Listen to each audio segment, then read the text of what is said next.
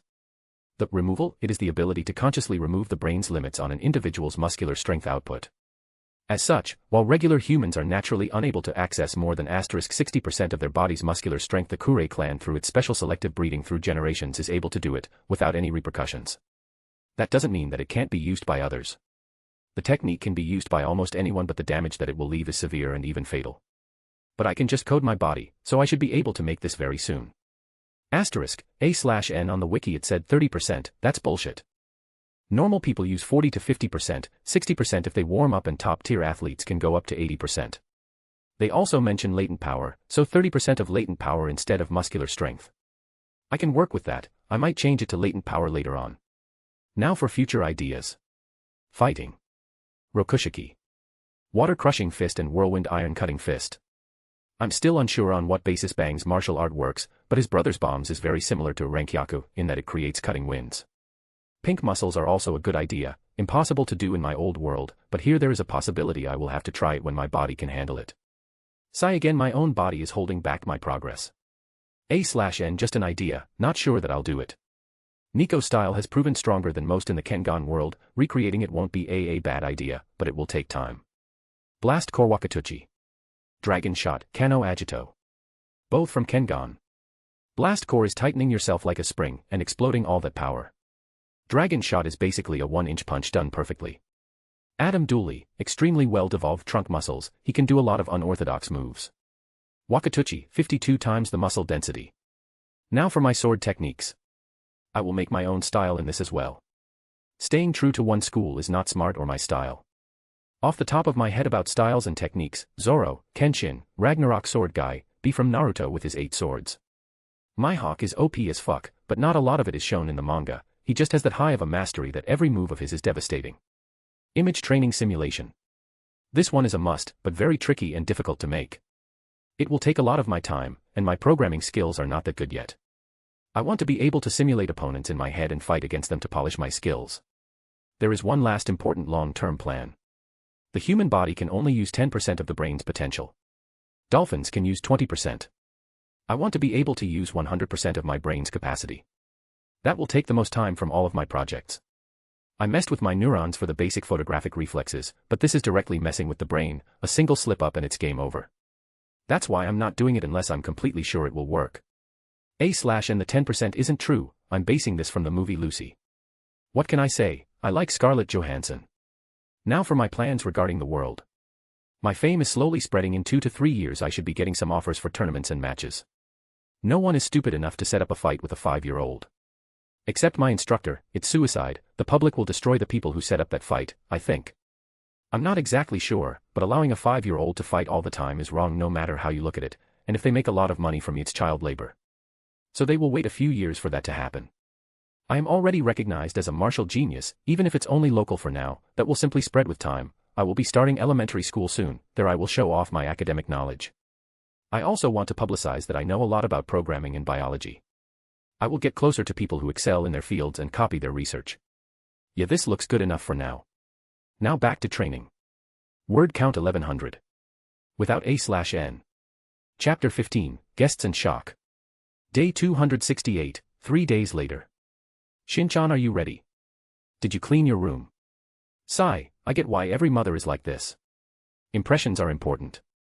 If your house/room is clean and you are a bit dressed up it leaves a better impression. But that doesn't mean it annoys me any less. She better be one hell of a lawyer. Ding. Oh, they're here, she claps her hands, next thing I know, my mother is rushing to the door. Eri Yi-chan, she envelopes the woman in a big hug and they almost fall down, I get this just by the sounds I'm hearing. Chisaki, calm down, act your age, I hear the lawyer scolds my mother. Sigh, let's get this over with, I start making my way to the door. But I haven't seen Eri-chan in a while, my mother said while pouting, sometimes I wonder which of us is the child. As soon as my mother moves I get a good look at our guests and got the shock of my life. Eri-chan is a fairly tall and light-skinned woman. She has long and wavy brown hair reaching her lower back with shorter bangs framing the sides of her face, most of which she keeps done up in a bun. She has a slender yet very curvaceous in build and she is very beautiful. Most importantly she is a character from Detective Conan and behind her is a young Muri Ran. What the hell are they doing in the MHA world? Oh, this must be Shinichi. Hello, I'm Muri, Kisaki, Eri, and this is my daughter Muri Ran. Ran-chan, say hello, a little girl hiding behind her sticks her head out and says hello shyly. I snap back into reality, I can deal with this later, now I need to make a good first impression. Hello, nice to meet you, my name is Shinichi Kodo, welcome to our house, I say with a little polite bow. Era, you have such a polite kid. Chisaki, he must take after his father, he isn't anything like you. Oh, shots fired. Eri-chan, don't be so mean, you know my husband's personality. Shin-chan is just different than us, again with the pouting, if it wasn't for my quirk, I would think I was switched with another baby at the hospital. Mom, how about we let the guest sit down first, then you can catch up there instead of smothering her the hallway. I mess with her as well, because why not? Tears start forming in her eyes, dear Shin-chan and Eri-chan are bullying me, and she runs to Dad, she is a disgrace for everyone who calls themselves an adult, but it is fun to watch. Ignore her, let's go sit down, I just wave my hand and lead them to the living room. How long have you known my mum Eri-san? Well, we went to high school together and were best friends from even then. It's just that I have been very busy lately, stupid villains and stupid heroes messing up private property. I have been swarmed with work. Oh, and what's with the Eri-san? It doesn't look like she minds and is just curious. I prefer to call people by their name, it's much more direct, plus there are two of you here, should I call both of you Muri-san? I say offhandedly. You are much more mature than what your mother has told me. I used to think Ren was quite mature for her age even if she is shy, but compared to you I guess she isn't. Comparing others to me isn't really fair. My quirk made me a lot more mature, plus I'm a genius so it's not that surprising. Blame it on the quirk, people are going to accept that outcome quite easily compared to other explanations. Yes, you have been the talk of the city. I have been hearing a lot about you ever since we have arrived. Fighting 10 kids in a row, and almost all of them were much older than you. That was very impressive. She praises. Thank you for your praise, Eri-san. I do another small polite bow. Oh Eri, we haven't seen each other in quite a while. How have you been? My father enters the room, dragging my mother who was hugging his waist and not letting go like a child. I have been good *Ryunosuk, a bit swarmed with work as usual. How about you? As expected from Mom's bestie, she is completely ignoring Mom's sulking. Maybe her existence too until she gets back to normal. Now if Chisaki would like to stop sulking like a child so we can tell you why we need your help in the first place, my dad sighs while he tries to get my mother off him. Moo, everybody is bullying me today. My mother stomps the ground and I facepalm. Ahem. We found out that one of the instructors in Shinichi's dojo was using him and his reputation go gather people and money to the dojo. Shinichi told us that he wanted to make more events like last time, and to take pictures of him and use him as a poster boy, my dad explains. I see. And you didn't know anything about this until Shinichi told you. Well, that's definitely illegals, and if I gather enough evidence he will have to pay a huge fine. Eri tells my parents with a smile. Oh right, my blackmail file on him. Let's see, I use my quirk on her telephone, and get her number and email address. Tomorrow she will find an email containing blackmail material against the instructor from an anonymous source.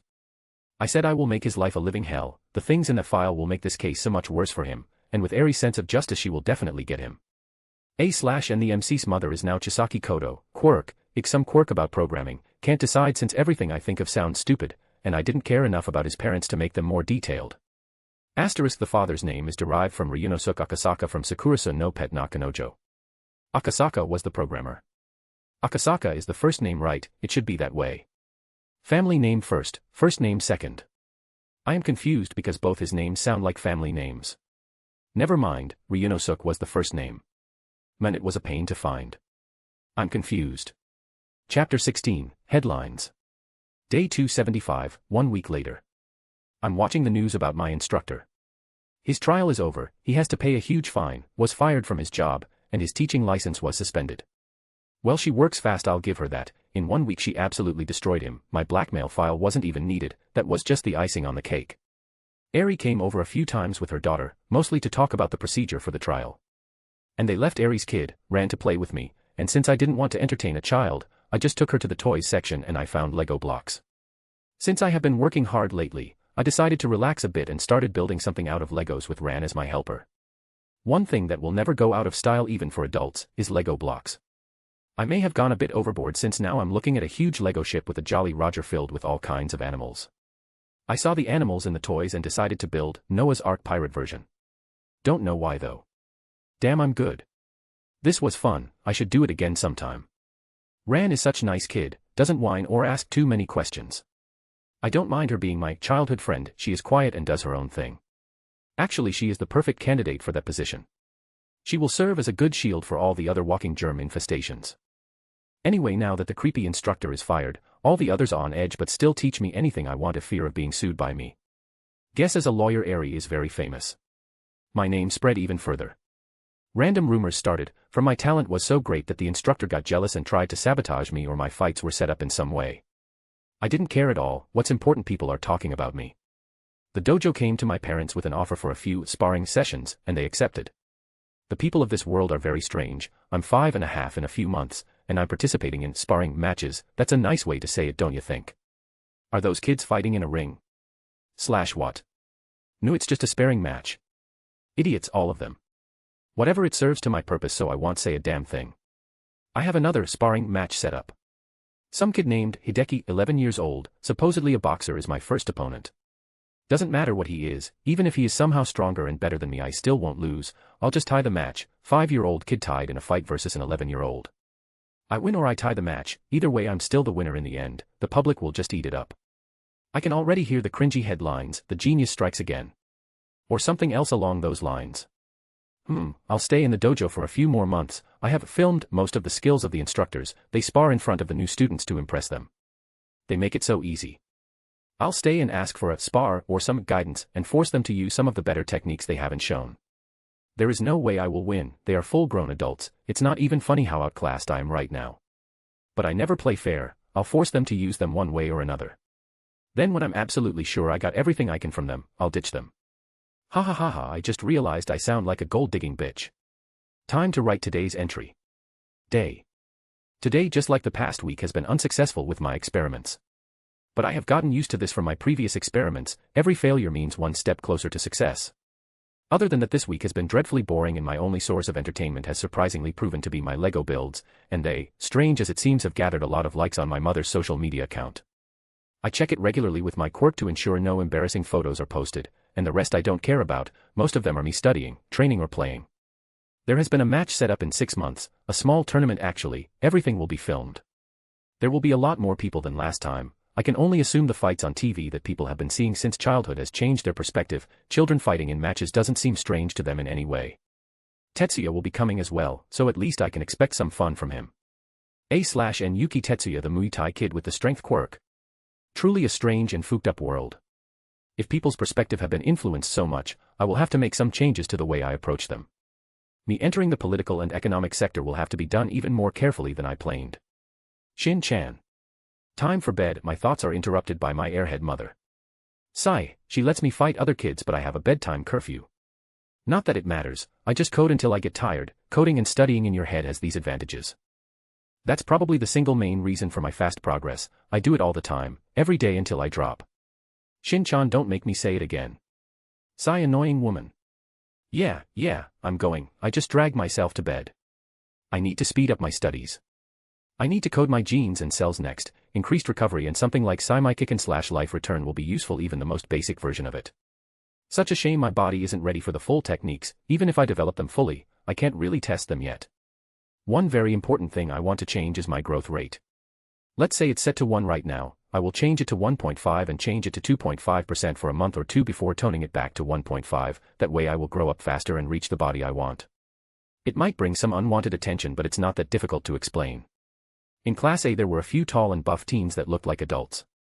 Ida, Sugar Lips, and the Tentacle Guy. But messing with my genes can result in disastrous consequences. I could end up as Quasimodo the Hunchback if I'm careless. So that will have to wait a while. So many things to do, but can't yet. They either need more time, or need a grown body to be done. C'est la vie. Word count. A/N, c'est la vie means, such is life or that's life. There is nothing that could be changed or done. The expression c'est la vie is mostly used to downplay your sense of disappointment. Chapter 17, 6 months time skip. Day 305, 275 was last chap, first month.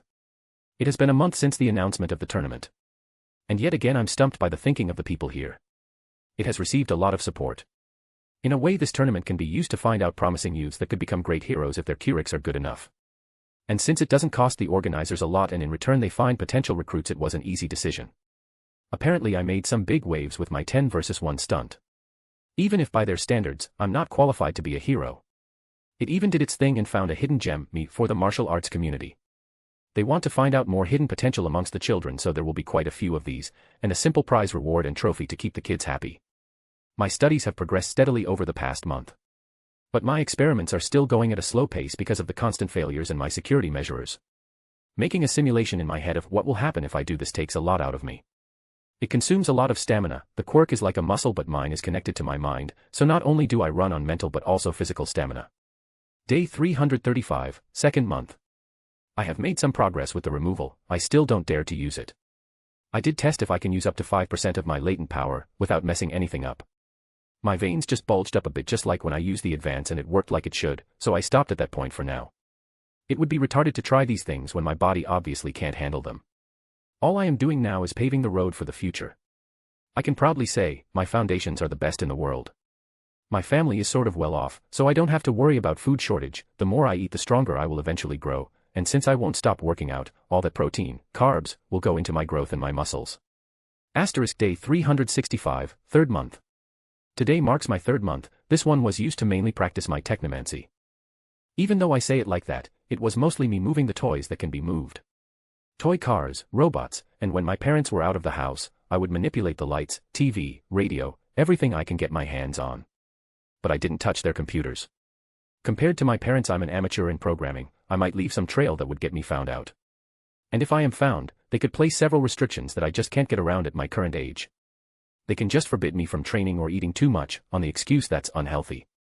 That would lead to all sorts of problems, so I'm not crossing that line yet. Day 395, fourth month, asterisk, day 30, Y1, or Y2, M1, D30.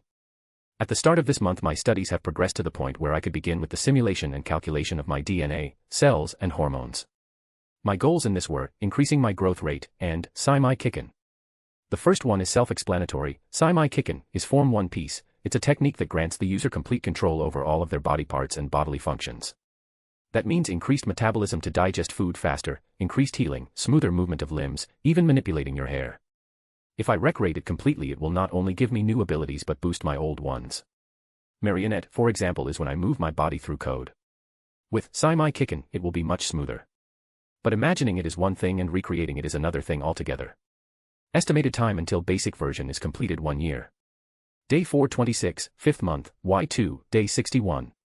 Tetsuya came to visit me. He wanted some actual sparring before the tournament began. He is the only kid I actually like, mostly because of his honest and mature personality.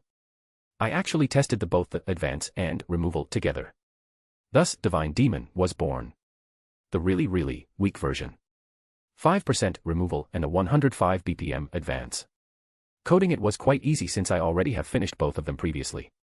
Tetsuya was quite surprised when he saw my veins bulge a bit. I told him it was secret technique I made with my quirk and to keep my trump card a secret. He was so excited that he used his Quirk as well. His strength quirk boosts his power by 30%, and it goes on his stamina. I had a great time together with him. We tied a lot of the fights. He got even better. I was right about this kid. He is definitely a future champ. Day 456, 6th month, Y2, day 91. My 6th birthday is in 3 months. I grew quite a lot without actually messing with my genes. The training and eating I do every day is paying off. I currently am 120.7 centimeters high and weigh 24.4 kilograms, quite a bit more than the average 6-year-old, 115.7 centimeters, 20.8 kilograms. And I'm very flexible and fast on my feet. I'm looking forward to this tournament. I want to see where I stand currently in this world among the younger generation. I will most likely win, and everyone in the country will see it, if what the articles are saying is true. The villain attacks have increased, so the government decided to show the potential of the children instead of teens like the UA festival. Trying to give people false hope. That is fine with me, quite the lucky situation. I'll become a countrywide celebrity in one swift move. What should have taken me years will be accomplished in a day, just because they wanted to keep this stupid system standing. In my eyes, the current system is standing on glass pillars that are slowly cracking. They may try to patch them up with moves like this, but it won't last forever. It will be interesting to see the new age that will happen once the dust settles after the chaos. Shin-chan, go to bed, you have a match tomorrow. I'm going, don't take it out your nervousness at me. I just mute her and go to sleep. I let out a relaxed sigh before I start falling asleep. The muting code is definitely one of the best things I have created. ZZZZZZ. Asterisk, A/N. It's been a year since he started this journal. He started when he was 4.5. So he is 5.5 now. Asterisk, this needs to be changed. I like the first one. It goes like usual day 1 to 365, and the years passed. Second one is just year 2, which month and day, like a calendar. Chapter 18, Mini Gladiators. Mini Gladiator Tournament. Wow. Just wow. Who was the idiot that chose the name? Mini Gladiators, Mini Fighting Slaves. Really? You couldn't pick anything else? Mini Champions, Mini Tournament. Someone is getting fired after this. It might be hype now. But when kids start getting broken bones and start to bleed, then the public will probably wake up. As I enter the venue, I can't help but notice that there are a lot more people here than I expected. People came to watch children fight. That's it, it's not some sort of festival like UA where there are obstacle courses and similar games. This is just straight up martial arts with kids. If I were to be invited in this as an adult, there is no way I would show up. I'd die of boredom. My family sends me off to go with the other contestants. This tournament is invite only, so I might allow myself a little hope that there will be interesting kids here to fight. I like the handicap I have, all older, taller and more muscular than me. That makes me rely and polish my skills. I'm hoping that I K.O All Might one day. That would be funny to see. Be careful, son, my dad just puts his hand on my shoulder as support. Good luck, Shin-chan. We turn around to see my mother waving a big flag with the words, Shin-chan is the best. Both of us facepalm when we saw her. Then I look closer, I see Eri and Ran next to her. Eri has her hand on her face, and Ran is waving small hand flags with my name on them. I'll be going now, my father nods and Mentalis prepares himself to the attention he will receive by sitting next to my mother. Scene change. There are a lot more kids here, and the ages are all 9 to 13, I'm the only one here, that's under 9. I guess I should be flattered. Though it might be an attempt to slow down my fame, teach the new kid a lesson and some humility, I guess.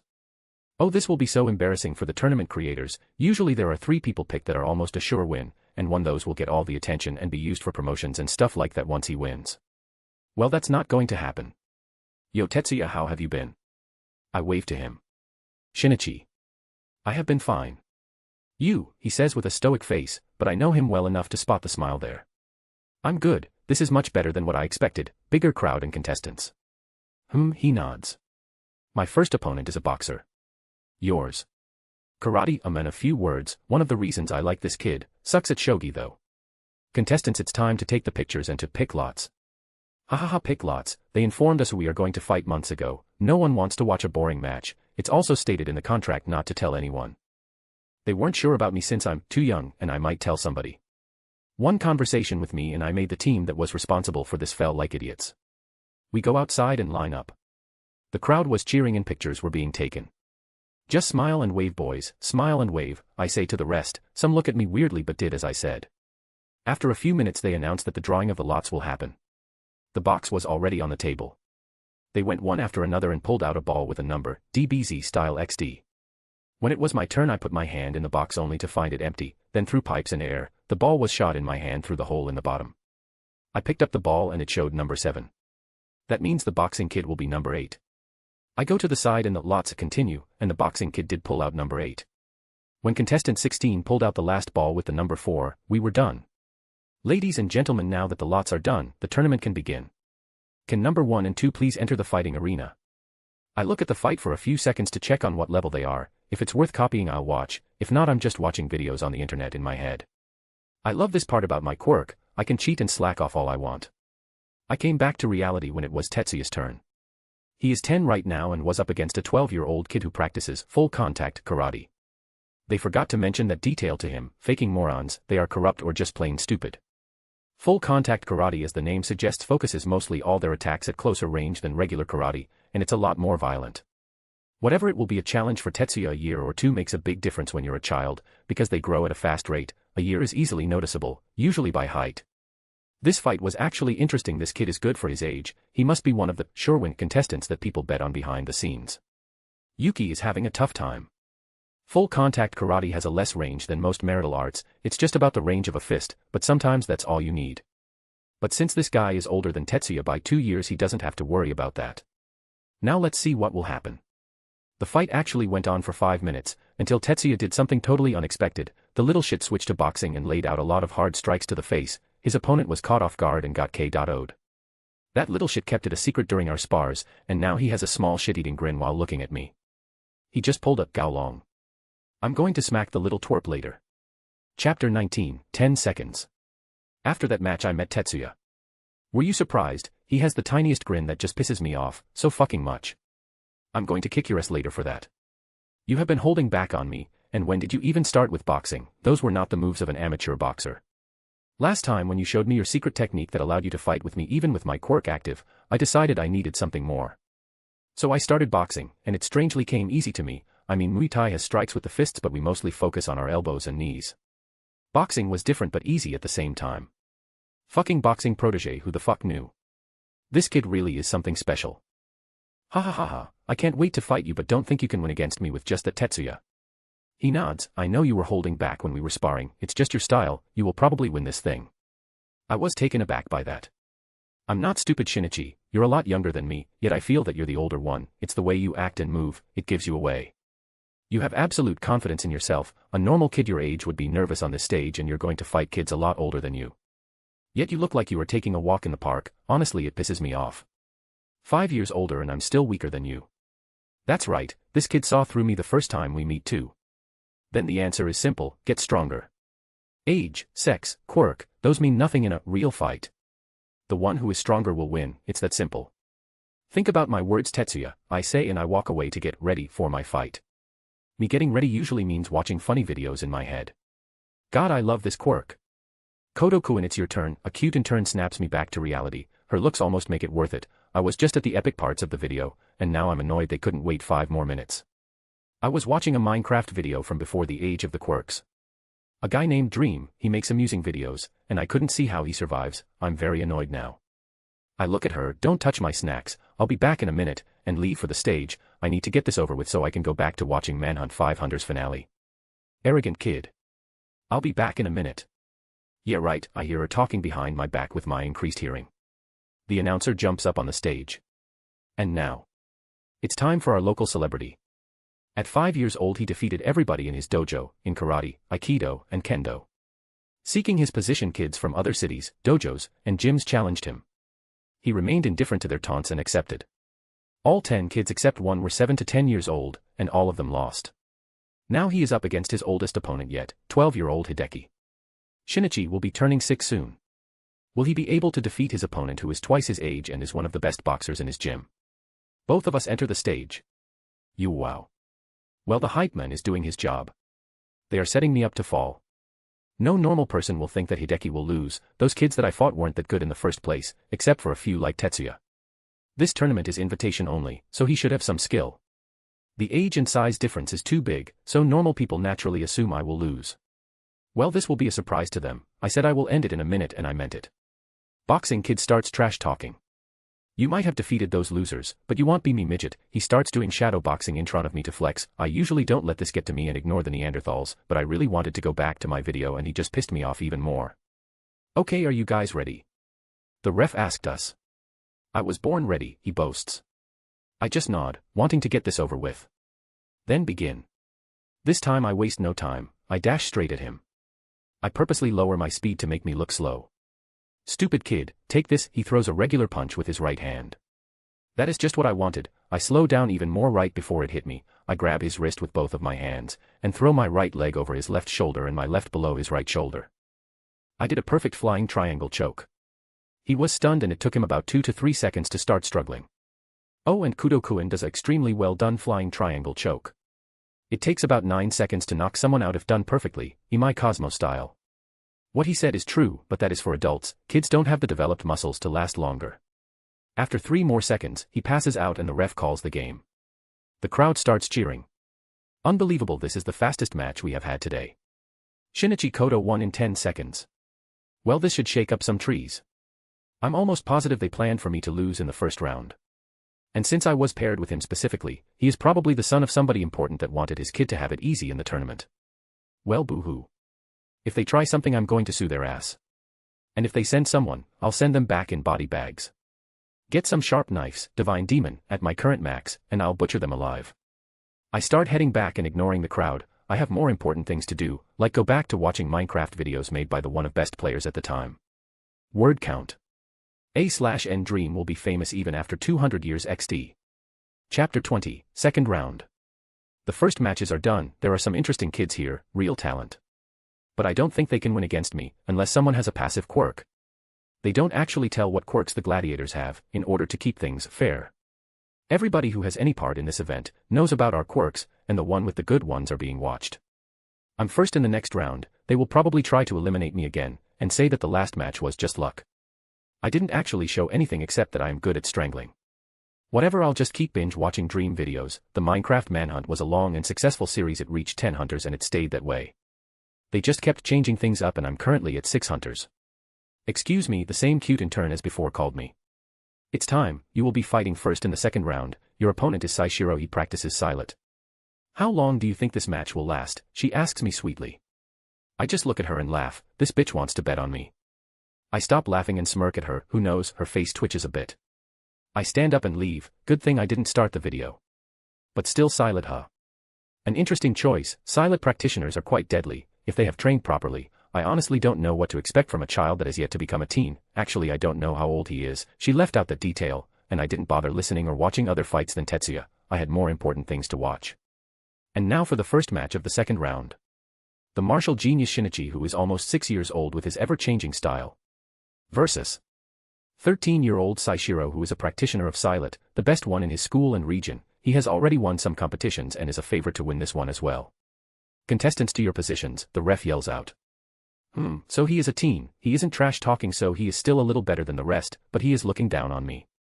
This might actually be fun for me. Are you ready? We both nod. Fight. I smirk at him. And enter Rock Lee's signature stance with the right one raised in front of me and the other behind my back. Image here. He and the crowd seems confused. I never used this before and I'm sure no one has seen this except for hardcore anime fans. People rarely watch anime from 200 years ago. They find it boring, but I see a treasure chest full of techniques. My photographic reflexes might still be at its infancy and can't copy movements while I fight. But I can skin videos, over and over again until I get it right. Silat does a lot of counterattacks, grappling and strangles. So all I have to do is wait for him to strike. These are kids, they don't have the patience to stay still and wait for an attack, plus with me being so young and small compared to them they want to end it fast and not waste time with me, like I overheard the rest of the contestants taking about me. Any second now. And he dashes. At this point it's a jab, hook, first or grapple/tackle. He is telegraphing a left hook. But he saw my match before, so it's probably a fake, and he is in my zone. He immediately raises his right fist for a strong punch. I always wanted to try this. About 15 centimeters before he hits me, I turn my entire body to the left, almost a complete turn. So his fist just grazes my back. I drop in a deep solid horse stance, raise my left hand. I'm just tightening my left fist and hit directly above the stomach where the diaphragm is. Put all my body weight into my fist, my momentum plus his. This is going to hurt a lot, kid. Gah. As my fist collides with him, the air leaves his lungs. He buckles over a bit in pain, but I don't stop there. I quickly move to give him an uppercut and then a high kick from my position directly in his face. I blast him to the side. The ref goes to check on him. 10-9. Who? He is not unconscious, tough kid, that combo should have sent him to dreamland. 8-7. He struggles to stand up, but keeps falling down. 6-5.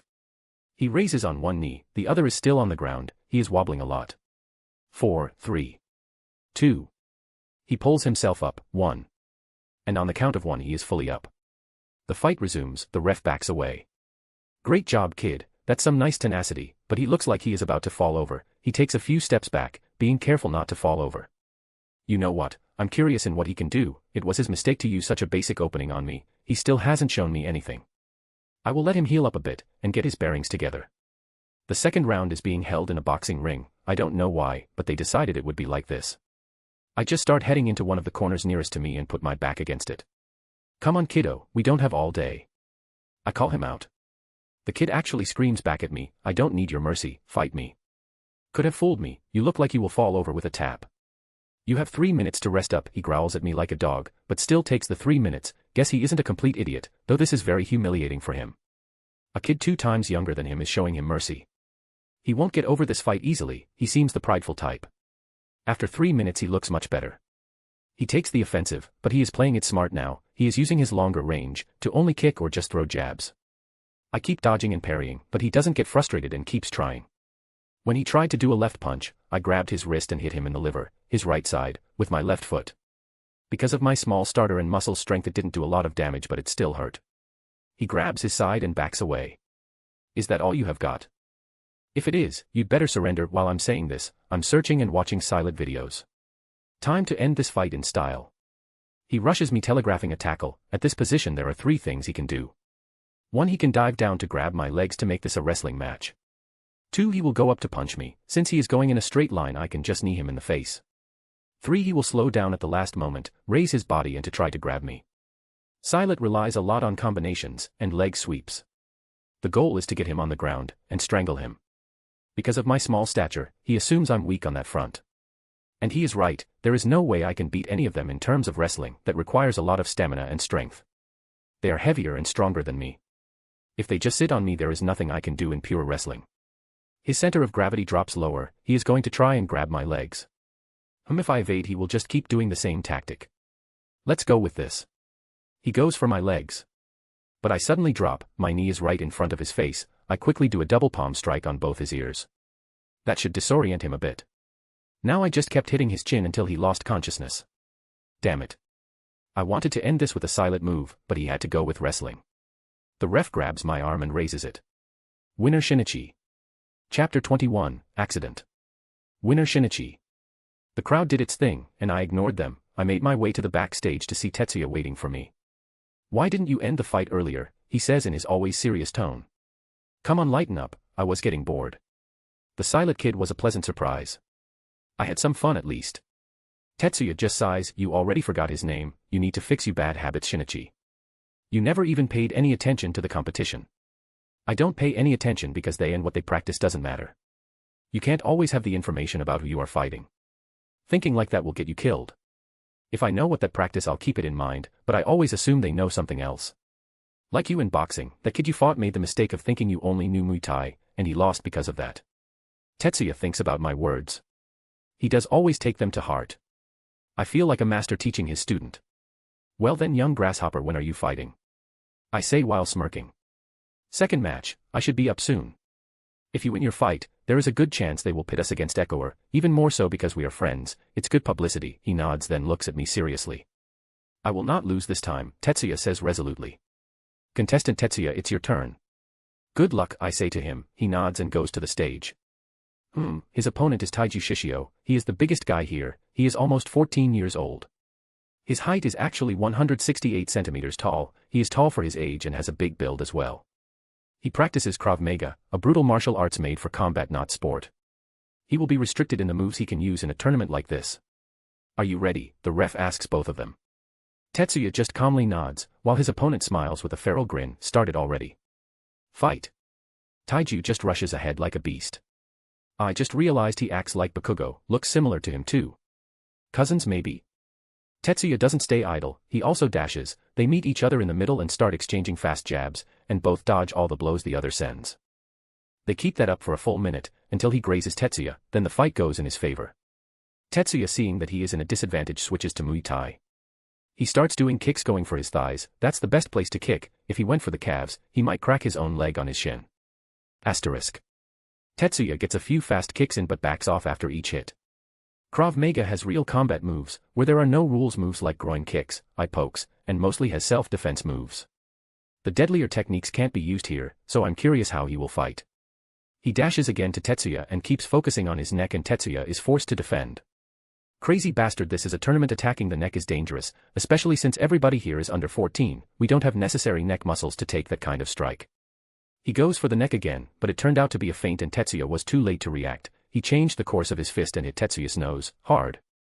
Blood starts coming out of his broken nose, but that didn't stop him. Tetsuya went for a punch right at his face, but it was anticipated.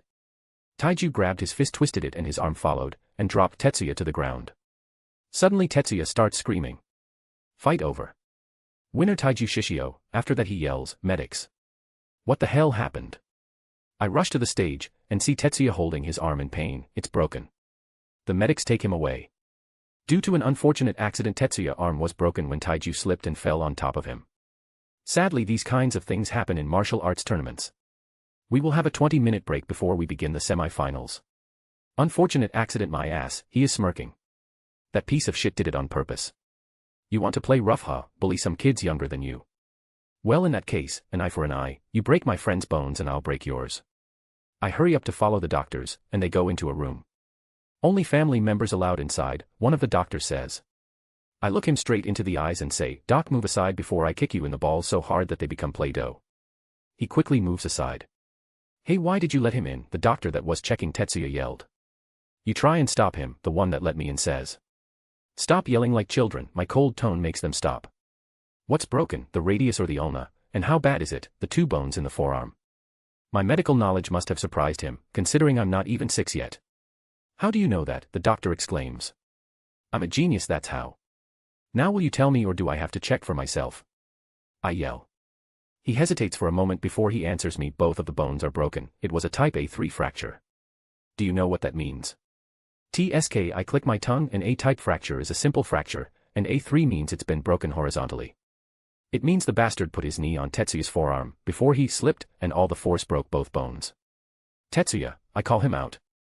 He lifts his head, his face showing his pain. I'll get him back for this, don't you worry about that, sit here and let the doctors work, after that they will take you to the hospital, fix you up and in a few months you will be able to fight with that arm again. I will be sending him right after you, so keep an eye out for him when he enters the hospital. Tetsuya chuckles at that. Tetsuya, his mother comes into the room, her face full of worry. It took some time for her to get here from the stands.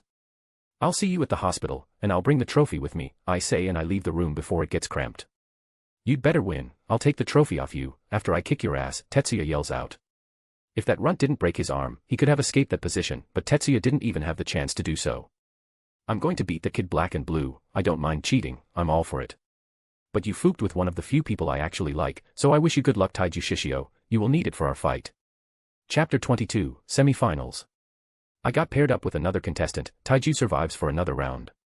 The semi-finals have begun. In the first match is Kodo Shinichi and Masuko Yoichi *, and in the second match Narumiya Kanzuya vs Taiju Shishio *. Kodo-kun, Masuko-kun, please get to your positions. Both of us go to our side. Are you ready? We just nod.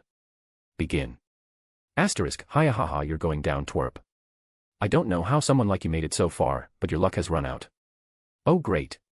Another young master. Why do I always get paired with them? I'm going to beat you, then I'll have only one match left. When I win this tournament I will be famous and heroes will scout me. Hiya haha. I'm strongly resisting the urge to facepalm, this is being broadcasted on television, I can't do things like that. The last thing I need is to be turned into a meme. He makes the first move, dashes at me, and instead of like normal punches which step in with the left leg and punch with the right fist, he steps with the right and punches with the right fist. Those moves. Ha. Now that's rare, especially in Japan. He is a Jeet Kune Do practitioner. This might turn out to be useful, maybe I can get something from him. Jeet Kune Do was created by Bruce Lee, he used a lot of moves from different martial arts. He discarded anything that was useless and all that was left was a practical martial art. My goal is to create my own martial art for myself. This fight will be interesting. I'll drag it out and copy anything useful. Then I'll end it. Though I should conserve my stamina, I'm going to need it for the finals. He keeps using basic moves on purpose. Jeet Kune Do has a lot of counters for when the opponent attacks. This is interesting, he is obviously baiting me but at the same time waiting an opportunity to tackle me to the ground and use submissions tactic. Due to his larger frame and size he will have the advantage on the ground. This should be a good time to test this. I didn't study the human autonomy just for coding, it can be also used in fighting. I relax my hand and stop closing my fist. I get into a stance where my palms are open and my legs are spread out a bit more. Oh, Kodo-kun has changed his stance again. How will he fare against Masuko-kun? The voice surprised me, because I'm sure I muted him before. Oh, the announcer changed, no wonder. I only keep the ref's voice, the rest I mute, I don't need some silly distractions. The only thing I'm muting is their voices, I still hear the noise they make, but screaming and yelling is muted, which helps a lot. Hey, you think that will help you? You are getting desperate, little kid. Hiya haha, he is trying to rail me up, all things considering he isn't as dumb as he looks. I just smirk and dash at him, telegraph a punch, and just as expected he goes for the counter, but I never intended to continue the punch, it was just a feint, and I baited him right where I want. He saw me coming and start preparing himself for grappling, but what I did definitely surprised him judging by the expression on his face. I hit all the pressure points on the inside, side of his forearm and biceps, effectively numbing his right arm and making it useless. Acupuncture and pressure points are real, but hitting them in a fight is near impossible, but increased eyesight and reflexes, combined with my medical knowledge, make it possible for me. Asterisk. Masuko's right arm is dangling by his side. Kodo-kun hit it lightly a few times, but it shouldn't have done this much damage. The announcer shows off his lack of knowledge. But I can't even blame him for not knowing this. In this day and age, there might be less than 10 people that can use this, mostly because people think it's a myth and don't believe it works. Combine that with everybody having some sort of quirk and it's no wonder there aren't many users. Marital arts in general has regressed with time. Heroes who take their work and safety seriously train in martial arts, but most of the population just has no interest in it.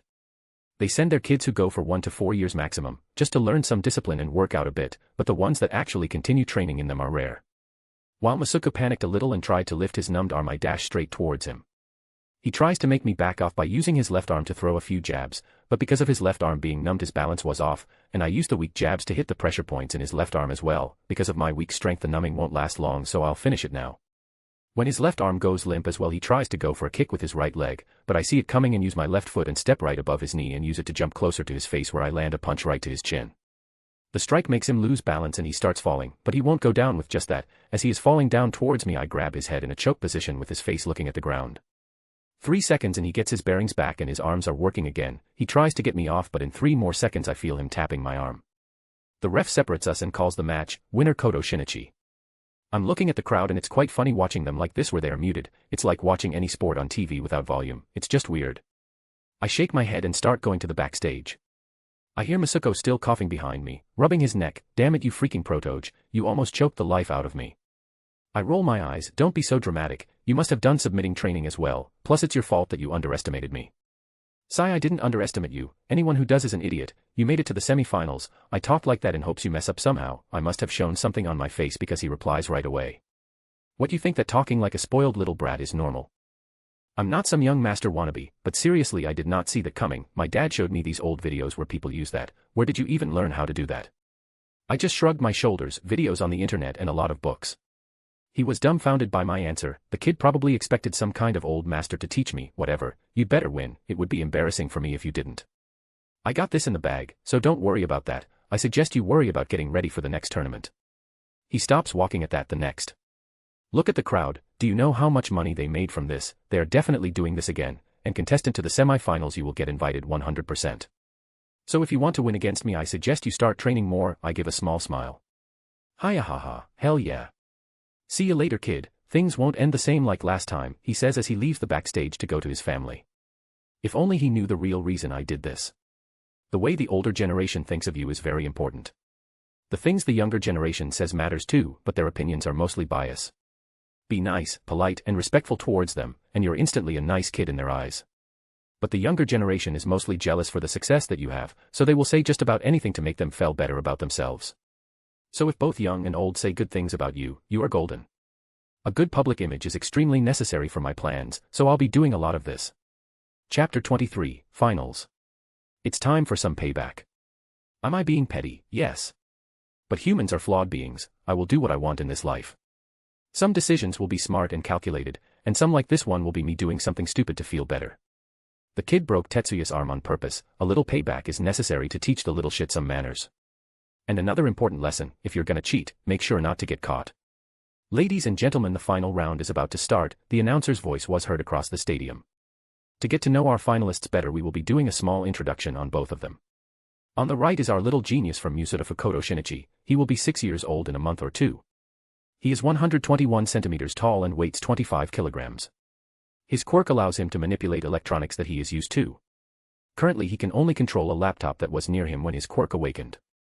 On the left is Taiju Shishio. He will be 14 soon, the oldest contestant here. At a height of 168 centimeters and weighing 53 kilograms. His quirk is to spit fire from his mouth. Contestant Taiju is more double the weight of Koto-kun, but Koto-kun has been fighting people who are a lot older, taller, and stronger than him and still somehow came out on top. Will he defeat his biggest opponent yet, or will Koto-kun's whining streak stop here? The referee raises his hand to calm the crowd down. Are you both ready? The ref asks us. I calmly nod. I got an image to maintain, while Taiju just grins acting like a feral animal. Let's go.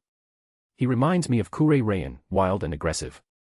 I mute the crowd and the announcer. I only leave Taiju and the ref unmuted. I'm giving it my all, well almost my all. Most of my techniques can't be used here.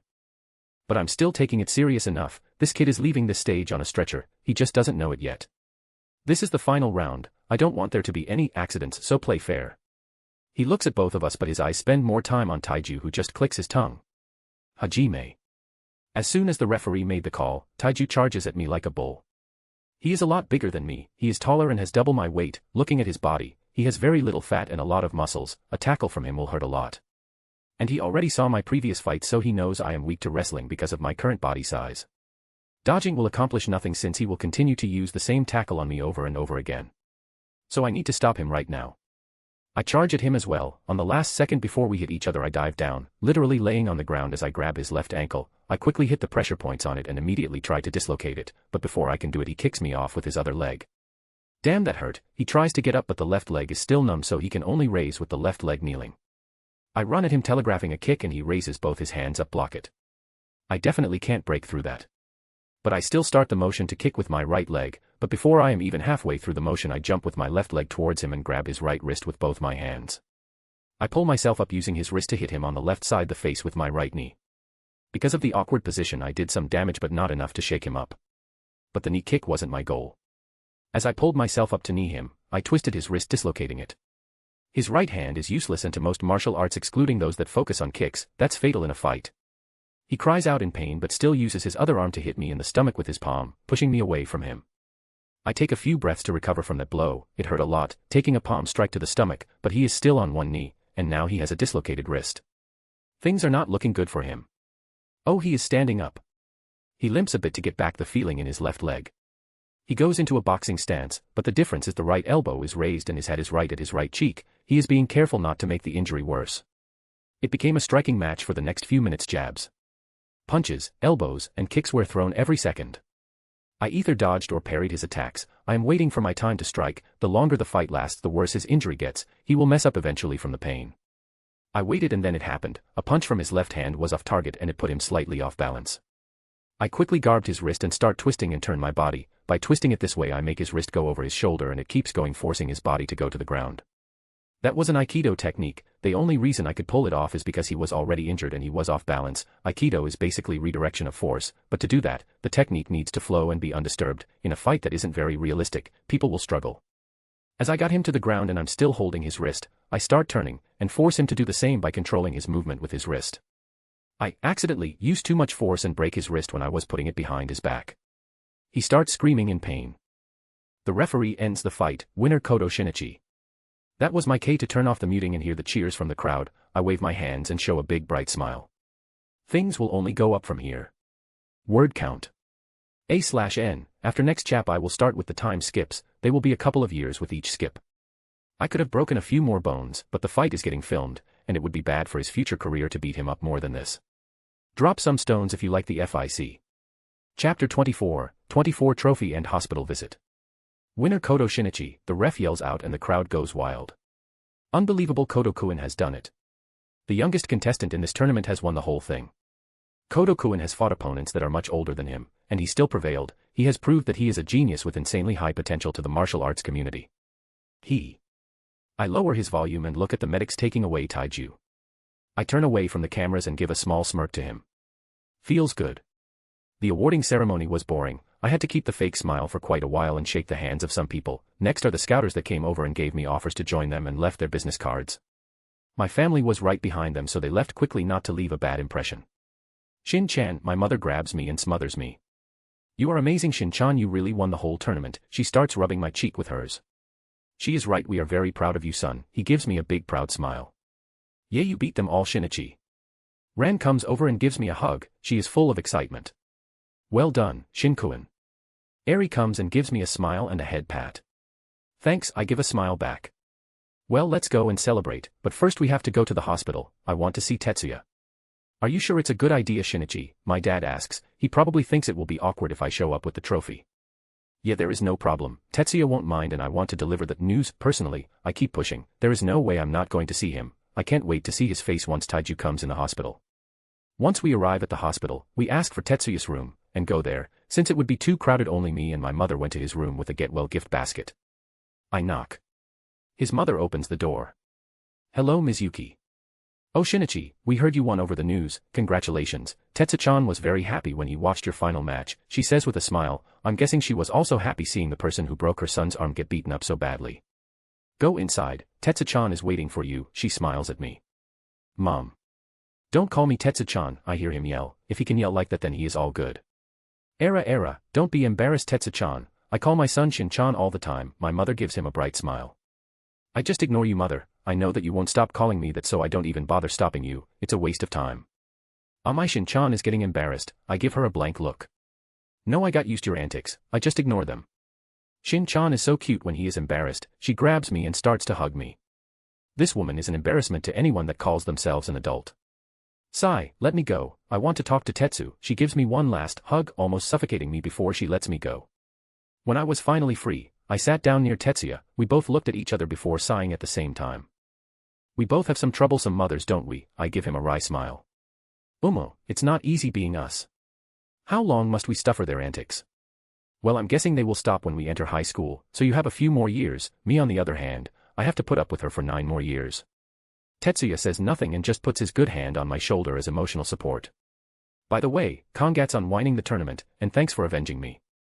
No problem, he should be arriving at this hospital soon, with any luck we will see him going through that hallway any minute now. Liar, there is no way something like that will happen. He shuts up when he sees Taiju limping with his parents supporting him, as they walk to the room next door. He then looks at me. How? Trade secret, hacked the hospital records. When I was near the reception, it was painfully easy, his parents called in advance. Anyway Tetsu, you will be released soon right, since you already have your arm in a cast. He just nods. Then I'm inviting you to come at my house for a small celebration. There will be pizza, Coke and games. I give him the extra motivation for coming. I'll be there, he says. Wait Tetsuya, we have a... She stops herself when she sees his face. Tetsu is a stubborn kid. When he decides something it's over, but luckily he isn't one of those spoiled brats. His stubbornness is what kept him going with his training. Sai-Fini, you can go to the party. He gives her a bright smile in return. Sorry Chisaki-san, can you look after him and make sure he doesn't do anything stupid? No problem, Shin-chan doesn't have many friends, so Tetsu-chan is always welcome. I will get lots of pictures from them, don't worry. That's great, send them to me later. Tetsu-chan is the same, so I need photos for my albums too. Me and Tetsu facepalm, there is no stopping these two. It's worse for Testa since he is older. One party later. Thanks for inviting me Shinichi, and again congrats for whining. As soon as my arm is better I'm challenging you to a fight. Tetsuya looks straight at me with passion in his eyes. I can imagine him screaming, youth, PFFFF, maybe I can actually convince him to do it, it would be hilarious. Sure, I'll be waiting. Till then, don't do anything stupid, avoid using your arm too much, and just focus on training your legs, in this time period. He nods. I can tell by his facial expression that he is saying, that's the plan.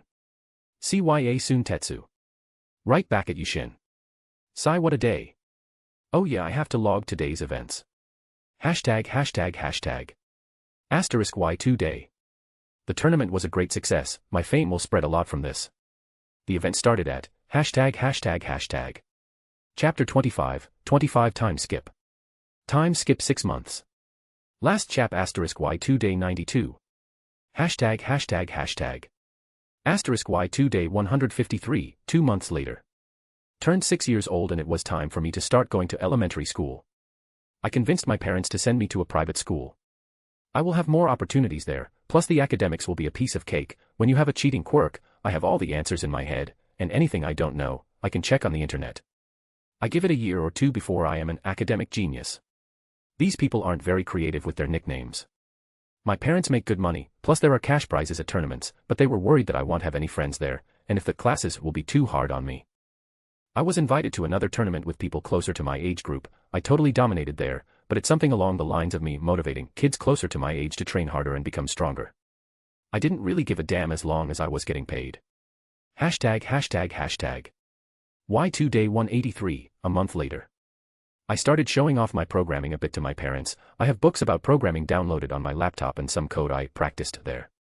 They were extremely happy about that, and of course as any parents they started bragging about me being able to program as well, which somehow made it to online news, and some blogs. So I went and joined a junior programming competition. And won the whole thing, got some money, a new trophy for my cabinet, and a tour to a programming company. They had no idea what hit them. Hello new top-of-the-line codes. I love shopping especially when it's free. Seeing that I enjoyed tours a lot. Dad called his friend to give us a tour to his friend's robotic company. Hit a jackpot there. There's no way a company like that will have malware in their systems, so I directly copied everything and put it in a new folder with that company's name. I used the money to buy those small robot parts. I got a design for a spyfly robot from one of the companies I visited. It wasn't easy getting these. Using my quirk each time for stuff like this takes a lot out of me physically and mentally. It was worth it in the end. I got mini spy robots, time to gather more blackmail material. Politics is easy when you have dirt on everyone, and I don't plan on doing it the hard way. Hashtag. Y2 day 275, 3 months later. Recap of all the work accomplished these 6 months. I also refined my skills. They aren't just basic versions anymore. My programming and biology knowledge has increased by leaps and bounds because of my daily intensive studying. I'm halfway there with the first version of Sci-Mi Cake and / Life Return. The metabolism part that allows to quickly digest food was easy, but the part where I can store the energy in my cells to use later on is difficult, not to mention manipulating the cells themselves. I started eating a lot and redirected that energy to help increase my growth. I started messing around with my hormones, more specifically my growth hormones and the endorphins. Let's say the normal growth rate of a human is the unit 1, I increased it to 1.5. So I will grow 0.5 times faster than my peers. I will increase it by 0.5 again, once my body handles the strain of the accelerated growth, so it will be 2. That means I will be growing 2 times faster than my peers. It shouldn't affect their opinions of me that much. In the original show, Ida, Sugar Lips and the Nico Robin asterisk ripoff were a lot higher than their classmates. And if it does get very obvious, I'll just tone it down. Endorphins are chemicals produced by the body that relieve stress and pain. I remember the Kure clan had over 20 kinds of endorphins, so my goal for this project is to make as many kinds of endorphins as I can. Advanced/possessing spirit and removal are combined to make divine demon. I managed to increase the efficiency on all 3. Still can't use it too much. I have improved marionette further by making it move my entire body forcefully. For example, I lose feeling in my arms due to poison or even if I go unconscious. I can use marionette to tighten and relax the numbed areas, effectively moving them, and when I do go unconscious it will move my body on its own. Right now, there is not a lot it can do beside running or hiding away. Unless I make a program similar to an AI that can get me to safety or fight in my stead, it will remain at this level. I'm not too keen on making an AI that can mess with my body and brain. That decision will be for the future. It will be a last case scenario. Basic photographic reflexes aren't so basic anymore. I modified the increase and decrease in sense perception so that it improves the sense organ permanently. I have better eyesight now, which means better kinetic and dynamic vision. That means I can see better in real time and can copy the movements better. I improved the photographic reflex code so it goes smoother. It's easier and more efficient now. It's not quite the Sharingan, it's a long way from that, but it's slowly getting there. ####. Chapter 26, Another Year Passed. Y2 Day 275, 3 months later, last chap. #####. Y3 Day 153, turned. I just turned 7. It's time for another recap of last year to check the progress I made. I have successfully completed the first version of Same Kaiken/Life Return. I have control over my metabolism and can redirect the energy I gain from food to various parts of the body. But that's about it. I still haven't figured out how to make my cells store that energy for longer periods of time. The energy that I would store will be used in healing injuries while I fight. This way it will cut down my stored energy instead of taking it from my stamina. During this year I grew a lot. Increasing the growth hormones by double speed up my growth a lot, though I have to eat a lot to sustain this growth. So I made sure to intake a lot of different foods necessary for my growth. Protein, carbs, minerals, vitamins, and more. Advanced/possessing spirit and removal are combined to make the divine demon. I increased the percentage I can use with them without too much backlash, so that was a success. Photographic reflex were improved yet again. The efficiency increased, but not enough to make a noticeable difference during my fights. It just makes incorporating the things I copy go much easier. I am now 133 centimeters tall and weigh 31 kilograms. Doing great for a 7-year-old, since an average 8-year-old is 128 centimeters tall and weighs 25.6 kilograms. My family just shrugged it off, since there were a lot of kids whose genes or quirks made them grow faster. It wasn't anything too uncommon. We went to a doctor. Like usual, he didn't do his job right, and just said I was fine and I'm growing faster. The dude was so lazy that he just said, my advice is to let him eat until he is full. Which is true, but he didn't mean it in a helpful way and slouched when he was talking to us. Totally unprofessional. MC was 121 centimeters tall and weighs 25 kg during finals. Soon after I turned 6, I left that stupid dojo. It took me longer than I thought, but leveling after just whining some tournaments would lead to some backlash, so I let out some news beforehand that I was planning on visiting other dojos and gyms. And I did just that. At 6 years old, I went around beating people up. They immediately assume that I'm weak because of my size, but I have been training my legs since day one. So I go from place to place, act weak, make the fights last longer, copy everything they have, then I strike. My speed is my biggest advantage. Before they even notice what's happening, I appear in front of them and telegraph an attack to their balls. Works like a charm every time. The attack suppresses them and they try to dodge, which leaves them off balance. I just capitalize on that and knock them out. I do that every time I go to a new dojo or gym.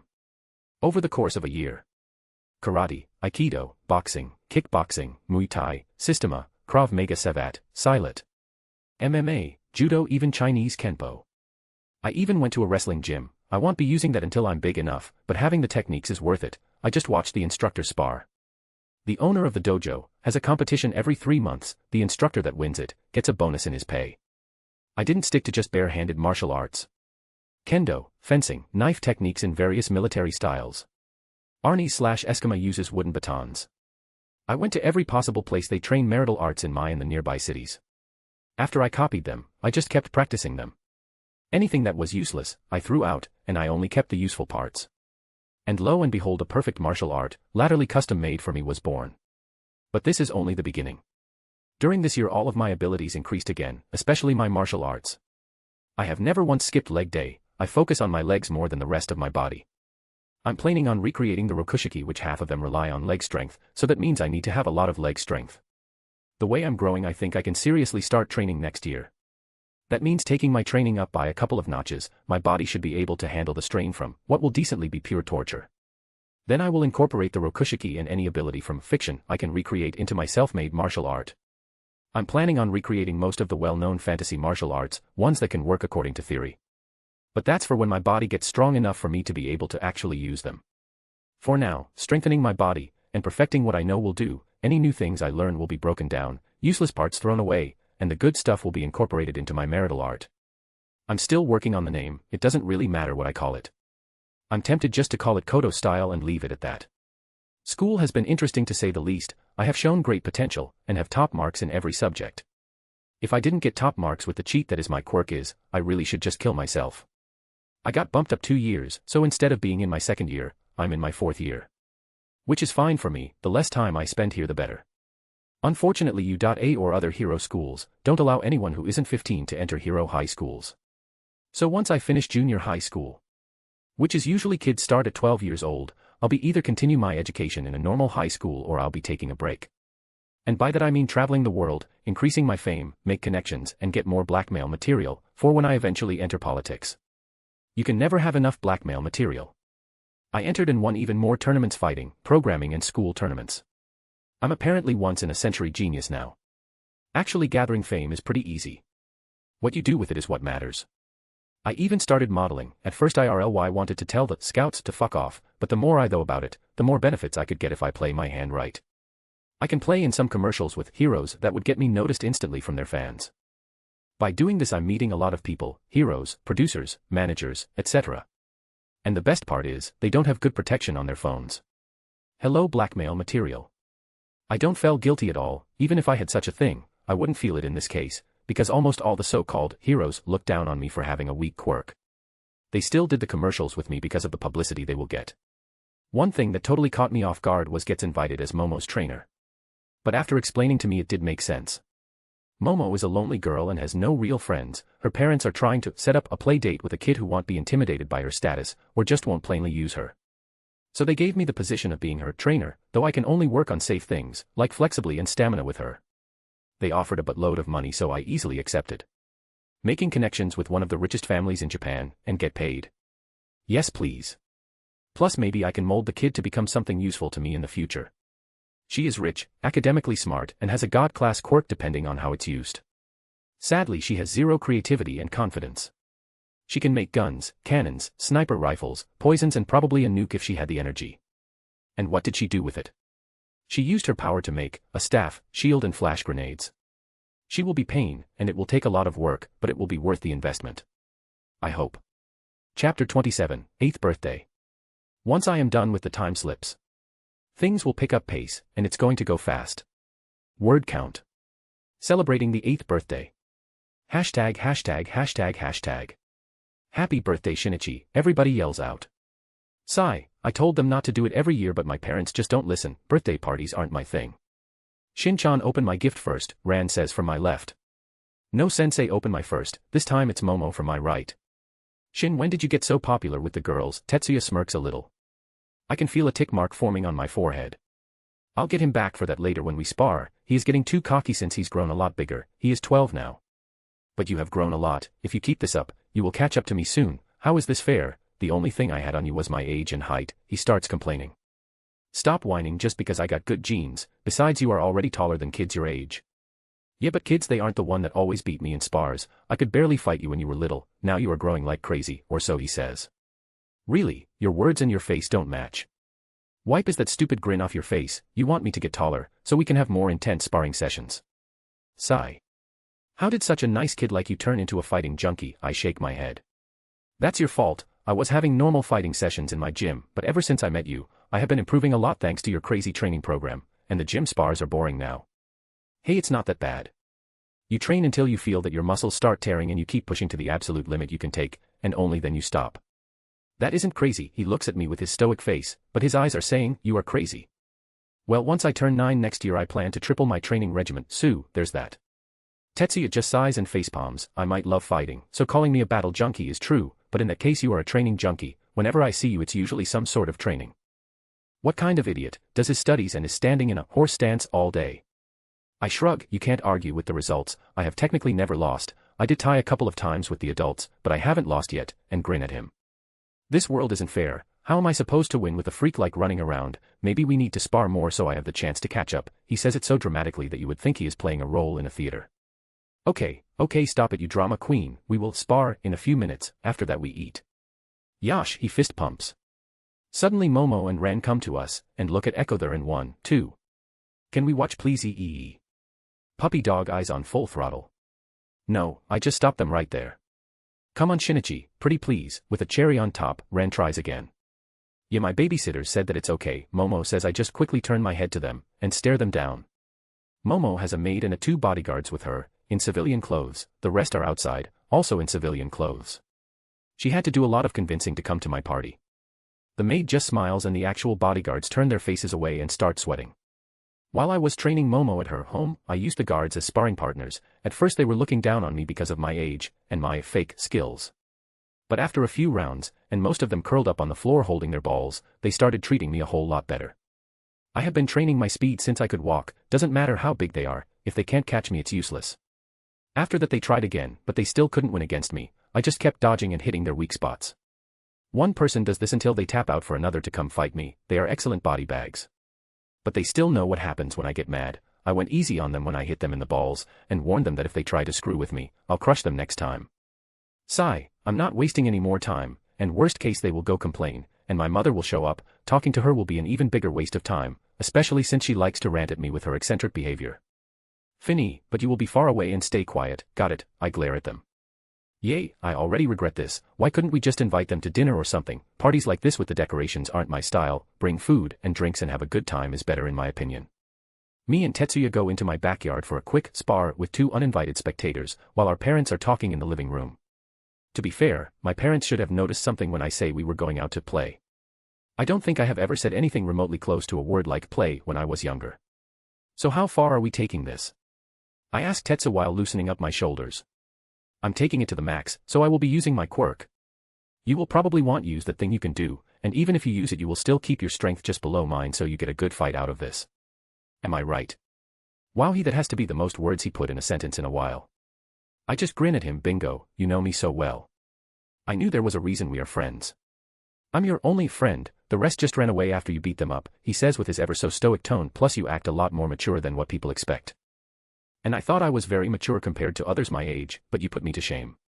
Meh, I don't need some whiny kids around me, and don't bother with how mature you are, just be yourself. If people don't like it they can fuck off, and if they get violent break their bones in secret.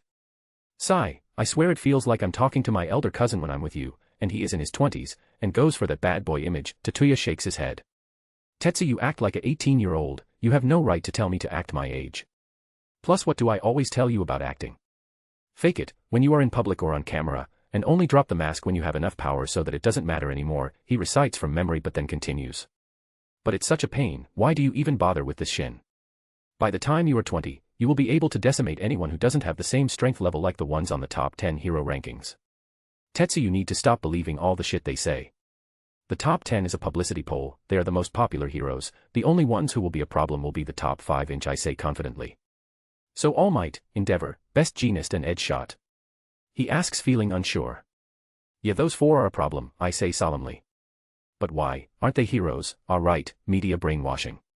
You will get it in a few years, I say while touching my imaginary beard asterisk. Good thing I didn't mention me wanting to fight All Might. If I develop my marital arts to a high enough level, all the physical strength in the world won't be able to save All Might. As for Endeavor, that cocky abusive arsonist, grab a high-quality fireproof suit and beat the hell out of him. I have no way of fighting future Hawks and Edgeshot because of our incompatibility, so I'll probably lose to them. I need to work on how to beat opponents like them. Wait and see, young Padawan, all will be reviled when the time is right. He doesn't buy any of my bullshit and just says, let's start already. I shrug and we start sparring. Tetsu is 12 years old right now. He had a bit of a growth sprout this year. He put on quite a lot of muscle, more so than you would expect from an early teen to have. Combine that with his constant practice with his quirk, which gives him passive superhuman strength, boosts his strength by 30% when he activates it, he is easily standing near the top of his age group when it comes to combat. As for me, even though I literally just turned 8, my body is that of a 10-year-old, thanks to me messing with my growth hormones. We sparred for a while. Tetsu actually forced me to use the divine demon. I could have just used the advance or the removal. But I rarely get the chance to train divine demon. And by train I mean getting used to the enormous amount of strain you are put through when you use it. After 5 minutes our parents came to check on us because Ran and Momo were cheering too loudly. I stared them down until they hung their heads down and started to tear up. Sigh, this is why I don't interact with kids other than Tetsu. Normal kids are too much for me to handle. Fine, you are forgiven, just don't do it again next time. They brighten up when I say that. God, I hate kids. Next time. You are planning on doing this again. No, it's too dangerous, Shinichi. Listen to your mother. Nag. Nag. Nag. Like I don't fight all the time on tournaments. She sees me take it to the next level and starts the lecture immediately. Tetsu has the same expression as me as his mother is scolding him too, but too bad for him. He can't mute his mother. I still know what she is saying by reading her lips, but I don't have to listen to her voice. Do I care that I'm doing this to my own mother? Not at all. I will do what I want. I didn't want to listen to her, so I don't. It's that simple. Hashtag hashtag hashtag. Why 4-day? The guests have left, and another win for me. Tetsu was peeved that he couldn't make me use more power, and knew that he would lose if we weren't interrupted, but as always instead of being disappointed he uses it as motivation to grow stronger. Honestly, he might become a top hero if he keeps this up. He will reach the necessary strength needed for being a pro hero, so in 3 more years he will have to choose whether to go to a hero school. Let's begin the recap of the last year 7. Word count. A/N. Asterisk do I RLY have to use stroking my beard. Tetsuya was 10 during the mini gladiators, and MC was 2 months away from being 6. Tetsu 12. MC. Chapter 28, Recap 7 to 8. Words 2300. Hashtag hashtag hashtag. Day Y4 Day 154, turned. Recap of 7. Started the extreme training age 8, body is 10 years, can handle the strain from the training. Torture starts now. There was nothing important this year. I just improved the old techniques/skills. Trained my body a lot.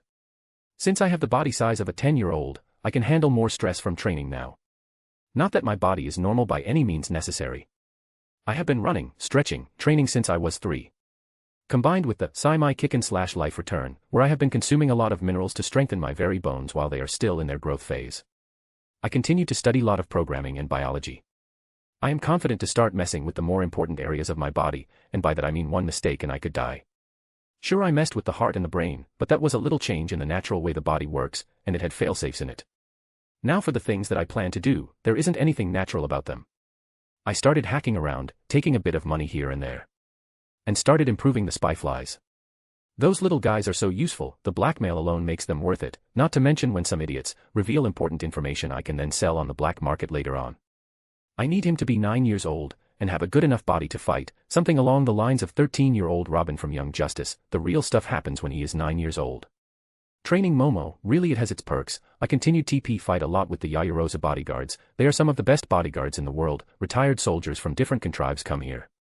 They have solid quirks too. Not to mention the facilities they have. It isn't top tier but it's very close to it. You have your classic gym equipment, and then you have the expensive stuff like compressed weights. Not to mention the sauna and pool.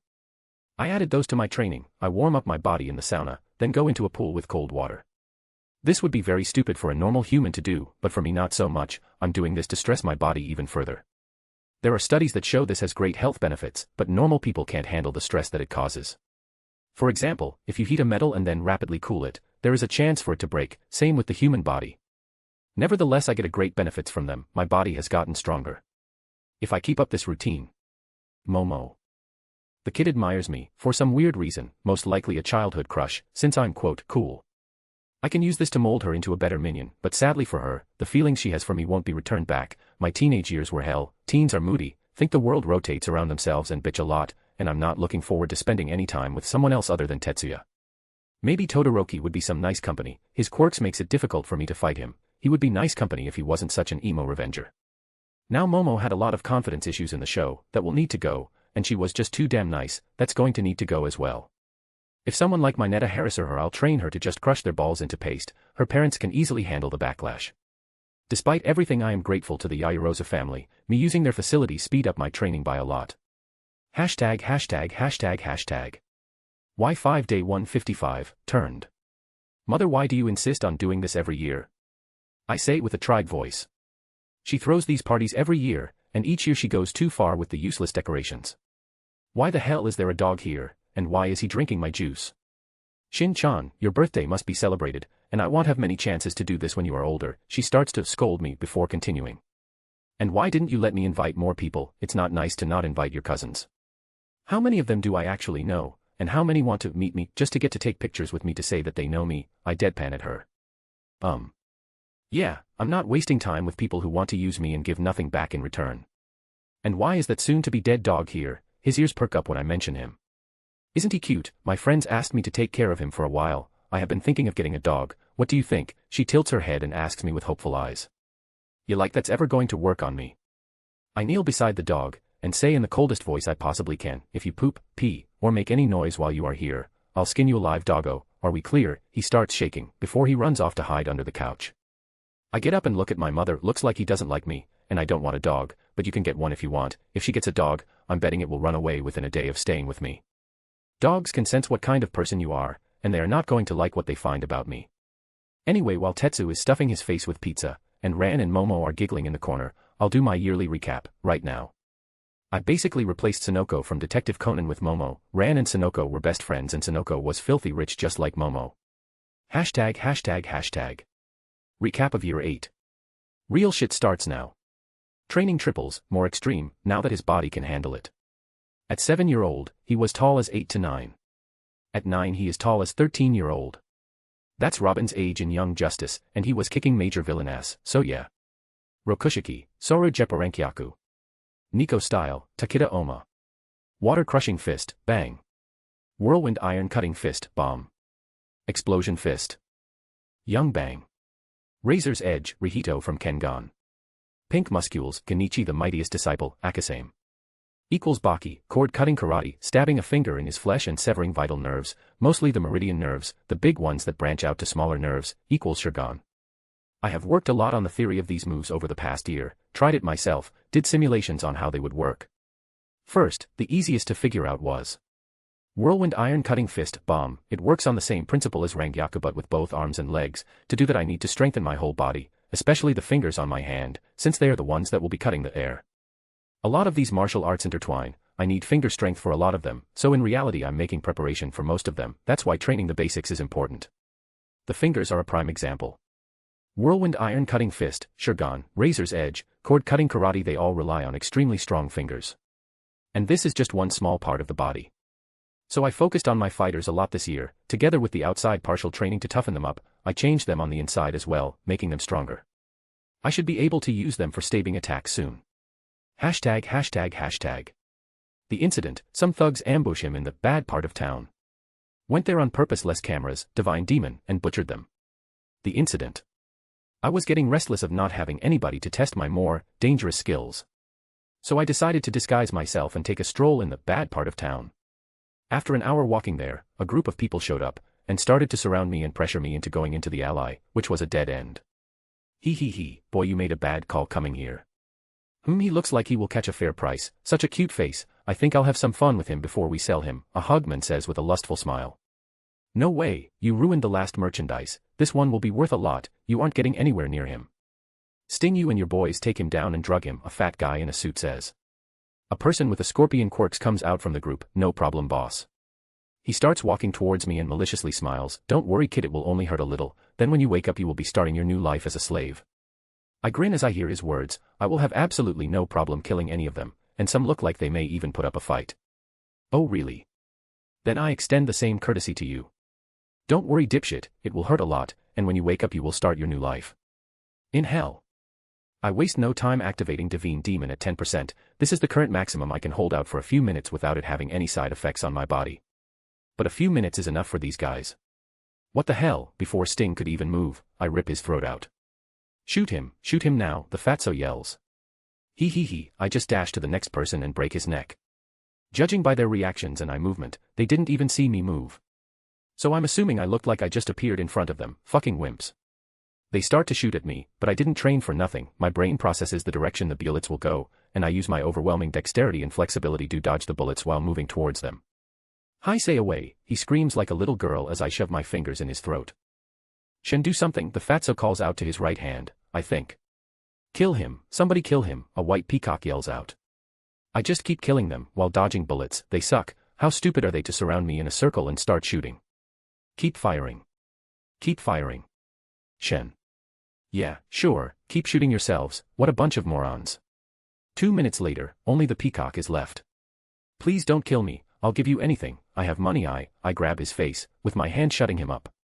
"Oh, don't worry, you see, I have studied the human body extensively, but this is the first time I will be using it for torture, so I wish you luck, because it will be extremely painful."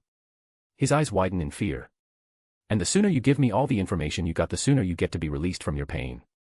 I want bank account, safe houses, anything and everything, so it will be entirely up to you, how much you will suffer." Please," he begs, terrified for his life. I just give him a smile that will haunt him for the rest of his miserable afterlife in hell. Skadosh. ####. Why 4-day? Hearing, Eric from FT. I had an idea, well, I knew it, but I didn't think of it until now. This is why I rewatch all the stuff I have in my entertainment folder, containing all the manga, anime, TV shows, and movies from my past life. So if I'm ever in a place where I can't use my eyes, that would limit me a lot since I can't use my advanced eyesight to predict their movements. So when I was watching Fairy Tail again, I saw Eric, or better known by his alias Cobra. He used sound to hear the muscle contraction in a person's body to predict their movements. This will further improve my safety and increase my efficiency in battle. So that's how I started with this project. Now making a human ear capable of actually hearing muscles moving is impossible. No matter how much I change or improve it, it cannot be done by a human. But then it hit me, what if I completely change my ear to something not human, a bat for example? I can code the cells in my body to change complete into something else, something more useful. Let's say I get a bat's DNA, I only extract the strand that focuses on his ears. I can use it as a base to change my own DNA to match it. People with mutation quirks are mostly half human, half animal. If so, why could I just copy their DNA as well? Can I actually copy the quirk factor in their DNA? That's when my mind was completely blown away. My quirk potential just skyrocketed. This will require a lot of testing. ###. Back to the party. I have barely slept in the past 4 days. The easiest DNA I could find was from fish and meat products. Now I have been trying to run simulations on turning myself into a fishman, or at least making a pair of working gills. But that hasn't been going so well. My current OS is incapable of doing the necessary calculations to make it work. That means it's time for an upgrade. Supercomputer software, here I come. Word count. Started planning this ability 2 years ago, time to bring it to life. I'm feeling a bit emotional, wink. /N Rakash's palm. ###. Chapter 29, Supercomputer. After careful consideration, I decided that a pair of gills might not be the best first try for this. It would be better to start with something closer to my DNA. I would prefer a monkey, since humans and monkeys share many similar traits. IRLY should stop writing when I'm drunk. See, mammals like whales, seals and walruses don't have gills, they have lungs, and why the fuck did I out in whale shark and stingrays? So I decided that the first DNA test would come from man's best friend, a dog. And luckily I just happened to have a German Shepherd in my house, who won't come within 7 meters of where I am standing. I traumatized that dog for life. I just threatened him for some blood. Vets do it all the time. Don't they? Did a lot of tests. It would take 1 year just to make a simple pair of dog ears. This isn't going to work the way it is now. The amount of simulations I need to do so I can consciously make my cells change is insane, and there is no way I can do it with my current software. I avoided going anywhere near supercomputers because I wasn't sure if my body could take it if my mind suddenly updated. I mean, there is a big difference between a laptop software and a supercomputer. For all I know, my brain could fry from the overload. So before I can even think about animal transformation and possible quirk copying, I need to upgrade my OS, the main part of my quirk. Now the point is that there are many types of supercomputers developed, each with a specific purpose. I need one specified for simulation. I will make a virtual body double and experiment on him. The OS will make all the simulations. Now my current OS takes stamina and mental focus as fuel to do hard calculations. The supercomputer will probably drain me even more. So I will have to use my Kickin' / Life Return, July 24th. The calories that this will use up will be insane. Most of my time will be spent eating. That needs to be fixed too. Maybe one of those protein bars designed for heroes. There are quirks like fat gums. I won't be able to explain why I need them, and they are very closely monitored. any quirk that requires that much calorie/energy is most likely a dangerous one, in many different ways. Looks like I'll be making my villain debut earlier than my hero one, and I'm doing it for protein bars. Ugh, the things I do for my plans. Now how do I get near a supercomputer specializing in simulations? Space companies are guaranteed to have them, but I'm not going to be able to get anywhere near them. So I have to look for other options. Now, to the deep web. I have taken every precaution I can for this. If I screw up here, everything will be lost. This is a second-hand laptop that I bought for an extremely cheap price with the prize money I get. I'm in an intertext cafe, plus I'm protecting my location on the off chance they find me. And on the way here I avoided every camera that I could. Of course it would be in Tokyo, the biggest city in Japan, and filled to the brim with heroes and private security. Tokyo has a lot of businesses, so it must be protected 24/7 since they are targeted a lot. And companies don't shy away from spending money on security systems, so those are top of the line. This just keeps getting better and better. And it turned out that the company that has this supercomputer does freelance in a way. Anyone that pays them can use the supercomputers. Their clients are usually space companies who want to double-check their findings. So good news. Since the only thing of value that they have is the supercomputer, it's decently protected but nothing like the rest. They don't have any top-secret projects, so there is no need for the extra protection. They are literally just rent a Super C, that is all the company offers. Bad news, the SC itself is located in the basement in an ice-cold room, surrounded with walls made of 2 inches of pure industrial steel alloy and concrete, and all kinds of alarms inside and on the steel door. The only ones that can get in are the IT guys that maintain it, and the code for the door changes weekly. Now I can probably get through the door thanks to my quirk, but if it doesn't work, I'm stuck there with alarms blasting off. First of all I need some equipment. Night vision, ropes, knives, smoke grenades, real grenades, everything an up-and-coming thief needs. May whatever god exists in this world, beside the Morgan Freeman-looking bastard, who just yeeted me here, bless the black market. Okay, so I can fit into vents, if they are the cliché big type of vents. And judging by the blueprints from the building I got from the dark web they are. I get that bigger vents allow for more air current to be moved, but villains have been really active in the last 100 years. You would think people would have made their buildings more safe in this time, but nope. They just blindly believe that heroes will come and save them when that happens, and their insurance will cover the damage. Pathetic. That's why most of them die when All For One takes over Shigaraki and chaos spreads across Japan. Not that I'll do anything to stop it. I just need to gather a lot of money for that exact moment, and when people panic and try to leave the country, I'll buy their land at dirt cheap prices. Money problem will be solved from that point forward, and politics will have to wait. I still don't have a good grasp on it. But I have all the time in the world to learn it. Now back to making the preparations. My first debut as a thief/villain has to be perfect. Word count. *A/N size, Young Justice, Robin age 13. 56 kilograms.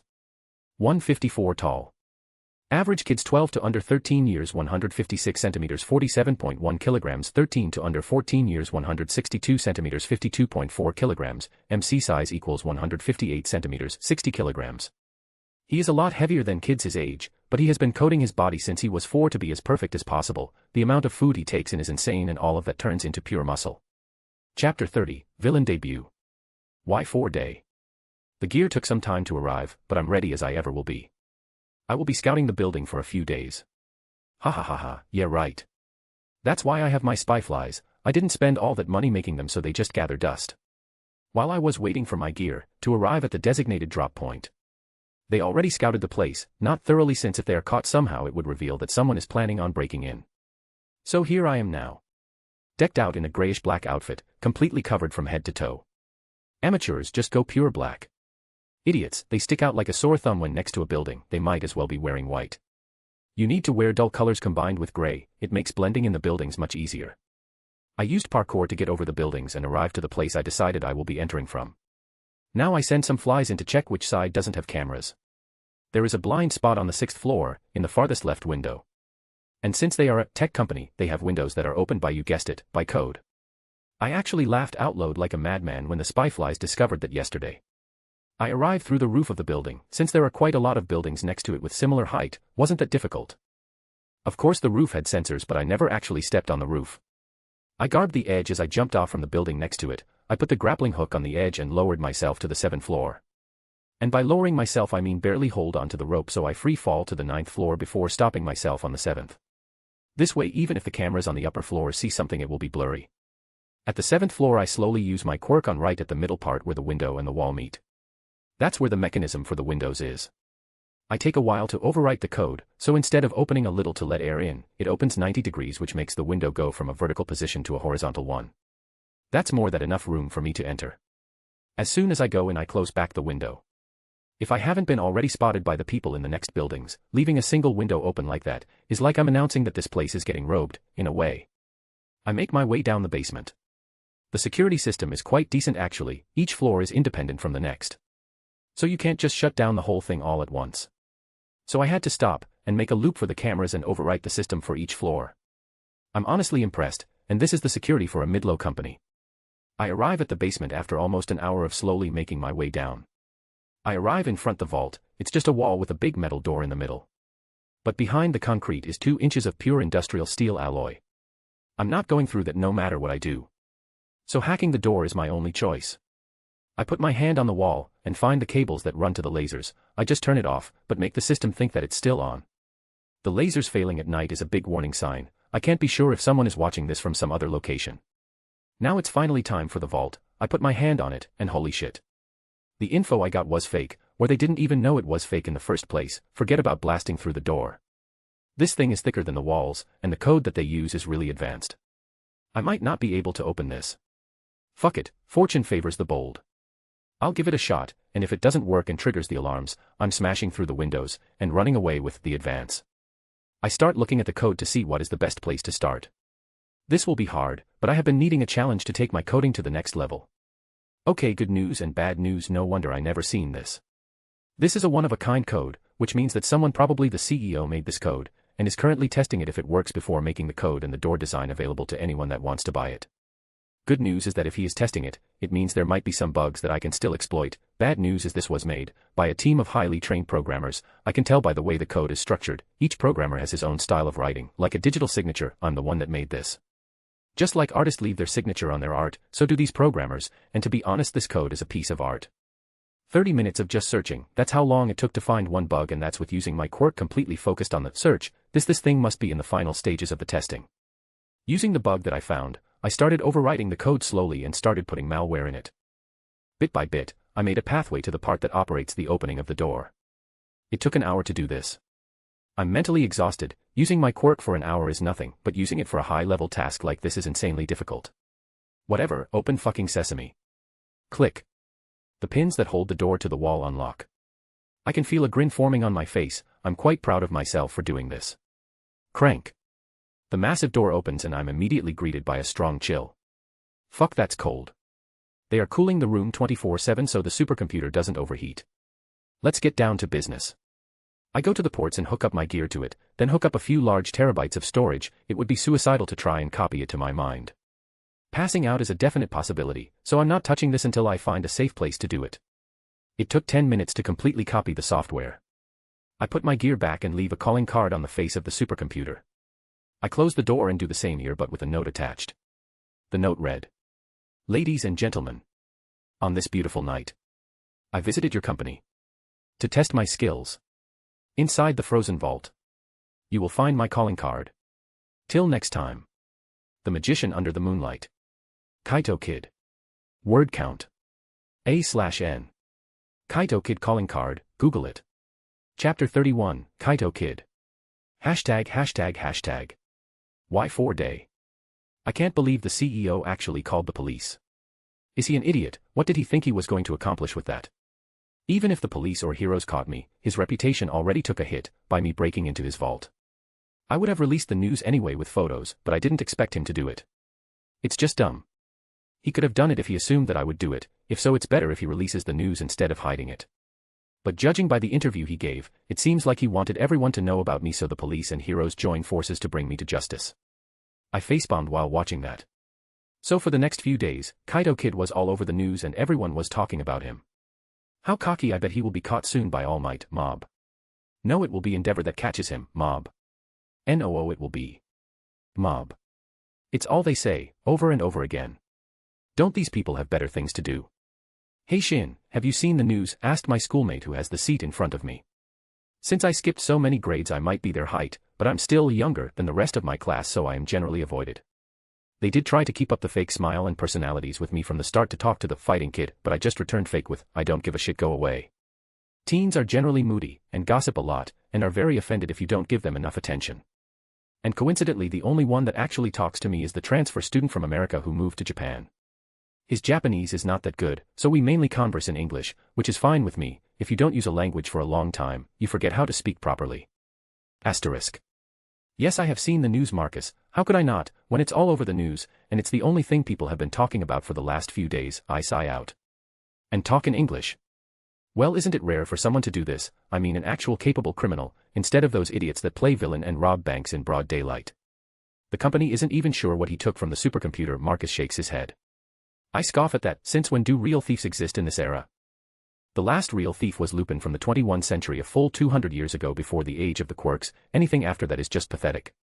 You are right, there have been big criminals during the last 200 years, like Japan's All for One, or Britain's Hippo the Fowl, even the Joker from my country. After Quirk started showing up, people like them just spread chaos everywhere. But real thieves?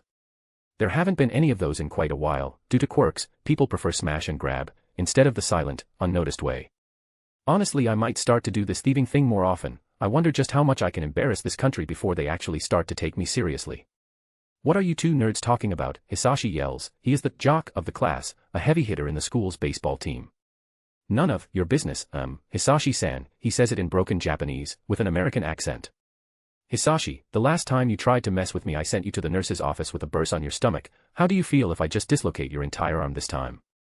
So unless you want to start playing baseball with one hand, I suggest you walk away. I give him a reminder of what happened last time. TCH. He clicks his tongue and leaves, unlike the people who actually listen to him, the type that he is used to. I don't take bullshit from anybody. The last guy who tried anything with me found himself beaten up in an ally.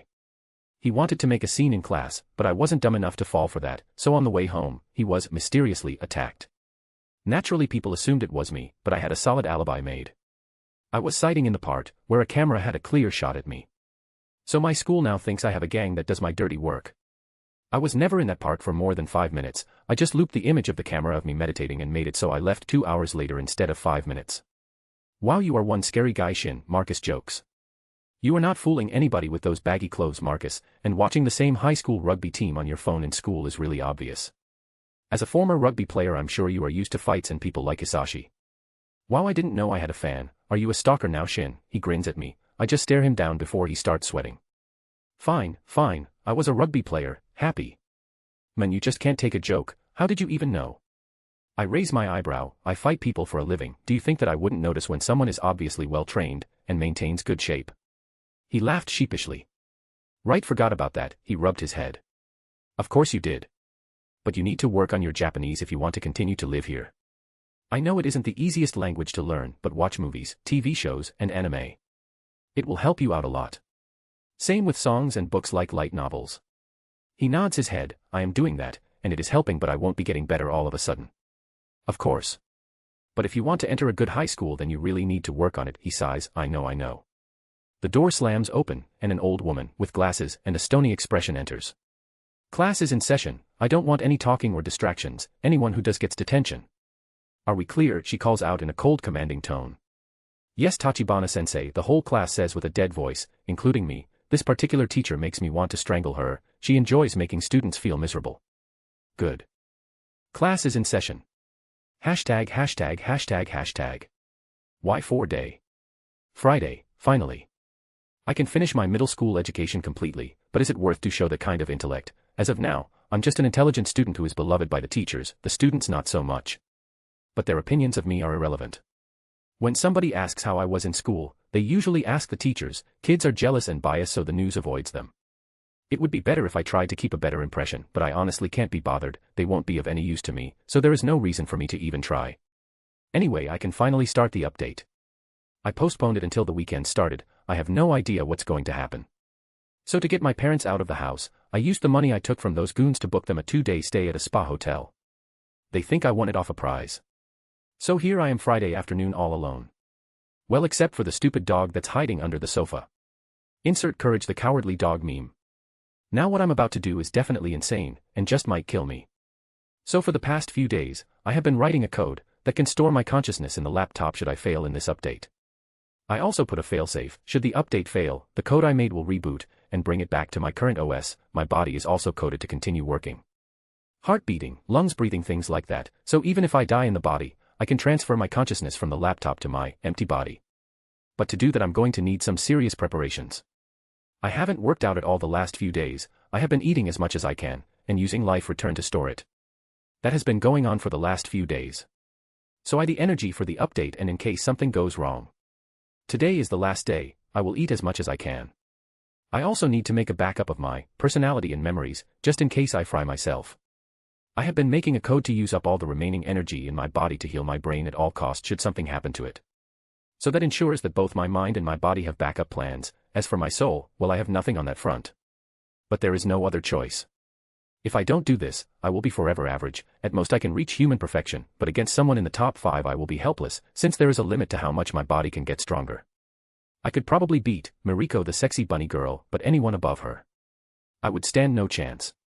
For my future plans, this act will all but ensure it. The potential I could achieve would be limitless. There is no time to waver. With a cool mind and strong will, I will advance, and I will soust. ####. As I'm laying on my bed, I'm looking at the poster my father gave me. Fortes Fortuna Aduvat. Fortune favors the bold. If I come out of this alive, I'm getting that tattooed on my back. I take a deep breath. And put my hands on the terabyte EHD***. Beginning update. Blue lines appear from my shoulder and slowly run to my hand, then on the terabyte. A few seconds later and I black out. ####. When I came to, I find myself in a world of code. Wow, it's like the Matrix. I'm guessing this is either my mind or the core or my quirk. I turn my head above and I see a massive influx of code. I don't know how to make the falling text rain or glitch text effect that other writers can. If you know, tell me. That must be the supercomputer software. The SC code collided with my own. Fuck. Instant headache. I can feel my head splitting apart. Stop. The SC code started to slow down. I can manipulate it. Well, that changes things. I used all the processing powers I have. And started where the code collided. I took the SC code and started putting it in its proper place, exchanging it with my old one. I could literally feel the change happen.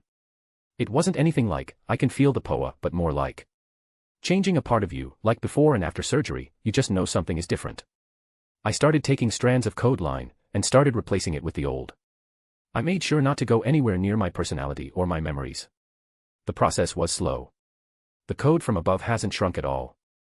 This seemed like it would take forever. But I preserved, this is still a lot better than my expectations.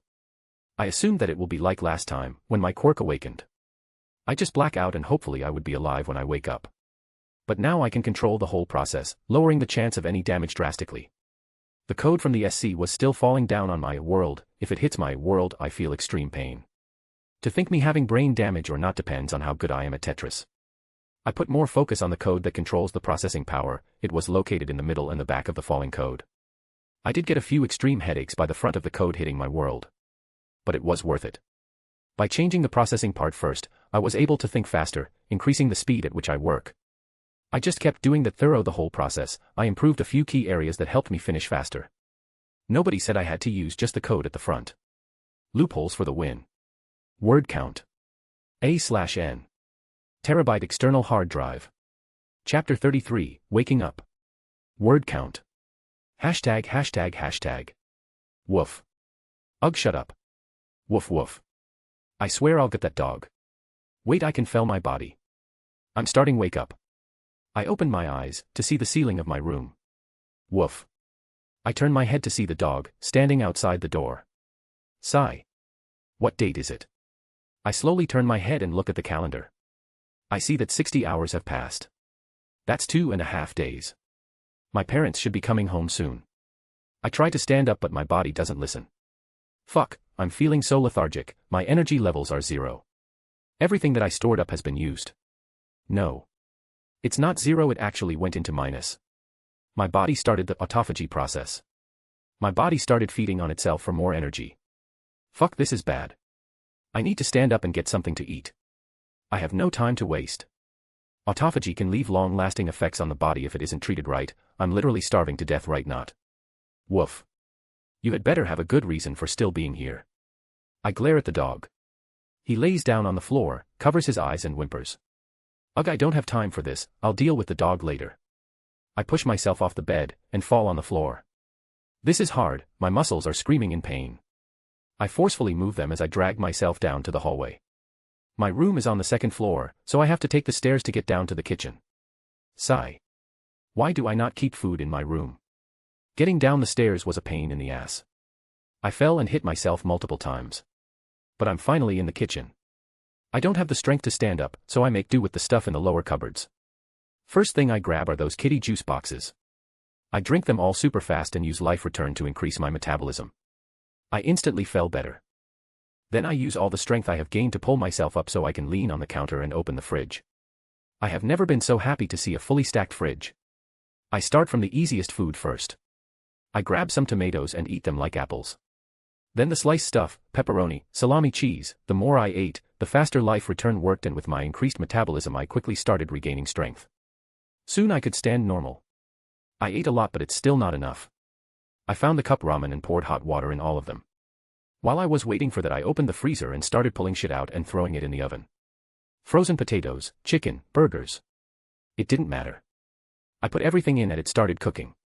I took pasta out and started making that too. After I ate almost everything in the house, I sat down and started to think.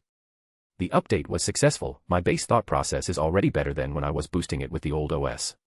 I really want to try out my new capabilities, but I'm not risking it. My body needs to heal from the autophagy and my mind is drained. Even if I was knocked out for almost 3 days, I didn't really rest at all. So for now I will recuperate before I start experimenting. Oh yeah, I need to call my parents and tell them to get a lot more groceries. ####. Writing this part on the bus to work. I can't believe you ate everything in the house, called for loads of takeout, and even called us to triple our usually big amount of shopping. Is everything alright, Shinichi, father? Yes, everything is fine. For some reason I'm eating a lot more than usual. Maybe it's because of my increased growth. Shinichi answers him, completely ignoring the humming noise on his right that is currently poking him in the cheek with her finger. Honey. Why are you bothering our son? Let the boy eat in peace. He tried saying it as peacefully as possible. That didn't work out. Chisaki immediately puffed up her cheeks, but Shin-chan is so cute stuffing himself like this. Even when he was little he was always patient with his food, never making a fuss. Look how cute he is like a squirrel. Squirrel. Right, inwardly thinking, he looks more like a bear to me. He is eating with such ferocity. Maybe he should enter an eating contest, it would save money on groceries. Never mind about me, how was your trip? Shinichi tries to change the subject. It was great. We went to a sauna, and then to a massage, then a face mask treatment. It was so much fun. Shinichi looks to his father, who had a downcast, tired expression, and thinks to himself, I pity the fool, he probably didn't get any rest at all. Okay, next time it's mom and Airy Star. He deserves some alone time from mother after this trip. Son of a bitch, the stuff I wrote was deleted cause I didn't save. I finished this chap, went on YouTube to find some music, came back, and the page reloaded, so I lost all that I wrote. Shinichi, could it be that your quirk is evolving? Dad asks in a worried tone. Shinichi stills at his father's question, but goes back to eating a second later, acting completely normal. Why do you say that? He asks while finishing off his pizza. Well, one of my co-workers had an evolution, or an awakening, as it is called. He also has a programming quirk, but he got a really difficult task on which his whole career depended on. He started smoking and drinking to keep up with the stress. When he was on the edge of losing it, his quirk evolved, allowing him to keep his job. Really? Shinichi asks skeptically.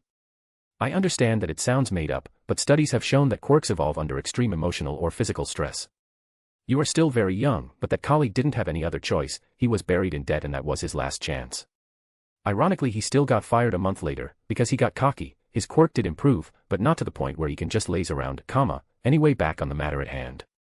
You aren't experiencing any kind of stress, are you? Is school difficult? Should you go back a year? Shin-chan. Are you bullied? Tell mama and she will go to the principal to complain right away. Shinichi stared at them with a disbelieving expression before he started laughing. I'm fine.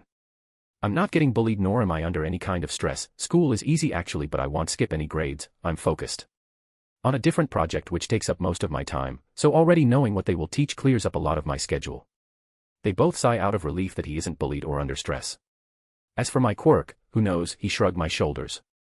I'm eating a lot more than usual, and I'm growing pretty fast, but that can be to a family mutation, so we can only wait and see.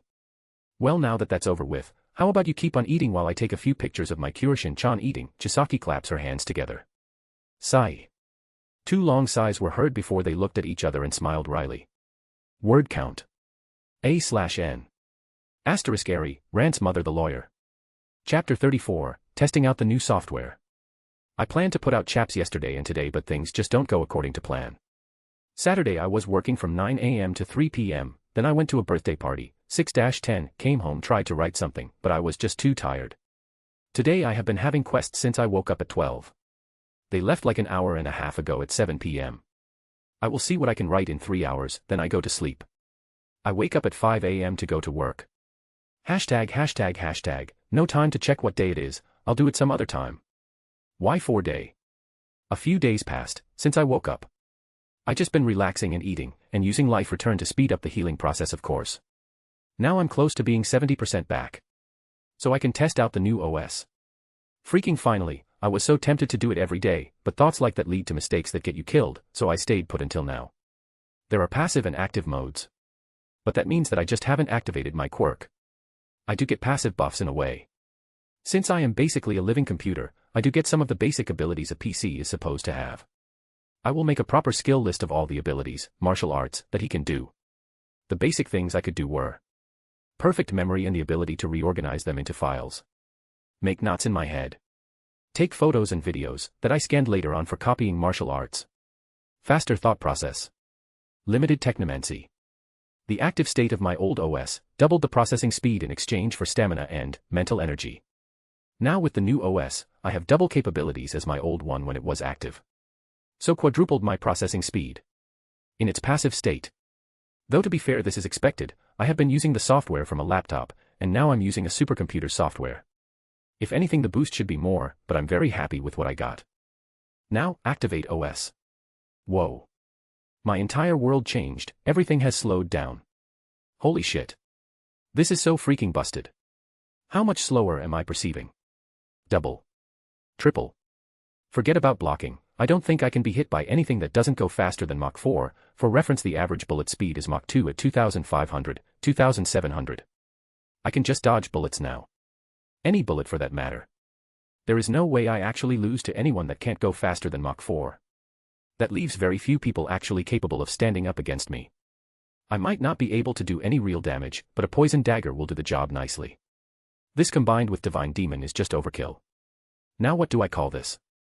I'm too lazy to think of anything worthwhile, but let's just keep it simple and call it the zone. I turn the zone off. I can't actually sustain it, it drains both my stamina and my mental capabilities way too quickly.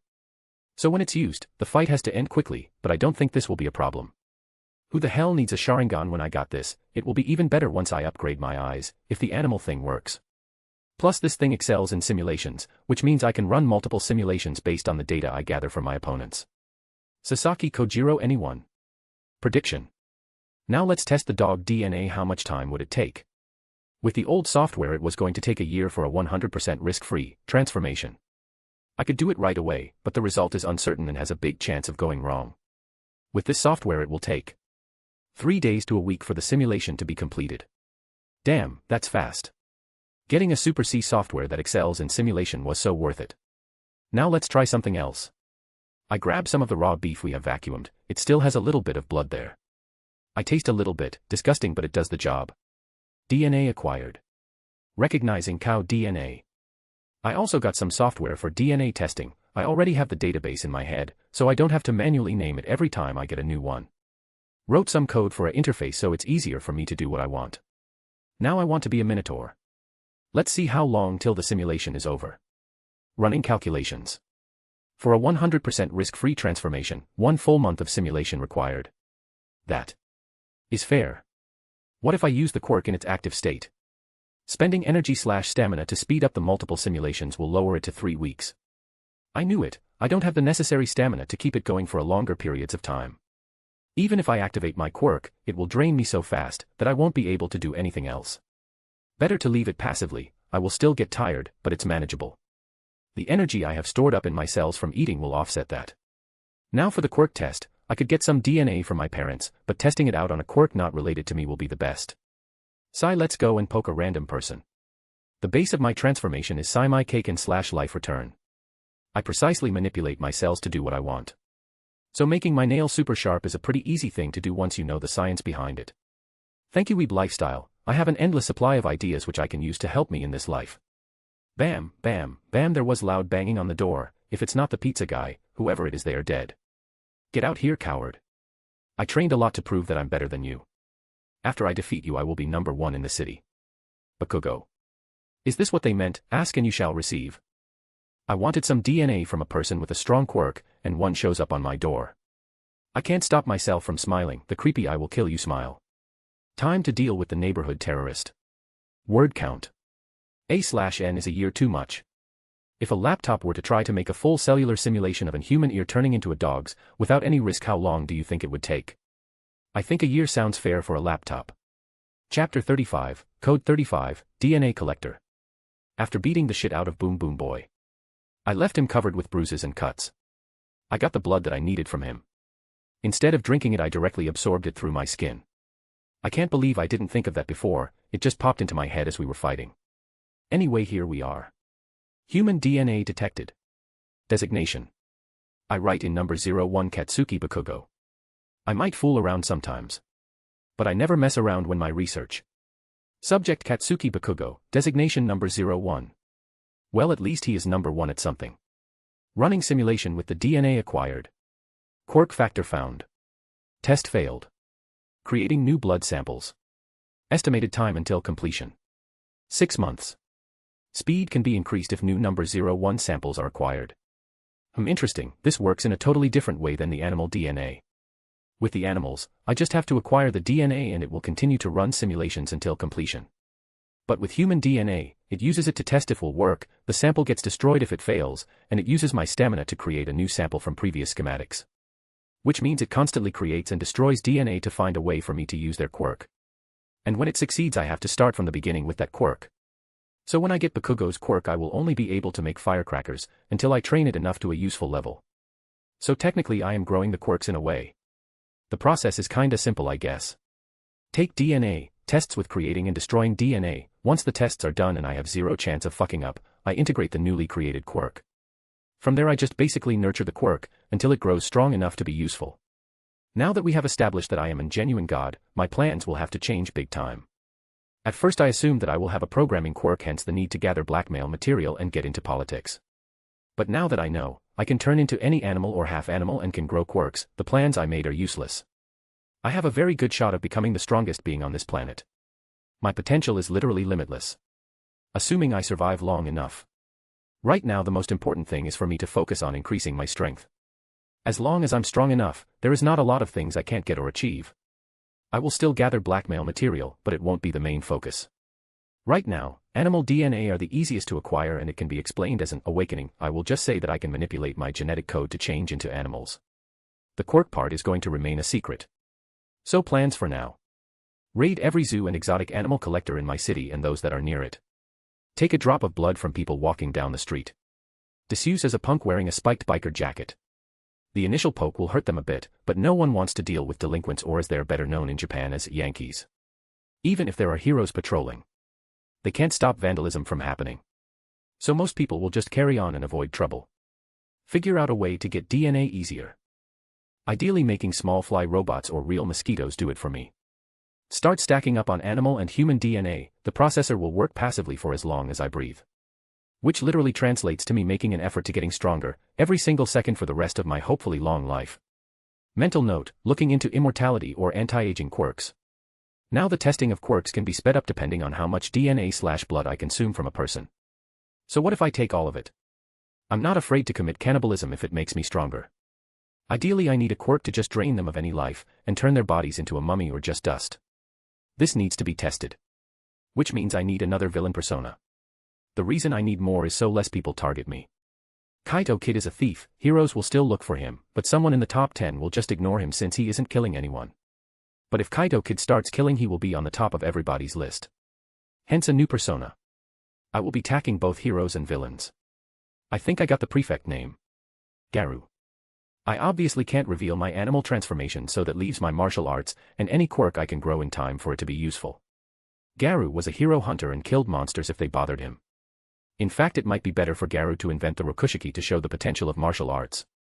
Then if, the martial artist of the century, Kodo Shinichi figured out a way to decipher his techniques, then there is no problem at all. Mahahaha, I'm so freaking smart. I'll transform into a bigger version of myself, change the pigments in my hair to give it a white color, change the structure so it's long and spiky, and boom, Garu is born. Now I can just go and beat the shit out of people, without spending too much effort on hiding myself. Even if I'm seen, they will only know about Garu. I'll be testing a lot of the more deadly martial arts when I'm Garu. The only thing I absolutely need to do is to make sure none of my identities interact. That means all of them will lead different lives, visit different places, and most importantly of all, act different. I think I'll keep the original Kaito Kid persona. But Garu will have to change. He will be the silent serial killer type. The less information they have on him the better, since more people will chase after a killer instead of a thief. This is going to be so much fun. Word count. Chapter 36, Detective Naomasa. Police Station. Has anyone any information on this Kaito kid? A man with black hair wearing a white shirt asks. He can be perfectly described as normal or plain. No Detective Tsukachi. The security cameras don't have any images of him, and the same with the street cameras. There were no eyewitnesses either. A person with a cat head answers him. Sigh, someone broke into a facility with a very good security system and seemingly took nothing. Of course nobody actually believes that, it just means he is a good hacker as well to completely cover his traces like this. This is something that we rarely see these days. An actual pro, says Naomasa Tsukachi while rubbing his face. The higher-ups started putting pressure on as soon as they heard how good he is. They want him caught before he can do any more damage, he says with a tired voice. Sir, why are we dealing with this? I mean, there is just one crime so far, and there isn't any information to even begin an investigation. Shouldn't this go to the white-collar division? Another police officer questions. It's because they don't like me. My Quirk lie detector makes me very good at my job. But that makes threat to some of the higher-ups and their associates. Naomasa spits out the last part in disgust. Slam. The doors slammed open and a police officer with a heavy breath rushes in. Huff. Huff. Sir. Calm down, kid, take a deep breath and start your report, Detective Nakamura says calmly. The police officer took a deep breath. Kaito kid just robbed a jewelry exhibition at the National Museum, the police officer yelled out. What? Everybody in the room yelled out. ####. A/N work starts in 15 minutes, so why not write something in the meantime XD? A few days earlier. I need more money. The stuff I saved up from tournaments is mostly used for food, and there is very little left from what I stole. I do want to come out as Garu, but I'm not stupid enough to rush in blindly. I need gear if I'm going to be doing dangerous stunts like that. Kevlar clothes, for example, smoke/flash grenades, even some shrunken for distraction so I can run away. But mostly the material that Mirio Togata uses that works with his quirk. The past few days I have been gathering DNA from animals in and near neighborhood. Cats, dogs, parrots, snakes, spiders, scorpions, there was even a crocodile for my surprise. Who the fuck keeps a crocodile as a pet? But that wasn't the most useful one. I found a chameleon, quite a few actually, but one of them was the chameleon with the best camouflage. That thing must have cost a fortune to import here. And of course I broke in the houses to get their DNA. So chameleon DNA acquired, but that just makes my skin blend in. I need that special fiber to make the rest of my clothes do it as well. And that costs a fortune. I always wondered why Momo doesn't wear that material so she can make clothes over it. I'll mention that later to her parents. Nobody wants to see their kid half naked on TV. Back on track, I need a lot of money to get that stuff on the black market, but here's the catch, they accept everything that is tradable as payment. That means I can pay with gold, gems, jewelry, artwork, drugs, even slaves are accepted. So I decided to quickly rob some stores and museums and buy the damn thing. I still haven't started making my many martial arts, they need actual opponents to be truly tested if it works. If I make them now, I don't think I can stop myself from trying them on someone. Time for Kaito Kid to make a few appearances. Back to the present. In the museum. Crime scene. Do any of you, highly trained officers, detectives, and forensic scientists have something? Detective Naomasa sighs out. I'll take anything, even a piece of dandruff, he says with a little hope in his voice. I'm sorry to say, sir, but other than the note he left there isn't anything else here. Even the note has been cleaned, leaving absolutely no evidence behind. Whoever he is, sir, the guy's a pro, says one of the younger officers. He tries to hide it, but he is very impressed with our mystery thief. You are not supposed to be impressed from the actions of a criminal. His colleague next to him glares at him. He has a dog quirk and personality that reminds of another red dog of justice. Oh come on, I know you are thinking of the same thing. For there to be thief of this caliber here, in our city, things are about to get a whole lot more exciting. The kid grins as hard as he can. Yeah, keep telling yourself that, kid, says Nakamura and goes back to reread the note. Hello dear police officers. The jewels of this exhibit were looking quite bland put on display like that. So I decided they would look better around a woman's neck. And took them with every intention to flirt with women. Kaito kid. This is just an idea for the note, nothing is set in stone, opinions. Sigh, where did this guy come from? I mean, what kind of thief leaves a friendly note to the police? He isn't taunting us or insulting us, there are no clues left, he left it just to say, hi, Detective Naomasa rubs the bridge of his nose. Sir, isn't he taunting us with this? No taunts by criminals in general is summarized, I'm smarter/stronger than you, catch me if you can. There was none of that here. Sigh, the higher-ups are gonna love this, they will hold this case over my head until I catch this guy. What a pain. Slip slip slip. What? Everybody looked up at the sound. Cards started falling from the ceiling. Detective Naomasa garbed one as it was falling down, and read the note. If you are reading this as they are falling down, then that means exactly 1 hour has passed since I was last here. By this time I should have just finished robbing the biggest diamond exchange in the city, 5 kilometers away from here. If you hurry up, you might be able to catch a glimpse of my shadow. I wish you good luck. Kaito kid. Fuck. I take everything I said about him back, he's a piece of shit, everybody to the cars, we don't have a single moment to waste. Naomasa yells out. Yes sir. Everybody was shocked so much by the loud yell that it forcefully woke them up from their dazed state, all of them rushed out the museum and drove away in hopes of catching the thief. Word count. Chapter 37, The Chase. A figure dressed in grayish camo gear is carefully taking diamonds out from the cases. That is me, Kaito kid. Yeah right. Now that the self-introduction is over, I have to finish robbing this place. They did have a solid defense system, but it all relied on the sensors actually noticing something. I would have put some analog stuff like pressure plates on some key positions. People put way too much trust in technology. I get that sensors, lasers, and walls falling down as soon as anything comes near the cases is a good combo. But are pressure plates that obsolete? Just your standard analog ones that connect to the lockdown sequence. I guess turning it on and off is a pain, so people don't use them anymore. On to the next case. They do have some nice diamond jewelry, these will sell well on the black market. Click. Opening cases like a pro. They really should not show this stuff on the internet. Copying their hand movements really isn't that hard, and I did test it out before I tried this. Bzzz. My cell phone vibrated, which means 1 hour has passed since I robbed the museum, I'm almost done with this place as well. Now to finish up, and leave a note here as well. And I need to get into my suit. They have a lot of different types of diamonds here. Pink, yellow, green, purple, blue. I knew there were different types, but not this many. And it looks like this place isn't as clean as it suggests. There are fake diamonds hidden under the counter, probably to make the switch when wrapping things up. And there are other gems here, when this is a diamond-only store. Whatever, more money for me. I have quite the rep on the black market. I sell information mostly, some of the info my spy flies got was somewhat useless to me. But it's still useful to other criminals. Especially the movement of heroes. I keep a fly stationed at the entrance and exit of every hero agency in the vicinity. So I just sell the information when they arrive or leave, which helps other criminals with their planning. I have a few loyal customers, and have a standing on the black market. So now that I'm expanding to goods, it will be easier for me if I already have a following. And it doesn't matter where, diamonds sell very well because of how easy it is to transport them. Hollywood undead, gangsta sexy. Gangsta. Got my diamond earrings. Gangsta. Gonna turn you on. So gangsta. 'Cause I'm real sexy. And I'm gonna beat it up, if you let me. Gangsta. Diamonds all up on me. Gangsta. Gonna turn you on. So gangsta. I preserve my sexy. And I'm packin' heat, so don't disrespect me ******. Hashtag. All rights around this building, I want a team on the back and on the top. You get the SIR, a younger police officer yells and points at the top of the building. A man in an outfit which consists of a white suit jacket on top of a blue shirt with a red tie and white dress slack and with a blue ribbon band. He is carrying a big sack over his shoulder. You are a little late, gentlemen, well I'll be taking my leave, I am a very busy person. With that he jumps off the building and starts running on the rooftops. Get him, someone yells out and wakes up the stunned police officers. What kind of an idiot dresses in white when he is stealing something? Yeah, this will be a piece of cake. Stop talking and go catch him, the Capitan yells out.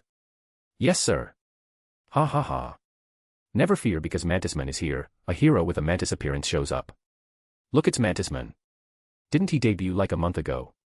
Yeah, but he isn't very popular because of his insectoid appearance. Prepare yourself, villain, with that he jumps fast enough to actually catch up to Kaito Kid and swings at him with his sharp claws. Kid casually dodges and smiles. How scary, insert Kizaru voice. Stop mocking me. Mantisman takes a few more fast swipes. He can't hit him. Goo Mantisman. Take this, Mantis Fury. He attacks Kid even faster, but at the last swipe he goes for the sack, and cuts it. Yes, he did it. Well, we can't have that, Kid calmly says. What do you mean? As soon as Mantisman opened his mouth, Kid already threw a ball at fast speeds to his face, which exploded into smoke on contact. Gah. Knockout gas is such a useful thing. Mantisman started losing consciousness but stubbornly garbed the sack and jumped off the building. Somebody catch him. The police officers gathered to catch him with a special fabric that is made for catching suicide jumpers. Yes, we got him, the policeman started yelling, while cheering is more accurate. A pity, but I will be seeing you gentlemen soon. I bid you good evening, for now, Kaito Kid says with a distorted voice. With one final smirk he threw a flashbang that blinded everybody, followed by a small smoke screen. When the smoke cleared, Kaito Kid was nowhere to be seen. Spread out and find him, Naomasa yells out. Ha ha ha, see, there is nothing to be afraid of, he is just a common thief. People think too highly of him.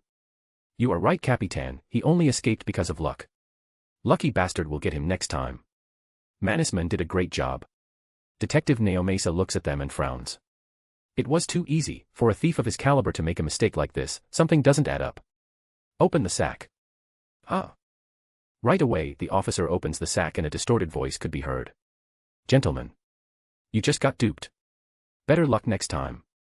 Boom, there was a small explosion as red smoke engulfed. Cough, cough. Fuck, tear gas. Cough, cough. Fuck you bastard. I'll kill you fucker. The police officers cursed. While a single reporter who was lucky enough to hear the sirens and followed them was filming this from his car, from beginning to end. Hashtag, hashtag, hashtag. A few minutes later a police officer entered an ally and started taking off his gear. Huh, spread out and catch him, was the worst decision you could have done, our MC says as he takes off his helmet. Buying standard fake police gear was so worth it. It offers no protection, but it's light as hell and can be easily hidden. I was wearing it underneath the white suit jacket, I just tore it off and hid it under my police vest. And as soon as he gave the order I just came straight here. I'm wearing some light civilian clothes under the police gear. I do admit it did get a little hot. But the effect was worth it. Well, Phase 4 went well. Spy flies used the smoke and infiltrated their gear and clothes. Now I have eyes and ears in the police. Otherwise, why would I risk coming back? I stashed the loot from the diamond exchange to get it at a later time. Same with the stuff from the museum. What kind of idiot takes such heavy things with him when he is running away? Doesn't matter, I should have the money I need to buy the material I need to make my villain suit. Sigh, I hate calling it that, but that's exactly what it is. Now let's go home. Word count. A/N. Hollywood undead, gangsta sexy, it was this or Rihanna diamonds, BTW this is 50 words which I will not count, I just put it in here because I wanted to have a song. The plural form of fly is flies. But I looked at the grammar, in 19th century England, a fly was also a type of vehicle with 4 wheels that was operated by the strength of humans' legs. So I think I'm going to stay with spy flies, if it bothers you guys I can change it to flies. Chapter 38, Updates. Kaito Kid shows his face. Kaito Kid makes a fool of the police, Kaito or Kaito. Could they make the title any bigger? I know they are trying to sell the story, but come on. Well, I made it to the front page.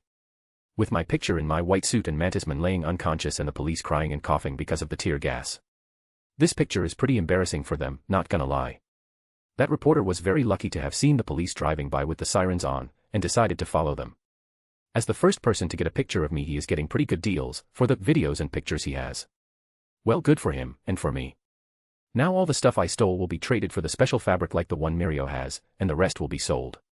File, Animal DNA. Dog DNA used to acquire dog sense of smell and hearing. Chameleon DNA used to acquire the ability to camouflage. Cat DNA used to acquire the cat's eyesight, flexibility, and hearing. Cats can hear 1 octave higher than dogs. Increased night vision. Data from cat and dog DNA was used to create a hybrid ear that can hear 2.5 octaves higher than what dogs can. Good, this combined with my code to increase or decrease sound will be very useful.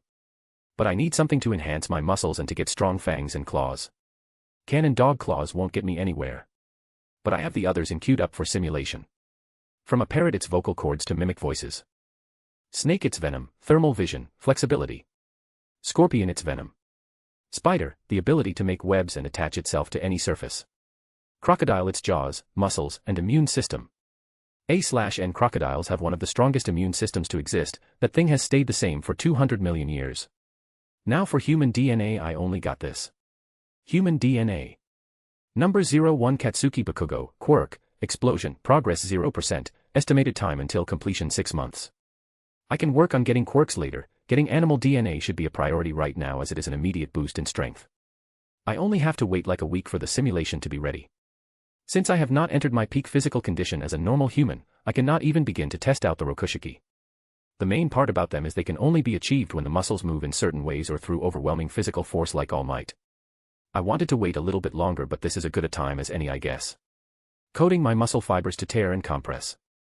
And enchanting them with animal DNA.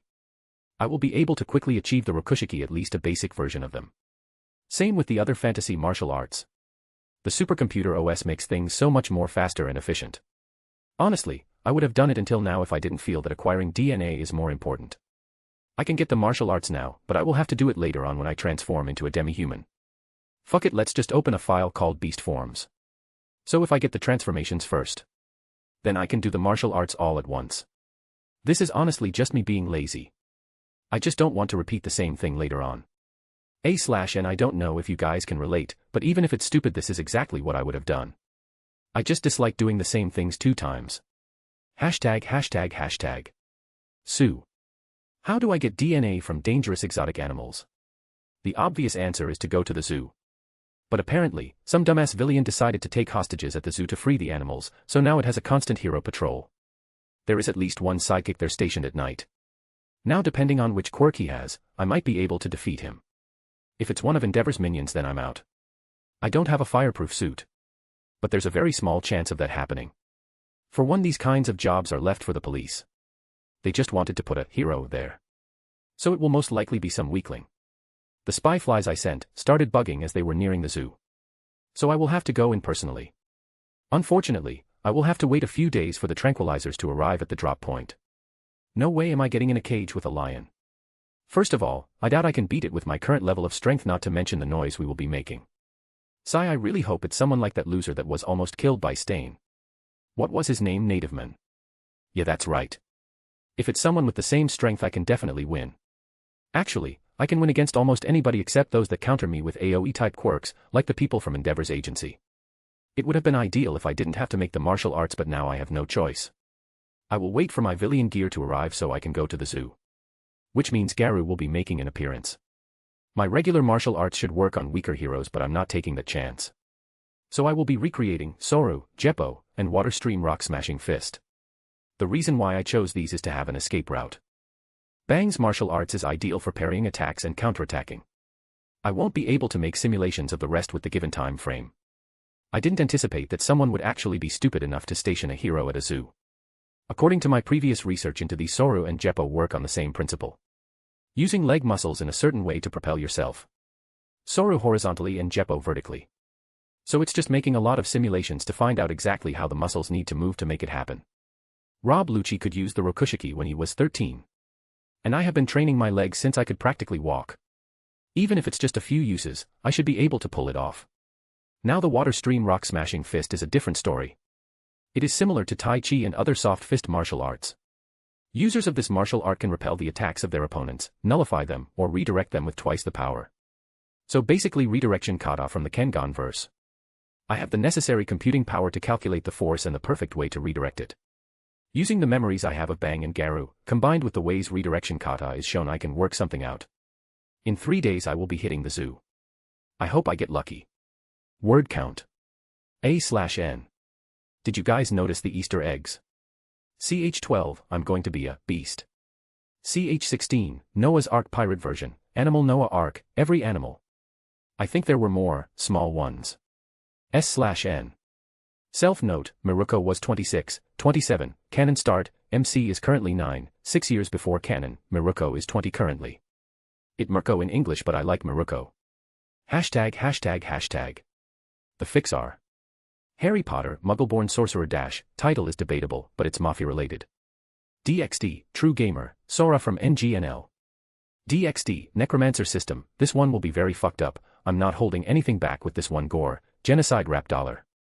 DXD, Magneto, guy with Magneto's powers as a sacred gear, mercenary, deal with Sona to make him a devil. Humans can't really live that long, and he plans to have a very long and relaxed life. He won't be friends with the main cast. MHA, Killua's Revenge, been done before, I think I can do it better, Killua alone in MHA world, wants revenge on his family, cold/killer Killua, prob no love in this one. OP, Blood Peace, my guy versus Marines, pirates, and world government. Anti-slavery mentality, kinda good guy, he will kill a lot of those mentioned above, like to the last man. DC, Young Justice, Superboy. And some other drafts and ideas I have been playing with. Chapter 39, Zoo. ####. Word count. ####. Day. I forgot. Nighttime 3 a.m. The weather is cloudy and blocks out the moonlight. A perfect night to do some crime.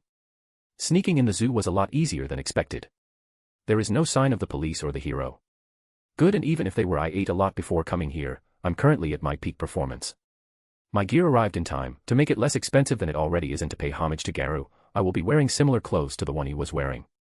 The first thing I did was double-check the map that I got with the map on the billboard in the zoo. Actually triple-check. As for my preparations. Well, I did it, I made Jeppo Soru and Water Stream Rock Smashing Fist, though they are not satisfactory. Both Jeppo and Soru drain my stamina way too fast. I can only jump/dash for about 7 times max before I get too tired. It's showtime. I extend my senses to their absolute limit, where I can use them, but the drain is not too high. I start sneaking around and heading to my target. The first spot is the tiger cage. Tranquilizer darts hit 2 in each tiger. These are some of the strongest tranquilizers I could find, I don't have time for the normal ones, those take 10 minutes to work minimum. I pick the lock on the gate of their enclosure, syringe and similar objects are going to waste a lot of time. I just use cat claws to puncture their skin and absorb some of the blood through my skin. Tiger DNA acquired. Nice, I take the darts that I shot with me and lock the gate again. Start simulations with the tiger DNA. Starting simulation. War tiger mode will be ready in 1 week. Yeah, like I'm stopping here. I get more DNA from the rest of the tigers to speed up the simulation. Calculating.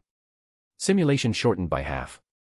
How it really is great, the more DNA I have the faster it goes because it can burn through the DNA, if I didn't have DNA, it will have to create it, which will slow down the process. Now on to the lions, this is the big cat sector of the zoo. Lion DNA acquired. Get more DNA and shorten it down. Calculating. Simulation shortened by half. Combine lion and tiger DNA with the schematics I already have from the liger. Combining DNA. Combination successful, liger DNA acquired. Change the tiger DNA with the liger and start running simulations. Liger transformation moved to the front of the queue. The estimated time until completion with current blood supplies is 4.5 days. This basic AI does the job well. It can't learn new things and it will only follow my orders and isn't capable of making any decisions on its own. It's not even an AI because it isn't capable of thinking, it's more like an NPC. Jaguar DNA acquired. Cougar DNA acquired. Leopard DNA acquired. Where did they get these guys from? It's like a freaking savanna in here. They have every type of big cat on the planet. Cheetah DNA acquired. I wonder why they consider cheetahs a big cat when they aren't. To be one of the big cats you need to roar, something which they can't do. They are even worse than regular domestics cats. Instead of roaring, they squeak like birds. Okay, a few more and the big cats are done. ####. Primate zone, aka the monkey house. Now comes the tricky part. One of the most muscular if not the muscle of the animal kingdom. The gorilla. The cats are one thing, but I'm not sure if my darts can act fast enough, before it makes a lot of noise. Monkeys are going to be a pain, if one starts making noise, the others will follow and they will wake up the whole goddamn zoo. Which means I have to waste a lot of expensive sleeping gas on them. No, I need the gas for the birds, honestly, it might be better if I just go in and KO them. Whatever, let's start with the ones that make the most noise, the howler monkey. How did they even get these? I first oil the hinges then unlock the cage. Thanks to the oil it didn't make a sound. I actually don't need a lot of their DNA, knocking out one of them and taking a bit just to put it in the database is enough. I needed a lot from the big cats because they are predators and are immediately useful. Monkeys and baboons. Not so much. One hit to the neck is enough to knock them out, and I just press my sharpened nail in them and absorb the blood through my fingertips, manipulating my cells to allow their blood to flow into me. My cake and / life return is probably one of the most useful things I created or recreated. I did it again, lost like 300 words. Kill me, why don't I just press the save button, comma. Now for the most important thing in the primate zone, the gorilla. More specifically, they have the silverback gorilla in here. This is an endangered species. I'm not even gonna try and find out how they got him here. These guys can grow from 1.6 m to 2 m and weigh up to 180 kilograms. They are extremely muscular. I'm going to have to waste some of the expensive sleeping gas for them, because there is no way I'm going to knock one of these guys out. Carefully open the gate, it doesn't even make a squeak. Expensive is the way to go for these things. Buying third-rate gear will get me caught or killed. The few gorillas that are here are cuddled up. I put my gas mask on and put the sleeping gas down. I press the button and an internal fan starts spreading it in their direction. Word count. If you liked it, drop some stones. Zoo 1 of 7. Be patient, the fighting starts at Zoo 3, I think. Chapter 40, Zoo. Gorilla DNA acquired. Sweet. Primate zone finished. In all honesty, I was only interested in the gorilla, other monkeys not so much. At most I can use them to optimize my palms and feet for climbing. Now for the next zone. The so-called Australian zone. First thing I found here were the sloths. Contrary to popular belief, they can be dangerous. Their curved, sharp claws are 8 to 10 centimeters long. If Ice Age was accurate, the sloth would have maimed the saber-toothed tiger. And I want those claws. 10 centimeters extended range is no joke. That's the length of some daggers. Sloth DNA acquired. Getting their DNA was pretty easy. Next to the sloths were the koalas. They have no real purpose and are pretty useless to me, but I still got a drop of blood from them. They are quite the vicious animals when they want to be. Now come the kangaroos. These muscular boxers are very useful, especially for modifying my legs. Getting kicked by that will leave so much more than a bruise. But at the end, with their necks exposed like that, knocking them out wasn't that hard. They did hear me coming even though I was practically silent. Kangaroo DNA acquired. The next habitat made me facepalm. Pandas. They put freaking pandas here. They were probably just too lazy to make another enclosure with bamboos, so they combined the pandas with the koalas.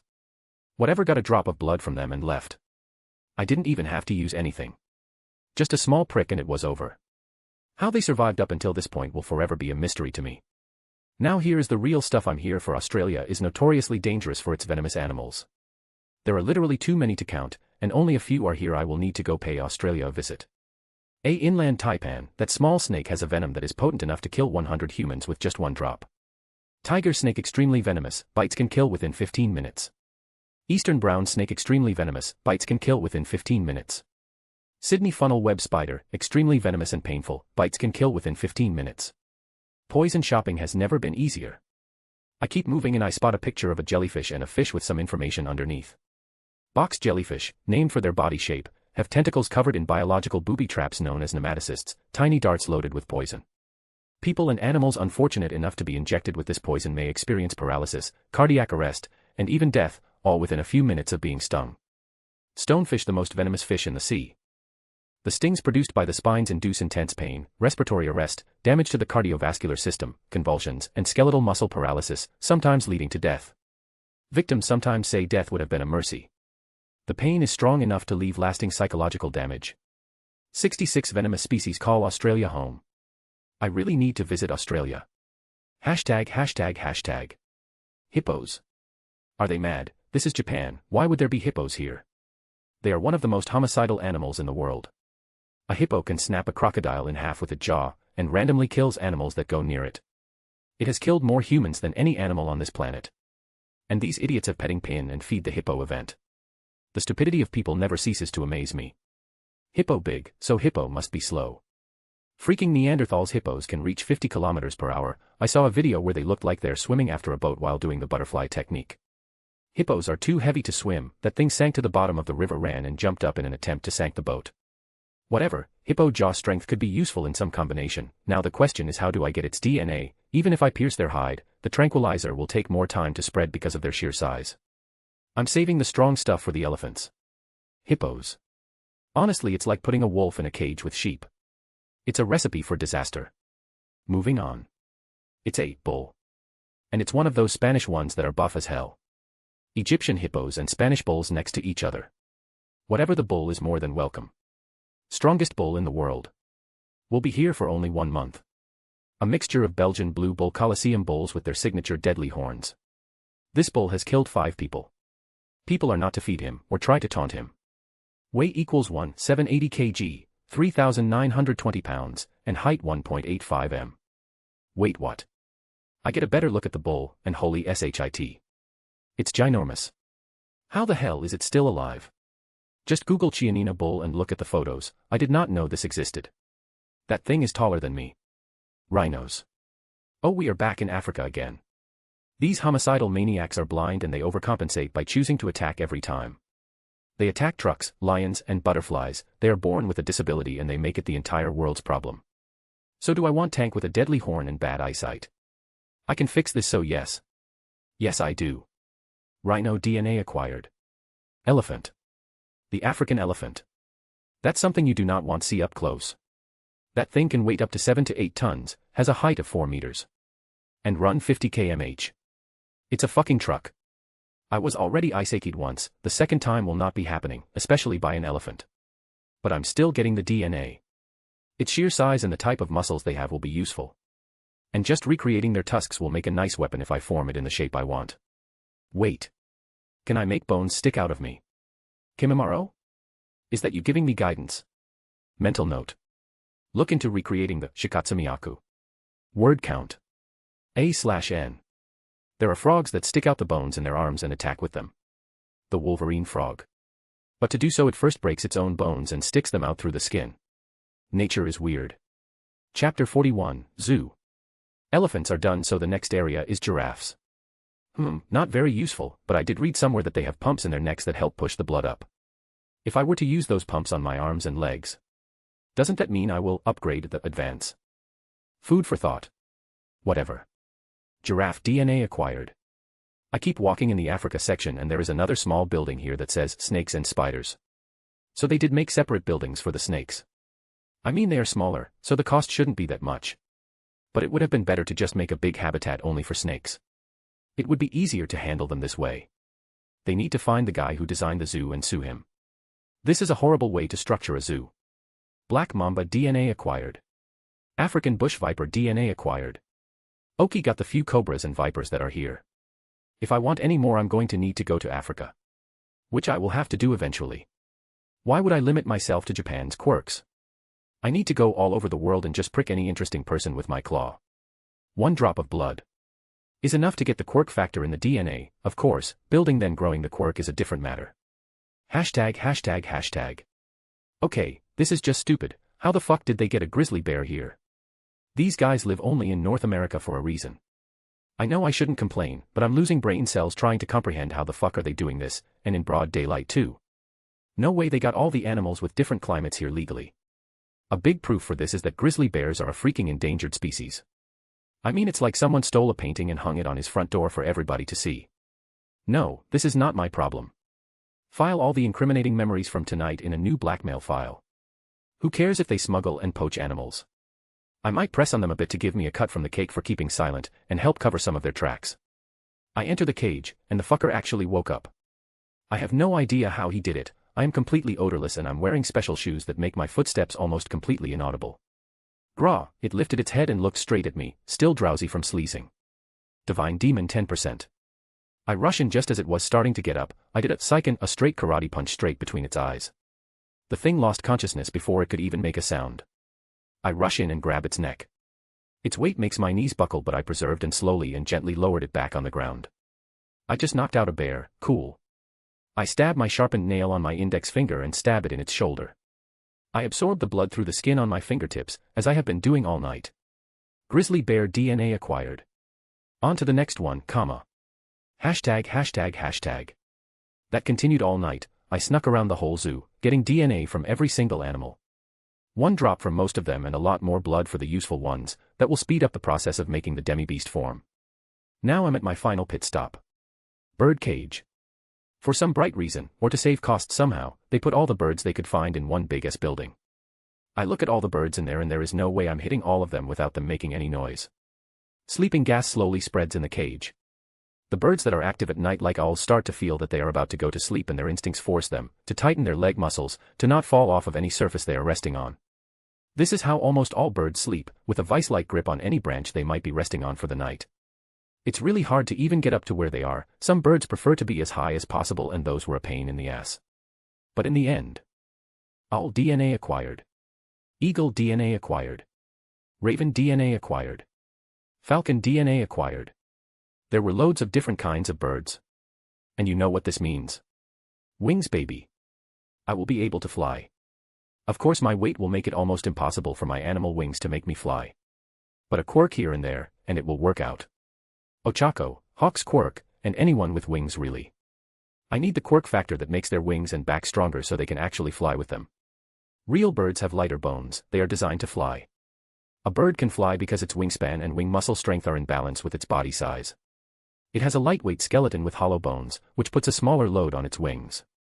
On the other hand, an average adult male human would need a wingspan of at least 6.7 meters to fly. I made my bones denser so I can fight better. That is the opposite of what is needed to lift off the ground. And I won't be able to pull off a 7-meter wingspan even if I could. I am way heavier than a normal person. I designed my body to fight, my bones and muscles are harder and denser even compared to other martial artists. But that's a problem for another day. Sadly, there weren't any fish or marine life in this zoo. I'm going to have to go to another one. Now that I'm done with this place, let's go home and start making combinations with the DNA that I got. I got hundreds of new puzzle pieces and I'm excited. Just as I was about to leave, I heard a loud thud. The first thing that came to my mind was fuck. A bird fell. Just as I was turning around, there was a loud caw caw caw. The little bird from the tree fell on a raven. Fucking hell. It had to be a raven. I didn't even wait a single second. That little shit is going to wake up the entire birdhouse. And once they start making noise, someone will come to check to see what's wrong. 5 seconds after I leave the birdhouse, I'm still running at top speed, then the birdhouse exploded with noise. Every single bird was awake. The noise was at the same level as a music festival. I need to leave and fast. Halfway towards my predetermined exit place, the lights of the zoo all turned on simultaneously. I dashed towards the shadows and immediately used chameleon camouflage to blend in with the wall. Because of the special gear, my clothes changed color as well. I enhance my ears. A single footstep every half a second. There is only one person. Probably the lame-o hero that was assigned to this dump. As soon as he comes near me, I'm knocking him out and leavening. He stops 20 meters away from me and looks directly at me. You in the shadows, show yourself, right now. Oh shite. Word count. Chapter 42, Zoo. ####. Shit. How can he see me? Come out, coward. Okay, calm down. He appears to be the stupid type. I would have called for backup at this point. Or he is faking it and has already called backup and now he is wasting time. Which means I need to leave, right fucking now. I turn off the chameleon camouflage and step into the light. So villain, you have finally shown yourself. Surrender yourself, you have no. Blah blah blah. Does this guy even hear himself? While he is busy mouthing off, I used all my knowledge to scan his body. Average height, slightly above average build. He has muscles, sure, but they are the kinds that just look good. There is no actual strength in them. He probably used some kinds of supplements to make them look good for the public. I can KO him pretty quickly, but I want to know how he found me. I was perfectly hidden. I the mighty Sadeki. Okay, enough already. How did you find me? A voice perfectly replicated to match Garu's says those words. That was my quirk scanner. I can find any human presence within a 500-meter radius around me, making it perfect for rescue and watch duties. He says it, that stupid heroic voice of his. But this confirms it. He called for backup and is now stalling me for time. But I want his quirk. It's a useful quirk for a villain as well. Knowing when someone is coming makes things a lot easier. Now surrender, villain, he yells, getting into a fighting stance. Yet this will be over quickly. Claws. Divine Demon 5%. I focus most of my power on my legs that I have painfully trained every day since I was 3 years old. I dash straight at him. He tries to hit me with his left. I just grab his fist with my right hand and hit his face with my right elbow. He wasn't expecting to get hit so quickly, so I followed up by a quick uppercut with my free left. The uppercut forced his head upwards, but I saw his right hand holding something and I just jumped away just in time for his taser to miss me. Judging by the sound it made, it's one of the stronger and more expensive ones that they offer to heroes. Wow, what a great hero you are, using a taser to fight an unarmed villain. I mock him, hoping he will get angry. It would be hypocritical to believe what I say, after all I would do the same thing in his position, just with a few more deadly poisons instead. Shut it, villain. I am Scan, the sidekick of Animal, and I will not be judged by the likes of you. Wow, these heroes get worse and worse. He just told me who is coming, and judging by his name we can safely assume he has something to do with animals. Duh. But the fact that I don't know what his quirk is and we are located in a zoo, means he has an environmental advantage over me. For all I know he gets stronger for each animal in his vicinity, that will be an instant KO for me here, so I got to run now. I rush again, but this time. Hi-ya, he yells, similar to a green wimp. I know, these guys watch too much TV. I grab both his arms on the wrists and clench hard. Ha, unhand me, fiend. Okay, his way of talking is getting old, really fast. I pull my head back and headbutt him hard on the nose. Gah, I let go of his left hand and clench harder on his right, making him drop the taser. I pull back my arm, focus all my power on my fingertips. Stab. My fingers cut the flesh on his throat like butter, half my hand is lodged there, with blood starting to flow from the wound. Cough. He stares at me in disbelief. I guess he never expected to die like this. He should have paid more attention, because it's dark. He didn't see my nails, and I specifically said to him that I'm unarmed. He dropped his guard a little. Sometimes this is all it takes. Not paying any attention in a fight or missing the tiniest of details will get you killed. Come to think of it, this is the first hero/sidekick I have killed. Well, may you rest in pieces. Your sacrifice will make me stronger in the end. I turn Divine Demon off. I take out my hand from his throat and stab both my arms in his chest. Activate Drain Code. This is a special bit of code that makes tiny holes in my arms that constantly absorb the blood of my enemies. Since the average adult has 5 liters of blood in their body, means that I can't absorb too much. But I made it so. By doing the simulations at a fast pace, it destroys blood faster than I can take it. It's draining on the stamina, but worth it. I need to get some blood containers like blood bags. This is not ideal for the current situation. A hero is coming, but I'm greedy and really want his quirk. Human DNA detected. Designation number 02. Please enter a name for designation number 02. After I got Bakugo's blood, I made it so each human blood that I find will automatically get a number. I write in the fallen sidekick's name. Subject SK Scan, designation number 02, SK, sidekick. Running simulation with the DNA acquired. Quirk factor found. Estimated completion time 4.5 months. That's lower than Bakugo's 6, maybe it's because I'm somewhat compatible with the quirk, or it's just easier to recreate. For Bakugo's it has to make it so my body changes to be able to produce nitroglycerin sweat. More blood samples of subject number 02 were found. Accelerating simulation. Then I felt it, the immediate drain on my stamina, but I can feel it using all the blood I'm taking in. The fresh corpse on the ground was turned into a mummy in just a few minutes. Simulation using the extra samples competed. Current success if activated 80%. For a 100% 10 days are needed. Holy shit. From 135 days down to 10. Well, it should be expected, I used every bit of DNA left in his body. It took a third of my stamina, but I will have a sensory quirk in just 10 days, this is awesome. Well, a baby quirk, but I can still train or grow it up to the level where it will be very useful. Now let's get out of here before. Scan. An inhuman roar sounded out from the direction I was facing. Of course, why wouldn't the hero arrive just as I was about to leave? Now I have to fight him too. Sigh. Can't an evil villain ever get a lucky break? Word count. Chapter 43, Zoo. Scan, the hero roared in anguish. Huh, so this is Animal. He has a similar build to Endeavor, tall and muscular, except for the barbarian look he is going for. He has brown hair, it's not long, but he has bangs that cover his forehead. You will pay for this, villain. How dare you kill my sidekick? He yells at me. The reason I'm not moving is that I don't know what his quirk does.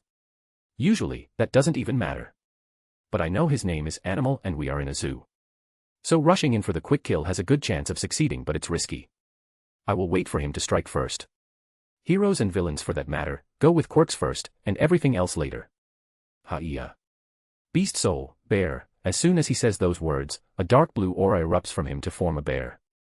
Something similar to Vixen from DC and Odur from LOL. He looks like Spirit Guard Odur. My quirk Beast Soul allows me to create any animal I want. And if there are animals of that species near me, I get a boost in power. There are a total of 10 bears in this zoo. Get ready to be mauled. Animal dashes straight at me 3 times the speed of a normal bear. Wow. What an idiot. Did he really just explain his quirk to me? Retards, all of them. This world is full of people fucked up in the head. How heroes are still alive I will never know. The record for bear running speed is a maximum of 56 kilometers per hour. It's usually between 40 and 50 kilometers per hour. This dude is going at 135 at least. But that would be impressive if he wasn't moving in slow motion for me. Triple boost isn't anything to scoff at. But my fears didn't come true. If his quirk counted every animal in the zoo, then I'd be in trouble. But since it doesn't, that means I can finish this. This is a perfect opportunity to try out the water stream rock smashing fist. Which is a way too long a name. I'll just call it water stream. That is enough. Now the way Bang designed it is to flow between enemies like a stream, then crashes into them with the force of a river. Its main point was defense first by parrying, then counterstrike. The water stream is then used to maintain the flow, pummeling the opponent into oblivion. Of course, to do any damage you yourself must be strong, otherwise, you are just dodging and parrying blows. This martial art is similar to Tai Chi, but without the useless parts in it that make up the tradition of Tai Chi. I was able to recreate the martial art, but not that blue aura that Bang and Garu emit. I'm still a little lost on that one. Best guess is Chi or Chi. Other than that I have no idea, for now that is. Oh, here he comes. Bear strike, he yells out as he goes to strike me. His hand, covered in dark blue aura shaped in a bear paw with claws glowing slightly. Most likely signifying that more power is focused there. But wow, he really called out his attack. I guess All Might in all his stupidity influenced a lot of people. Congrats, Johnny Bravo, you crippled every generation of heroes that come after you because you think it's cool to call out your attacks and they look at you like you are Jesus and copy your every move. Let's see what he can do now that he is buffed. His left paw goes straight for my neck, which is surprising since he is a hero, but I take a solid stance and hit his wrist with the back of my hand. Redirecting the force, and slinging his arm back. He looked stunned that his attack was brushed off so easily but quickly threw another one with his right hand/paw. I parried the next two strikes and an opportunity showed itself. Blinded by rage, he threw a large right hook, which I ducked under and I had a clear shot on his right side. I hit a strong karate punch right in his liver. Gah, he coughs out saliva and falls down on one knee. I wanted to continue by kicking him in the face, but his aura changed into a deep green this time and behind him formed a turtle before dissipating. So he is going for the defense, and when he has a chance he will quickly change into an animal with more attack power. What's the matter? You took one punch from me and you are already curling up, trying to protect yourself. What a joke, and you call yourself a hero. If you keep this up, you will end up the same as your sidekick. Let's see if he is dumb enough to fall for the obvious trash talk bait. Damn you. How dare you mock Scan's death? I will kill you, he roars and rushes me with a green aura flaring around him. I haven't even hit him, and I can already tell how thick the aura is. There is a certain depth to it. My attacks will probably be halved if I attacked him like this. This is a good application of his quirk. He rushes at me, considerably slower than before, but the green energy is focused on his hands. I don't know what it will do, but there is no reason for me to find out. Using his slow speed, I enter Divine Demon 20% for a single second, 2 at the maximum. And land 8 blows in that time. I can see him flatter for a second, before the green energy turns an even deeper color. That made me realize what is the function of his defense form is.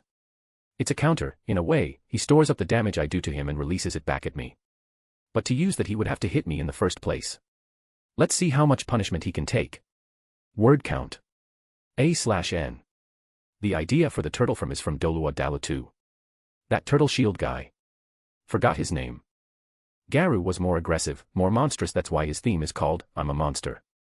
But that doesn't suit the MC, if anything he is more like Bang, calm and collected. Tell me what you think. Plus I like Bang's theme more. Chapter 44, Zoo. We exchange punches for quite a while. And by that I mean I keep hitting him and dodging everything he throws at me. Seeing him move in slow motion and being faster than him makes it easy. Stand still, coward, he tries to goad me into taking his attack. Which by now is so dark green in color that there are a few black spots in there. Just a little bit more and he will reach the max amount of what he can see. I wonder what will happen if he doesn't realize the energy. By now he is already breathing heavy and showing obvious signs of strain. Pow, oh, there goes his nose. My attack sends his head back. Rah, but that doesn't stop him, he continues with eyes red from anger. 2 more and he will reach his limit. Let's try and get it done with one. Another liver shot should do the trick. Divine Demon 20% 1 second. Faster than he can react to I enter his guard. I dashed towards my left and appeared at his right side. Since I already hit him here earlier, his bestial senses knew what was about to happen and he tried to stop it subconsciously. But it was too late. Crack. There goes his rib. I put everything I had in that punch, even with his defense boosted I still cracked a rib. Thud. He falls down on the ground, but I'm not stupid enough to fall for it. With that final hit, the energy on his hand is almost pure black, compared to the light green he started with. I'm interested in seeing what he will do now. He is like a balloon that is on the verge of popping. Damn it. Damn it. Damn it. He roars as he stands up. Take this. Beast soul, turtle deep shockwave. He punches the air in front of him with both hands. The energy turned into a blackish green shockwave headed straight at me. Shockwave, huh? I was expecting a bit more. I mumble, kind of disappointed by his attack. I crouch down and put my hands spread open in a claw-like shape in front of me. One high above my head, one down below. Divine Demon 30%. Super OS, Advanced Calculation. Water Stream, Red Erection. As soon as the attack hits me, I grab it and spun my arms to throw it to my right. Boom, it just destroyed the wall that was behind me. Impossible. He stares in disbelief, hands on his knees to stop himself from falling down. My hands are red from the impact and have a little steam coming from them. The air friction did some damage. I also started to breathe a bit more. The 30% tired me out more than I thought. Damn, that stings. I say it out loud on purpose, to lower his motivation even more. He just chuckles darkly. Stings, he says. Fucking monster. Is that all, or do you have another ace in the hole? I ask him while looking at my palms as they regenerate. I have said this before, but sigh my kick-and-slash-life return for the win. He stares down at his feet for a few moments. I can see the conflict happening inside him by the expressions on his face. After a while, he raises his head and looks directly at me. I will take you down, even if it means my death. Beast soul, tiger, his energy forms an orange tiger behind him, before all of it goes to his hands again. This is great. I accept your resolve and I will give you a warrior's death. I know very well that there is a camera on him. He had it on from the start, so it's pointless to stop it now. So I used it to show off Divine Demon a bit, just to have an excuse for when people ask Shinichi Kodo about it. It's very simple, both are martial art geniuses and steal techniques from each other. If they ask Garu, he can say, why wouldn't I steal techniques to become a better fighter? On the other hand, Shinichi Kodo can just say he will perfect Garu's martial art and beat him with it. An excuse for both of them to use each other's techniques. And if people start to copy them with the guidance of Shinichi Kodo, who by then would be recognized as a leading figure in the martial arts world, then that would be just perfect. Ah. He rushes at me in his tiger form. Apparently, his attack speed increases with this one. And not by a little, he got a 50% boost. That's double his usual attack speed, and he is well trained. But sadly for him, I'm his counter. My increased perception allows me to see his movements, and with the water stream, I parry all his blows. Our hands are literally a blur if anyone saw this from another perspective. Even at his top speed he still couldn't do anything to me, and I could feel him slowing down. It's over. He will run out of fuel in a few seconds. Time to end this. I have had my fun. I need to get his blood and leave before more heroes arrive. I have had fun, animal, but it's time to finish this. His eyes widen as his instincts scream at him to dodge. I turn my nails into sharp claws and raise my right hand. Divine Demon 30% 1 second. SORU. I quite literally disappear from my previous position, in both animals and the camera's view. When he finally realized I was in front of him, he froze at the sight awaiting him. My hand was inside his chest, right where his heart was. Cough. He coughs out blood from his mouth. I start to absorb some blood through my hand. It was a good fight, animal. The best one I have had so far. Take honor in that. I say solemnly, even if most of this is just an act for the camera. I can't exactly say that he was pathetically weak, at least by my standards. They would send stronger heroes after me if I admitted that. Take honor in it, he chuckles darkly. No, it is you who should take honor in this. I was confused at first, but then I felt his body heating up. Immediately I knew something was wrong, and just as I was about to dash back. Beast soul, phoenix form. Word count. Chapter 45, Zoo Final. Okay, I'm not dead. This is not dropped, and no, I was not ice-skate. ####. Beast soul, phoenix form. He yells out as flames started coming out of him. I tried to dash away as fast as possible, but my right arm, which was stabbing his heart, took a lot of damage. Everything from my elbow downwards was charred black. As soon as it happened, I cut off all pain receptors in my arm. This is my final form. One that burns everything I have left. I will not let a threat like you survive. I must end you here for the sake of everyone. With that little speech out of the way, he dashed straight towards me, his flames hotter than ever. Damn it. The worst opponent really happened. An AoE flame type. The one type I can't really deal with yet. My only choice is to keep dodging. With my arm like this, I'm not in any situation to fight. The water stream is useless now. It requires both hands to parry and to counterstrike effectively. Get back here. He keeps rushing at me like a wild beast. Like hell I'm taking a hit from you. You are putting everything you have left in these hits. I'll drag it out. It's better if he exhausts himself first. If he really started to burn his life force for this, he ain't gonna last long. Right, where he will put the final strike, that's when I counter. I kept dodging for almost a full 10 seconds before he realized my intention. He then decided to give up the chase and took a different approach. Screech. A primal cry of the phoenix echoed across the zoo. Every animal hid out of fear, their instincts screaming at them, telling them of what's about to come. My own instincts are screaming at me to dodge this by any means necessary. Phoenix style, first strike. Dawn of the Phoenix, solar flare. His hands compress all the fire around his arms, he thrusts his hands in my direction, and the compressed fire leaves his hand like a laser. There was no way I was dodging this. If I went left or right he would be there to attack me. So I went the only way I can. Up. I crouched down a bit, focused all my energy on my legs. And jumped. When I started falling I used the move I prepared for this occasion. Jeppo. I jumped again on thin air, and left behind a small shockwave where my foot stepped on. What? Well, there goes his first move, which must have taken a lot out of him. Not like I'm in a better situation, I have used Soru and Jeppo, 1 time each. I have about 3 to 4 times left before my legs give out from the stress. Huff huff. His breathing is heavier a little more and he is finished. Phoenix style, second strike. Is this dude seriously going to call out every time he attacks? What at these heroes and their special attacks? The only reason I name mine is so I can categorize them and add statistics to them. High noon, flame burst, from his wings, 4 attacks launch like missiles. Each took a different direction before they arched and started heading straight for me. Shit. A homing attack. The flame missiles followed me no matter where I ran, each aimed at a different position. My mind raced as I saw them coming in slow motion. All my focus was on calculating their trajectory and ways to survive the attack. Blocking with my body was out, the power behind them would leave me with serious if not fatal wounds. After many calculations, the best possible action was to use physical objects in the zoo to take the attack for me. But then again the problem was that I had 4 attacks to block. So I went ahead and broke a metal sign with my fist. I was forced to use Divine Demon for that second. Further lowering my stamina, not by a lot but do it too many times and it adds up, and I am running on low. I quickly use Soru, ignoring the strain in my legs. I hide behind a fast food store and position myself so 2 of the hits go there and I take the 2 that come from behind me. I wave the sign at the first missile which did its job, completely decimated the sign part. All I'm left not is a metal pole and a missile incoming. With no other choice, I grip the pole like a throwing spear and focus every bit of my strength on this throw. Divine Demon activates as I throw with all my strength right at the center of the missile. My calculations and the fact that I copied the spear throwing motion from the old Olympics. The metal pole flies true as it hits the center of the missile with great strength as the attack starts to dissipate and completely stop just half a meter in front of me. Just as I was about to relax my aching muscles, my instincts started going all over the place. It's not over yet. Solar eclipse. Suddenly I hear animal from behind me as I try to jump forward, then I feel pain in my back. While I was busy dodging, the bastards sneaked up on me. It was a 2-part attack, distract and hit when they are running. Not a bad plan to be honest. Definitely didn't expect this from a hero. The attack had the same strength as one of those missiles but I positioned myself so I dodged most of it.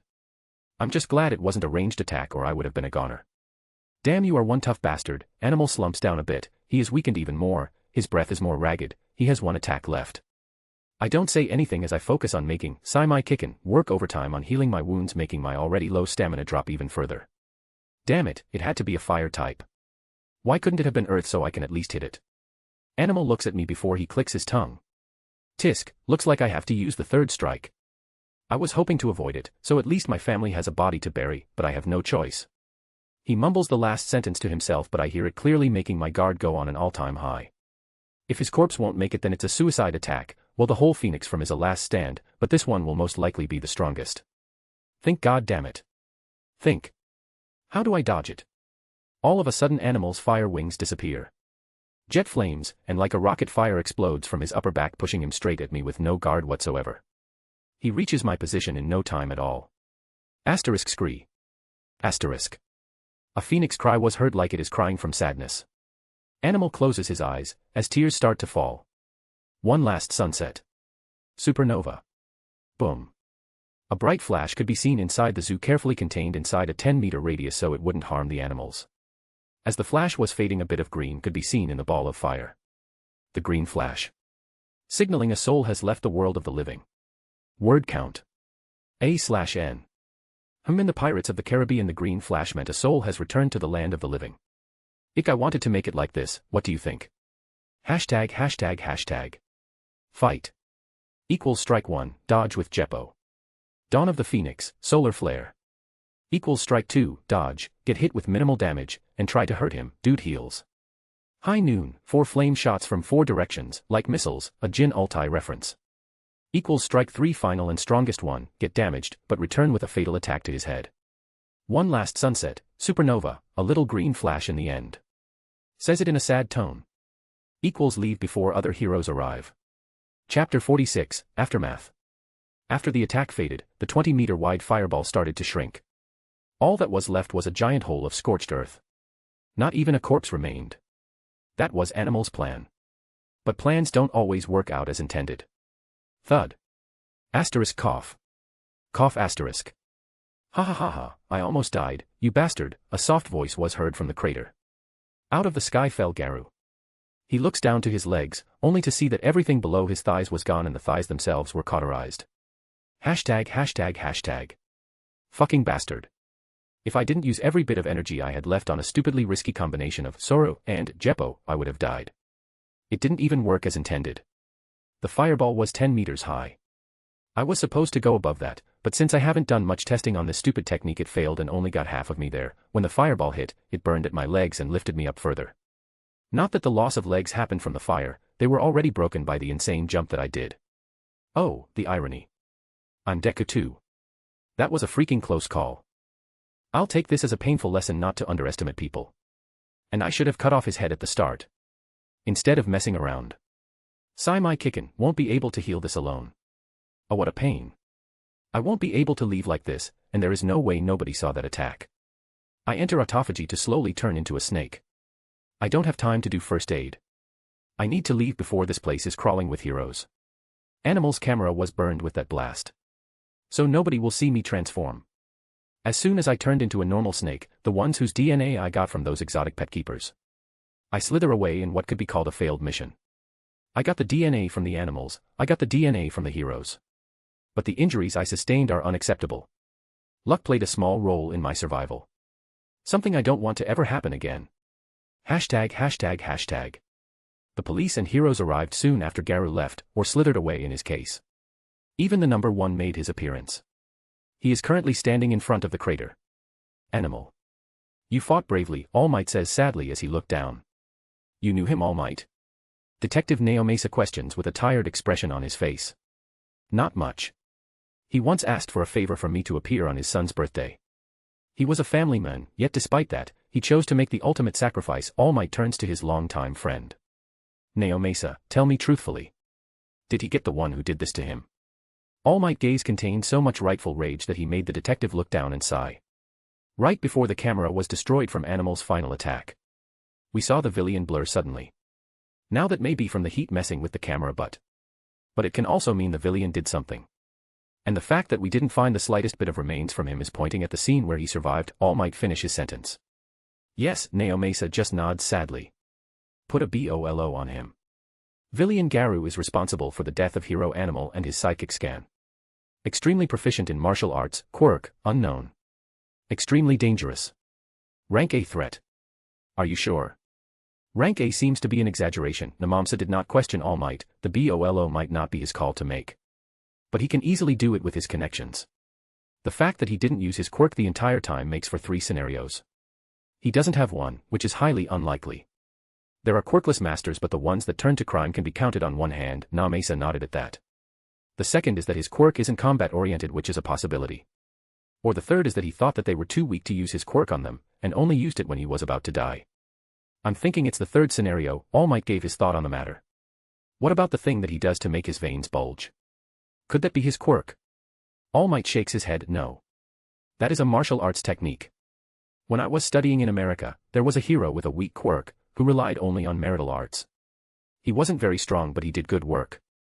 He used a similar thing. It's where the user speeds up his blood flow, resulting in increased strength, and why he looks like that. It's an extremely risky thing to do. But almost all top-tier martial arts are able to learn and do it. But the consequences of weakening the heart stops them. Great. Just great. A suicidal maniac whose quirk we don't know, and is able to kill a strong hero with his bare hands. So what now? Now I need to go explain to Animal's family why they have to bury an empty casket. All Might takes one look at the crater before he turns his back to do one of the most difficult things a hero can. To tell a family their husband/father won't be coming back. Naomasa sighs. He has told All Might many times that he doesn't have to be the one to do this. But the man refuses every time. It's his way of seeking forgiveness, by suffering through this for the failure of not arriving on time. That man carries too much weight on his shoulders, and it will ruin him one day. Word count. A/N haven't had one of these in a while. Less than 1k words I mean. I usually end the chap where it feels like it should end. But the word count is still funny. I laughed when I saw it at the end. Chapter 47, Aftermath. Hero Animal and his sidekick Skin brutally murdered at the zoo yesterday. New villain Garu. New serial killer on the loose. All Might angry. Sleeping Kaguro failed to deduce anything about the villain. Famous detective Muri Kaguro, or better known as Sleeping Kaguro, with his quirk, sleep deduction, has caught numerous criminals before. Has now failed to come up with anything. His comment was, for my quirk to work I need a minimal amount of clues left by the villain or criminal. The fact that there aren't enough shows how dangerous this villain really is. So that's Rant's father. Well, at least in this world he seems like a competent detective. He owns his private firm, which is going quite well actually. Here I am laying in a warehouse I got from my extortion tactics. There are emergency supplies here that I used to ease the pain in my arm. I started to heal it from the inside out. All I need is to make new skin and shed the old one, which should be pretty soon. I called my parents and told them I'm staying over at a friend's house. There is no way parents will let a normal 9-year-old do this. But luckily for me, I'm not exactly normal. When your kid can beat adults black and blue, you have a lot less to worry about. My arm is almost healed, but my legs are a different matter. I'm currently walking with simple plastic prosthetics. I'm very pissed that I lost my legs. They were the most trained part of my body. I have been training them for years. Well, at least I can rebuild them to be stronger this time around. Which will be a pain. I have the schematics in my head. But the necessary energy is impossible for me to gather, in my current state. I already have a digital model of my body made, and have lizard, salamander, and axolot DNA already acquired. Thank you, exotic pet collectors. So the how isn't really a problem. It's the energy required to do it that's holding me back. The size difference between me and those animals is too big, and they regrow their limbs at a much slower rate in the first place. I really need to go and find Fat Gum. But he is located Esoha City, that's in the Kansai region of Japan. If it's a quick little wound I can pull it off easily. But then I have to wait 6 months for the simulation to finish. Then who knows how long until I can actually use it properly. But then again, it's not like I will use his version. I plan to combine it so my cells can hold more energy. Kind of like food immersion from Toriko. I should look into that. Maybe somebody actually has that quirk in the first place. Click. These should serve as my legs for the meantime. With my quirk there aren't many things that I can't find on the net. Some schematics for bionic prosthetics are easy. There are even free ones on the net. So people can build them alone. These are the fancy electrical type. And plus side, I redesigned it real quick, by getting rid of the complicated parts. I command it directly with my quirk. At least I can go home now. My parents shouldn't be able to notice a difference. I need to go and buy more supplies. I should max out my current energy capacity before I do anything else. And I need Scan's quirk and a few animal transformations before I do anything else. Currently, I am weakened a lot. Most of my techniques rely on me having a solid stance and getting power from the earth, which is just a wuxia way of saying that a solid stance means the energy from pushing against the ground goes up the legs, hips, back, shoulder, arm, then finally the fist. Which any self-respecting martial artist knows. But since I kinda lost my legs, my power is literally halved. I'll need better prosthetics to change that, but I don't plan on wasting time on them. I'd rather look for a faster way to get my legs back. And I need a way to fight against AoE types. They are so freaking annoying. I was planning on using Rankyaku on them, well that's not happening anytime soon. Maybe I should get guns. Yeah, let's go with that. I was stupid for not carrying one in the first place. But one thing I didn't expect was All Might's reaction. He was really angry, at least that's how he looked in the headlines. Since this is an AU world, anything is possible. But what are the odds that they were friends? Not like it matters anyway. The old men will be fighting all for one soon. If things go the same as the plot. All Might should fight Toxic Chainsaw first. Then All for One in an undisclosed location. But that won't stop me. I didn't bug the police and more importantly Detective Neo Mesa, All Might's close friend, for nothing. As soon as they meet, I will be sending spy flies to record them. That footage can be used for various things. Mostly blackmailing the big guy, in case he starts to threaten me. In which case I will need a way to kill him real quick. If I cannot beat him at that point in the future. Ugh. I rub my eyes with my hand. Fuck you, animal. So many problems of my problems are related to you and your stupid suicide mission. If you didn't destroy your corpse I would have cut you like an animal and strung you to bleed out over your own agency. Sigh. What a drag. Word count. A/N. Isn't this the second time this has happened? 969. What are the odds? Food immersion, Toriko. Food honor master, Chin Chin, short bald guy. Chapter 48, planning. ####. Why 4? Day. 2 days ago when the zoo stealth mission happened. I got my ass handed to me by Hero Animal. That was after I killed his sidekick and stuck my hand in his chest delivering the fatal blow. But Animal had a suicide attack that turned into an AoE fire type. Phoenix form. He had a time limit where he used up all of his remaining life force. And used it in 3 powerful attacks. Each is named after the position of the sun. Sunrise. High noon and sundown. The result was his death, and me barely surviving it with losing both my legs and suffering burns on the right hand, the hand that was in his chest, when he entered the form. Now I am searching for ways that I can gain my legs faster. At the current progress, the estimated time is 1 year. I need a quirk that will allow me to hold more energy/calories in me. The maximum limit of what I can hold now, using various means, mostly Saimai Kikken, is about 400,000 calories. Calories is just a measurement I use of how much food is needed to turn into energy that I can hold in the cells. Normally that would be impossible. A normal adult human can hold about 80,000 calories. But I force every cell that is capable to hold the energy to do so. Resulting in my having more. Which doesn't mean that much, since I use it up almost immediately and there are no after effects on my cells. Inspired by the whole calorie thing in Toriko. But by my calculations, I'm going to need about 3 million to start healing my legs properly. It's not like I can start and just stop. That's just stupidly reckless. I need to form the bones first, then the blood vessels, nerves, and muscle. If I just stop, I will only have bones and a few vessels and nerves on my legs. Man, I wish I had that Noma's hyper regeneration right about now. What I plan to do is make the skin first. So I don't get an infection, then start making the bones. I made new tougher bones altogether. Throughout the years I have been conditioning my bones, by making microfractions on them, and using Saimai Kikken I infused a lot of minerals in them.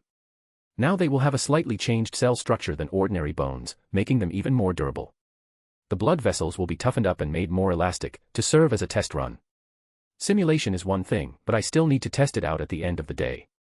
If this works, I will make my entire circulatory system the same. This means I can up the percentage of Divine Demon, giving me more of a power boost. Now the muscles. I want to increase their density in the way they are formed. I want to do something like Wakatoshi from Kengan. Increased muscle density. Make it so each fiber can dish out more force. And are durable enough so they don't break from just a few uses from either Soro or Jeppo. That reminds me, I need to make simulations about that move.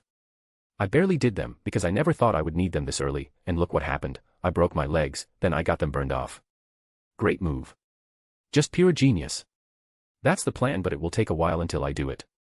I might change my mind and just make them just as they were. Then upgrade them later. Who knows? ####. Some family time. People have been requesting that, so this will be a family scene. Shin-chan, is everything alright? My ever-happy mother who was next to me put her hand on my shoulder with a worried look on her face. Yeah, why wouldn't it be? I'm fine, pissed off that I have no legs, but fine. Well, you haven't been training at all the last few days and I'm starting to get worried. This time it was my dad who was sitting in front of me. Didn't think they would notice that, to be honest. Okay, bullshit time. I am training. It's just a new type of training I have developed. I need my body to rest from all of the heavy lifting I have been doing, and the exhausting running. I will be doing stretches in my room and work on my flexibility. Liar, liar, pants on fire. Why did that phrase just pop in my head? My mother's face lights up and she claps her hands together. That's great. We were worried that something happened and got you depressed. You aren't bullied at school. I know we talked about this, but I can't help but worry about you skipping so many years. Nope, no one is bullying me, not like they can in the first place. When is the next tournament taking place? They really try to bond with me. I noticed this after a while. But even though they have no interest in my hobbies besides programming, they at least try to know something. It's not for a few months. They are getting boring. I might stop going to the ones that are below 16-inch. Honestly, I'm getting more famous from them. But wasting time on fighting children isn't ideal. And it doesn't look good for me if I outclass them too much. People might think I'm bullying them. So when I fight people that are closer to my age, I have to hold back a lot. Are you sure that's a good idea? Sigh, I guess this is a mother's job. They never stop worrying. To be fair, if I do that, I will be fighting people that are 10 years older than me, not like I haven't done it before. But this time all of them will be 8 to 10 years older. Yeah, it won't be a problem. I will, however, be going on more tournaments that are in different cities and possibly different countries. I want to see new things and more people to steal blood from. Meaning more quirks. You know, I was invited to go to the European Junior Olympiad in informatics as a guest 3 months from now. If you want, you can try your luck there. This one will be held in Rome. Now that I'm interested in land of pasta and pizza, here I come. Oh, and the new potential quirks to get too. Yeah, I would love to go, I say with a smile. That's great, we can make it a family trip. My mother hugs me from behind, and by the tone of her voice, I can only assume she is smiling. Well, then it's decided in 3 months. We are going to Rome. Word count. A/N, mostly for me to keep track of the days. Why 4? Day after Kaito Kid. 166, Friday upgrade. Day 169, waking up. CH34, few days. CH. Dow 179, Kaito Kid. Day. Zoo equals day. Chapter 49, Chin Chin Chin. Hashtag. Motherfucker. I spent the last week looking for anyone with a quirk remotely similar to Fat Gums. I hit a dead end with the hero or sidekick route. Then I thought about maybe someone in the food industry might know a guy. Because if you eat that much, you spend a lot of money. So there must be some rumors about you. So a few emails here and there. It's nice to have contacts, and I freaking found the guy. Who turned out to be Chin Chin Chin. A character from Toriko. First, it was Detective Conan, now Toriko. Stupid Morgan Freeman lookalike. What's next? I meet Naruto. Turns out the dude has the ability to store energy inside his body from the food he eats. He is an old-ass man of short height with a stout body who wears traditional Chinese clothing. He has a round face, is wearing small round glasses that conceal his eyes and a scruffy mustache that hides his mouth, and apparently he doesn't have a nose. Despite his short height, which at max he would weigh 40 to 50 kilos. The man weighs 1 ton. And he can also survive without food or water for months. That is his quirk, food immersion. I want it. I need it. So I'll get it. But it's easier said than done. Chin is very rich gourmet enthusiast and an avid explorer. So he stuffs himself with expensive food, then goes on an adventure on foot. And because of his wealth, he has a security detail on him all the time that constantly rotates to keep up with him. The men tracked the Sahara on foot. 2 of his bodyguards died during the trip. They just couldn't handle it. So getting a drop of blood from a man like this will be tricky. The good news is that he is currently in Kyoto for the annual festival this week. The bad news is with his VIP status, there is a high chance there will be more heroes there to uphold justice and patrol the festival. What a pain. This is gonna need a lot of preparation and planning. Forget Kaito Kid and stealing jewels. This is the real Mission Impossible. I'm going to need some real Ocean's 11 shit right here. Those bodyguards are trouble too. They follow him everywhere, deserts, mountains, oceans. They are tough as nails. Quite literally the best of the best. I think they are even better than the Yoroza bodyguards. Mr. Yoroza hires people that are mostly ex-military and have good quirk synergy. He has 2 teams, one that defends the property, and one that moves with them. Chin, on the other hand, has only 1 team. That constantly moves with him 24/7. He is the hardcore setting for bodyguards. If they survive 6 months with him, they get a reputation boost in the security industry. That short bastard is the head of one of the biggest food companies in the world. And his word can mean life or death for a restaurant. He is freaking Gordon Ramsay with $1 billion budget. It's said that owners and chefs actually pass out when he enters their restaurant. I would usually say bullshit, but there are videos and photos online taken by the Michelin staff in secret. This man makes the Michelin star thing so much easier. If he is happy, then it means that the food is good. He has no known residence. He constantly travels around and sleeps in hotels or anywhere he wants to. If he wants to sleep on the beach, he will. He once slept on the highest tree in the Rockefeller Forest, the forest with the biggest trees in the world. Just because he could. And I have to take a drop of blood from him. Wonder if I can bribe his doctor for a one drop. Hashtag hashtag hashtag. Okay, the doctor thing is a bust. Turns out his personal doctor has been a family friend for decades. And they are finally tying the knot between the families. Both of their grandchildren are getting married together.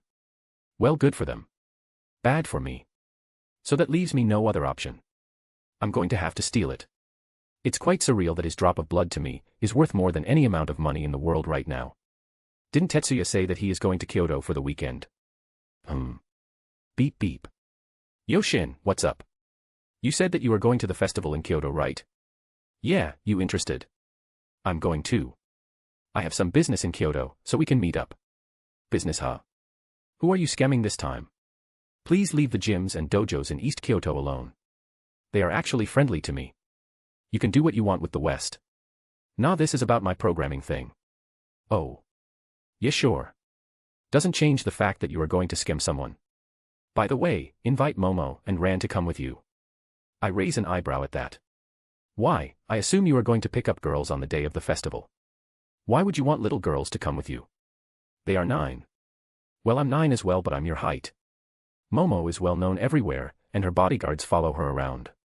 I want to use the bodyguards to make me look important. They will make it so much easier to pick up girls. That is actually not a bad idea. Wow, so you can come up with something good. Fuck you. You MILF hunter. Teenage girls are practically throwing themselves at the martial genius and you just ignore them, he spits out. You are just jealous that you are not considered a martial genius. And she doesn't have to be a MILF. Just older than 18. I have no interest in moody, self-centered teenagers. You bet I am jealous. I'm just lucky I'm kinda popular in my town. So it's not that hard to do it in the first place.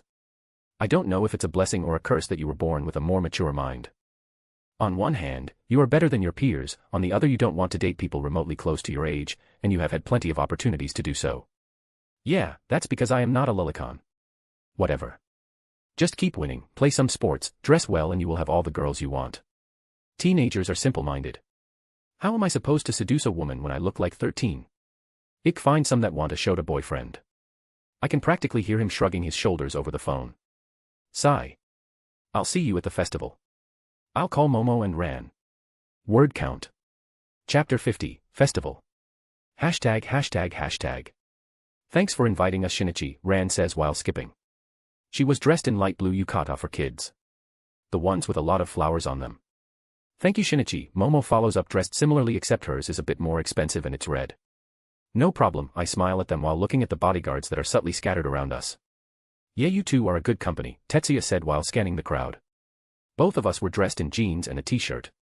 Except his was white and mine was black. Convincing them was not that hard. The parents even less. Momo's parents were happy she was going out with friends, and the bodyguards would take care of it if anything shows up.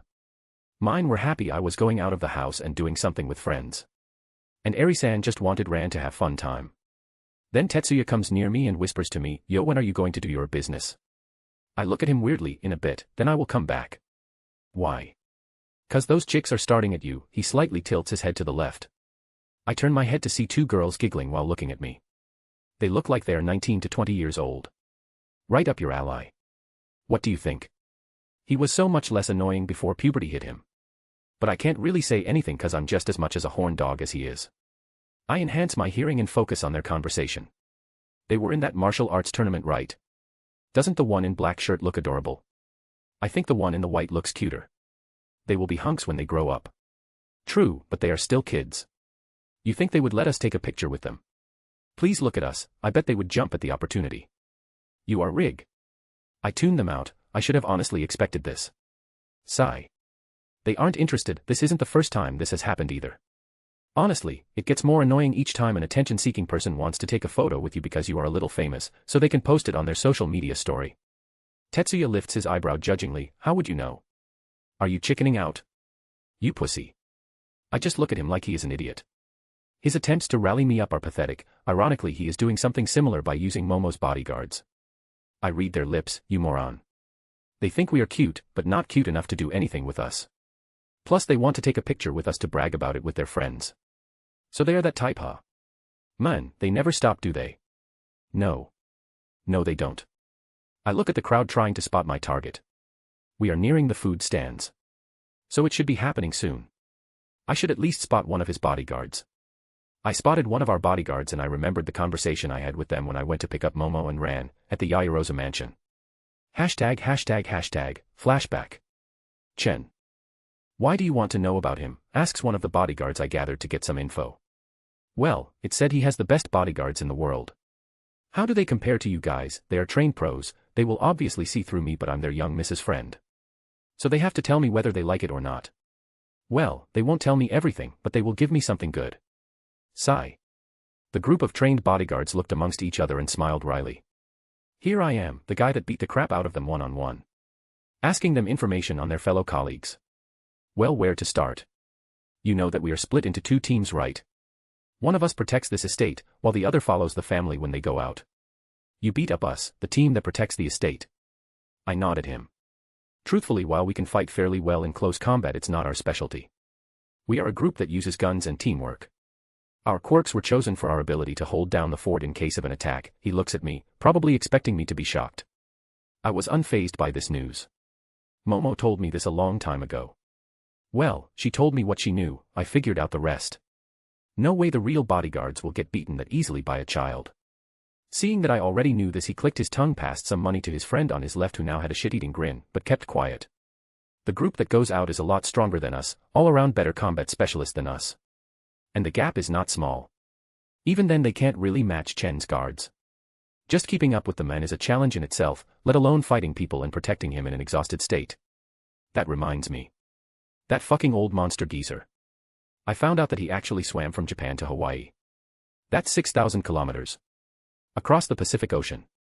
Do you know what he said when he got to Hawaii? That was a good workout. Now to get the poke I ordered before I started swimming. The men swam 6,000 kilometers because he wanted to eat Hawaiian poke. He swam for 13 days straight. Stopped only once because he caught a rare breed of tuna, ate it and continued. He is a freak of nature. All of his bodyguards are elites. But Kano Agito is a whole other story. He has been with Chen ever since he was a teen. He followed that man through the toughest terrain on Earth. He apparently trained himself in underground fight clubs, where even weapons are allowed. Another bodyguard took over the conversation. Before they started talking amongst themselves. Hey, didn't they say if he decided to be a hero he could easily enter the top 20? Oh yeah, they did say that a few years ago. Then they turned to me. Well, there you have it, kid. You might have the luck to meet them in yourself. Probably a dream come true for a martial artist like yourself. Yeah, real dream come true. Great. Just great. Kano Agito is here. That wasn't on the internet. Kano Agito, Kengana Jura. Bodyguard leader. Hashtag. I made several plans for today. While I was banging my head on how to get a drop of blood, it suddenly hit me. I don't have to be the one that gets the blood. I then hire people to do it. So I put out an open contract. Anyone who can get me a drop of his blood will get a certain amount of money. Depending on how much and in what way they get it to me. The highest amount they can get if they bring it to me in a syringe or in a tiny bottle. So a few crews will be attacking him independently and I will try to take advantage of it and get some myself if I can. There will be fireworks later. So some of the crews will mostly strike then, when everybody is distracted. That single moment, all or nothing. It will come and leave just like a firework in the night sky. I wonder how many of them will die tonight. Hashtag. A/N. What do you guys think? Chapter 51, Festival. Word count. Hashtag. The festival was honestly fun. Stands everywhere for both food and games.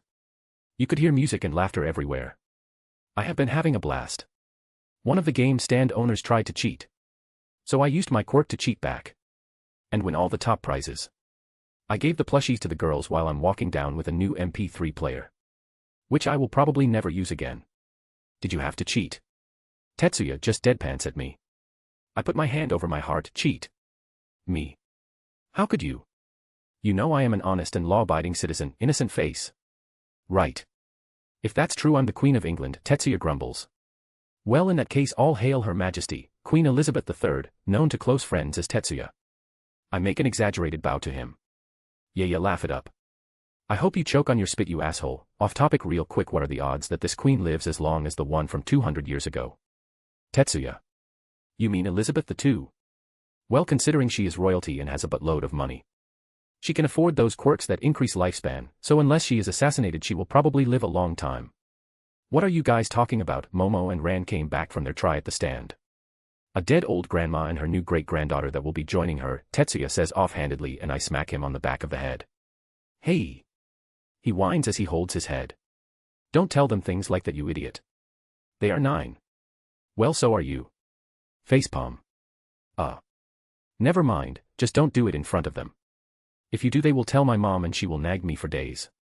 So in revenge, I will tell your mother that you use swear words in front of children, I point at him. But I didn't. Think she will care, I answer back with a grin. You are a special kind of bastard, he grinds his teeth. Thank you, it's nice to get complimented for your hard work. Being me isn't easy, you know. Fine, you goddamn narcissist, I'll watch what I say, he crosses his arms. Momo, Ren, keep this a secret. It's very important stuff. I'm counting on you. Their faces brighten up at my comment, okay, we promise. God, they are naive. I need to fix that before they enter high school. Well, at least they'll keep quiet. I turn around and glare at the nearest bodyguard who should have heard us. He just brings his hand near his mouth and makes a zipper motion. It's really no big deal. But my mother can keep on talking for hours. That woman just won't stop. I can mute her, but I will still have to stay near her and pretend I'm listening. I will not waste my time like that. Especially now, with all the things I have on my plate. Attention! The fireworks will begin soon. For those that wish to watch it up close, please go there without running and pushing. There is still more than enough time. Thank you. Well, let's start heading to the hill, we didn't reserve a place there for nothing, Momo says excitedly. I shrug my shoulders, sure we can head there now. Halfway to the hill, I hear the sounds of plates hitting each other, I turn to the sound and to my surprise there he was. A tiny old man was scarfing down bowls of different dishes and stacking the empty ones on top of each other. There were 4 stacks of 15 bowls approximately. He lets out a soft burp. Ha, that hit the spot, what place is next on the list? Chen asked the man beside him, he looked like his secretary with that notepad to be honest. Mr. Chen, the next on the list is the spicy Chinese noodle stand. He spoke softly and evenly without any changes in his voice. Spicy huh, move it down the list, I want something with bread right now. All right, there is the pizza stand on the other side near the hill, the secretary suggests. Pizza. Yeah, pizza sounds good, he says while playing with his mustache.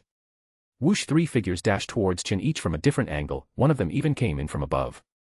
They had daggers with a serrated edge and weird points. You could tell that the daggers weren't designed to do fatal damage. More like scratching the skin through whatever the victim is wearing to poison them. Chen acted as if he hasn't noticed the people rushing at him with daggers. He quickly took the bowl that fell out of the owner's hand and started eating. Right as the first attacker was within 2 meters of Chen, Kano appeared behind him, grabbed his head and slammed him into the ground. The attacker's face would definitely be disfigured judging by the force used from the crack on the road. Seeing their comrade taken down so quickly made the other 2 freeze up. The rest of Chen's bodyguards didn't miss the opportunity.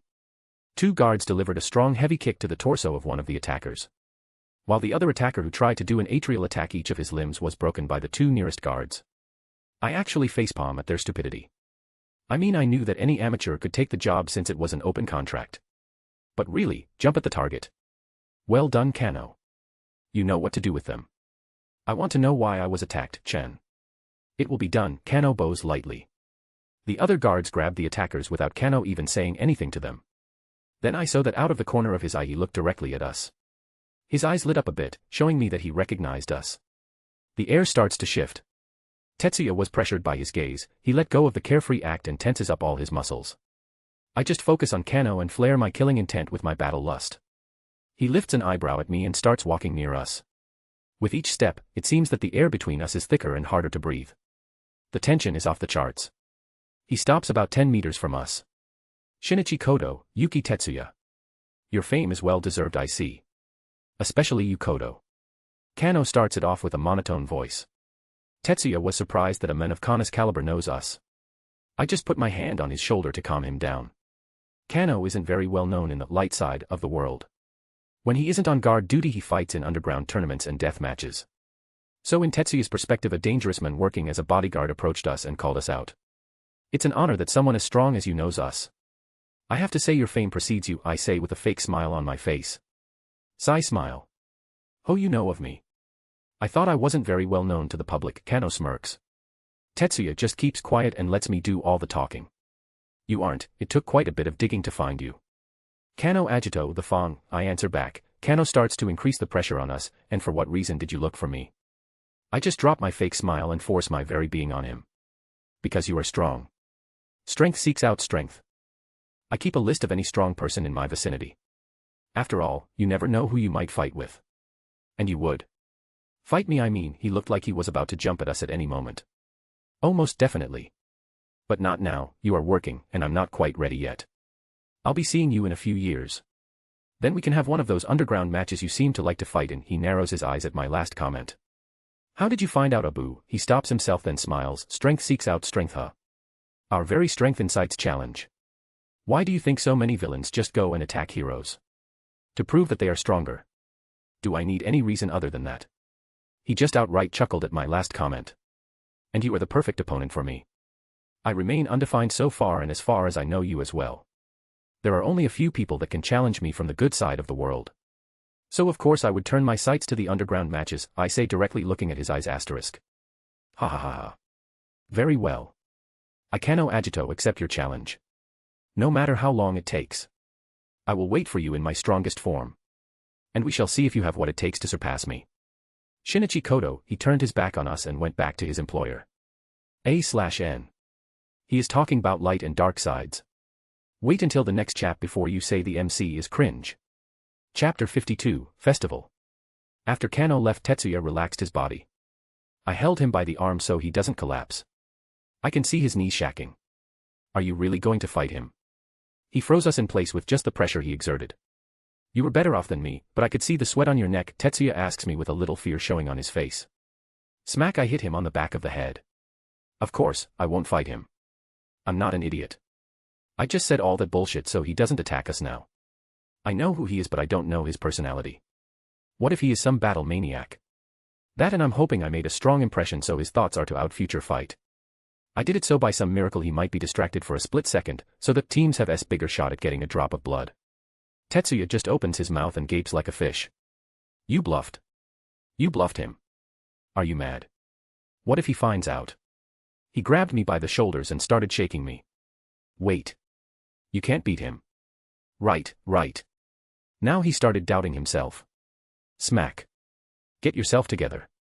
This is what happens when you only fight people near your level. Puberty messed you up, you had more balls when you were younger. Then again, from your reaction, I guess they shrunk. You really are turning into a queen, aren't you? Ha ha ha ha. Fuck you. Stop messing around and be serious. Nope, 9 out of 10 he would win even if I was in my peak condition. I'm 9 years old, but my physique is closer to that of a 14-teen-year-old. He is in his 30s and in his prime. Even if I could beat him in pure skill, I would lose the fight just based on brute strength. If we were fighting with martial arts alone, that is. If I used the animal transformations, I think I would win one-on-one. I don't exactly play fair. One scratch on him and the poisons will do the rest. But. HAAA, Tetsuya tries to find the words but ends up slumped and sighs in defeat. You know what, it's fine, it's said that bastards live for 1,000 years. There is no way you are dying yet. And if you aren't dying, that means Kano lost, so there is no reason for me to worry. Ha ha ha, I'm so smart. I'm just starting here watching Tetsuya pace and mumble delusional outcomes. Huh. So this is what happens when teens are pushed past their limits. Good to know. Yeah, everything will be fine, in fact, I'm going to get a girlfriend tonight. Yeah. Positive thoughts for the win. Smack. Snap out of it, the fireworks are starting soon, you have an actual chance of finding a girlfriend there than having a mental breakdown here. I stare at the idiot, I don't blame him one bit, he is only a child. Taking the battle lust from someone like Kano. It's already good enough that he didn't pass out from the pressure Kano emitted. Well, why didn't you say so? Let's go. Facepalm. I miss the old quiet, stoic Tetsuya. ####. Where were you, Shinichi?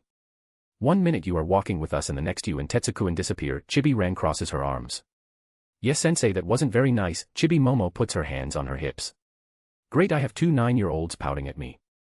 We met at Fan and had a little chat about martial arts. Tetsuya scoffed at my comment and I elbowed him in the stomach. Thankfully he took the hint and didn't say anything. Fan.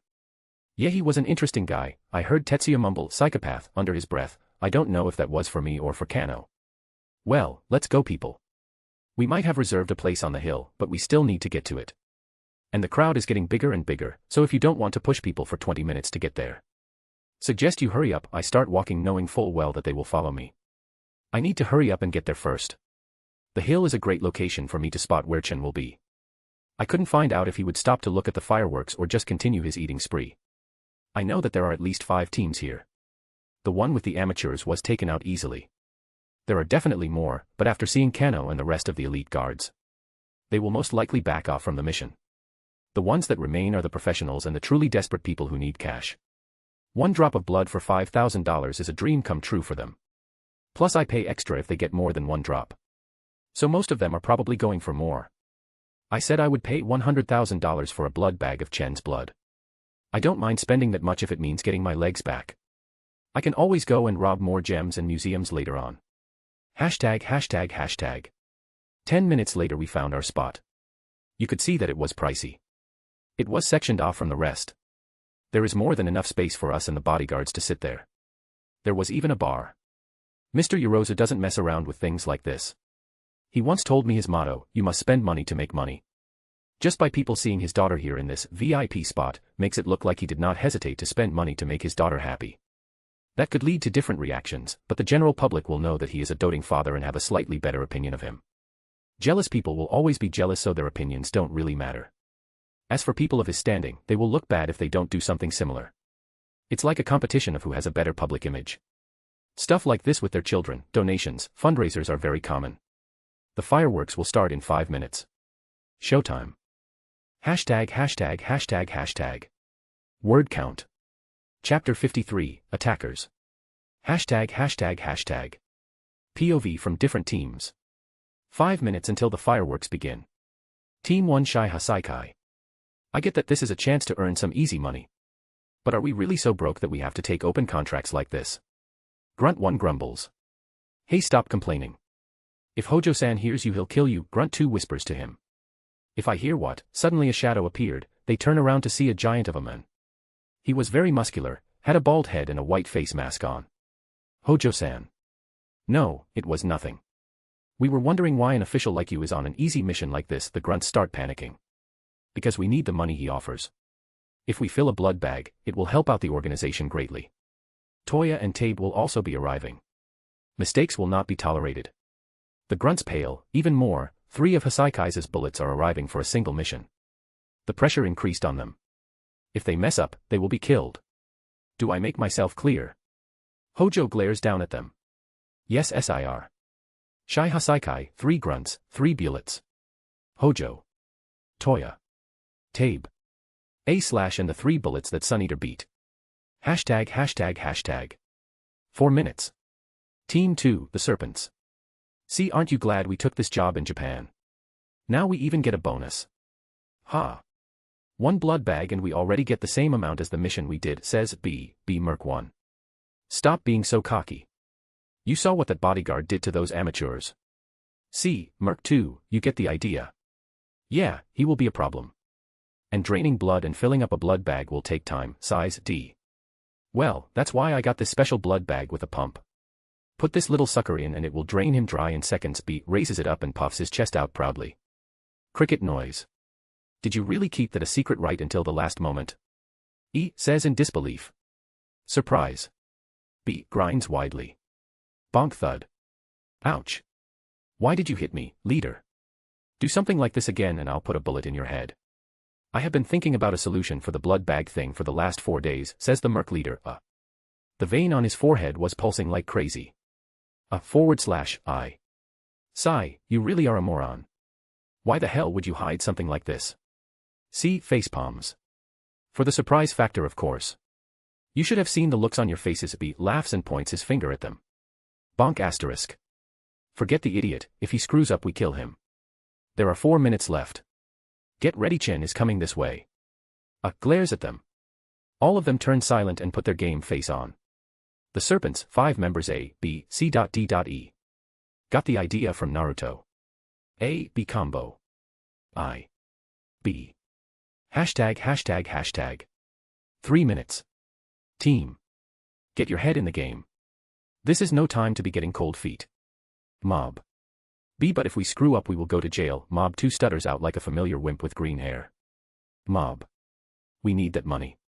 Each of us is in department. Some from gambling, hospital debts, and one of us even lost his house. Mob 3 glares at Mob. Mob 4 looked like shit. Tattered clothes, sloppy appearance, and he had a dazed look on his face. Sigh. We only got one shot. One single moment to get our lives back. Are you going to let it slip? Mob 1 glanced at Mob 2, who shook his head lightly, but was still nervous. Good. Get ready, the other teams will go in first. We will wait until they tire the bodyguards out so we can get a couple of drops. Mob 1 looks at his crew before sighing and starting praying for this to work. Amateur team 4 members. ####. Team 4, Gatto. 2 minutes. We are ready, Mr. Gatto, a man with a thick Russian accent spoke out. Good. It's finally time for me to get my revenge on that bastard, Chen yells out Gatto in anger. Gatto has shaggy brown hair and sports a pair of small, circular black glasses. He wears a black suit with a purple tie, a yellow shirt underneath his coat and closed-toed shoes. Yes sir, we will use the crowd and the other attackers as a cover to eliminate Chen, while his bodyguards are busy. Good, good. I'll finally pay back that gluttonous bastard. I lost millions because of him. Gatto slams his hand out of anger. BRRRR. The bodyguard checks his phone. Chen arrived at Site B, the guard announces. Give me my binoculars. I want to watch how he bleeds out on the street. Gatto, men. ####. Team 5, Assassins. 1 minute. A group of people was hiding in the shadows. Showtime, gentlemen. We have already been paid. Chen dies today, spoke deeply the person in the back who was leaning against a tree. The leader of the assassins, Odin. Yes, boss. Chen was a fool. His hostile takeover of food companies made him a lot of enemies. To think they hate him so much. That the banded together and gathered the money required to hire us, smirked Trey. We go according to plan. It was quite fortuitous that someone else is targeting Chen as well.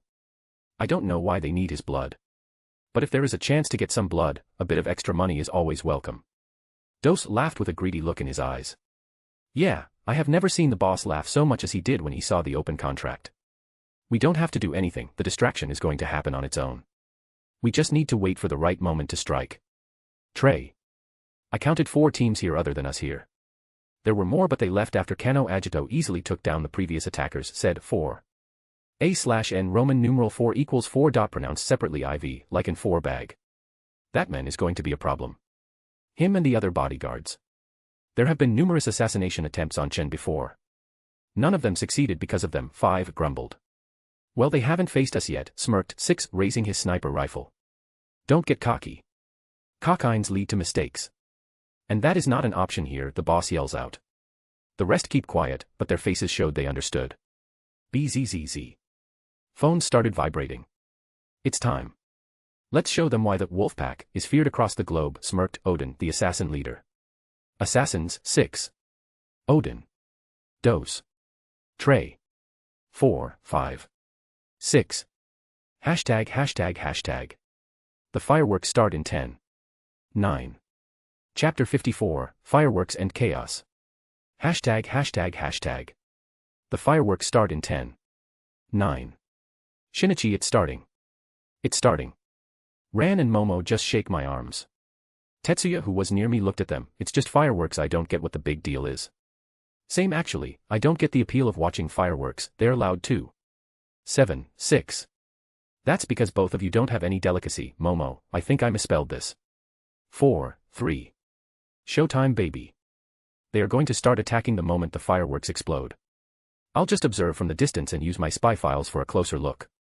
Firework going upwards. Boom. The crowd started hearing as the explosion happened. Then all of a sudden everything went to hell. Instead of teams rushing in to draw blood from Chen, gunfire started. Bullets fired from every direction at Chen. What the hell? Tetsuya yells out. Get down, you fool. The same goes for the rest. I yell out, not even bothering to hide my anger. Pressure starts to spread from me and put our guards on edge. Get them the hell out of here. I'm going to strangle whoever fucked up my plans.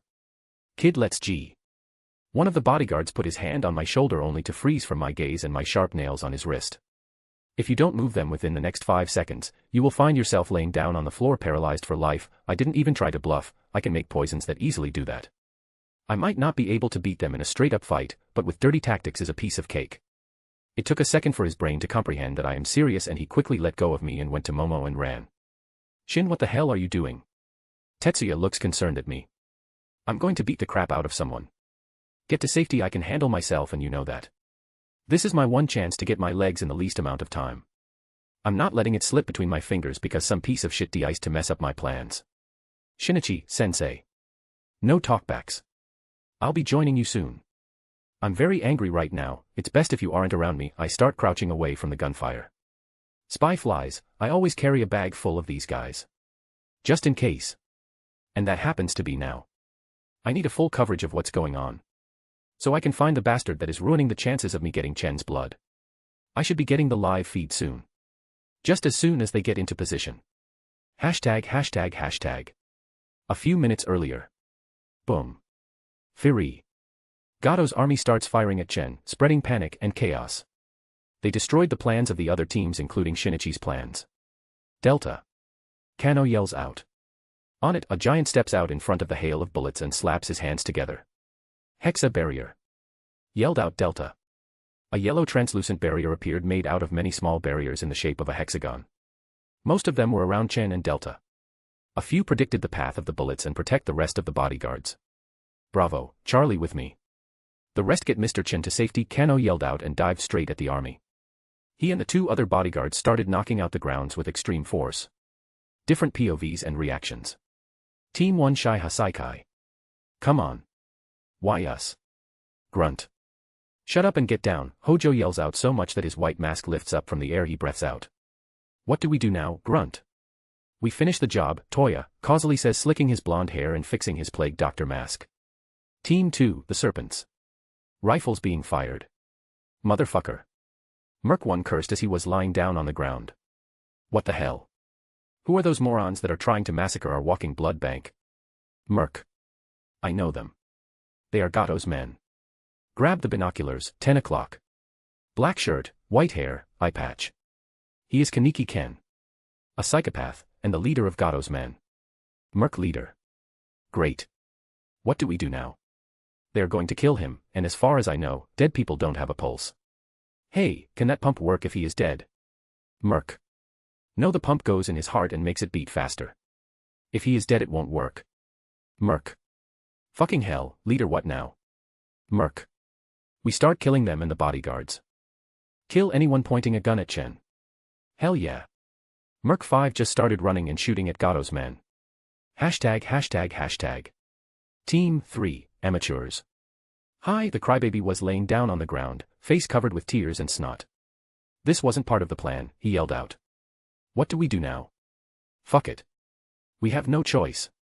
If we don't do this we die anyway. Charge. Team 5, Assassins, Wolfpack.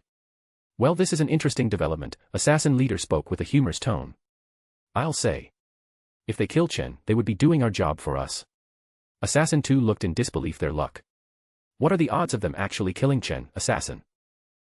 Pretty low I'd say, but just by causing all this chaos, they increased our chances by a lot, Assassin. Well, time to get to work. They are pulling Chen back to safety.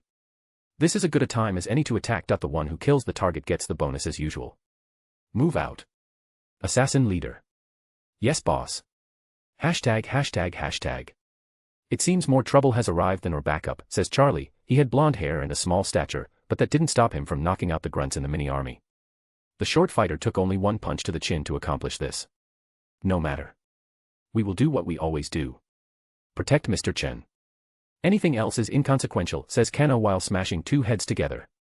Ha ha ha, Kano, you know we can't take your words seriously when you have that creepy grin on your face. Bravo laughs out loud as he breaks someone's spine. Kano turned around and showed his allies his infamous grin. If this were to be seen by a normal person they would run away screaming, psychopath. The corners of his mouth literally almost reached his ears. He showed off his white teeth, but the scariest thing was his eyes. They were filled with joy. The joy of being able to fight like this in a hail of bullets. The only time Kano Agito feels alive is when he can feel the Grim Reaper standing right beside him with his scythe on his neck. One stray bullet to the head is all it would take. But he loves the feeling, he seeks it out. He walks each day with death by his side. Fearless. Diving in what will most likely result in his death, just so he can feel the thrill. That's who Kano Agito is. A/N. What did you think of the chap? By the way, with the guard thing, there is a technique in a way where you coat your nails with poison. Bodyguards are obviously trained against things like this, but who would expect that from someone you are being paid to protect? I think most people will shit themselves if a 13-year-old with a crazy look held a knife at their neck. Oh, and there is a good reason for his change in behavior and recklessness. So it wants just all sudden. It's explained later on. Kaneki Ken was the guy from Ghoul. I haven't watched it yet, but I saw a picture of him online. With the eye patch. Hashtag, continuing the rant. Marvel, MS, MHA, Code, DXD, Rekiba all CH10CH in advance. DBZ, Regohan will be there soon. Hashtag, attackers. Team 1 Shai Hasaikai. Team 2, the Serpents. Team 3, amateurs. Team 4, Gato, exactly the same as Naruto. Team 5, Assassins, Wolfpack, group from Assassination Classroom. I got my idea from them. Chapter 55, Chaos. I had known it yesterday and the day before. Yeah. This month is just getting better and better. Hashtag. Asterisk crash. Asterisk. I just keep on walking on the outside of the battlefield. And KOING any stray mobs, and taking a drop of blood from each of them. I realize doing this is stupid. If I stayed with Momo's guards I would be perfectly safe. But the rational part of my brain isn't working right now due to the extreme rage that is rolling out of me. Some pathetic piece of shit decided to start a war with me right in the middle of it all. Even worse, they are ruining the chances for the other teams. Normally a chaotic situation like this is great. But that only works with small teams, not a fucking mini army. Now Chen's people know what to expect, plus the heroes are coming in fast. Only 3 minutes or so have passed since the shooting started. They just have to surround Chen and wait it out until backup arrives. When that happens the chances of getting his blood are close to zero. And so is the fastest cure for my legs. I'm even more pissed off at myself. I have no idea what to do in a situation like this. My fighting powers are halved without my legs. Plus turning to Garu when heroes are 5 minutes away is a stupid move. Right now, the only thing I can hope to accomplish is to impress Chen, which might not even work. I'm showing off my marital skills and saving people by risking my life. I hope he likes heroes just like 80% of this world. So I can at least shake his hand when this is over. Not like I'm really risking my life. Even if I'm pissed off, my Quirk is still calculating the path of every bullet I see. Beep beep. Huh. Who the fuck is Gato? Quick Google search inside his head later. That fat fuck from Naruto is here. Son of a bitch decided to use my open contract as a chance to get his revenge. I'll gut him and strangle him with his own intestines. Boom. Now what? Hashtag. Team 2, the Serpents. Hell yeahh, say hello to my little friend. E, starts shooting like a madman, culling Gato's man. B, just facepalms and sighs, why do we keep him around? Because he is insane and is the vanguard. If you want to go in first, be my guest, C, says as he throws grenades. How are things looking with Chen, the leader, asks as he uses his quirk, Serpent Steel, asterisk. Any weapon he touches can turn into a snake. If he touches a gun, the gun will turn into a snake and fire from its mouth in various angles. Same with a knife or a sword, it will turn into a snake, jump into attack, and on the impact it turns its head back to its original form. Right now he has 5 rifles that are turned into snakes shooting at the mobs and bodyguards. Not good leader. The bodyguards have him completely protected. He doesn't have a scratch on him. Says D, the designated sniper and the eyes of the team. Shit, I'm hit, Merc B, hold his wounded shoulder. That just makes the rest of the serpents groan. Things are not going well for them. Hashtag. Team 5, Assassins, Wolfpack. Tisk. Boss. They have Chin pretty much boxed in. That barrier Quirk is a pain in the ass. Dose clicks his tongue while looking through the binoculars. Do the mobs even do anything to them? 4 grunts. Afraid not. As things stand right now, they aren't doing much. If it continued like this then they would drain the bodyguards of their stamina. But since the police and heroes are on their way, they are pretty much useless. Dose continues to make short conversation while observing the bodyguards and Chin. The leader stood quietly, calculating their odds of success. And looking at the frown on his face, he instantly happy with their odds. I miscalculated, the leader, Odin, says gruffly. The fools didn't provide us with any advantage whatsoever. I had hoped they would injure at least 2 of the guards, but looking at them that isn't going to happen. Instead, the chaos they are causing makes it harder for us to move and he grinds his teeth. What do we do now? Trey asks solemnly. If they are a problem we get rid of them. Ironically most of the other forces are focused on the army themselves. If we join them, we should thin their numbers quite quickly. Then we move on to Chen. Everybody agrees with the plan. The leader questions with a stern voice, but smiles a bit when everybody just nodded silently. Good. Move out. ####. Team 1 Shai Hasaikai. Hojo, Crystal Quirk. This isn't looking good. If things go on as they are right now we won't be able to get the blood, Hojo the tall bald giant gruffly says. You are right. And the boss said that failure is not an option. So that means we get rid of the problem, Toya says while scratching his head showing his irritation at their situation. That means that army has got to go. The other teams and Chen's bodyguards are already fighting them. But if we wait for them to weaken each other the heroes will arrive by then, Hojo says while looking down at the battlefield from their location. So we start thinning the army a bit, and when about half of them are gone we go for Chen. Toya simplifies things for their own men. He then looks at the army with a malicious grin. Well, Tabe. It's time to eat. Tabe, who was wearing a burlap sack over his face, suddenly bit the part of the mask where his mouth should be. He then looked at the people fighting and started drooling. Food. He tilted his head, much like a wild animal. Yes, Tabe, food. All of them are your food. Toya waved his hand at the army, adding a bit of flair to his movements. Food. Tabe jumped like an insane animal with his mouth spread open showing his razor-sharp teeth. He then bit the neck of the first person he found and started devouring him. The mobs in the army started to panic as they see him eating one of their comrades with great fervor. To them, he looked like gluttony incarnated. A/N. Word count. FK forgot to change the merc/assassin leader 1, 2 to their names. Last chap sigh what a pain. Asterisk it's from the HXH manga. The original name is Biohazard. It was near the end of the manga. Or should I say where the manga stopped. By the way, I imagine Tabe acting like Gluttony from FMA. Chapter 56, It's A. What the hell is going on? Gato screamed as he was looking at the screen showing the fights on the battlefield. I don't know, sir. Other forces are attacking our men, the Russian bodyguard said with sweat on his face. Their men are getting slaughtered. What the hell is Kaneki doing? The white-haired one from Tokyo Ghoul. Gato threw the wine glass he was holding at the wall. His veins started popping from the anger he was feeling. Sir, he appears to be in a stalemate with Kano Agito. And it looks like he is slowly losing. The only reason he is still standing is because of his quirk, the Russian answered. I don't care how you do it or who you have to pay. Fix it. ####. Damn, I did not see this one coming, I mutter to myself as I watch Gato's army, or what's left of it anyway.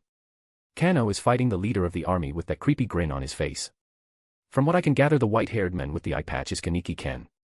His quirk allows him to have 4 crimson-red tails, plus increased physical strength. Which normally should put anyone at a disadvantage. But Kano somehow bats them aside without taking any damage. I was confused at first, but after seeing it for a while I noticed something with my quirk. Increased perception helps out a lot. None of the attacks actually reached Kano. They all stop 1 centimeter from his body as if they hit something there. So the only reasonable explanation is Kano has some sort of invisible energy that acts as armor around his body. But he also has increased physical strength, so it must boost his body as well. Asterisk. What I did not expect was 3 of the 8 bullets being here. Guess the Hasaikai are running low on cash. The one with the sack on his head keeps killing and eating everyone indiscriminately. Great, that's all we needed, a cannibal that can kill with 1 bite. The blonde skinny one was killing people by stealing their guns and shooting at them. While the tall bald one formed crystals all over his body and crushed them to death. Then there were 2 other teams that started culling the army. They were more organized and mostly sniped people from long distances. Gato's army has lost. Half of them are already dead. Most of the people in the army have weak quirks. There are some good ones, but not enough to change the tide of battle. Oh, looks like the army leader is about to die. ####. Why won't you die? Kaneki screams out as his tails attack Kano. Because you are too weak to kill me, Kano calmly says as he hits away the tails. Fuck you. You bastard. Kaneki in his rage lashes at Kano like a madman. Kano bats away all 4 tails simultaneously and uses that opportunity to get close enough to Kaneki to place his fist right before his liver. Kaneki sees this and his face pales. Kano just grins and whispers, dragon shot. A super close range 1-inch punch enhanced by his quirk and all the force he could generate. The result was devastating. Kaneki was left with a basketball-sized hole right where his liver was. Asshole. Thud. Kaneki fell to the ground before he could even finish. As soon as the remaining army saw their leader lying dead on the ground, they scattered in fear. Kano just slicked his hair back and went back to protect Chen.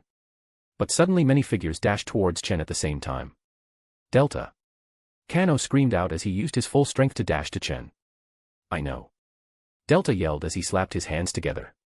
Barrier barrage. Delta started to slap the air like a sumo wrestler, sending orange barrier walls at the attackers. Most of them missed and the attackers are only 50 meters away from Chen.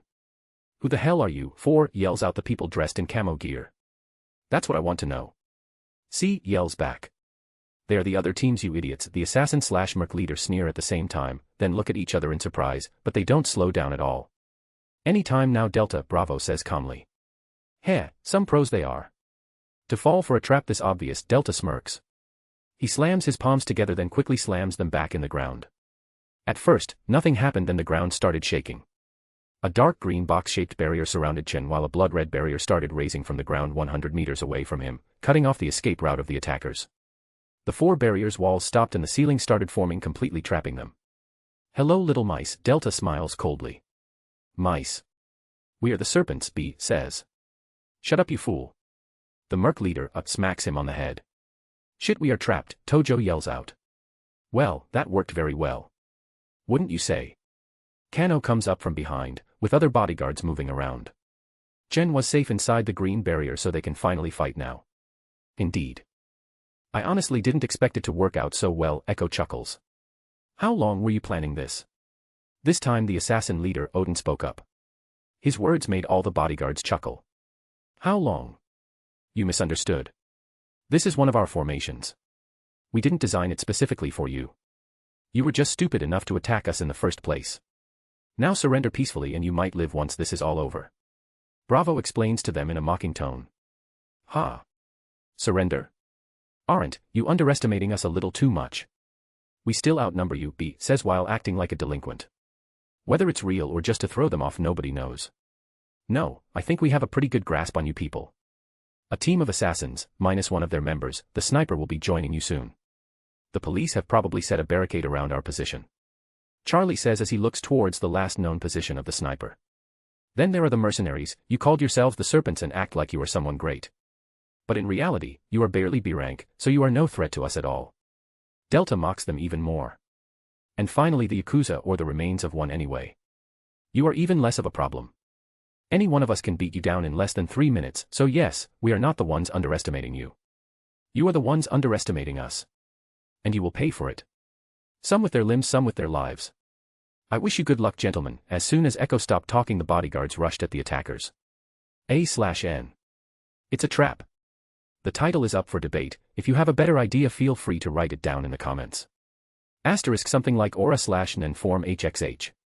MC's behavior explained in later chapters. Chapter 57, Battle Royal. Word count. ####. Well, that cooled my head down real quick. Nothing like seeing an army get massacred in front of you to snap you back to reality.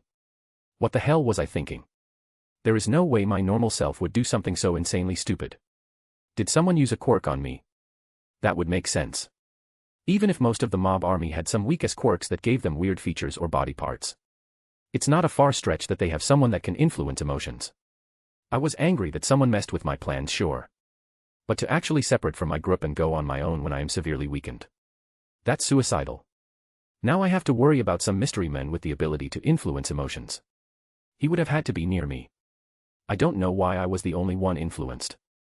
Someone else might have been the target, like Momo for example, but I was the one hit. Well, at least I know he can only influence one person at a time. I need to get back to them. Now that I got myself back to normal. He might be able to use his quirk again. But damn, this ended fast. It has only been about 10 to 15 minutes since they started shooting and it's already over for Gato's men.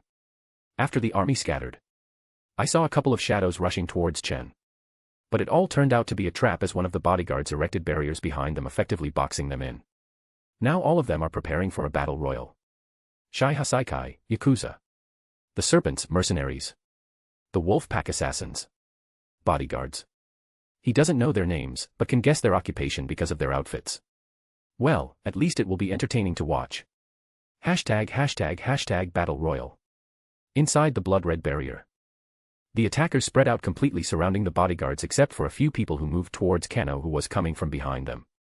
Well, isn't this lovely? A bunch of men trapped in a box.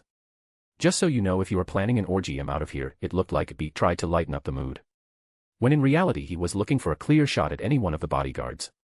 Shut up and focus, you imbecile, one of the assassins spat. They were all wearing the same clothes and all had voice changers. Delta starts loosening up his shoulders. Well, now that they are trapped, this should be over pretty quickly. He then makes a purple barrier, but unlike the rest, these were thin and shaped like small rectangles. Let's see how you handle these. Delta threw his hands forward and the triangles shot out like projectiles. Just like before, the attackers started dodging except for Hojo, who blocked them with his crystallization quirk. What? How? Hojo's shout turned their attention towards him. All of them noticed something that shouldn't have happened. The purple barriers lodged themselves inside the crystals, showing their amazing sharpness. TSK, this turned even more troublesome, Tojo grumbled, blonde Yakuza. Ha ha ha ha, look at them dancing like monkeys. One of the bodyguards mockingly laughs, which resulted in a few tick marks on the attackers' foreheads, but none of them said anything. One mistake could cost them their lives. All of the attackers except the ones that were fighting Kano were hiding, blocking, dodging and shooting. It was even more chaotic than when the shooting started, since all of them were trapped inside a box. #####, I don't like this part. It feels off. I will be changing it somehow. Ironically, every member of the mercenary squad had a snake-related quirk. The leader could make weapons into snakes. He could turn his arms into snakes to attack like a whip and bite them to inject poison. Another one had durable snake scales, summoned snakes, etc. Guess they have a reason to call themselves the serpents. The wolf pack, on the other hand, has quirks that are helpful in the assassination. The leader's quirk, Shadow, lets him cloak himself in darkness and uses shadows to attack, Shikamaru. The others have totally different abilities. Dos has an ability similar to a hotbar from games. He has 10 weapons in his inventory, which he can switch instantly. A knife can change into a sword, spear, or gun, letting him have the element of surprise. Ivy's Quirk lets him use short bursts of speed, which again is handy for an assassin. The next one can shoot out the poison from his fingertips. The range isn't big, so he uses it point blank or just coats his weapons with it. Compared to the mercenaries, the assassins have a wider range of quirks. And yet that's very helpful at the moment. Hey tall and shiny, how about we switch opponents? C yells out to Tojo. Tojo looks at Delta, then at Kano. You got yourself a deal. Oh no you don't, Bravo yells out and points his hands at them right as they were about to pass each other. Fire erupted from his hands and engulfed both of them. What the fuck? He can shoot out fire. Why didn't he use it on us before? Bravo just smiles at him, because I wanted to conserve stamina, dumbass. Delta injures our opponents while the rest finish them off. And what kind of idiot would actually give away information to the enemy? But contrary to what everybody was expecting, an angry voice was heard from within the smoke. You son of a bitch, how dare you use me like a shield? Hojo takes a big swing and that clears up all the smoke as a result. They are unharmed except for some of Hojo's clothes being burned off. You are made of crystal, you idiot. It will take a lot more than that to melt you. C leaves the area to get a better position. Bravo resisted the urge to smack himself. Right, my bad. I should have avoided the crystal giant. I didn't think he would react in time. Well, doesn't matter. Kano can take them either way. Now, what to do? Chapter 58, Battle Royal. ######. Inside the blood-red barrier, things were starting to get interesting. In the beginning, the attackers had the bodyguards surrounded with Chen and Delta at the center. The sole exception was Kano, who was behind the attackers from the west side. But due to Kano, Bravo, and Delta's interference, the battlefield was split so they could focus on these people. On the attackers' side were Shai Hasaikai, Yakuza with 3 people, Hojo, Tojo, Tabe. The Serpents, mercenaries with 5 people, A, B, C, D, E. The Wolf Pack assassins with 6 people, one of which was the sniper who was outside the barrier. Odin, Dos, Trey, 4, 5, 6. A/N. These are the OG names from Generator Rex. I don't like how 3 of them are in English. So a total of 13 attackers with varying abilities and roles. From the defending side was Chen the target, who was boxed in a green protective barrier. The leader of the bodyguards, Kano Agito, the Alpha, then Bravo, Charlie/Char, Delta, Echo, Foxtrot/Fox. 6 of them make up Chen's elite team. #####. Zone 1, Kano vs Hojo, B, Trey. Kano looks at the 3 people surrounding him. They had him in a triangle formation. Kano just sneered. Are you sure that the three of you are enough? How about you call some of your friends to come join you? Then you might actually stand a chance. Trey laughed coldly, ha. Do you really think we would fall for that? You are slipping, Fong. If more of them come here, all you have to do is focus on defense and stall us. But with the three of us stalling you, the rest can focus on dealing with the fat fuck. Merc 2B, which one? Chen or the bodyguard, Delta? Now that you mention it. Delta, despite being big, has a large belly. Both of them fit the part. Trey, how about we just off both of them? Problem solved. Merc 2B, both is good. When in doubt, do both. Sweet, I have been waiting to use that one for a long time. Trey, been a long time since I have seen somebody try to use memes on the battlefield. I love idiots like you, they are so easy to kill. Hojo stays quiet while his temporary teammates waste time. He is standing in front of Kano. If he loses focus, Kano will KO him before he can blink. B and Trey continue to argue, but their eyes never left Kano and their weapons were ready. Suddenly Kano started chuckling, arrogant fools. Do you think you are the first ones to try this on us? Your end will be just like all those who have come before you. Dead on the ground with a face filled with regret. After which your corpses will be used as fertilizer or feed for animals. B clenched his teeth. Enough, we need to start tiring him out. If you see an opening, it's most likely a trap, so don't fall for it, just keep chipping at his defenses. As strong as his armor, his cracks are bound to show up if he continues to take damage. Agreed. The fight in Zone 1 starts. ####. Zone. Delta and Bravo versus A, Odin, Toya, 4, D, Charlie is stuck between Zone 2 and 3. Figures we get the leaders, says Bravo while looking at A and Odin. Well, we are the two most senior bodyguards after Kano, says Delta as he prepares for another barrage of purple barriers. Go. A and Odin yelled out. ####. Zone. Echo and Fox versus C, Dose, E, 5, Tabe. Why do we get the crazy one? He is wearing a burlap sack, for God's sake, Fox grumbles. Don't know, but looks like they are on the move. Stall until the cops and heroes arrive. Charlie, give support when you can. Echo says calmly, his eyes focused on the enemies. Got it, just my luck to do this. Delta would have been a much better choice for this position. But it's not like they are going to let us change places, Charlie says jokingly with sweat dripping down his face. He is splitting his attention between two zones. And neither has attacked yet. Until now. Go. The shout from their leaders made all attackers move. Toya and Tabe followed after them. ####. The fights finally started. It was a race against time. Will the attackers complete their goal, or will the bodyguards stall long enough for help to arrive? An attack at a festival like this will ensure a Quirk response from the heroes. Not much time has passed since the shooting happened. The only thought on everyone's mind was, just a few more minutes. The only one who was without worry was Chin. He was playing with his mustache and watching the fight with great interest. Zone. A and Odin took charge at Delta and Bravo. Both of them tried to slow them down with barriers and flames respectively, but only to hit the air.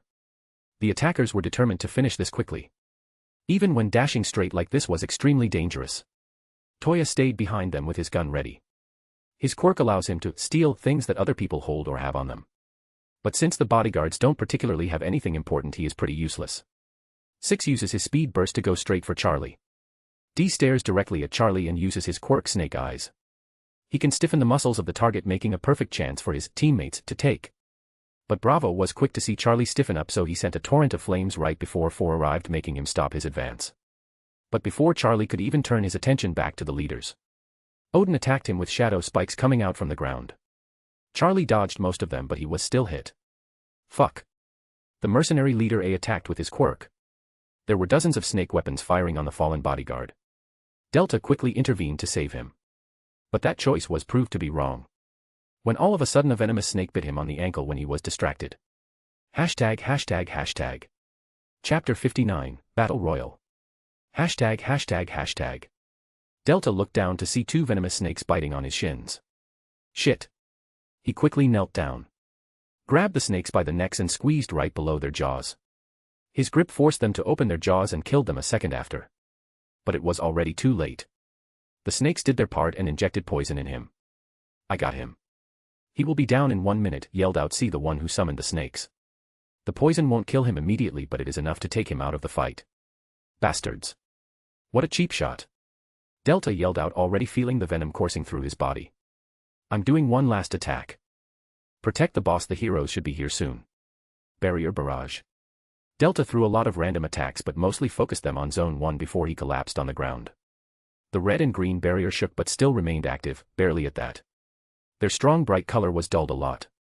Since Kano was pinned down by B, Hojo, and Trey. Their backs were turned to him. But they aren't amateurs. A part of them always focused on the bodyguards behind them. Even if the others were intervening, there is always a possibility an attack will go through. Like this one. The other attackers tried to stop as many of the barriers by shooting them down. These were more fragile but they were greater in numbers.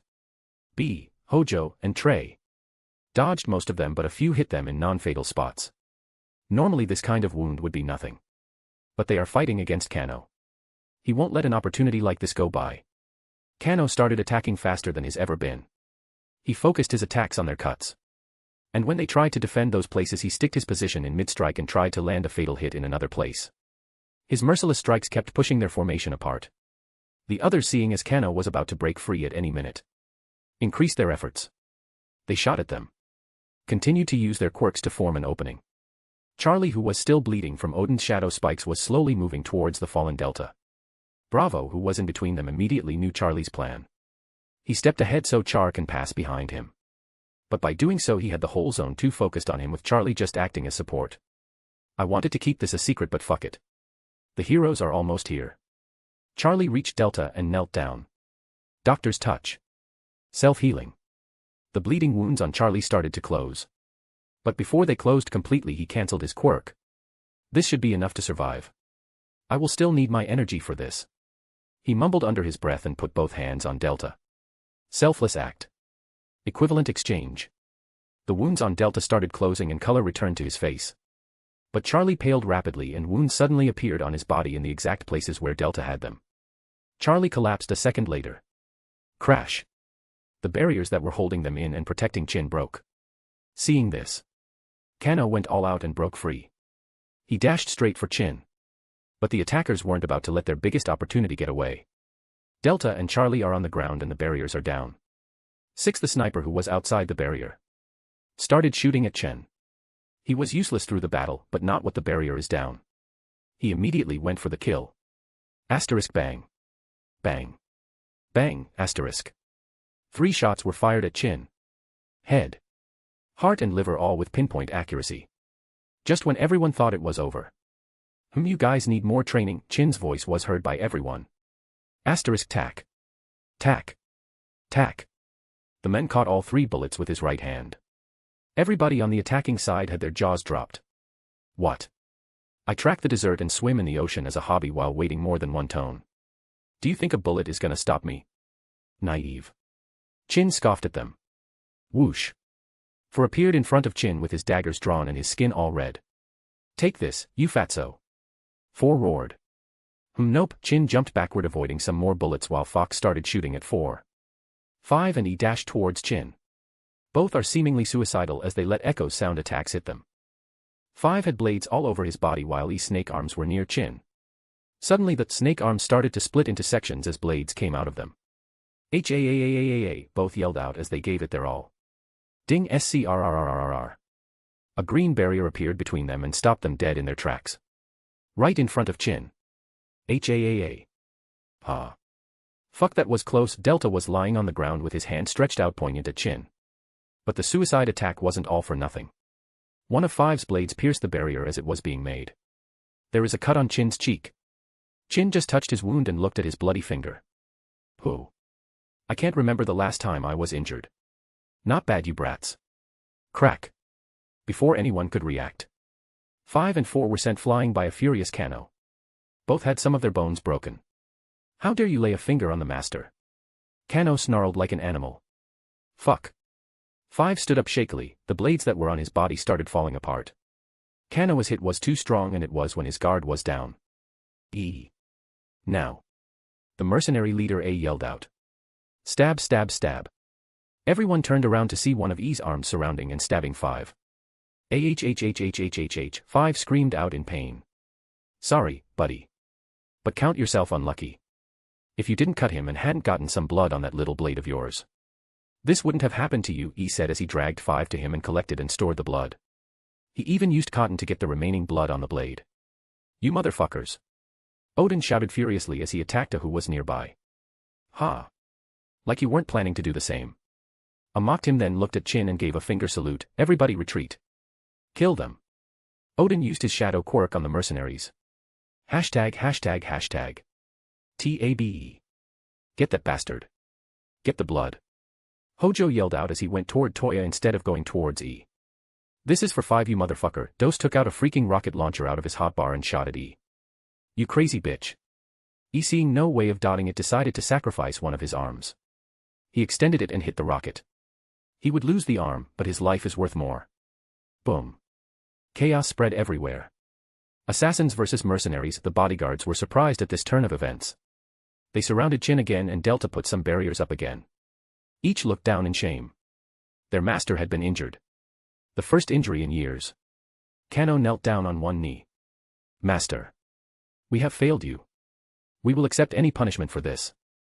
I'm prepared to lay down my life for my mistake. They were his elite guard, by his side for years. Most of them were trained from a young age to be Chin's bodyguards. Chin smacked Kano on the head. You stupid idiot. I get 1 scratch and you want to commit a seppuku. Plus I didn't allow you to die. This just proved that you need to get better. Chin smiled, but his eyes were shining with an evil gleam. I think climbing Mount Everest in summer clothes ought to do the trick. The bodyguards looked like somebody punched them in the guts. Oh, and we swimming to Shanghai and going to Everest on foot. Seeing their expressions made Chin laugh. Then he looked at Foxtrot. Charlie, you alive? Delta kicked the fallen bodyguard lightly. Groaned, no. That's what you get for being stupid. If you didn't get hit so many times, you wouldn't have had to spend energy on healing yourself. You could have taken Delta's injuries then healed yourself. Chin criticized his actions. Get some sleep. The heroes will be here soon, Delta said tiredly. Charlie raised his hand, did a thumbs up before letting his hand fall back down. Fox. Yes, master. The bodyguard in question had a resigned expression on his face as he knelt down. Ready for the bad news.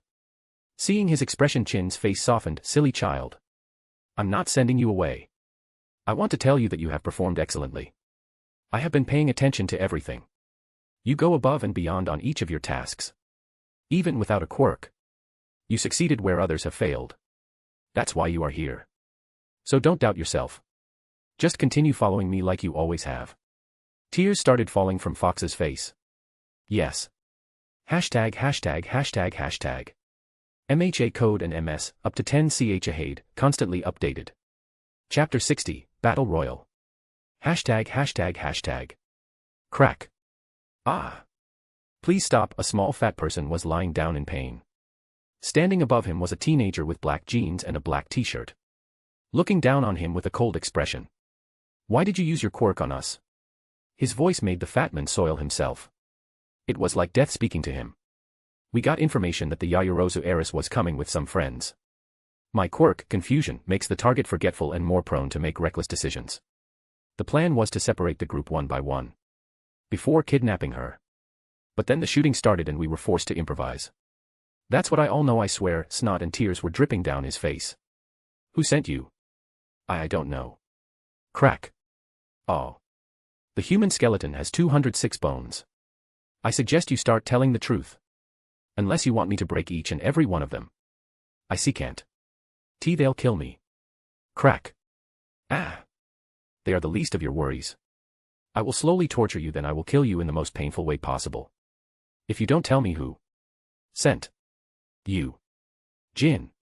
He called himself Gin. He started to cry even harder. The teen froze for a second. Describe him.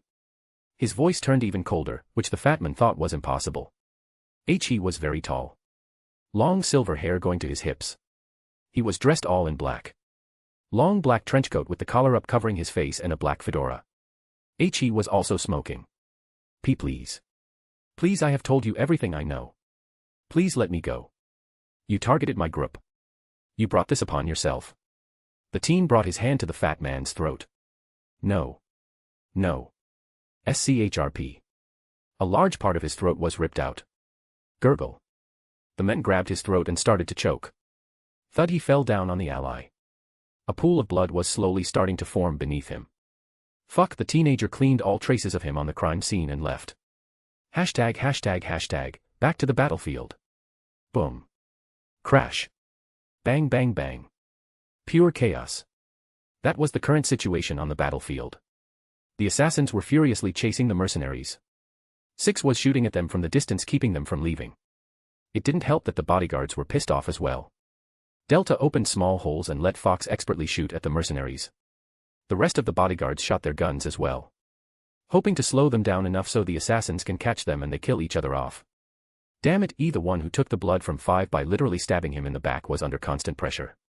Chomp Tape came out of nowhere and tried to take off E's arm. Whoa. E dodged away by the skin of his teeth. Damn you, Yakuza. Get your own blood sample, you greedy fucks, E screamed out while dodging bullets left and right. Must get blood. Must eat. Let Tabe bite you. Tabe said as drool dropped from his mouth. He jumped and tried to bite E again, gluttony FMA vibes. AHHHH, a loud scream was heard. Everybody turned to see B on the ground. His body was full of holes and blood was dripping out of them, even with his dragon scales activated. Above him Trey was standing with poison dripping out. That's for Five, you slimy snakes, he spat on B's body. The tension increased even more but was interrupted by Toya from Hasaikai. Hojo now. Hojo the bald giant grabbed Toya and threw him in the air. Everybody was stunned by the insane move. If you aren't capable of flight, then jumping that high was suicide. Anybody could attack and kill him. And the bodyguards were just about to do that. But were stopped by his actions. Toya while in the air pointed his arm at E and yelled out, "Come T.O. Papa." The blood sample flew out of E's hand at high speed straight into Toya's hand. "You motherfucker." E screamed out in anger. "Tabe. Hojo. We are out of here." Toya ran off into the distance. "Get them," A snarled in anger and started making more weaponized snakes to fire at them. Odin the assassin leader looked at this and made a decision, everyone retreat. 4 grab 5. We will get the bastards another day. Right now we need to take him to a doctor. The rest of the assassins looked like they were about to argue, but then, they remembered Five's condition and that the heroes are closing in. So they did as they were told. Hashtag, at the same time with the bodyguards. Ho. Guess they have a brain after all, Chin said as he played with his mustache. Cowards all of them, Echo spat. Well, they are the scum of the underworld. I'm still pissed I got taken out so easily. Delta was sitting cross-legged focused on maintaining the barrier. Fox, can you shoot any of them now? Kano asked softly, his eyes never leaving the enemy. The only quirkless member of the team looked at the receding figures before sighing and shaking his head. They are too on guard for me to take them down. It would be a waste of bullets. They have long passed the 200M mark. As you know, pistols are best used within the 100M range. Guess I will have to carry a rifle from now on. Nobody has ever broken through Delta's barriers before, so I never needed a rifle before. Thanks for rubbing it in, Fox, Delta grumbled. Sorry, Fox lowered his head in apology. We all need to improve. This fight taught us a valuable lesson. We are still not strong enough. As soon as we get patched up. I'm tripling the intensity of our usual training, Kano said seriously. The rest groaned a bit. Chin smirked. Classic Kano. They are not even fully healed and he already wants them to start training. Ah. To think things will get even more heated up. I already feel decades younger. I will need to think of harsher places to visit. The boys could use the training. There are fun times ahead, that I am sure of it, Chin chuckled at his thoughts. Hashtag. The assassins quickly grouped up and looked at the fleeing figures. Run and hide, bitches. We will be coming to pay you back for what you have done, Dos yelled out at them. Suck it, you ninja bastards. I will get revenge for B. D screamed out as they were chasing after the Yakuza trio. All of a sudden a loud whistling sound was heard above them. Then. Boom. A figure crashed in front of them. The landing created a huge dust cloud. You won't be going anywhere. Because. I am. Here. Hashtag hashtag hashtag. Word count. Chapter 61, Kikaku. Just wait until it's released and then yell at me. Hashtag hashtag hashtag hashtag. I am. Here. All Might. Shit. What is he doing here? While everybody from the attacker's side was panicking. Chin just scoffed. Took you long enough, brat. It's been like 30 minutes since the shooting started. Japanese police are so slow to react. All Might awkwardly laughed, haha. Sorry about that, old man. The police and other heroes were taking care of the hired guns hired by Gato. They also just finished evacuating the last civilian. This place is surrounded and heroes can finally act without worrying about casualties. I'm sorry it took this long, but you have your own elite guard while they didn't. Well, are you going to stand there daydreaming or are you going to do your job? Chin taunted All Might. Of course. Now according to our information, some of you are the Serpents, a gang of mercenaries. The 3 that are running away are Yakuza. And the rest some assassin group. Surrender and you won't be harmed. All Might stares them down, pining them in place. The mercenaries froze and didn't know what to do. The assassin leader laughed. He was holding his stomach and laughed like a madman. Is there something funny? All Might asked in an indifferent tone. Yes. The fact that you think we are trapped, big guy. Shadow walk. Odin slammed his hands at the ground, shadows rose and engulfed the 6 assassins. Shit, All Might cursed as he watched them disappear. Wah, the others were dumbfounded as they watched the assassins escape.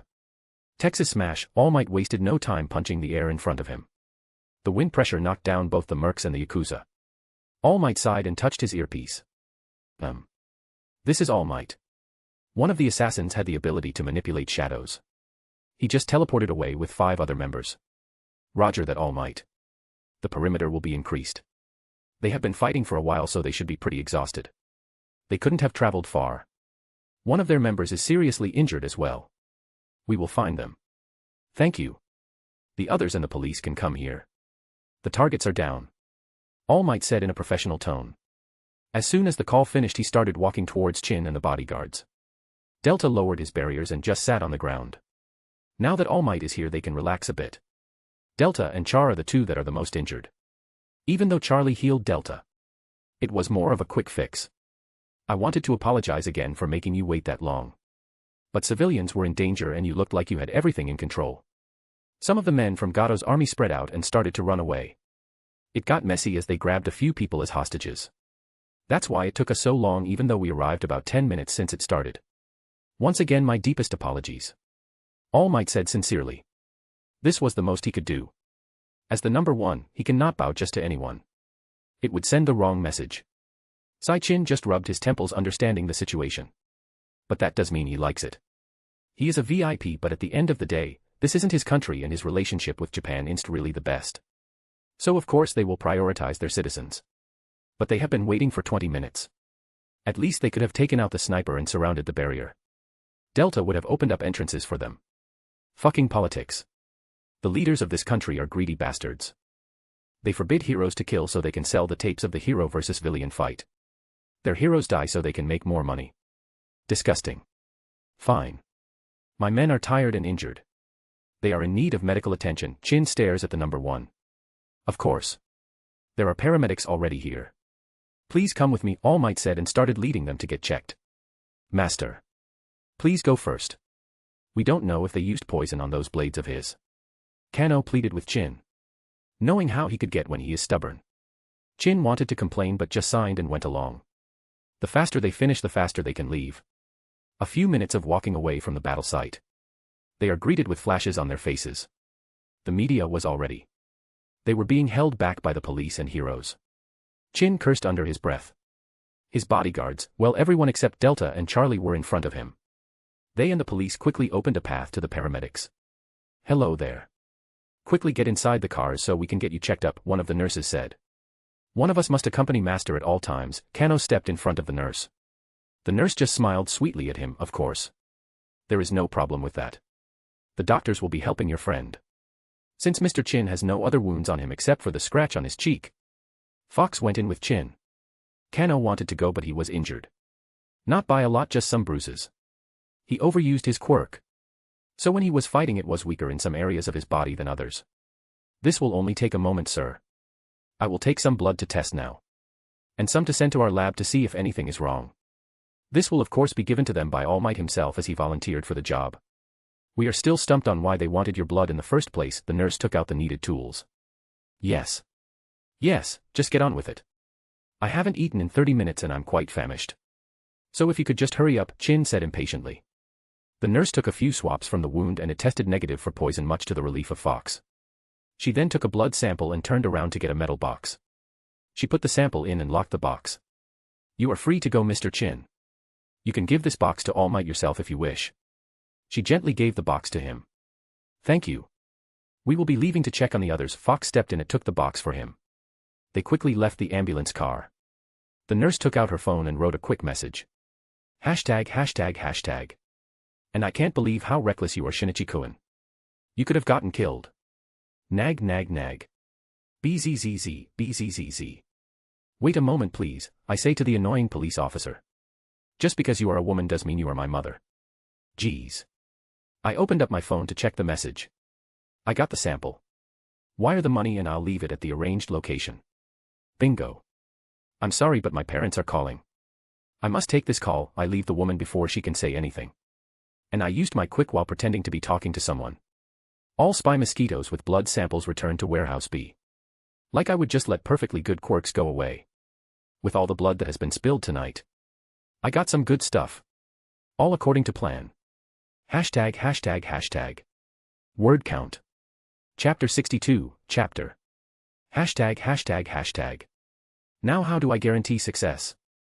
I can't do it myself. It's stupid and risky. My power is halved. And even if it wasn't, the chance of failure is too high. The goal is his blood. Even a scratch is enough. I will post an open contract with a high bounty. Different amounts of money depending on the amount of blood and in which form they return it. They will get paid more if it's in a bottle and it isn't contaminated. But there is always a chance the police and heroes arrive before they get the blood. So I need another option. I will send my new spy misquotes. Specifically designed for this. I doubt they will be able to take Chin's blood. There are a lot of quirks in this world. It wouldn't come to a surprise if they have a plan against insects. But I should be able to get a lot of different blood samples from all the blood that is about to be spilled. The bodyguards are strong. They can probably take out most of the attackers before they lose stamina. That will be ideal, but first plans never work out. Let's say all of the attackers die. What then? The bodyguards are bound to have some injuries and they will need to get them checked. Paramedics. There will be paramedics on the scene. There will definitely be poison users amongst the attackers. So they will need to be checked for that. It's a common procedure to get a swab of the wound to see if there is poison in it. Then to get a blood sample to the lab for further testing. I need files on the emergency staff. 1 hour later. I searched through all the staff that will be on duty on the day of the festival. There is a nurse that is currently in a bad situation. Her family is in debt and are looking for a way to pay it off. She's perfect. One creepy phone call later with my voice all distorted. Did it by the book. How to convince someone to do a crime with a creepy distorted voice. Worked like a charm. Well, it was written by yours truly. I hacked her phone and the GPS put her in a park. I hacked the camera and called her. A creepy voice calls you. He knows your name. He knows where you are. And he knows where you live. She was freaking out at first. But I told her bad things would happen if she didn't calm down. I mentioned her family's debt. And if she does a job for me, the debt would disappear. When she learned all she had to do was get some blood from an old man, she jumped at the opportunity. If all of this didn't work, I will just have to shake the man's hand and take some blood through skin contact. I will make mosquito stingers on my hand before I shake his. He will feel a prick. But I can make some calluses on my hand before that to explain it. Sometimes when calluses dry up they become pointy. Just enough to feel a slight prick. As a martial artist, it's expected of me to have them. I really hope this works. #### present time. I can't believe it worked. The asshole messing with my head with his quirk wasn't planned. But everything worked out in the end. I got Chen's blood.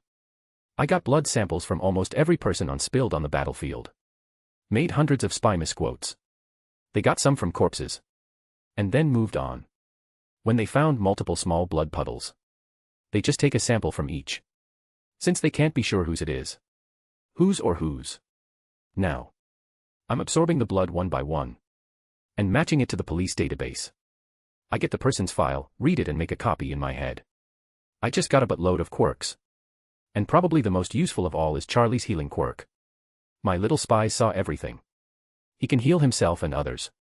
That's a great quirk and will be very useful once I start regrowing my legs. The other useful quirk is Tabes. That burlap sack-wearing freak has a useful quirk. Well, useful to me. He can bite and eat almost anything. I assume his metabolism is off the charts. He quickly digests anything he eats.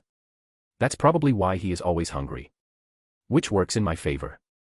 Since I turn all that food into energy and then store it in my cells. So first I will get Tabe's quirk. I can increase the speed by spending more energy on the simulation process. Once I have his quirk, I can just eat faster, which means I get energy faster, so I will be able to get Chin and Charlie's quirks fairly quickly. A lot faster than I would have gotten them normally. I'll just raid a few warehouses and eat everything in them. That should top me up pretty quickly. Things are looking good. Maybe I'm finally starting to get lucky. That or this is just the calm before the storm and I get really unlucky. You never really know. Anyway, I need to finish things up with the police so I can go home. The kids are pretty shaken up by the shooting. Which is totally normal.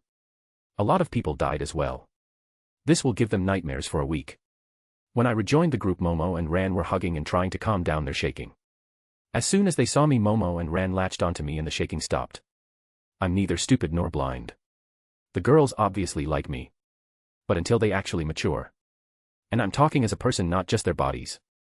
There won't be anything between us. Teens are moody, self-centered and arrogant. They don't know anything about the real world and just live in their little fantasy. There are always exceptions. But I really don't want to waste my time on needy teenagers. But my actions might change the course of their growth, so who knows? I'll just keep living my life to the fullest and make those decisions when the time comes. But until then, it's party time. I got my ticket to get healed. Time to drink. Cheers. ####. Word count. Chapter 63, Healing. ####. Y4 Day 221, 3 weeks after the festival. The 4 largest warehouse in Musafesu has just been cleaned out yesterday. This is the 3rd hit on a warehouse this month. Police are still investigating but have come up with no leads. But they do know a few things. The first is that no merchandise was moved out from the warehouse. The culprits ate everything in the warehouse. This was determined by the empty bags of food they left behind. When the police first arrived, they were expecting merchant to be stacked on top of each other. But all they found was a warehouse filled with trash. By this, it was determined that there were several people with quirks enabling them to eat a large amount of food. The second is that one of the culprits has hacked into the cameras of the warehouse and put all of them on loop. So there are no photos of the criminals. Since they have not harmed anyone directly, they are not considered villains. But indirectly they have caused great damage to the city's food line. The first week was pure chaos in the supermarkets. Since there was no shipment of food from the warehouses, people started to fight on who will get the things that are still there. This was easily solved by contacting other warehouses in different cities. But that just proves to show how easily people panic. So we ask you all not to be alarmed, and if such a thing should happen again, just remain calm. As you can see, the problem will be fixed shortly. Thank you for your time. This is Diane Fowler from the 12-Foot O'Clock News. Things are looking good. They think a group raided the warehouses. When in fact I just disabled the cameras and went on an eating spree. I was careful not to leave any traces behind. At the first warehouse, I used Sai Kaiken to speed up Tabe's quirk. That was the first one I got. After that, I just used that quirk for the other warehouses. I helped to eat and metabolize food faster. Not much I can do there with training. Most of the quirk works passively. Which is good for me, all I have to do is eat. I got Chin's quirk second and Charlie's third. Using Chin's food immersion. I have been storing the energy I get from the food. I got more than enough to fix my legs now. I can even upgrade them a bit. I have been practicing with Charlie's healing quirk. And it has been difficult. Even with all my medical knowledge, using a quirk like this is hard. Especially since the quirk itself is in its infancy. All quirks I get have to be grown. Which means time and practice. It just so happened that Chin and Tabe's are mostly passive quirks. But Charlie's is an active one. Where I can only get better by practicing it a lot. But that isn't important right now. It's good enough to act as a supporting role in my healing. Most of it will still be done by Sai Kicken/Life Return. As I am most familiar with that at this point in time. I'm very anxious to get my legs back. All the preparations are ready. I'm starting the healing process tomorrow. God fucking speed, and good luck on your journey. ###. Y4 Day 224, 3 days later. Okay, I made sure to tell everyone I am on a training trip and they won't be able to contact me for a while. I don't need people panicking about me and calling the police. That's just bad reputation and is something I won't allow. I'm in one of the new apartments I acquired. I'm so glad I learned to hack. It's one of the new fancy apartments too. I stole some wealthy millionaire's identity and make him pay for it. He has a lot of apartments like this, so he won't notice another one. I made sure he can't see it. There is a paper trail and all of his real estates is paid by a separate fund called For Real Estate. He is not very creative. I just linked that fun to the apartment and was done. Now for the real reason I came here. To finally heal my legs. And with the amount of calorie/energy I got, I can even upgrade them. Well, it's time. I lay down in the designated area. I made a pin. Like you do for kids.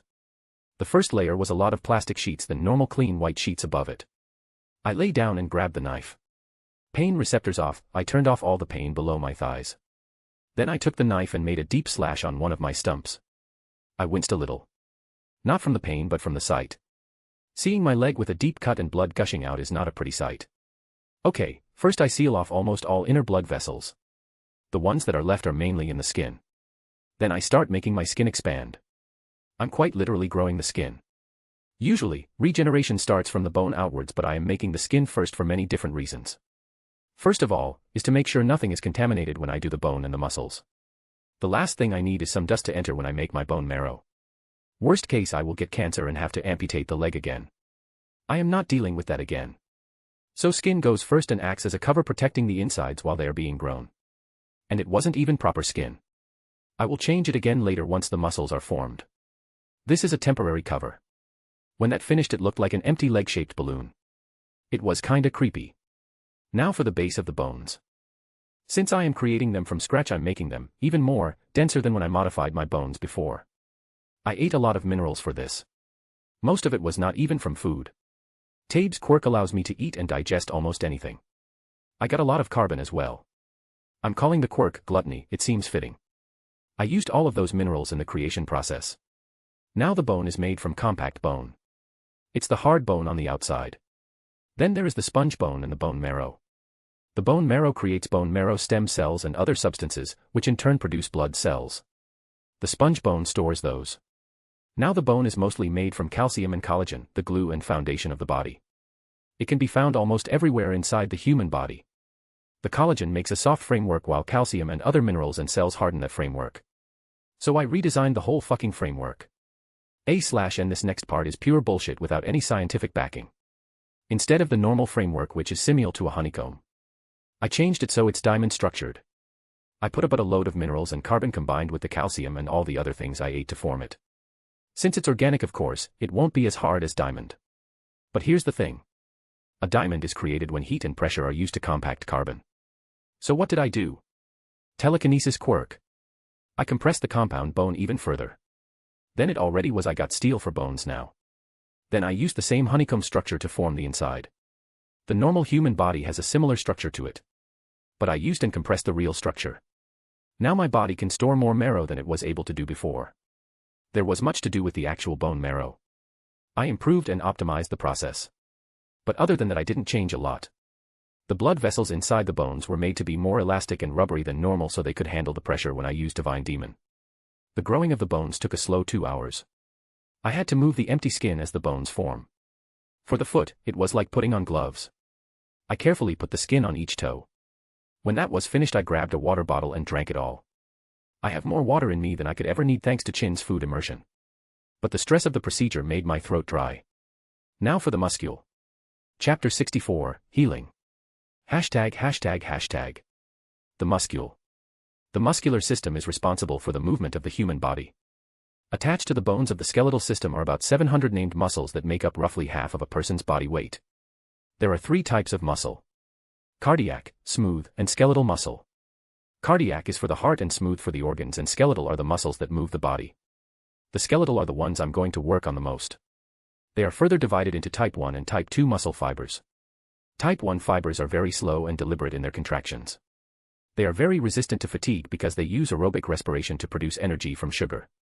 We find type 1 fibers in muscles throughout the body for stamina and posture. Otherwise known as slow-twitch muscle fibers. The red muscle fibers. Type 2 fibers are fast-twitch, broken down into 2 subgroups, type 2A and type 2B. Type 2B fibers are even faster and stronger than type 2A, but have even less endurance. Type 2B fibers are also much lighter in color than type 1 and type 2A. This type is mostly prominent in the upper body, where they give speed and strength to the arms and chest at the expense of stamina. These are the white muscle fibers. Type 2A fibers are faster and stronger than type 1 fibers but do not have as much endurance. They are especially prominent in the legs, where they work to support your body throughout a long day of walking and standing. The moderate fast twitch, or otherwise known as pink muscles fibers. They are a mix of red and white muscle fibers. Now Akasame's 100% pink muscle from Kenichi's mightiest disciple is impossible for most people, but not for me. I can do it, but I won't. The human body needs both red and white muscles to function. At most I can turn 35% of my muscles to pink. So I have enough red and white left so the body doesn't lose any power or stamina. With food immersion I don't have to worry about stamina all that much, but I also don't want to waste it. I can use that energy to make quirks or animal forms faster. And this next part is unrealistic AF, but what can you do? So besides the normal muscle changes, I will be mixing in some spider silk with some of my muscles. Specifically, dragline silk made by Darwin's bark spider. This silk is 10 times tougher than Kevlar and can be stretched over 90% of its length, making it one of the toughest known biological materials in the world. Now if I mix it with my muscles it will boost my strength overall. The silk and the muscles are both made from protein. Then, and comprising the muscle fibers as well, should add a great boost to my body. The blood vessels need to be changed as well. I changed them once before, making them more elastic and rubbery to handle Divine Demon. Now I'll do the same, just doubling up the scale. Honestly, my veins in the leg might as well be made up of rubber by now. Making the muscles and veins took 5 hours. My senses are still turned off, but I imminently noticed the change. When I tried to lift up my leg with my arms it was a lot heavier than what I am used to. I hope it's just as powerful as it is heavy. Next, I did the skin. From where the stump begins. The new temporary skin I made started to change. The skin is the largest organ a human has. It accounts for 15% of your total body weight. There is not a lot I can change about human skin except make it denser than it already is. Human skin is surprisingly as good as an animal one. The only reason the skin is so weak and fragile is because of the lifestyle that humans live. People in poorer regions in the world are shown to have tougher and harder skin. Especially on the feet. Since they walk barefoot. Chinese martial artists do the iron body training. It's basically getting hit by various objects or people daily. This needs to be done every day for a few years to show visible results. This is called conditioning. There is partial conditioning where they do a certain body part. Like the iron palm. They literally torture themselves. They hit various objects with the hand, of wood, stone, iron, red sand, and etc. Doing this over prolonged periods of time breaks the bones and muscles and shreds the skin. Each cycle the bones and muscles heal, getting stronger and deformed. Same with the skin. I don't have the time needed to invest in that sort of thing. But I can always cheat. I will make my skin denser. Then use my own bioelectricity to attack the cells in the epidermis. It will be pretty simple to do with Sai Kicken / Life Return. Changing the skin took 1 hour. So with the bones, muscles and skin. It took me 8 hours for one leg and a buttload of my energy / stamina reserves. I turned back the receptors in my leg to see if it was successful. The first thing I noticed was the weight. It felt like I had weights on my legs. I tried to move the leg and it was very smooth. I expected some discomfort or for the leg to move a second late. But that didn't happen. I flexed each muscle in the leg to check. Everything worked perfectly. Next, I did the other leg. That took 8 hours as well. When it was all done I stood up on both of my legs. I started to laugh uncontrollably. I did some light kicks and jumping to test things out. It was a lot more powerful than I intended. When I land on the ground after a jump there is a loud thud sound, showing the change in weight. After a quick run, especially with my current legs, I found myself in a secluded part of the 4 sets. Now for the real test. Soru. I was moving faster than ever. Easily double my previous speed. If it wasn't for my enhanced perception I would have smacked myself into a tree. I jumped in the air higher than ever. Then I kicked the air. Jeppo. Once. Jeppo. Twice.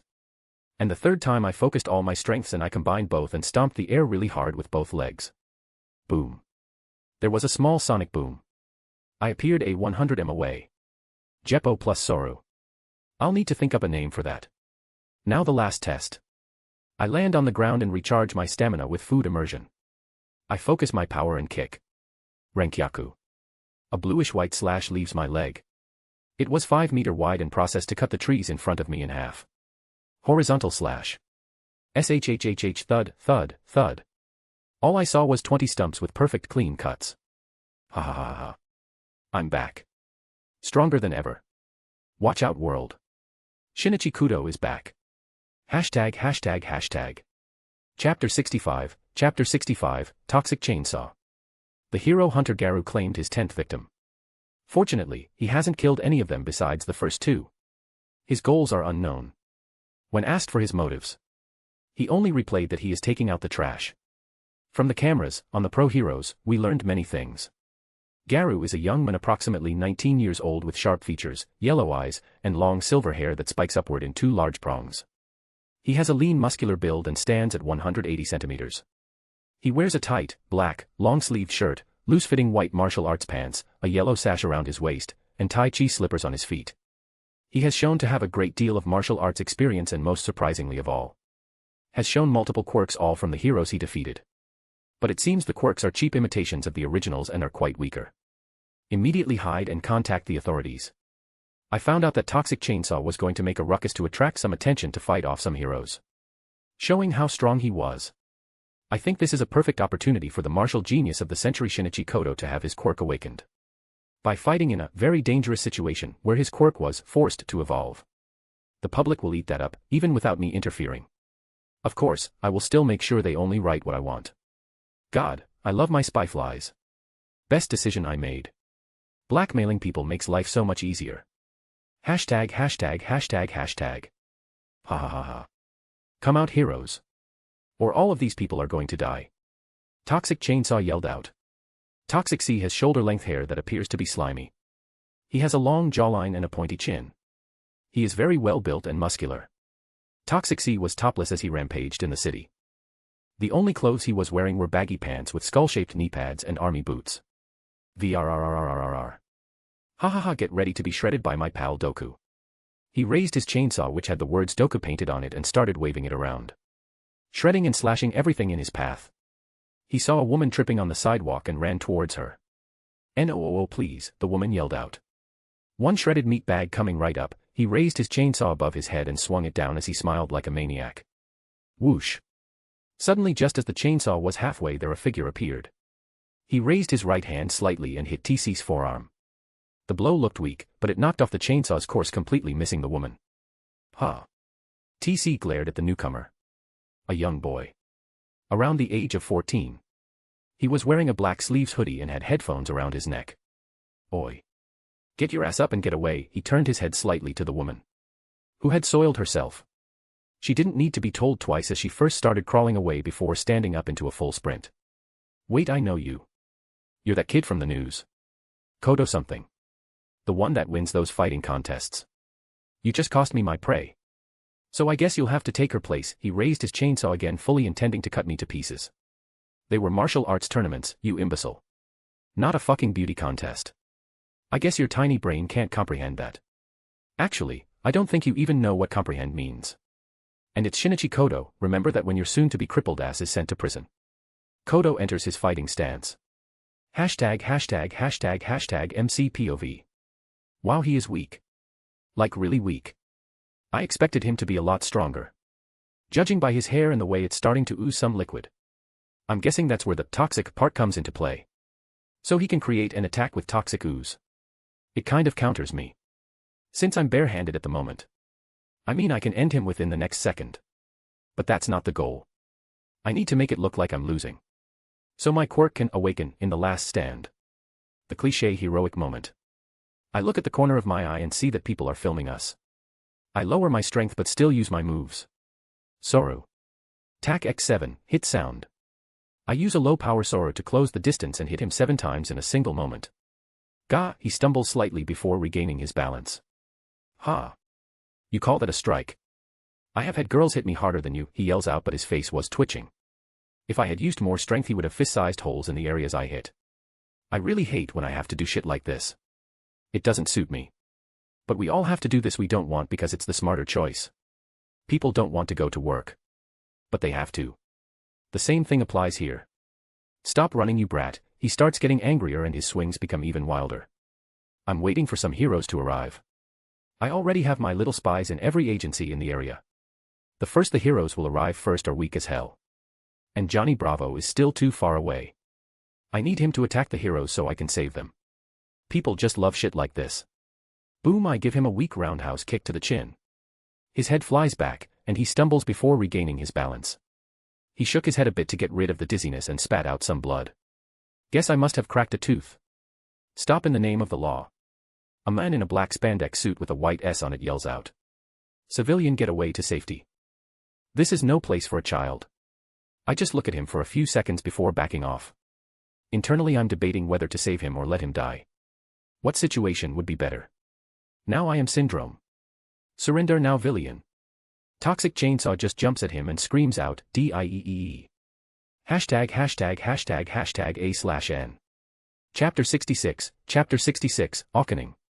###D. Toxic Chainsaw just jumps at Syndrome, purple ooze starts to form on his skin. But Syndrome points his hands at Toxic C and a blue energy beam hits him and stops him in place. Syndrome then pushes and Toxic C goes flying into a building. Syndrome takes out some support gears like a stun gun and a stun staff. He didn't have to wait long because Toxic C dashed right back at him. He looked roughed up, but that didn't seem to bother him. Syndrome dodges and keeps hitting him with the staff, causing him to stiffen up because of the electrical current. Keep still. Toxic C yells out. Syndrome just ignores him and continues to mumble something under his breath. 8. 9. 10 inch. He points his hand at Syndrome and the blue beam stops him in place. Syndrome swings his arm hard. And Toxic C is sent flying again with an even bigger velocity. He goes straight through a couple of walls. Cough. Cough. Toxic C stands back up from the rubble and dusts himself off. So that's it. Your quirk has a time limit. That just means I have to cut you and you can't use it. Now it's my turn. Purple ooze starts to gather in his arms in large quantities. He then swung his arms upward. Toxic rain. The purple ooze scatters once it reached its peak height. And started falling down like purple raindrops. Syndrome tried his best to protect himself with various objects. But the ooze ate through it and hit him directly. Ah! The ooze ate through his suit and started dissolving his skin. Hey, people are really dumb. I saw you inject yourself as soon as you entered the fight. You think a few antidotes will help you fight me? I don't just make poisons. You heroes are arrogant pieces of shit. That's why all of you die when you fight me. I create acid as well, you morons. #MCPOV. While Syndrome was dying on the ground and Toxic C was monologuing, I was breaking down his stats. Toxic C has a lot of endurance. But I already established that a few stronger hits and he is down. But his quirk is a surprise. All my information showed that he just makes the poison. Hence the Doku on his chainsaw. But acid. That was new. He is basically the villain version of Mina Ashido. And just so happens to be one of the types that counters me somewhat. Well, if we were on the same level he would counter me. But since the whole point of this isn't to win but to make a solid reason for my evolution, I need to play it right. Yo, ugly. I call him out. He turns his head around looking directly at me. You again. Didn't you ran off like a little bitch? Why are you back? First of all, I didn't run away. I was here the whole time. It's not my fault you have the attention span of a goldfish. Along with its intelligence apparently. And 3.2. What did you say to me, you lil bitch? Easy. You hurt me. Fish for brains. Get your stupid ass over here so I can kick it to the ground again. To finish things off with style, I give him a middle finger. His face turned red from anger and he rushed like an angry bull. He swings, I dodge and hit back. That went on back and forth for about a minute. I was looking for a way to make the situation desperate for myself. But it looks like I can only get hit by the poison. I already injected myself with it. I touched the chainsaw when we were fighting. I already have the antibodies for it being made. But how do I get hit by a chainsaw without it making any lasting damage? This is getting filmed. I don't want people to know about regeneration. This early. Sigh. Looks like I will have to risk it. I don't want to use other quirks when I'm acting as Shinichi Kodo. But it looks like I have no other option. Telekinesis is the best way. I could slow down the chainsaw so it only cuts me a little in the chest. I could do it with my slowed down perception and my speed. But that would just bring unnecessary risks. Imagine he gets a stupid power boost and cuts my neck. Already lost my legs because of my arrogance. I will not repeat the same mistake again. D. I use this moment to use telekinesis on the chainsaw. The change was minimal. I don't think Toxic C even noticed. The arc of the chainsaw moved slightly and I moved so it will only scratch my chest and draw a little blood. I made sure once the chainsaw was near me to use telekinesis on it constantly so it wouldn't go deeper than that. Ha ha ha. Got you. You little bastard. My poison will spread and start to paralyze you. This poison is not actually half bad. I might make it in the future. I used the sample to make antibodies so it won't kill me. I'll let it run its course but it will be weakened. I need to show the signs of being poisoned for this to work. Now be a good boy and sit still so I can tear you apart. Hiya. He lunged at me again with his wild swings. I already noticed people filming this with their phones. With each swing, I lowered my speed, making it seem like the poison is affecting me. My skin got paler and my lips started to turn blue. I threw a few punches and kicks but there was zero force behind them, further making it obvious I losing. Then I purposely fell on one knee and started to pant, and glared at the men. Heh. So this is as far as you go. I expected more but I guess you are still a child. Now let me hear you scream. Haha, he lifted his chainsaw. This is it. Hashtag hashtag hashtag, third POV. People held their breaths as the chainsaw was falling down. Then the miracle happened. The boy who was about to die started changing. He grew sandy yellow fur, especially around his neck. He started to grow his face, turning more animalistic. He raised his hand, which was a mix between a human hand and a paw. Toxic C was so startled he froze in place, especially after the beast looked him in the eye. The beast took a deep breath and ROOAARRRR, a deafening roar took place. Everybody covered their ears. Toxic C, the closest one to the blast, dropped his chainsaw and screamed as he covered his bleeding ears. The beast stood up, now taller than Toxic C. It was easy to see what he had become. A lion.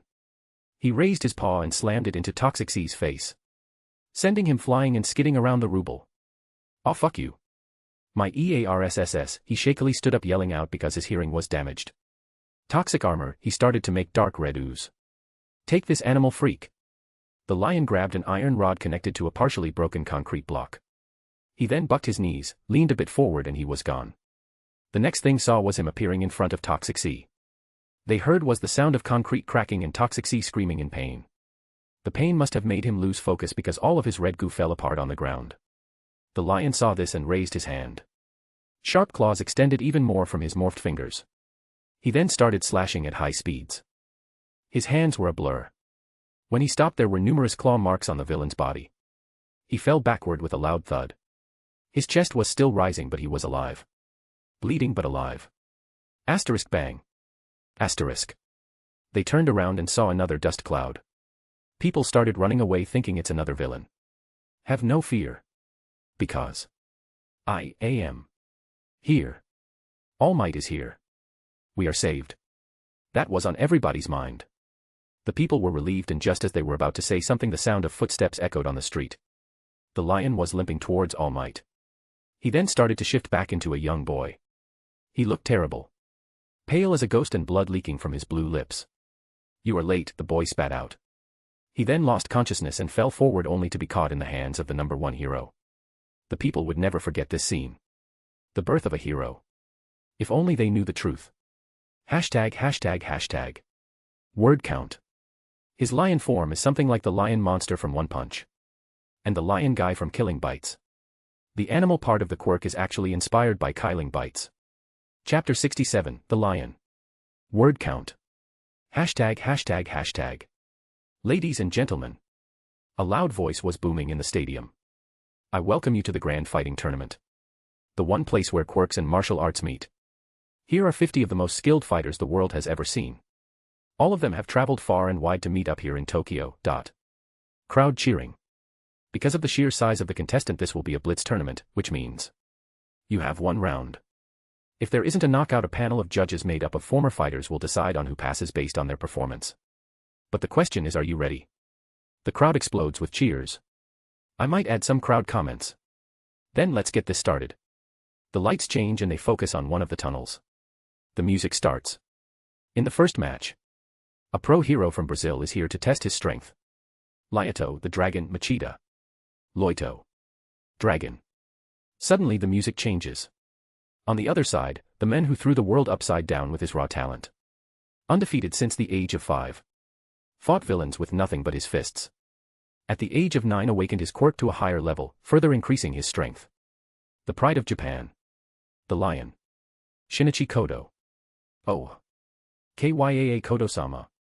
So handsome. Kodo. Kodo, Kodo. The boy. Nay. The men who exited the tunnel made the crowd go wild. Because of his awakening, his growth had exploded.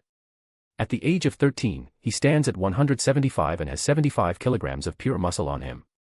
His jet black hair and a spiky undercut. His face filled with confidence. On his back from his left shoulder to his right, there was a tattoo. Fortis Fortuna Aduvat, fortune favors the bold. Under it, right in the middle of his back was a tattoo of a lion's head. I don't RLY like Escanor's tattoo. But I would like a lion tattoo with a crown, or it could be without it. Just not the OG tattoo. Ideas please. We need something cool. Power was literally rolling off him. At the age of 11 he fought the infamous Garou and copied his martial arts. The now improved martial arts named Rokushiki were spread by Kodokuin. Very few have managed to learn and use them. None come close to Garou and Kodokuin. Since he awakened his quirk which allows him to change some or his whole body into animals. Kodo has only used it once in a fight against the then Numer 20 Pro hero. Kodokuin surprisingly won the match quickly which further boosted his career. After that, he hasn't used it. When asked why he replied, I'll use it when I need it, showing his confidence in his style.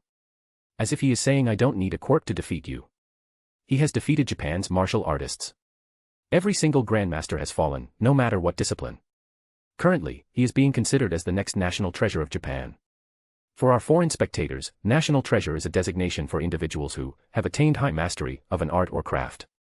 And are very important to the country. Hashtag up in the VIP stands. Wow, he is selling it hard. He is really sucking up to Shin, the one who said it was a young man built like stone. He had black hair and was dressed casually. And an arm over the shoulders of a cute black-haired girl, Yuki Tetsuya. 18. Tetsuya. Don't be so vulgar, the black-haired girl was Tetsuya's girlfriend. They meet each other in the school baseball club. Fujiwara Takako. 18. Come one Takako-chan. The club was a much worse place and you didn't complain so much. Tetsuya smiled at her. Sigh. Only you would go play baseball because he wanted to relax from fighting. You do know a military expert made their training plan right. And you breezed through it. Being your club manager was a pain, Takako pouted. Well, I had planned to stay for a while and leave. But something caught my attention and I just couldn't. So much so that I spend almost every single moment chasing after it. Tetsuya leaned on the now blushing Takako but were interrupted by the voice behind them. Get a room you two. Sigh, both of them looked at each other, signaling with their eyes they were going to continue this later. Tetsuya turned back and faced the voice. A young girl with brown hair was agitated. Look Ran, I know you and Momo are pissed at Shin, but keep the rest of us out of it. Humph Ran turned her to the side, Muri Ran. 13. Come on Ran-chan. Don't be such a tsundere. Is this still about the college party? So what if Sensei slept with some girls? A tall black-haired girl put a hand on Ran's shoulder. She was just 13 but already had assets that would make older girls jealous, Yorozu Momo. 13. But Momo-chan. That Casanova is getting out of hand. He just sleeps with anyone he wants. Doesn't that bother you? Ran turns to her. It does bother me. But Sensei isn't going to change, he has always done what he wants. He clearly likes older women. I'll wait to grow up some more then I'll make my move, Momo said in a determined tone. Well, the age of consent in Japan is 13. So he is in the clear. Not like it would stop him anyway, Tetsuya just shrugs. That only applies if the other person is 13 or 14. Not 20. Ren yelled out. Like I said, not like it would stop him. It's fini, let him enjoy his youth. He is the pride of all men, a boy with brown hair and glasses said while pointing his finger in the sky, Maiko Shu. 18. Ran punched him in the face sending him flying, shut up you pervert. You were with him to stop him from doing shit like that. Shu raised his head slightly from the ground, cough, I was, but then a pretty girl approached me and I got sidetracked. Worth it. He ended things with a thumbs up and fell on the ground again dramatically. Oshin and Lyato started talking. With that everybody turned their attention to the match. Hashtag fighter focus, they are talking in English. So you're the lion. Gotta say I expected some sort of 2-meter giant, Lyato grinned. Shinichi simply started stretching a bit. Believe me. At the end of this you will wish you fought a giant. I don't think so. I'm not called the dragon just to grab attention. Lyato squatted down and put his palms on the ground. He started to transform. Red scales appeared on his body. Wings sprouted out of his shoulder blades. A tail soon followed. His trunks were specially made with an elastic material. It also had a hole in the trunks for tail that was covered by the material. When the tail forms, it pushes away the strips of material to exit through the hole, asterisk asterisk asterisk asterisk. He looked like a red humanoid dragon. Hee hee. Not bad, right? Now you transform as well. And let's see who really is the king of the jungle. Liato was very excited. It was easily seen since his tail was swishing back and forth. I won't be transforming. It will end the fight too quickly. Arrogant. But you have the right to be. 13 and already standing above the pros. I'm sure you would knock out a few of them from my country as well. I guess I'll just have to force you to use it, Liato grinned. If you impress me, I'll consider using my animal forms, Shin said calmly with his arms crossed. Forms? Don't you just turn into a lion? Liato looked confused. Right, I forgot that other countries don't know that. I keep my powers under wraps. So I have the element of surprise. I always turn into a lion because that's the only from the public knows. But my fans have been hounding me to show them the rest. So I will probably show 2 to 3 more forms in this tournament. Shin shrugs his shoulders. Between the two of us, how many forms do you have? How many animal races are there? Liato blanks at that. Okay. Now I'm depressed. Why did you tell me if you want to keep it a secret? Because of a certain green-haired Quirk nerd figured it out. It's just a theory so far, but everybody knows it since it's the most logical explanation. So hiding it any longer works against me. Shin looked displeased about that. Tough luck, man. Well, that's enough talking. Let's get this thing started. Liato kneels down a bit. Yeah. The crowd is getting restless. Try not to die. Shin enters his stance. The first fight of the tournament begins. Hashtag hashtag hashtag. Epic rap battles of history. Dragon versus Lion. Begin. A/N. Chapter 68, Lion. Begin. As soon as the announcer's voice was heard, Liato, who looked like a humanoid dragon, pounced. Raya. He raised his fist covered in red scales, telegraphing a punch. When he was witching a 2-meter distance from me, he smirked and jumped and spun in midair. With the momentum he gathered, he slammed his tail at my side. I quickly set up a block. But the sheer force knocked me back a couple of steps. He wasted no time getting right in my zone. Every fighter has a zone. It's described as a bubble with the fighter in the center. It is determined by their max striking distance, which is a kick. Liato is constantly staying in it, forcing me off balance and on the defensive. But it's still not enough. As Liato was forcing me backward with his punches, I dug my feet in the ground and slapped both his fists away with my thumbs. I jabbed them in the inner side of the wrists. His scales protected him from permanent damage, but the force and the pain made him instinctively pull them back. Like pricking yourself on a needle. You immediately move away. Even with him pulling his hands back, his momentum still pushed him to me. I put my arms in the air, palms open towards him. I slammed my foot in the ground and twisted. The force from the ground traveled through my body. I added more and more force to it with each muscle it passed. When it reached my shoulders, I directed it in my arms. I quickly put my arms on his chest and pushed while twisting my hands. The force slammed into his chest, sending Liato flying for a few meters. What an incredible show of strength. The lion has pushed back the dragon, I heard the announcer's voice. Honestly, can't they get someone competent to do these things? It's just simple wave motion. Almost all martial arts depend on it. Properly moving your strength, without losing any in the motion to maximize the damage you do. In this case, instead of using that force in a punch for more physical damage, I used my palms and spread them out on his chest, shaking up his internal organs. Cough, cough, fuck, that hurt. You got past my scales. I admit I didn't see it coming at me this early. Liato got up from the ground. It's quite obvious, isn't it? If an opponent has a strong external defense, you strike internally, I say calmly. Hey, you got in a lucky shot. It won't happen again, Liato gruffed as he got in his stance. I'm sorry, but it will. I knew I would face opponents like you, so I designed a new martial art for it. The name is up for debate, but I'm partial to crushing palm. I enter a loose stance with my palms to my side. Crushing palm, huh? Crush any defense with your palms. Do you think that's gonna work in real life? There is a reason why most martial arts became obsolete after MMA appeared. This sounds like some Tai Chi shit. Liato actually looked disgusted. I was going to try something like this on him. Well, I'm going to say only one thing, I crocked down. Oh yeah, what's that? I smirk slightly, don't blink. Huh. Whoosh pow slash tack, X. Gah. Liato gasped and fell down on one knee. There were 7 spots on his body where the scales were damaged. There was a small palm indentation on those spots. Sugoi, the dragon is down. Kodo hit him 7 times in a single second. The announcer's voice boomed, followed by the cheers of the crowd. Cough. What the hell was that? You call that internal damage? You blew apart my scales. Lyato glared at me. Well, the goal is to injure people internally. I never said it doesn't do external damage, I grinded at him. Fuck you. I think you moved my fucking liver to the other side of my body. Lyato slowly stood up. One hand on his stomach. I shook things up pretty badly in there. You wish. Sorry buddy, but I like girls. But if you are looking for something, there is a bar called the Blue Oyster about 1 kilometer from here. What? No. I'm not gay. How do you even know about that bar? Lyato splitters. When somebody pisses me off, I knock them out. I take money from his wallet. Call a cab and tell the driver to knock on the door and that he was for the late night party. Then I pay the driver with his money. The majority of men just felt a shiver down their spines. How absolutely evil. Kodo-kun is an evil genius. I sent a glance at the announcer. One that I will never, ever insult and hold him in the highest esteem. The announcer started sweating. The men next to him started distancing themselves to show they are not with him.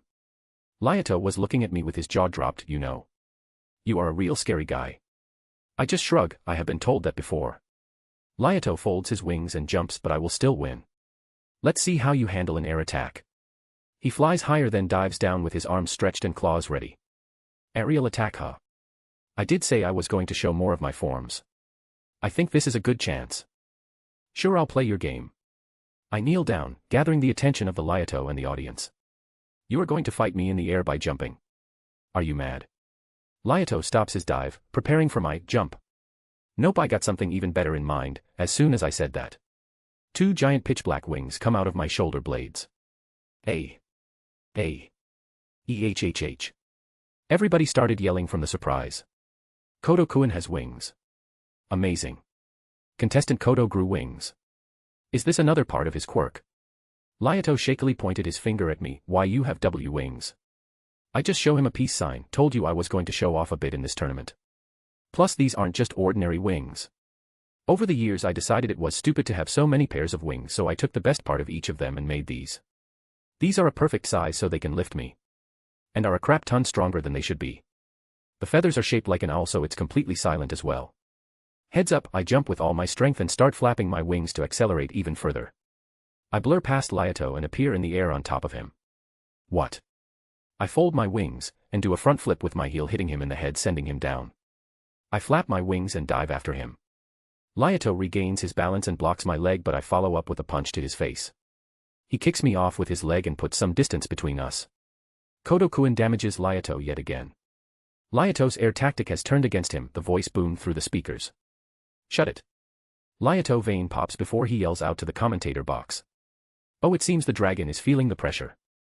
He is starting to get distracted. The announcer mocks him a little. Lyato starts mumbling curses under his breath, mostly, wait till I get my hands on you, or retarded announcers. What you gonna do now, lizardman? Do you actually have the stamina to spare by flying around like this? Those wings of yours aren't made for continuous flight, are they? I point at him with a small smirk. You really are a bastard. Lyato starts descending to the ground. As soon as he touches down, he takes back his wings and enters a new stance. But judging by the way his tail is positioned, he will probably fight like the blonde tail kid from Class A. Good choice. You would have definitely lost in an aerial battle. I start descending as well. I take back my wings when I hit the ground. So anything else you want to show me? I ask him, but he just keeps quiet and just stares at me, observing my every moment. I shrug my shoulders. Well, I would like to say it's been fun, but would be lying. See you around, Lyato. After saying my piece, I dash straight at him, nearing my top speed. His expression was steeled. This would be his final stand. I start hitting him with palm strikes. Right. Left. Above. Below. His scales were flying everywhere. Blood started to come out from the more serious wounds. He tried to get some hits in. He used his claws and tails to hit me a few times. But they were minimal and barely did any damage. After a full 2 minutes of punishment, I back off. Lyato was bleeding all over the place. His blood covered his red scales in a different shade. He looked terrible. He looked like he was going to pass out any second. Cough, I want a rematch. Lyato tried to take one step but passed out midway and fell face first on the ground. Ding. Ding. We have a winner. Shinichi Kodo. Winner by knockout. The crowd went wild. Kia Lion-sama. Ah, it's good being me. Hashtag hashtag hashtag. How many will get the Blue Oyster reference? It's from an old movie. Go watch Bacchus vs. Elfman fight. This is going to go pretty much the same. Except Bacchus wins XD. Chop Hanging Palm from Fairy Tail, Bacchus Grow. And Hyuga from Naruto, Gentle Fist. Chapter 69, Beta House. I slowly made my way to the VIP room. The fight wasn't anything special. I expected a bit more from a pro hero. Especially one from a different country. But I guess he climbed the ladder using his popularity. Then again, the whole thing is a glorified popularity contest. And there are always backroom deals in these kinds of things. Cough endeavor. Shin. The people in the room yell out. Yo. How's it going? Having fun, I see. I take a glance at the table filled with drinks and snacks. There were a few beers there as well. Tetsuya waves lazily. Good work out there. Another pro hero down. Excellent job out there, sensei. Momo flashed a big white smile. The bodyguards in the room also congratulated me. Shu, on the other hand, was excited. You finally showed your other forms. And you went with the wings. I would expect a visit from some pretty ladies after this. He waved his eyebrows suggestively. Humph. Stupid Casanova. Ran turned her head away from us. And I saw Momo shifting in her place a little, looking slightly uncomfortable. Shu just grinned harder. Oh, what is this? Is this jealousy I see? Ran threw a punch, but he avoided it. Shut it. You are just as guilty as him. All of this started in his tournament in America. Flashback. Shin in USA. 2 months ago. College dorm. Beta house. BA. Dum dum dum dum. Whoa. Shin, this is awesome. Maiko Shu, 18, was having the time of his life. 2 blondes in crop tops and mini skirts were dancing with him. He had a giant cup filled with beer. Shin. Shu looked around, not spotting his friend. Hey handsome, if you're looking for your friend. He went to join a drinking contest. One of the blondes purred in his ear, sending shivers down his spine.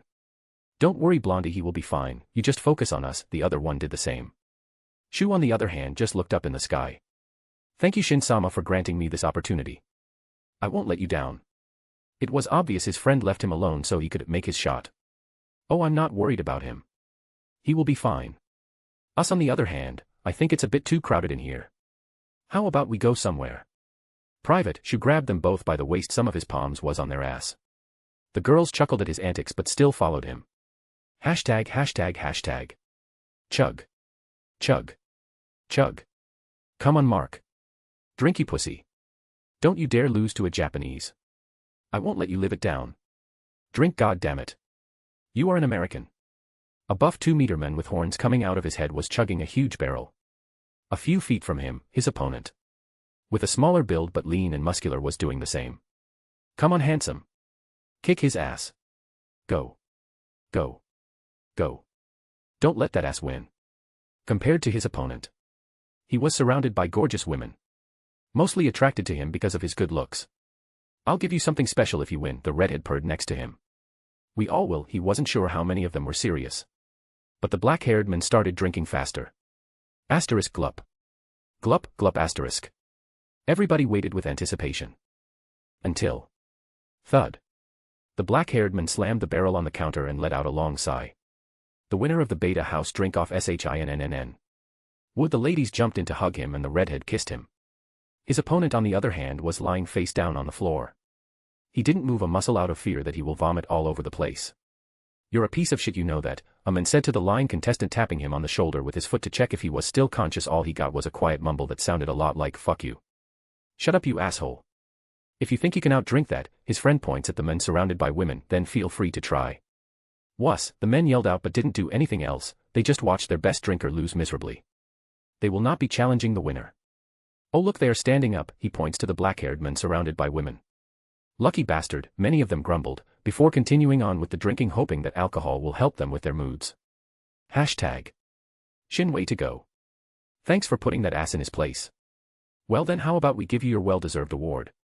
I look at the woman surrounding and smirk. Well, ladies, there just happens to be an empty room upstairs and I have the only key. So what do you say we make our way up there? The redhead and brunette grabbed him by the arms. I call dibs. Both of them called out and practically dragged him away, ignoring the catcalls and whistling coming from behind them. Well, you two are certainly eager, Shin teases them, but he also follows along at their speed. What can we say? We see what we want and take it, the redhead responds with a sexy tone. Early bird gets the prey and all that shit, the brunt pushes her cleavage around my arm. Hey, I'm not complaining, but I would like to know your names, Shin smiles. All of them stop in front of the door and the girls look at Shin. Why? He calmly inserts the key and opens the lock and grins. Because I want to know what to call you when you're screaming out my name. Someone's confident. I'm Sarah, the redhead replies. I'm Chloe, the brunette barely finished before Shin grabs both of them by the ass and lifts them up. Ladies, get ready for the best night of your lives, he closes the door with his foot. That night the moans from the room were heard from the whole house. As well as the stories of Shin the Beast that were spread across the campus. ####. The Beast sounds weak. The Casanova. Here is your Chapter 70, Rabbit Hunting. Word count. ####. Mariko watched the tournament. She would have liked to enter. But there was a rise of crime in her area. So she couldn't exactly leave. She was looking at Kodo as he demolished the dragon. Her foot was tapping the floor. She mentally scowled. Her friend Ryuko was more fitting for that title. She was the dragon hero Ryukyu. And was much stronger than that wimp Lyato. Rumi. Are you still angry at that boy? Her secretary said. The noise was distracting her from her job. Gurmari-chan, he humiliated me. Rumi growled. No. You went ahead and called him a weakling. At the time he beat most of the world champions. Well, the ones that had the balls to fight him in the first place. And you called him weak, Mari pointed out. HMPHF, Rumi just turned her head to the side. Plus you lost to Garuo before that. You were supposed to ask Kodo-san about him, yet you insulted him. You brought that upon yourself. Mari just shook her head and went back to doing the paperwork. Damn you, Garu. You too, Kodo. #3RDPOV, 1 year ago, we'll find out the date later, Garu versus Rumi. As Rumi was walking back to her house after a patrol. Before Rumi's ear twitched. Yo. So you're the one they call Mariko. She turned around to see a young man with yellow eyes and long silver hair. He had a lean muscular build. He wore a tight, black, long-sleeved shirt, loose-fitting white martial arts pants, a yellow sash around his waist, and Tai Chi slippers on his feet. Rumi entered her fighting stance. So this is Garu. What's it to you? You little pansy. You're the one everybody is freaking on about. You don't look so tough. Mariko gruffed with a confident smile. Ha ha ha. Garu just turned his head back and started laughing. You got spunk. Good. Good. I hope you will entertain me than the rest of your colleagues. Shut it. You put over 40 heroes in the hospital and killed 10. Garu just shrugged his shoulders. Meh, they're the ones that decided to be heroes. If they wanted a safe, peaceful life, they should have considered a different occupation. Grr. I'm going to enjoy breaking you, Mariko growled, seeing this Garu got in his fighting stance. Calm down, Rumi. Getting angry won't do you any good. Take a deep breath. And kick his ass. Mariko took a deep breath and exhaled. She looked him right in the eyes and started to skip lightly in place. Garu raised an eyebrow at the action but didn't move or say anything.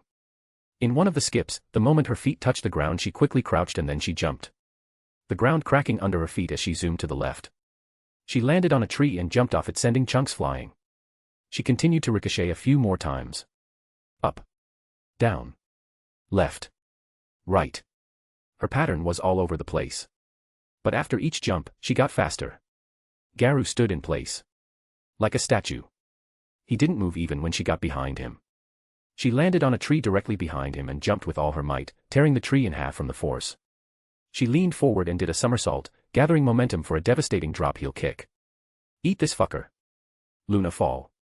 Boom. She dropped her heel as hard as she could at his head. Fully intending to crack it open like an egg. The ground cracked in a spiderweb pattern with Garu in the middle. The instant she hit him, the ground cracked, sending a dust cloud in the air. Kahaha. Is that the best you got?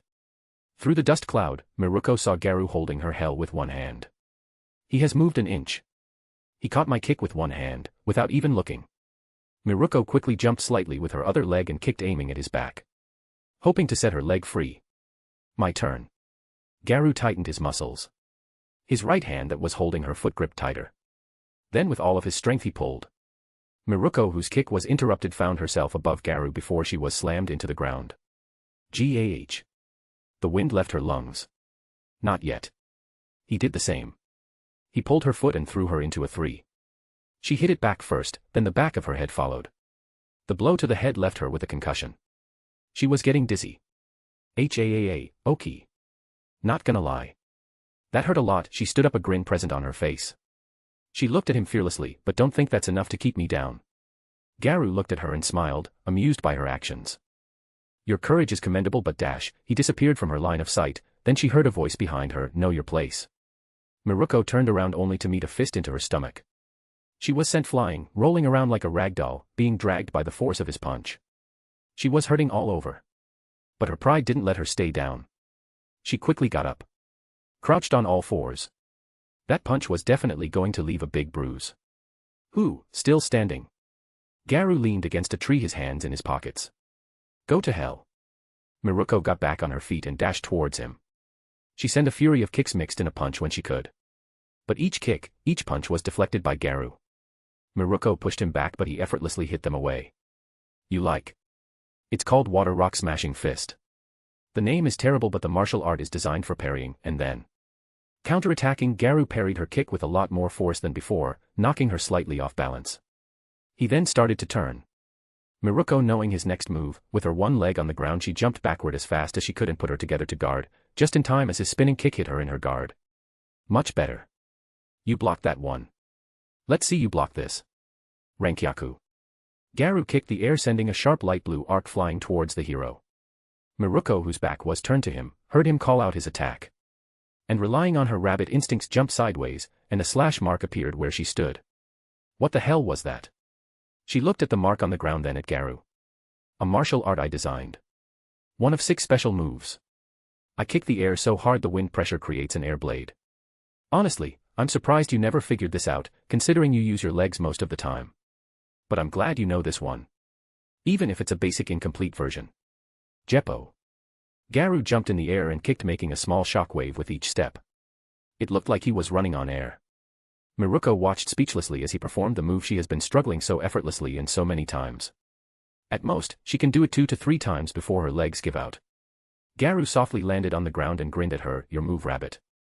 Miruko, knowing that she was outclassed, still stood up. A chance, I just need one opening to use Lunati Harris. I'll rip his head off. I just need one little opening. Miruko started to run lightly, with each step putting more and more force in it.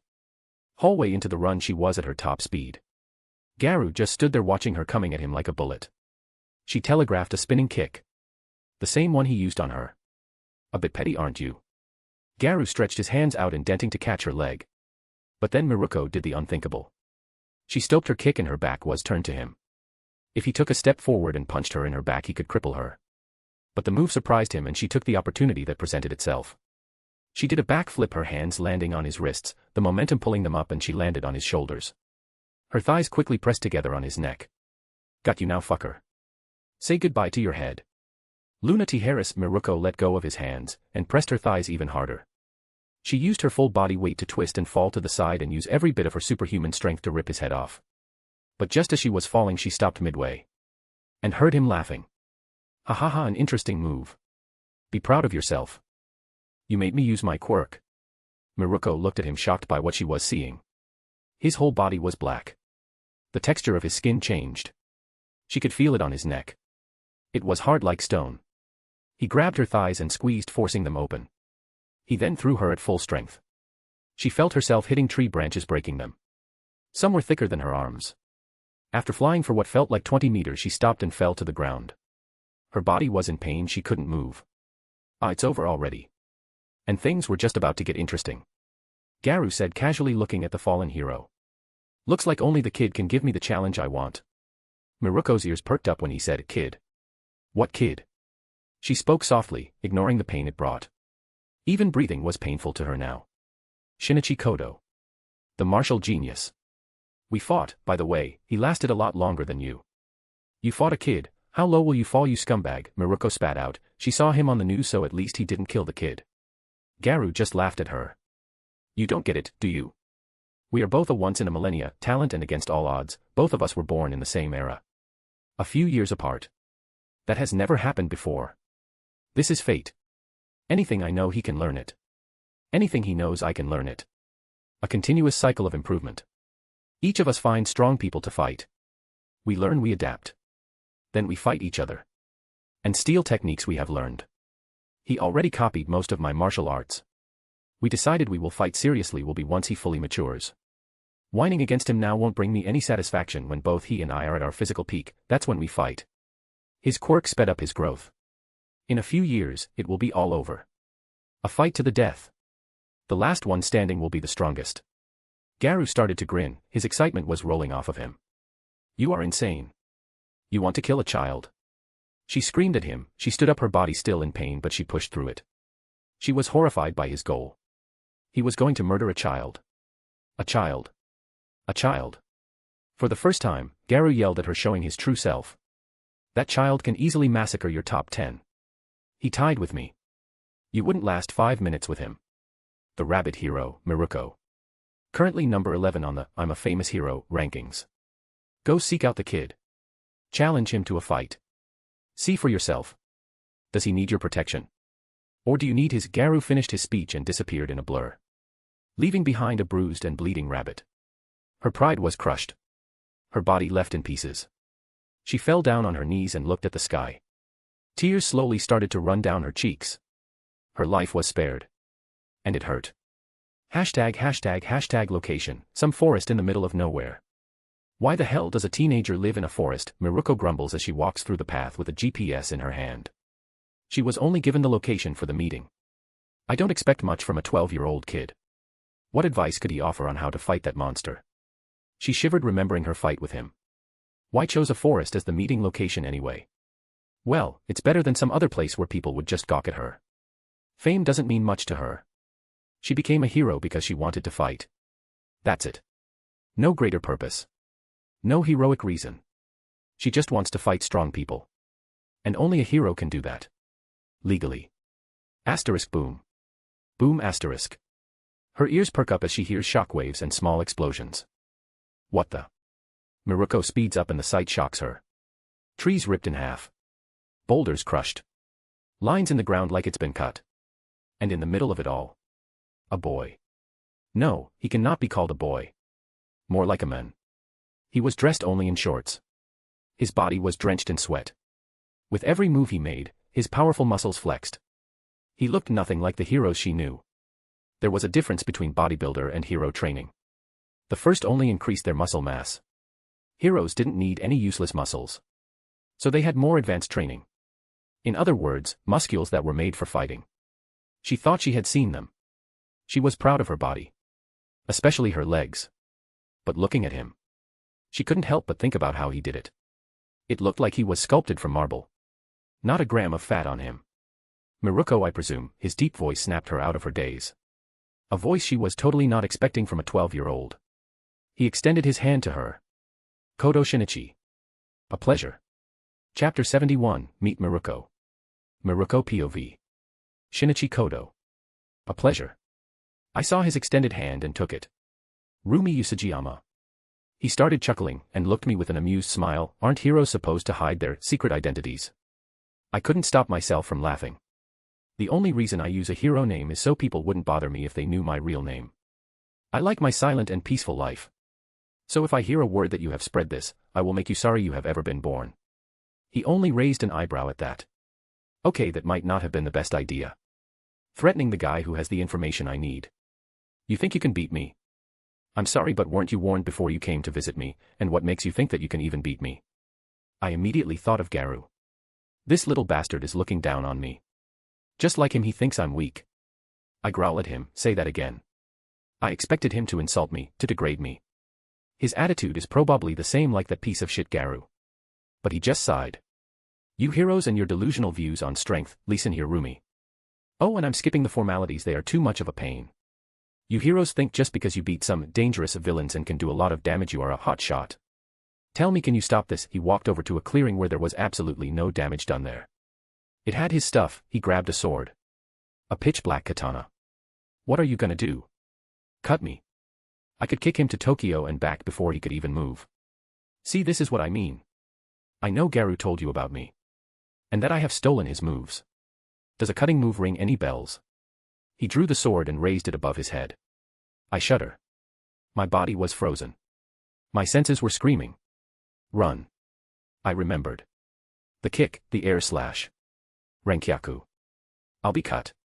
Move, Rumi. Move. Kodo's muscles flexed and he swung the sword down with such force it entered the ground. A second, not a fraction of a second later.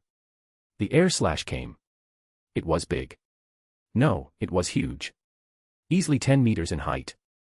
It was cutting the ground, coming straight at me. I did the only thing I could. I bit my tongue.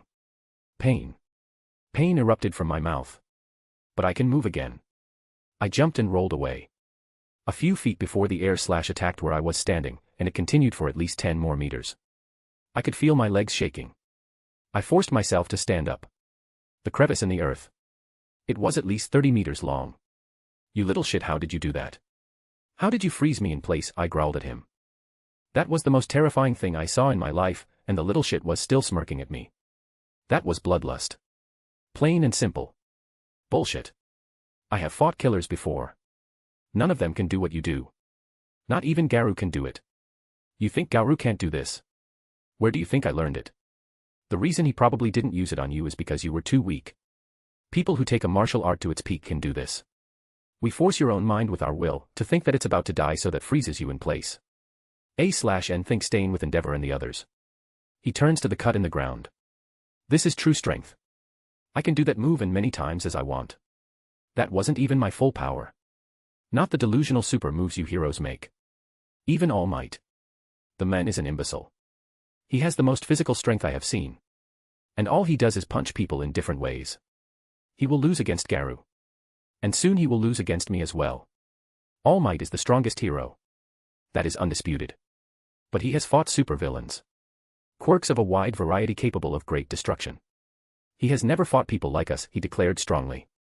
He didn't dream of beating All Might. He knew. He knew it was only a matter of time. And just to further break apart that hero mentality, watch this, he went to a giant boulder twice as big as himself and put his fist to it, and took a deep stance. I unconsciously got nearer to get a better view of what he is doing. He wasn't touching the boulder, there was a tiny space between them. Wait, no way. He took a deep breath and moved. The entire thing was unreal. I was watching him the entire time. He barely moved and the boulder was split in half and a fist mark was where he hit it. You will capture me. Put cuffs on me. PFF. Please. You could put me in a straitjacket like those lunatics and I will still massacre the whole lot of you. Anything I can do, Garou can do it as well. Anything he can do, I can do it with a little bit of time. That's who you fighting against. I know you came here for advice on how to deal with him. So here it is. Leave him alone. If you see him, run. Just because he let you go once, doesn't mean he will do it again. I could feel anger rising from within me. I stood in front of him and ranged. Then what am I supposed to do? How do I fight monsters like them? Weren't you listening? I stole those moves. What's stopping you from doing the same? He stood in front of me. We were the same height, but I felt smaller. It was an instinctual thing. Like how a snake is smaller than some animals, but they still avoided knowing they would die if they attacked it. So what you will teach me? I hate the fact that he looked at me like I was an idiot. Do you think Garou taught me his moves step by step? I figured them out while we were fighting. If you want to get stronger, you just have to fight me. Survive my training and I guarantee you will get stronger. This is weird. I'm going to be fighting an overpowered 12-year-old who looks like he was made by gods. So I can try and survive a maniac who is equally overpowered. I miss the simple times before Garou appeared. Will you be using your quirk? The lion transformation. That increases your strength, right? If I'm going to be learning from him. Might as well do it right. He started just laughing, ha ha ha. You think the lion is my quirk? That's hilarious. He laughed so hard his stomach started hurting. Which pissed me off even more. And I can't do shit about it. If it was anyone else, my foot would have slammed him into the ground. Well, what's your quirk then, tough guy? It's gotta be the lion. It's the only thing that makes sense. He put his hands on his hips and grinned at me. Next thing I know, his ears started moving. They got wider and furrier. And started extending to from bunny ears. Those are dash. Yep, bunny ears comes with the tail as well. He turned around to show a familiar fluffy white tail. One that I see in the mirror every morning. If you do want a fly to get in there, I suggest you close that mouth. As I registered his words, my mouth closed with an audible clack. I could feel my face heating up. Fuck. Miruko does not get embarrassed. Especially not by a very handsome NOO. Kid. He is just a kid. These aren't just cosmetics. The inside are changed as well. He jumped lightly. Like it should have gotten him a couple centimeters off the ground, normally. He jumped 2 feet. He has my powers. Prepare yourself. This will probably traumatize you, but as long as you get stronger it's fine. Ha! What do you dash? Whoosh! Out from his back came out. Giant. Red. Tentacles. Octopus tentacles. Shit. Hashtag hashtag hashtag. By the way, I caught the flu that has been going around here. It isn't so bad that I don't go to work.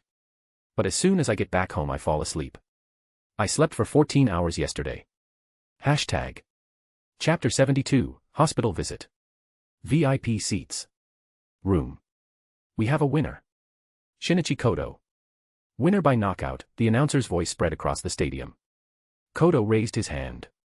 And the crowd went wild. A blonde man with long hair who looked like skin and bones smiled. That young man hasn't changed a bit since the day we met. What do you think of him, Naomasa? Next to him was Detective Naomasa in his civilian clothes. Strong. Prideful. How did you meet him again? Well. Hashtag hashtag hashtag flashback to Shin vs. Toxic Chainsaw Aftermath. Musudafu City Hospital. Is my son going to be alright? Chisaki Kodo asked the doctor, his voice filled with worry. Yes, surprisingly, the doctor said while reading the charts he was given. He looked overwhelmed by what he was seeing. What do you mean? Ryunosuke Kodo stood in front of the doctor demanding answers. Well, your son has just been through quite the traumatic experience. He is one of the few people that awakened or evolved their quirks. Especially since the process differs from person to person. One might do it if he is under huge amount of emotional stress and another like your son, awaken it in battle. He also had a high amount of poison in his body. Normally that should have killed him before he got here.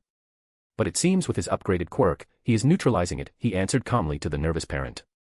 I'm glad. They all turned around to see a giant muscular man with blonde hair standing in the doorway. All Might, X3, parents and doctor.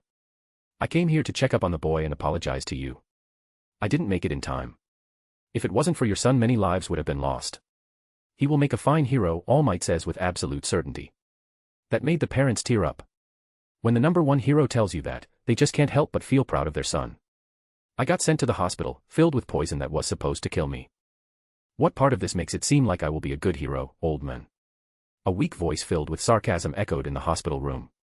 Shinichi, his parents yelled as they rushed towards him. The doctor and All Might stood there frozen. Impossible, he should have been unconscious for at least a few more days. The doctor hurried along and started a full body checkup on Shin. Incredible, my quirk allows me to see the body down to the cellular level. That's why I'm so valued. I'm a living microscope. And right now all of the poison in his body is being removed by his cells. This is normal, but he is doing it 3 times faster than anyone I have seen. The doctor was looking at him completely astounded. So he will be fine. Chisaki said, tears streaming down her cheeks. I'll be fine. The question is when can I leave? Shinichi interrupted before the doctor could answer. Shin, don't be rude. Please continue, doctor. His after sent him a look before apologizing to the doctor. It's fine. He will recover quickly, but just in case he will have to spend a week here. Shinichi only grumbled out, great. He was clearly not happy about being stuck in a bed for a week. Kodo Shonen. That was a very brave thing to do, stepping up to save the citizens like that. All Might walked up, towering over the other people in the room. Looking at the boy on the bed with a glowing smile. Kodo Shonen equals basically young Kodo. All Might says that to everyone. The literal translation of shonen is young man. I kept him occupied until the heroes arrived. As soon as one came I left it up to him. I don't mean to be rude or disrespectful. It's sad that he died. But if he was unprepared to face villains. Why did he act so arrogantly? It was clear that he was trying to call the hero weak. Oh. All Might was standing there thinking on how to explain this without insulting anybody. The last thing they need is to criticize a dead hero. All Might cleared his throat and started talking. Syndrome was an exceptional student. While he didn't go to UA, he still went to a fairly respectable hero school and passed with flying colors. His quirk makes it very easy for him to subdue villains, and he only got stronger with his support gear. I have heard rumors that he grew arrogant and stopped training thinking he was strong enough. That seems to have led to his downfall. So he was an arrogant, self-centered prick who thought he was the best. I fought without my quirk and I still lasted longer than the so-called pro hero. Shinichi said bluntly, making All Might wince. Ha. You sure don't sugarcoat anything, do you? But then again, with your skills and reputation, you don't need to. Plus I like it when people speak what's on their mind. Shinichi raised an eyebrow at All Might. Really? Do you want me to tell you what I think about you? All Might grimaced and nodded. He was probably not going to like what followed. Okay. I think that you are the reason why so many heroes die. You set an unreasonable standard that villains should be captured with the least harm done to them. People try to follow in your footsteps, forgetting that they don't have your super strength. I agree that thieves should be captured in that way. But murderers and rapists should be stopped by any means necessary, even their death. I saw a report that a villain captured a hostage and the heroes stood there doing nothing. The solution was simple: get a sniper and put a bullet in his head. Yet they just stood there until the villain molested, then killed the hostage and himself. The room went silent. His parents didn't say anything. They almost lost their child because the heroes were late. A scene where Shinichi was being held hostage while heroes were just standing there kept playing in their minds. All Might, on the other hand, was having an internal debate. This is bad. A child should not have such a worldview. While he isn't wrong, he isn't right either. There is always a better way. He will definitely become a hero. But what should happen if he still holds to his current ideals? And if he doesn't become a hero, there is a high chance he will become a vigilante who hunts down and kills villains. No. I won't let such a bright boy lose himself to the dark. All Might stood in front of the bed and gave his brightest smile. Kodo Shonen. What do you think about becoming my apprentice? Chapter 73, Hospital Visit. Kodo Shonen. What do you say you train under me? All Might's words made everybody drop their jaws except Shin. His mother looked like she was about to pass out. Shinichi rubbed his chin while thinking about his offer. I appreciate the offer, but I'm going to have to decline. Shin replied in a calm yet apologetic tone. What? Why? His mother yelled out. Everybody else wanted to know the reason as well. All Might seemed surprised that his offer was rejected but kept his cool. If it isn't too hard, please explain, Kodo Shonen. Shinichi just facepalmed and dragged his hand down. All Might and me are different types of fighters.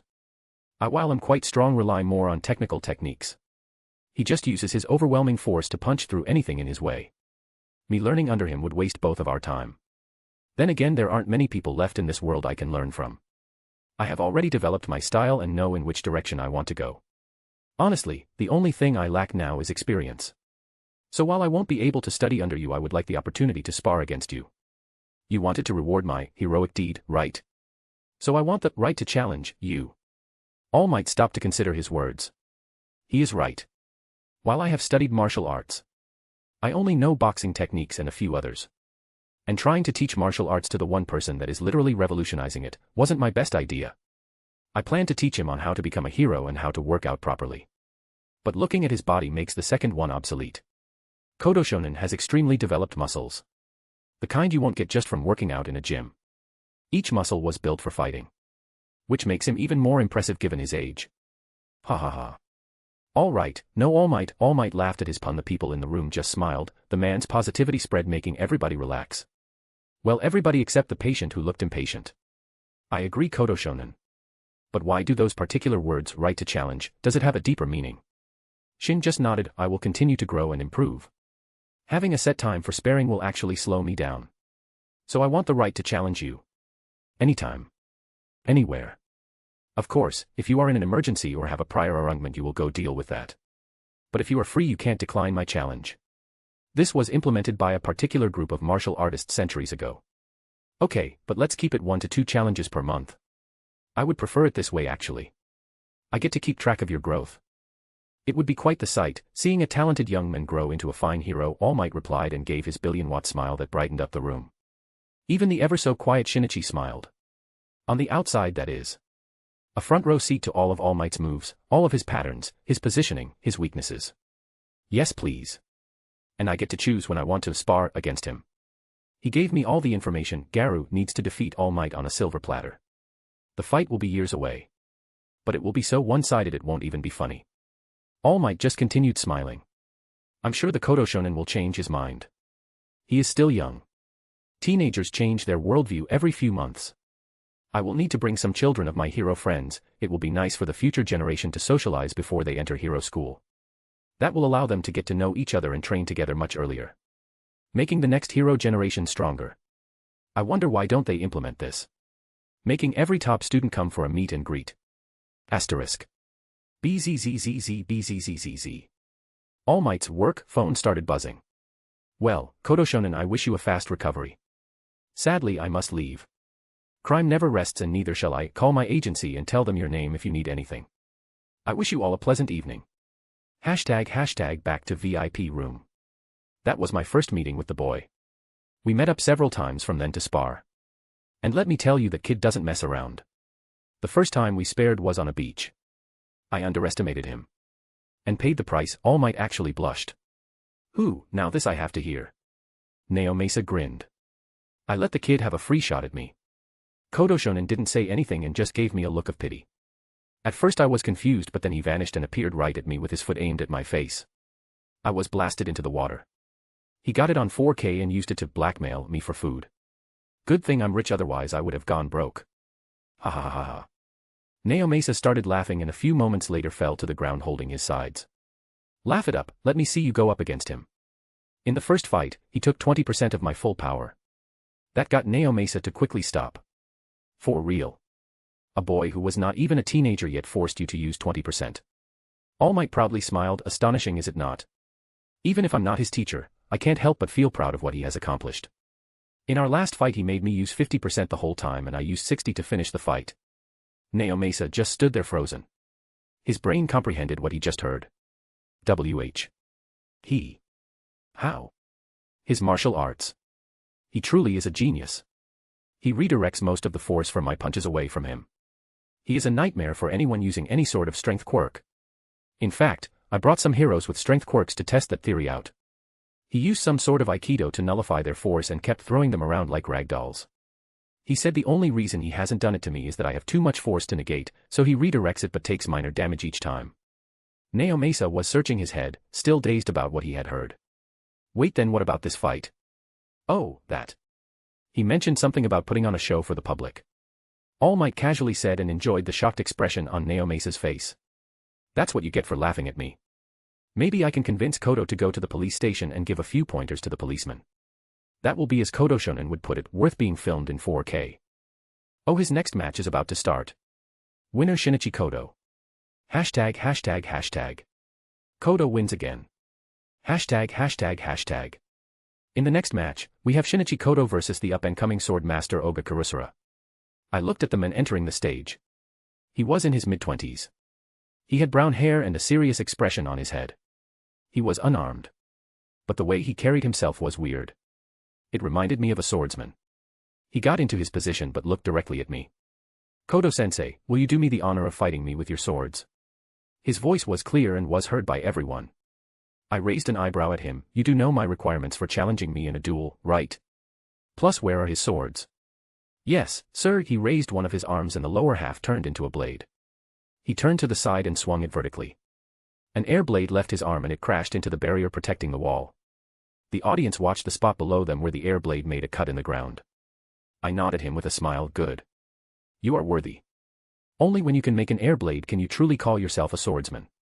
And only then will the path to greatness open to you. A bunch of bullshit, but true nonetheless. If they can't even do an air blade, they aren't worth mentioning or remembering. Once they do manage to make one, the future opens up to them. They aren't weak people with swords anymore. Your quirk makes your body produce blades. This gives you an advantage over other swordsmen. Your body is made of steel, meaning it's difficult for people to hurt or cut you. But that's just your natural advantage. I can also see you have been formally trained in sword fighting. He looked surprised at me. Yes, sir. I trained with the sword for a few years before deciding it would be better to treat my body as a sword. My quirk wasn't this good at the start. I could only make somewhat small but sharp edges on my fingers. But with time and training, I raised it to this level. So I naturally want to test it against the best swordsmen of our time. Please use your quirk as well. I wish to face you at your best. He is really buttering it up. He acts honest and formal, but he is probably thinking I won't be able to cut him. Most likely he has also trained in Tekai/Iron Body. I knew releasing those martial arts was a good idea. If I didn't, I wouldn't be able to fight interesting people and steal the moves they invent. I agree. I will show you a small peek of what the best swordsman is capable of. The announcer finished updating the crowd about our deal and the countdown started. Begin. Oga turned his arms into blades but looked confused about where my swords are. I smiled and I started to morph. My ears were elongated. My feet got bigger and longer.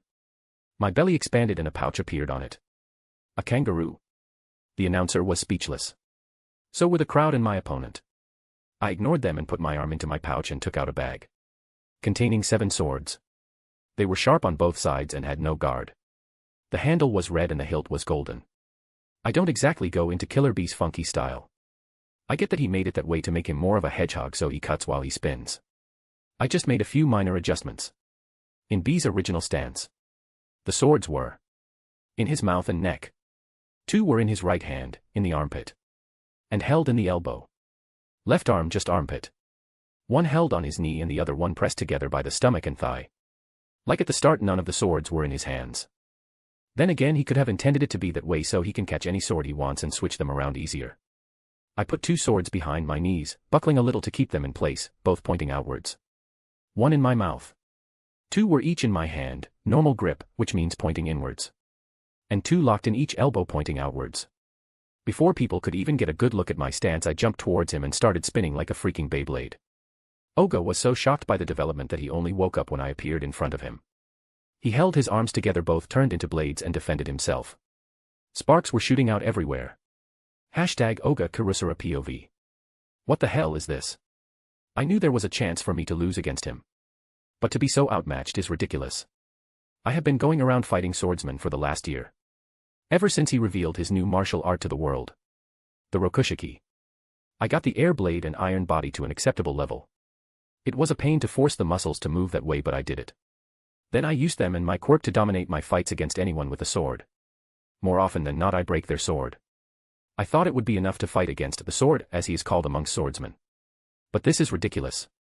I have been cut at least 10 times and it's barely been 10 seconds since we started fighting. I'm made of steel. How can he cut me? I'm using iron body sometimes and he still cuts me. He does a low kick at my thighs. It didn't look like much, but it turned me 180 degrees. I was upside down when the bastard tried to stab me with 3 swords. I guard it, but the force makes me step back a meter or 2. He constantly juggles the blades, throwing them in the air and catching them at weird angles to cut me. It's so freaking annoying and the crowd is loving it. Fuck. I see from the corner of my eyes him turning his head, the sword in his mouth coming in for my face. I quickly tilt my head backward, it cuts the bridge of my nose. Fucking hell. If I didn't move he would have blinded me. What the hell is his problem? WOAAAAA, Shinichi Kodo takes back his sword in the last second to avoid giving a permanent injury to his opponent. What? Both of us stopped at the announcer's statement. I look back at him, then back at a grinding Kodo. Which pissed me off even more since he has a sword in his mouth and I can clearly see his grin. That motherfucker is playing with me while boosting his reputation. I'm going to make this bastard into mincemeat. I turn the bottom of my foot into a blade. Like for ice skating. Then I make a blade spiral appear on my forearms and hands. Now spin. Spiral grinder. BZZZZZZ. The blades on my forearms start spinning, making them into grinders. Survive this, you little freak. #third POV. Oga goes out to punch Kodo, effectively drilling a hole in him. But Kodo did something unexpected in such a situation and just grinned. He didn't even try to dodge. He then did something that most people in the audience would consider insane. He threw almost all of his blades in the air. He only had 2 in his hands. Oga had a stunned look on his face but didn't slow down. Suddenly 2 red octopus tentacles appeared on his back, and each grabbed a sword. He then says silently, only enough so Oga can hear him. Let this be a lesson to you. You act honest and noble, but your actions tell otherwise. You try to drag me down and rise to the top. Know your place, you arrogant fool. The tentacles twisted at weird angles, hitting him in both biceps and spreading his arms wide before letting go. The next instant was a blur. When the audience came to 5 swords were sticking out Oga's chest in different places. Kaya. A couple of women were screaming in fright. Did contestant Kodo kill him? The announcer said, absent-mindedly, shocked by the turn of events. This caused Kodo to look at him and scowl. He grabbed the referee and his microphone. Don't be stupid. He is made of steel. Do you think this will kill him? And I specifically hit non-fatal spots. He won't even be left with a scar. How are strong people supposed to learn if you cuddle and spoil them? Get the medics here. Winner Shinichi Kodo. I apologize for my earlier statement. Can the medics please hurry up?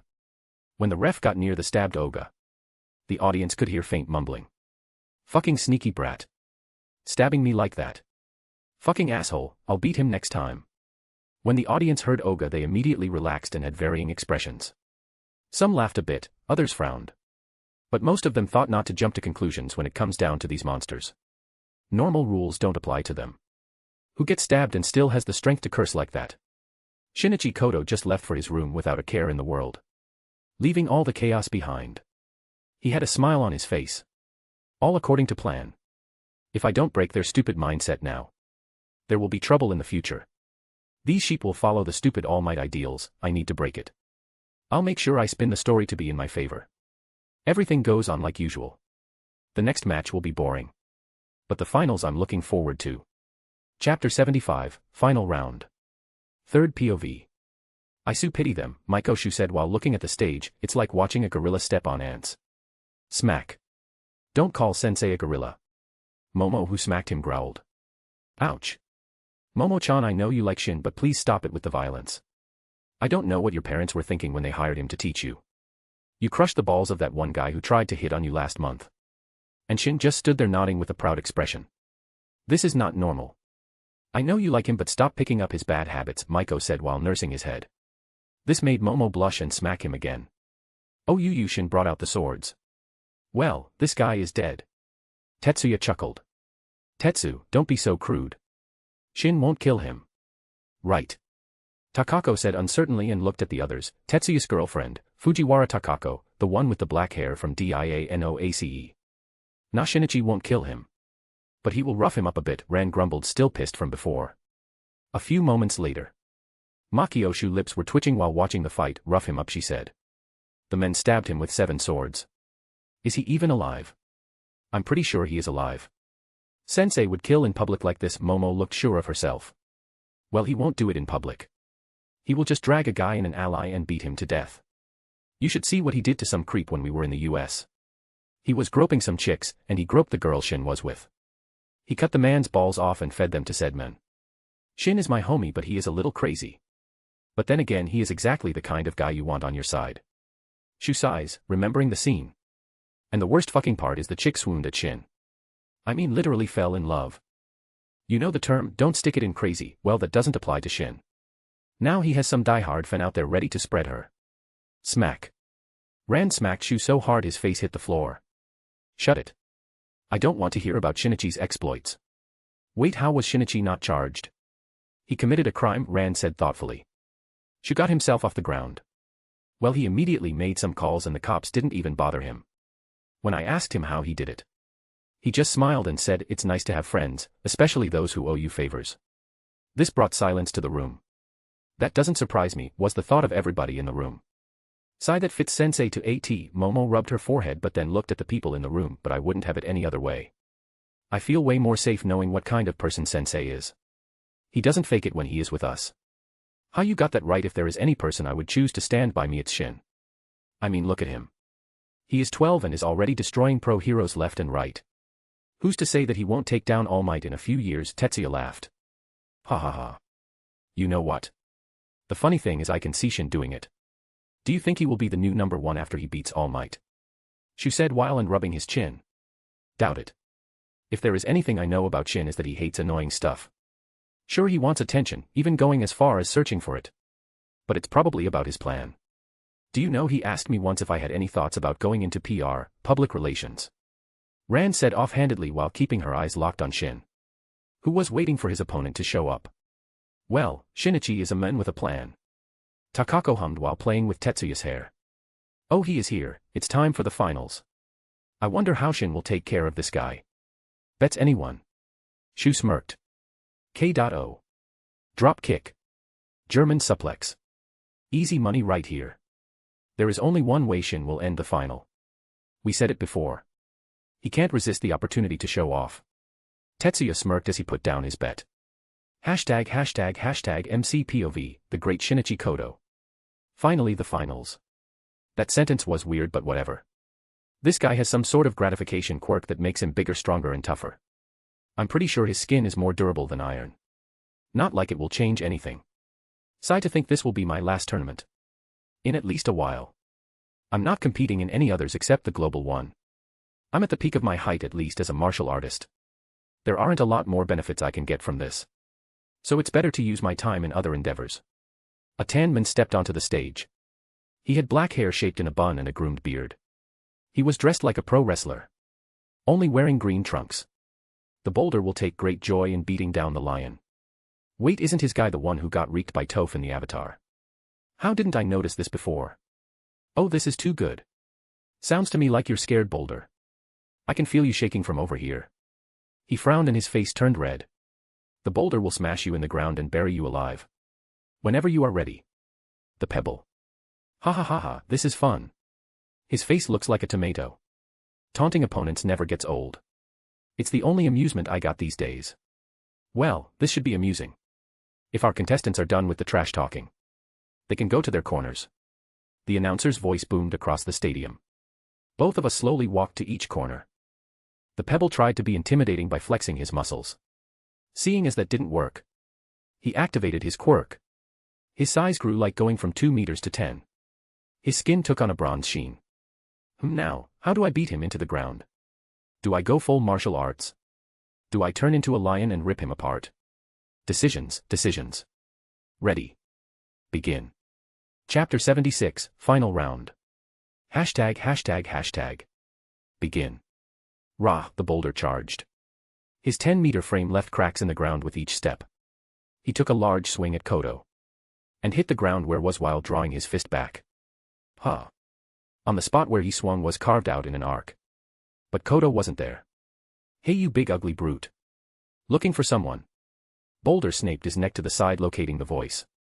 Kodo was casually standing on his fist, with an amused expression on his face. Blood rushed to the giant's face as it turned red from rage. You. But before he could do anything Kodo lightly jumped and kicked like he was hitting a football, saucer ball. But instead of the flying air slash. This was in a straight line. More like a bluish-white beam. The attack hit the boulder straight in the eye. Arhhhhhhh, the giant screamed out in pain as he brought both his hands covering his eye. Kodo softly landed on the ground and watched him. After a few moments, the giant removed his hands showing a bruised eyelid. You blocked the attack by closing your eye. To be fair, it was the lowest attack I could do, so at worst you would have gotten a little more than a sting. Like a fly hitting your eye at high speed. But still well done, young grasshopper, Kodo started speaking in a weird way while rubbing his imaginary beard. Clearly mocking his opponent. The giant stood up and just as he was about to move, Kodo does a serious kick. His leg looked like it disappeared for a second. Then an extremely fast line zoomed in the air hitting him straight in the shoulder. Fuck. The force was strong enough to twist his shoulder making him lose balance and stumble to the ground. Most likely what would have happened if someone threw a punch in your shoulder without you defending. Did you drop a coin or something? Kodo continued with his mocking. Which was very unusual for him to keep it going this long. A few people in the audience noticed this and started to wonder what he is planning. Shut up. You bastard. The 10-meter giant quickly got on his feet and raised his leg backward wanting to kick Kodo like a ball. But Kodo just smirked and waited. When the foot was about to kick him he quickly sidestepped and did a strong push on his ankle with both hands. This caused his right leg which was mid-kick to go a lot more to the left throwing him off balance and into the ground again. Thud. Wow, you really must love being on the ground if you keep falling like that so many times. After this even the dumbest people realized the unfair fight in front of them. Shinichi Kodo just counters him completely. As big as he is each time he moves he opens up an opportunity for Kodo to exploit. And he wasn't fast enough to land any sort of blow. No wonder Kodo looked so relaxed. He practically won as soon as he stepped onto the stage. And looking at the giant's angry expression he was beginning to understand that too. When he stood up this time, he crouched deep and spread his fingers open his palm facing Kodo. Hashtag, hashtag, hashtag. POVMC. This is good comedy. Grappling, huh? Not a bad choice. Well, more like his only choice. Since striking has proven ineffective, he decided to grapple me, and once he has me in his hold, he can just throw me around like a rag doll. If it was anyone other than me, that is. He pushed off with both legs and threw his right arm to grab me. You would think he would learn by now. Now I'm going to cheat a little and use a little super strength quirk. But I can easily disguise it. On second thought, why bother toning it down? Divine Demon 70%. Gorilla form. Blood starts pumping through my veins, making them bulge. My skin color turns somewhat red. A little strength quirk for a little buff. And it's time to show off a bit. My muscles start building after that as shiny dark hair spreads on my buffed up arms and chest. as Boulder was just about to grab me. I quickly twist my body and grab his wrist. I twist his wrist upwards while pulling downwards. This way it forces him to rise up on his own from the pain. So then a little super strength to lift him. And the giant is airborne. Amazing. Kodo has lifted the 10-meter giant. What strength? Yeah, they won't be forgetting this anytime soon. As soon as he was airborne, I started to spin, carefully balancing him as I went along. Stop spinning me. There was clear panic in his voice. Does his giant size affect his balance? He never made any big moves, and always had a solid footing on the ground. One last spin and boom, I slammed him into the ground. Hard. Enough to shake the stadium. I cancel divine demon and gorilla form. A luffy giant throw. Choke on that, you rubber bastard. Bleehhhhhh. He quickly turned to the side and started puking. Yeah, that's one quirk that I don't need. Mental note, delete DNA sample. The boulder shakily stood up. His hands were on his knees trying to balance himself. The boulder does not lose. Well, he is stubborn, I'll give him that. Time to end this. It has gone long enough. Too bad for you, Pebble. You were just unlucky. If I wasn't here, you would have won. Better luck next time. Time for a little cameo. Jaguar form. I turned into a half jaguar man. Before he could even retort, I used Sora to appear on his knee. I point both my fists at his stomach, and purposely enhance my voice so the public could hear it. Rokushiki secret move, Rokwogen. 6 king gun. Then a devastating shockwave came out from my fists, passing straight through his stomach, tearing it apart from the inside. Gah. The effect was immediate. His quirk stopped, he shrunk down to his original size, he put his hands on his stomach. His face showed he was in pure agony. So much so that he couldn't even stand, he fell face first into the ground, still clutching his stomach. Ah. Boulder is incapable of continuing. Match winner. Shinichi Kodo. Medic. Hurry up. Chapter 77, Unwelcome Surprise. Hashtag. How do you feel? Kodo-san, what was the last move that you did? Kodo-san, how do you feel about winning yet another world tournament? Did you have any trouble with your last opponent? Question after question, the camera flashes also followed. Everybody was focusing on the boy. No, the young man on the winner platform. He gently raised his hand, please, one at a time. You first, he pointed to a reporter in the middle row. Kodo-san. I will repeat my last question. What was the move you used to finish the fight? Kodo mused for a bit before he spoke up. The public knows I had a fight with the villain Garo where he beat me quite badly. In that fight, I analyzed his movements and copied his martial arts. The martial art that I shared with the world was the Rokushiki. It's made up of 6 techniques that allow people to perform superhuman abilities like jumping on air. The requirement for these techniques is an extremely strong body. The last move I did is the secret technique. The Rokwogen. The ultimate attack of the Rokushiki style. It makes a shockwave that hits the opponent, doing internal damage. Used properly, the technique can destroy a giant boulder from the inside. This technique can only be performed by someone who fully masters the Rokushiki style. Kodo-san, are you going to show it off more in the upcoming tournaments? The answer to your question would be no. I will not be participating in any more tournaments. This set off another series of quick questions where he only stood still for a minute. Then the reporters stopped and waited for him to pick one. Why won't you be competing anymore?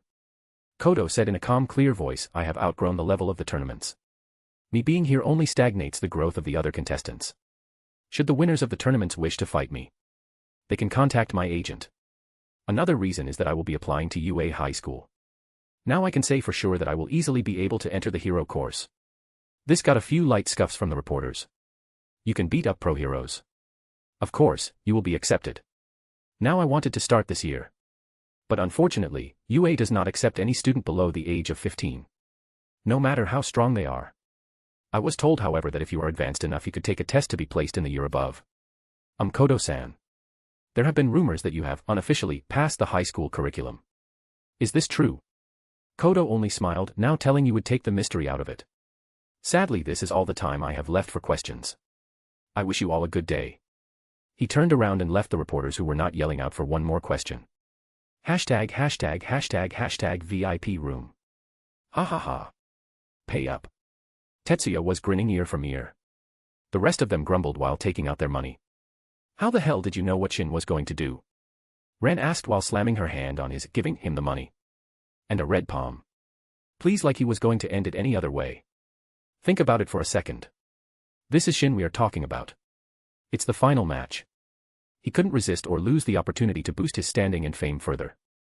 Honestly, I learned more stuff about how the real world works from him than any person or book that could teach me. Tetsuya grinned as he counted his winnings. Sigh, he has a point. That was my first choice as well, but I thought it was too obvious. I shouldn't have changed my mind. Momo sulked a bit. Bang. The doors to the room slam open. Yo. Shin enters the room holding the cup under his armpit. Shin. Congratulations. Sensei, you did great. Thanks, guys. Shin smiled as he threw the cup over his shoulders, hitting his agent who was running behind him right in the face. OWWW. He grabbed his face, which was truing a bit red. Shinichi. You can't be serious about stopping. He yelled out hysterically. You are the biggest star in this decade. You are the most popular teenager in the last freaking century. Why do you want to stop now at the peak of your fame? And you fucker, you hit me on purpose. Shinichi just laughed in his face. Peak of my fame? You mean the peak of my fame as a martial artist? I have already done it all. Fought the best. Now there is nothing left for me to do. No title left for me to take. I don't plan on wasting any more time on this. Then Shinichi grinned at him and his friends. As for my fame. Please. What do you think will happen when I become a hero? Hey, you will surpass all the other heroes. Well, everyone except All Might. He has cemented his position. The hero rankings are a glorified celebrity contest. It's all about fame. All Might has been a hero for over 3 decades. You won't be able to beat all the blind faith the population has in him. Tetsuya words made the agent freeze in place. Shinichi as a hero. Do you plan to get another agent? Heroes have different agents for these things, he says nervously. No. You are competent at your job. Just keep working as you are and don't slack off. Shin waved his hand at him. Right. Well, since you don't plan on fighting anymore, I will go cancel all the tournaments. You said you will only fight challengers who have won in a big tournament. I'll just go set up some contracts for when that happens. We still have 2 years before you even start UA. The agent started to pace around the room. Go make it happen. And cut down on the photo shoots and TV ads. I don't need any new gigs. I have enough money to last me a long while. I did those so more people would learn about me. After all, not many people like to watch martial arts fights. Shin sat down and shooed away his agent, who could only sigh at Koto's actions. He picked up the cup and left the room. How about we go out and celebrate? Everything is on me. Koto smiled at his friends who cheered. Woohoo. It's going to be a blast, Shu smiled. What could possibly go wrong? 5 minutes later, near the stadium exit. Koto and his group were walking in the hallway. Just as they were about to exit. Kaya. Someone has been stabbed. Chapter 78, Murder. You have got to be joking me. I'm just standing there and looking at the people around the corpse. That god is really taking the Shinichi Kudo thing way too far. First was the name. Then Ran and her mother Eri. Now I'm involved in murder cases. Someone really likes Detective Conan. Who the fuck gets stabbed in a stadium? This is definitely not a coincidence. The black organization might be here too. Those are slippery bastards. I haven't managed to find any trace of them since the festival incident. Now I have to search this whole place for them. I subtly press my hand on the nearest electronic device. And use my quirk to backtrack all the way to their systems. And I move away. A few minutes of extensive searching and I found their system. Now it's just a matter of time before I break through their firewall and protections. I see 2 people rushing at the body. Clear the way, Detective Naomasa shouted. Behind him was a skinny blonde man. He was skinny. Sickly thin. His cheeks were sunken in and had huge eye bags, possibly from the lack of sleep. He looked like he was about to collapse from a little push. Damn, Naomasa looked at the body and cursed. Nobody is allowed to leave the building. He yelled out as he grabbed his phone and started to call his colleagues. Great, just great. We will be stuck here for a few hours. Momo and Ran grabbed my arms, both of them shaken up from the scene. How terrible, I hear Takako mumble. Tetsuya quickly wrapped his girlfriend in a tight hug. Even the usually cheery Shu had a grave expression on his face. Sai, wait here for a bit. I'll go see if I can speed this up a bit. If we leave it to them, we could be here all day. I turn around and pat Momo and Ran on their heads to call them down further. It will be fine, just leave it to me. I leave the group and walk up to Naomasa and All Might. Hello, Detective Naomasa. Good to see you again. Though I wish it were under better circumstances, I chose my words carefully. This man's Quirk is a giant pain in the ass. Oh Kodo Shonen. It's good to see you. Congratulations on winning the tournament. You really are something special. Naomasa tries to laugh but it sounds fake. You can't expect a man to joke in this kind of situation. I turn to All Might who was next to him. God, he looks so weak in this form. Oh, this is my friend Toshinori Yagi, he points to Skinny Might. Young man, that was an impressive show of strength. You will make a fine hero someday, he gives me a bright smile. I smell the air before grinning at him. Ayagi-san, good to see you again. If I recall, the last time we met each other was 2 months ago. That's when the last spar was. Skinny Might's jaw dropped. He shakily pointed his finger at me. Why, you know. I just shrugged my shoulders. You really shouldn't be so careless. You have the same scent in both forms. So I easily recognized you. You need to fix that before you are found out. Skinny Might slumped. Mumbling, how could have I been so careless? Shonen equals young men. Kodo Shonen, this has to stay a secret. Very few know about this. If the public I cut his rant. Ever finds out. There will be death, chaos, and destruction by people who would use your weak health as a sign to let loose. Is that about right? Skinny Might's sweat dropped. Well, yes. I smiled and shrugged. Don't worry about a thing, Yagi. I won't say a word about this to anyone. But man, all 4-1 sure did a number on you. Hope you got him back. His expression instantly changed. Like a cat whose tail has been stepped on. How do you know about the Kodo Shonen? He said in a grave, deep voice. You must be joking. It was all over the net. You just need the brain to figure it all out. A little while after I got out of the hospital, I looked for you for a spar. Your secretary said you were unavailable for everyone at the time. Some family emergency. Then there is that huge forest that was decimated around that time. But how did you know it was all for one? People like to talk. Especially businessmen. If a big player like All for One suddenly disappears from the underworld, there is going to be a lot of chatter. You just need to be able to find that. Something I'm assuming you didn't do. Naomasa and Skinny Might were totally dumbstruck. Their mouths were open and they couldn't find the words to reply. All of a sudden a group of people in blue uniforms were rushing in. Detective Naomasa. We came here as fast as we could. The lead police officer was a bit out of breath. Ah yes. Naomasa snapped out of his trance. Hurry up and make a perimeter. Seal the exits. No one leaves the stadium. I want statements of people who were in the hallway when the body was found. I also want video camera footage. While Naomasa was giving out commands, I just facebombed. Now we have to wait even more.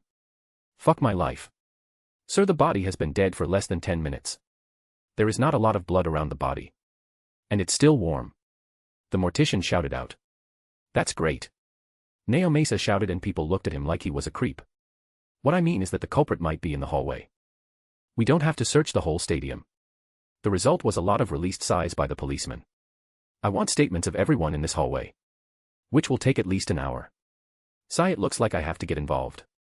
That won't be necessary, I say a bit louder than I usually do to make sure everybody heard me. What do you mean, Kodo-san? Naomasa was confused. I'm saying I know who the culprit is, I say calmly while looking at his stupefied expression. You what now? I point my finger amongst the crowd. The culprit is him. Chapter 79, Murder. The culprit is him. Everybody's head snapped in the direction the finger was pointing at. The person in question was a normal middle-aged man. He had sandy yellow hair. He wore normal rectangular glasses, along with a blue shirt and brown trousers. When everybody's attention was on him, he paled and shakily brought his finger and pointed at his face. Me, he squeaked out. No. There has to be some sort of mistake, he started to panic. Everybody turned back to me. Oh no. Kodo-san. Are you sure it's him? Do you have any proof for your accusation? Naomasa asked me quite clearly, not believing in me. I ignore him and turn to the culprit. You, what's your name and where were you 10 minutes ago? I said in an answer now or I'll slam you into a wall tone. Hi. Ah yes. My name is Marimo Tora. And 10 minutes ago I left my seat and started to climb down the stairs. I just nodded at that. Good. Now see here. I just won the tournament and would like to leave with my friends. Which won't happen until the culprit is found. So to speed things along I used my quirk to find out the murderer. How would you do that? Naomasa asked me, clearly confused. I used my quirk at all. I did it in 2 ways. First, I used my increased sense of smell to find the scent on the corpse. The scent led back to this man. The culprit started panicking. I could have just bumped into him. To which I calmly nodded, true. But that doesn't explain the scent of his blood on your hands. The second way I checked was by asking you questions. When you started to talk to me, your heartbeat rose a bit. You lied about where you were. Something Detective Neo Mesa should have picked up on if he used his quirk. I sent a pointed look at the men who only looked down in shame. Ahem. Would you please answer some questions for us? Neo Mesa coughed in his hand before activating his quirk. The culprit started to panic. Were you the one who killed this man? Neo Mesa looked at him dead in the eyes. So was everybody else in the hallway. I. Slump. The culprit's knees gave out and he fell on his ass. Well, it appears that we have our killer, Skinny Mite said in a grave tone. Surprising everyone. That such a thin man could speak like that. Yeah, like it's that easy. Just as I was about to question him more, I heard footsteps. Tap, tap, tap. Bam. The doors flew open. A tall man in a dark blue suit showed up. He has high cheekbones, a short mustache, and short black hair. Sleeping Kogoro has arrived. Muri Kaguro has arrived to solve the case. He then looked around and spotted Ren, who facepalmed at her father's actions. EHHH. Ren, what are you doing here? He shouted out, shocked by what he was seeing. Dad. You have known for weeks that I will be watching Shin fight in this tournament. Ren had a blush on her face from the look the others were giving to the father-daughter pair. Ugh, this is so embarrassing, with that she hid her face in her hands. Ah. Ha. Kogoro awkwardly scratched the back of his head. He completely forgot about where his daughter was going. Ahem. How about we continue the questioning? I snap everybody out of it and their attention turned back to me. What do you mean, Kodo-san? We have found the killer, one of the police officers asked. True. But there are many other things that we have to ask. I turned back to the killer. Are you working alone? And did anybody else have a hand in this? He froze for a second, just a slight stop in his movements. I did not have help. I killed him myself, he said with his head held down. Neo Mesa turned to me. He is telling the truth. That's nice, but you did not answer my question. I repeat. Are you working alone? And did anybody else have a hand in this? I stand in front of him and use my aura to intimidate him. He just bit his lip and kept quiet. Damn. He has accomplices. But won't sell them out. Fuck, now I have to do this the hard way. Kodo Shounen, what do I dash? Before Skinny Mike could continue, I grabbed the killer by the neck and slammed him in the wall. The police instantly reacted and pointed their guns at me. Shinichi Kodo put that man down. I turned back to them and gave them the coldest look I can manage. If anybody tries to shoot me, I will kill him before the bullet has even left the chamber.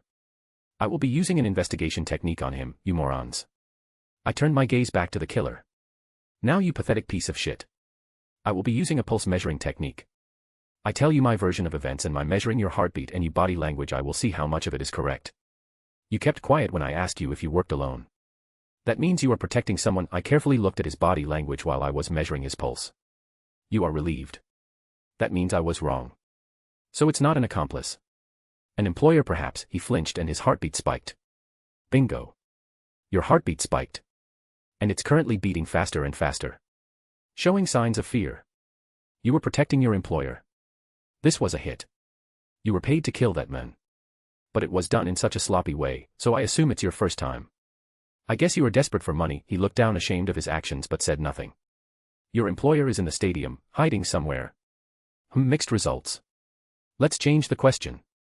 You met him here in the stadium, but he left before you killed the victim. He looked away and tried to calm down, but his heartbeat told me everything. I lifted him up by the throat and threw him at the police. There you go.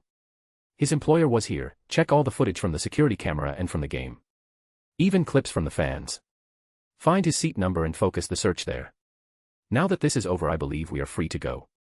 You are welcome. Everybody was looking at me like I grew a second head. What? Get to work so we can leave. The police scattered at my words. Kodo-san, Neo Mesa approached me. Neo Mesa-san, I have had a very long and tiresome day. I would like to leave so I can spend some time with my friends and family before I leave for my world tour. If you need anything else, I will stop by the police station before I leave. Is that acceptable? Detective Neo Mesa stopped to think for a bit. Yes. That would be all right. I'm sorry for the trouble, Kodo-san. You and your friends can leave. I just nodded. Me and my group soon left the stadium. Yoshin, where are we going? Tetsuya asked while yawning. I don't care. Any restaurant that has pizza. I'm starving, I could use my spare energy but that would be a waste. Sensei, were you serious about the world tour? Momo looks at me. I can see the sadness in her eyes. Ren was also looking at me expecting my answer. Yes. I finished my education. Even the high school stuff. The only reason why I haven't passed the tests is because I want to go to UA. I will be going around the world to experience different things and meet interesting people. In other words, go copy some interesting shit and steal some stuff. Time for Garu and Kaito Kid to go international. I can make it look like Garu is following Shinichi. But Kid will have to rob different cities. So I will need to grab a teleport quirk or warp quirk. But those are rare. Then Sensei, can I come with you? Momo stood in front of me filled with resolve. Now how do I handle this? Momo, I will be going in a lot of dangerous places. If you are serious about following me, I will give you a test. If you pass it, I'll consider letting you come with me. Momo brightened up. Hi, Sensei. If you like the story, drop some stones. Word count. Chapter 80, Momo's Test. Word count. Now, ever since I told Momo she would have to take a test, she has been working really hard to prepare herself. Ran, on the other hand, has been depressed and started to distance herself from me. Well, I expected this, honestly. Ran is a normal teen. Sure, she practices karate, but her goal is to follow in her mother's footsteps and become a lawyer. I think the only reason she didn't ask to come with me is because I emphasized that it will be very dangerous. I'm actually glad she isn't like normal brain-dead teens that just rush into danger without any plans whatsoever. So here we are, me and Momo are dressed in street camo gear. Mainly dark gray and blackish colors. It's retarded to think that dressing pitch black will help you hide better. True, it helps with the shadows. But only there. You go anywhere else and it's pretty noticeable that a black shadow moved. Most buildings are brightly colored in general. Even if it's night, you put a black figure there and it will be easily spotted. So you ready, Momo? We are standing in the shadows on top of a building. Hi, Sensei, she said it calmly, but her body language was the total opposite. She was excited and a bit impatient. Well, I get the feeling. This is the first time she has been on a night patrol. I usually do these as Garu to get more blood samples to develop more quirks. That reminds me. I need to fill up my energy reserves. I have been using a lot of energy lately developing interesting quirks. So me and Momo are patrolling for about an hour. We met some punks trying to mug people. Momo put them down fairly quickly. Then just made some special cuffs for them. I took it a step further and stripped them naked and tied them with a rope in front of the doors of nearby houses. They will have quite a surprise when they open their doors. It was after that things got real. We are standing on a rooftop looking down at an ally. There was a woman is about to get raped by a gang and a hero is standing there taking money from the boss. Pleasure doing business with ya, Hiro-san, the boss smirked as he watched his men tear the clothing of the woman. A guy has to eat. Being a hero doesn't bring any money in unless you are famous. It's a rough industry, the hero shrugs his shoulders while counting the money. Oh, and don't forget to finish her off. She has seen our faces. Yeah, no problem. Hey, wanna stick around and have a go? This one is very hot. She looks like a model, he smiled lecherously as he looked at the woman. Well, now that you offered, the hero starts to unzip his pants. I turned down my hearing and looked at Momo, who was red with rage. She was using her special spying equipment so she heard everything. This is the real truth of the world, Momo. There is no good or evil. Just varying degrees of gray. Someone can become a hero to satisfy their need to help someone, to earn money, or just to abuse the position. Just as someone can become a villain because they like to inflict pain or cause panic. But there are those that become criminals just because there is no other choice for them or just to feed their families. Momo looked like she was listening to me, but I could see her creating weapons in her hands. Go. Do what you think is right, I will be right behind you. Watching your back. Momo jumped from the top of the building using cables to lower herself down. Hey, what's that sound? The gang stopped themselves and started looking around when the hero finally noticed and yelled out, it's coming from above. But it was already too late. Momo was moving with grace rivaling a professional. She quickly dropped 5 flashbangs. Each is positioned in such a way that it would catch all of them in the range. While they were looking down at the flashbangs as they hit the ground, Momo threw paralyzing daggers right in their chest since she was less likely to miss in comparison for aiming for a limb. She took out 4 of them before she even dropped the ground. As soon as she landed, she assembled her bow staff and started knocking them down. Since the hero and the boss are the most dangerous, she eliminates them while they are still blinded by hitting them in the balls, then on the neck with an overpowered taser. The rest were taken down quite easily as well. The fight lasted less than 2 minutes. Very impressive for her age, even if they were the weakest criminals possible. But here is where she snaps back to reality. She goes to check on the gang member she hit with the daggers only to find one of them dead. This results in Momo starting to shake and cry before falling on her knees. I use some metal quirks to nudge her thoughts in a certain way from the start. She uses all the training I have her and the weapons she created to defeat them. I knew she had it in her. But she doesn't have the mindset to deal with the aftermath. That's why I made sure one of the daggers would hit right near the heart. Killing that lowlife. That is the real reason we are here tonight. Once she realizes what she has done, she starts to cry in panic. I kneel down beside her. All she was saying is that she a murderer. Momo. I say softly, but she doesn't react. Momo. Look at me, she raises her head, tears still streaming down her face. You did nothing wrong. She immediately starts to shake her head. No. I killed him. I'm a murderer, she starts to cry even harder. Momo, if it wasn't for you that woman would have been reaped than killed. You saved a life. An innocent life. These monsters were going to take that life, defile it then throw it away like garbage to rot. You have nothing to be ashamed of. You killed him by accident, it wasn't your fault. I knocked out the woman as soon as Momo threw the flashbangs. She hasn't seen anything. But what would my parents say? What would my friends say? Nothing, they will say nothing because we won't tell anyone. Momo, if anyone other than us knows about this, it's a risk. You will go to jail. No, she won't.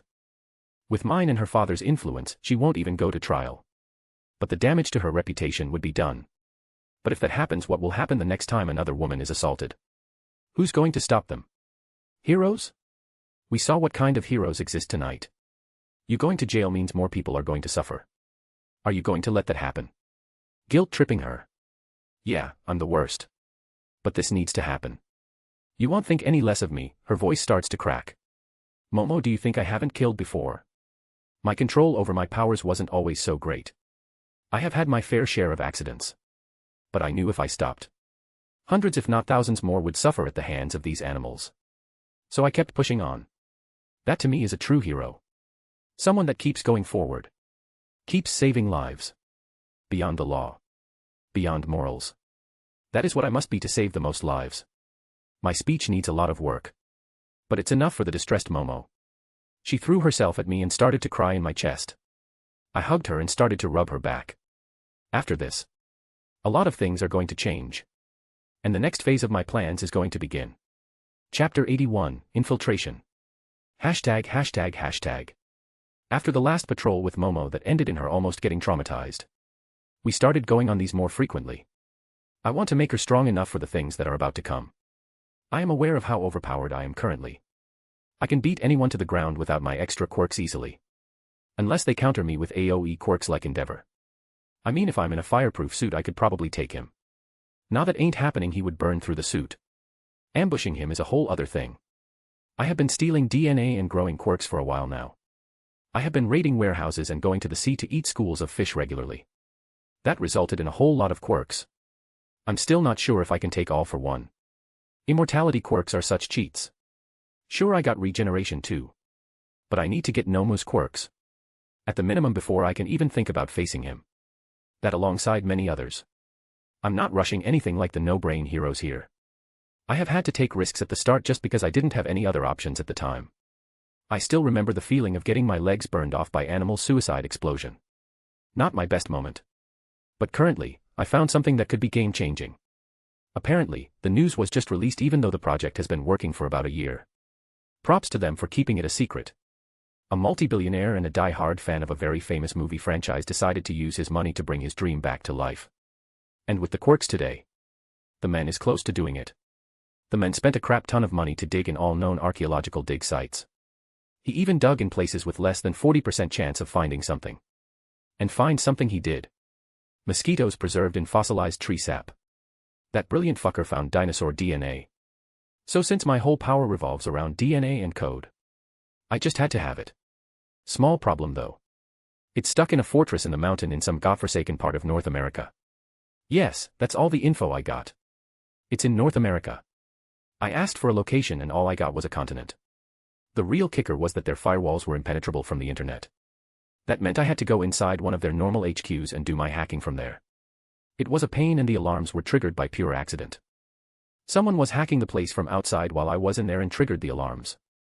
Goddamn amateurs. So I had to make a quick escape and I blew up the place to make it look like that was the intended goal, and it served as a good getaway. So the good news is I got something. It's in Alaska. So I was right about the godforsaken part. These guys really wanted to be remote and hidden. Bad news is I didn't get the exact location. Because some idiots triggered the alarms. So I jumped on a plane to Western Canada. So in 9 hours, I was there.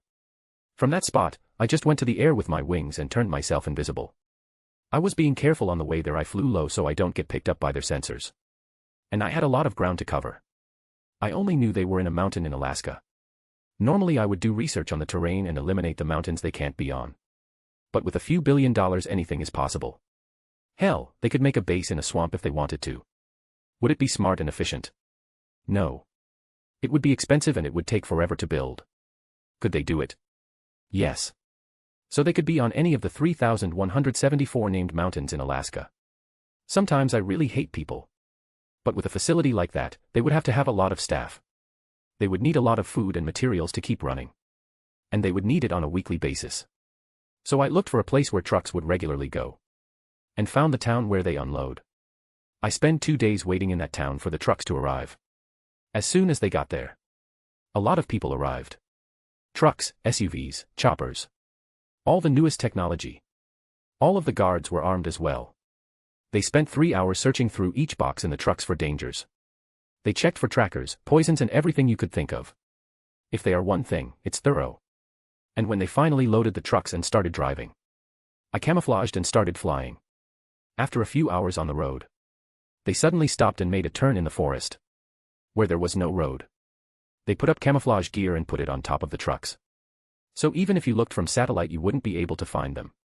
But thanks to my hearing I could still follow them in the air. After an hour of driving on their secret road made in the forest, they stopped again and the ground split apart showing an underground tunnel. I knew I had to act fast so I dived down and turned myself into a small bird. Which took a hell of a lot of energy. Going too small or too big takes a lot more out of me than when I go to something near my normal body mass. I got near the last truck and turned into a mouse. I got beneath the truck and changed again. But this time into a gecko. I latched myself to the underside of the trucks. They were efficient and fast. One by one they all went into the tunnel and closed the entrance. First part of infiltration. Success. Chapter 82, Infiltration. After entering the tunnel we went through several access points with armed guards checking everybody's identity. Is this a research lab or a military base? What's with the needless security? Sure you got Dino DNA. Big deal. It shouldn't require this much security. Then we got to the docking station. There were loads of trucks. Everything was done by robots and all of it was high-tech equipment. I let go of the truck and changed into a black rat. I stuck to the shadows and watched the cameras. I was looking for a blind spot and somewhere to use my quirk to access their system. But luckily I found a break room for the guards. And one of them went into the toilet. I slowly snuck under the door. The guard was standing and was ready to leave. I transformed back and shoved my claws into the back of his head and used poison to paralyze him. My other hand covered his mouth to stop him from making any sounds. I absorbed some of his blood and the results were a bit interesting. He was quirkless. With a few mind-reading quirks I got some information out of him. His brain was destroyed in the process. I grew myself to match his body state and took his clothes. I disposed of the corpse by draining him of all his blood and vitality and turning the rest into dust, then throwing the dust in the trash can. I used some makeup and my own quirk and the few cosmetic quirks I have to make myself look like him. I got out of the toilet and returned back to my patrol. When it came time for the shift to end, I returned back to the guard's room in the facility, where he had a PC connected to the system. I touched the PC and start using my quirk. I traced back the cables that ran all over the place. And found out that this place is freaking huge. They have definitely invested a few billion into this place. 40 billion minimum just from all of the equipment I managed to see. There is no way this is a project funded just by the Dino fanatic. Dino Army. How original. Apparently, someone has a quirk similar to Koji Koda.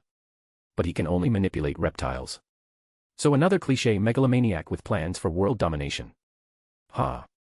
Never gonna happen. This plan is a bust. I can tell just by looking at it. They also want to implant quirks in these guys. Sure, give a bunch of bloodthirsty animals superpowers. What could go wrong? It's honestly just Jurassic World on steroids. Even if it worked. It's not my problem. Now, where do they keep the blood samples? I'm sure they cloned the DNA. After all, if they mess up it would destroy the sample. Instant game over for them. So cloning the DNA is really their first move. And since they have been operating for over a year, they should have quite a lot for me to take. Bingo. The DNA storage facility is in Sector G, where the system there has its own generator and isn't linked to the outside system or power supply. So it's like an independent space inside a giant factory. That's just overkill at this point. I mean really. An independent laboratory within a factory hidden inside the mountain among the thousands of other mountains in Alaska. Maybe I should take notes. Food for thought. Well, let's go to the lab. I exit the guard's room and turn invisible. I already planted a virus in the system. I turned off only the heat and motion detectors. I then cut out each time a door was opened from the footage. After 15 minutes of just painfully slow hacking the codes for the doors and the system, I got to the entrance. And I froze in place. There is only a modern keypad door leading to a circular hallway leading to the old school iron doors that are opened with a key. My instincts told me not to move from the spot I'm standing on. I shift to my chimera from. That's just taking something from each animal and using it in the needed situation. My senses go into overdrive. I also go to Divine Demon to get the blood pumping faster, increasing my senses further. And then I focus them on the hallway. All I'm feeling from that hallway is death. If I step in there I'm definitely dying. But how? There is nothing on the system about this. Well, if I can't find the data, I'll check the thing manually with my quirk. I put my hand over the keypad and search the entire hallway from top to bottom. But a load of sensors, every possible kind plus lasers. They even went the extra mile of getting old-school extra-thin tripwire and pressure plates. All of them were hooked up to some containers that were behind the walls and ceiling. Poison. Chemicals. But I should be able to survive both of them. So why are my instincts telling me I will die? I made sure I was immune to every modern poison. Modern. I'm an idiot. They study dinosaur DNA. Of course, they got their hands on some ancient diseases. Yeah, I got nothing against that. I probably should have stolen a hazmat suit. Now how do I clear this? Obviously, now that I know the trick I won't fall for it. I can just use telekinesis to form a protective layer around my body. I won't be able to breathe, but that won't be a problem with my lung capacity. The question is, can this gas break through my protective layer? And if it does, how much are my odds of surviving this thing? Bad guys, I can punch and kill. Ancient diseases, I got nothing. No. Worst case, as soon as my layer is breached I lit this place on fire. And unleash all my destructive quirks and run away.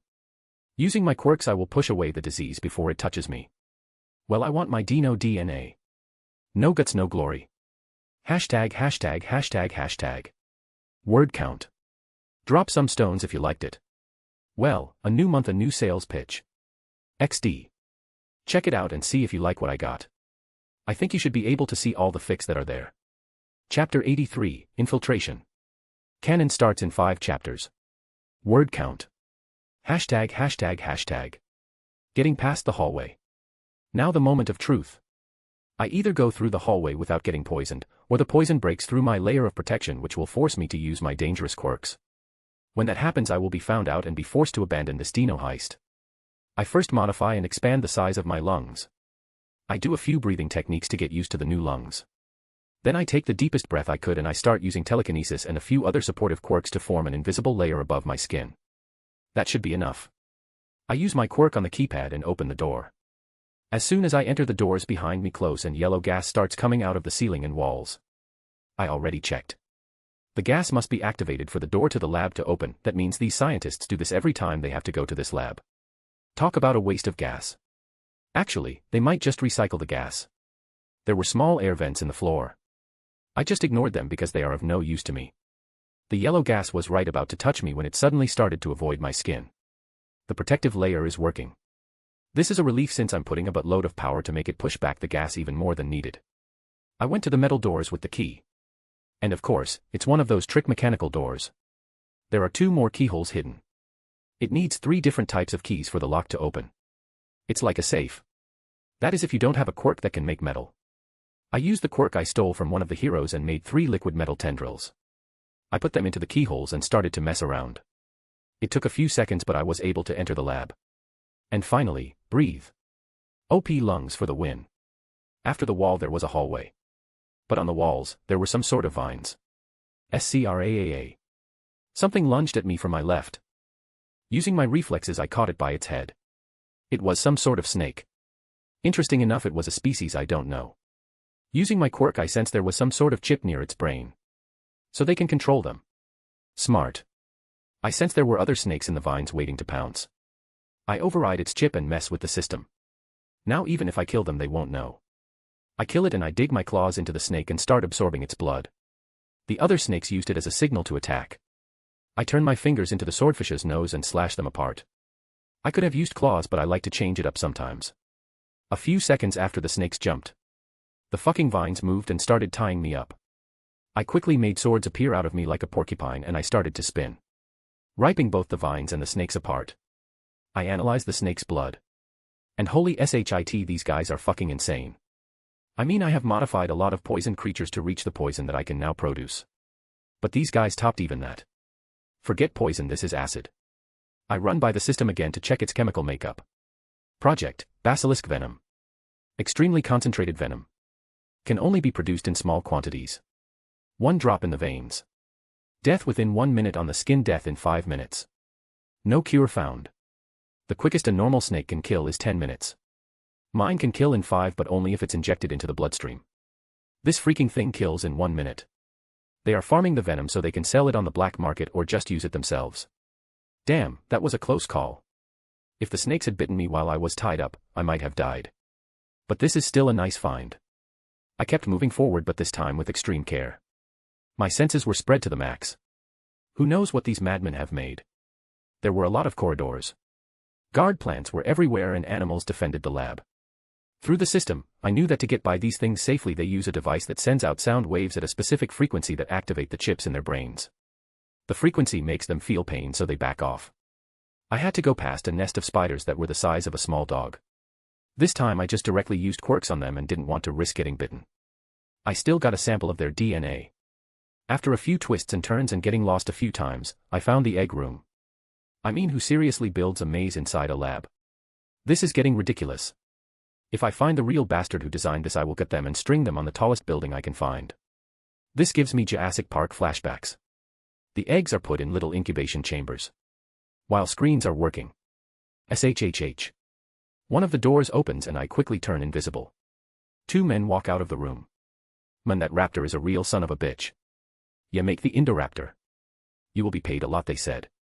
Real good, that does us if we survive it. And why are we even the ones that need to check up on it? We made it. Let some stupid bastard take care of it. Did I hear Indoraptor? They actually made it.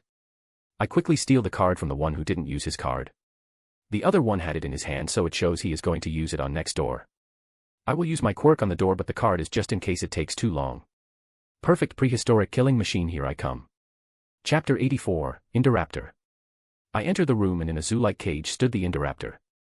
And he was beautiful. He has a strikingly similar appearance to the Indominus Rex. Go figure, he was made from his DNA.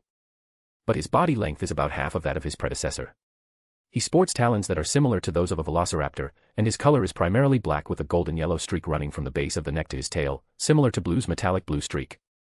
Like the Indominus Rex, the Indoraptor possesses hands with 4 fingers, an opposable thumb and 3 main digits. He was big, around 3 meters, and made from muscle. He was designed to be lean, fast, and deadly. Quite literally made to be the perfect hunter. The perfect weapon. As soon as he saw me, the spines on his neck stood up. He got up and roared at me. Impressive. Its instinct is off the charts. Most animals know I'm bad news. But him. He can precisely tell my strength. I'm still in my human form. Yet he can sense me. All of me. He knows I'm dangerous. That I'm stronger than him. I turn hand into a swordfish and do a quick stab to his side. I got his DNA now. He roars out angrily. He backs off a bit and goes into an attacking stance. Ready to jump at me if I were to try anything else. I'm liking him more by the minute. I wonder if I could keep him as a pet. I can't wait to simulate his DNA and turn into him.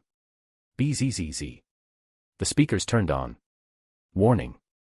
A guard has disappeared. Guard with serial number H245. Report to the nearest office. Ah damn, they are quick. They already found him. Do these people need to check in every hour or something? Well, now that my cover is blown, how about I cause a little chaos? I grab the electronic keypad and fry it. No need to waste time hacking it. I need to hurry up. I leave the door open and turn to the raptor and let my bloodlust loose. Since I don't have any raptor DNA to communicate with him, we go back to the basics. Go wild. I use my own bloodlust to stimulate his. I unlock the door open with the keycard and move back. The Indoraptor, now crazy with bloodlust, dashed straight through and went to start a slaughter. Have fun, I happily wave away. Ah, it feels nice to do good deeds. Releasing bloodthirsty animals to the wild. Maybe I'll get some good karma from this. Gaia. No. Help. Yep, I'm definitely getting good karma. Now if I'm not wrong, there should be more dinosaurs created. This facility is more like a breeding ground. Probably planning to move them later on. Well, that's not going to happen now. Onwards. What's happening? A man in a very expensive suit walks in. His voice was commanding, but you could find the panic there. "Sir, the animals. They are loose," the worker shakily reported. "Show me." They quickly pulled up the camera feed only to see the raptor ripping people apart and eating them. Damn. The leader of the base cursed out, "Quickly send in the capture squad. I want that thing back in its cage. And find out how it got out in the first place." BZZZZ, BZZZZ. Sir, other dinosaurs have been released as well. The Triceratops and the Dilophosaurus, the iguana one, that spits poison. Damn, send a team after them as well. And lock down the base and all the animals. We can't risk any more of them escaping, the boss ordered and stood up and quickly left the room to go do damage control. I was calmly walking through the hallways while humming a song. I was still looking for the blood room. When I came across a dino, I got a blood sample and set it loose. If they are predators, I stimulate their bloodlust so they can go cause even more chaos. A door with a danger sign. It's like they are inviting me in. I opened the door to see a glass room with wheat growing inside it. The fuck? Wheat? I'm so confused. But then I heard some light buzzing, and suddenly things got a little clearer. I went near the glass cage and hit it hard. Not hard enough to break the triple reinforced glass, but hard enough to shake the room. That caused a couple of locusts to jump out of the wheat and start flying around. Ah, the wheat makes sense now. Those things are the size of small dogs. Someone has seen Jurassic World 3. Again, what a terrible cliché. This is like main villain's grand plan to rule the world, but instead of the villain doing a whole monologue, I found out by myself. Nice, I skipped the useless part. I find it quite funny that I don't even know the guy yet I'm ruining his grand plans of ruling the world. But locusts, huh? I would still like to eat bread in the future, so. Bye-bye. Bye-bye. I used my quirks to squish them inside the cage. No stupid fire where they can escape this time. Done. But this place is really starting to piss me off. The creator of this base is a paranoid motherfucker. Each segment of the base is independent of the other. Even the blueprints are separated. At any given moment, the people here only know about just the sector they work in and where they live. They made it this way to prevent any information leaks. Nobody knows everything. Attention. Lockdown initiated. Everybody, please go to your quarters while the guards search the base for intruders. 3 dinosaurs are loose. The capture squad will soon deal with them. The message was on repeat. I need to find that stupid blood room and fast. I can fight myself out of this. But if I destroy enough of this base, the heroes will notice and will come to investigate. Dealing with both the heroes and these guys might be a bit too much for me depending on what their quirks are. Even at the level I am now. A team with a few barrier and AoE type quirks would cause me some trouble. Suddenly my thought process froze as I recognized a new smell I just got to memorize. Sniff. Sniff. Dinosaur blood. These idiots wouldn't hurt the ones I set free. That means someone just left the blood room where they keep all the dino DNA. And I just got the scent. Finally. The thing I came for in the first place nearby. Once I get it, I'm blowing this base sky high. Just because of how annoyed I was by its security and paranoid design. I ran as fast as I could to the blood room before I heard some voices.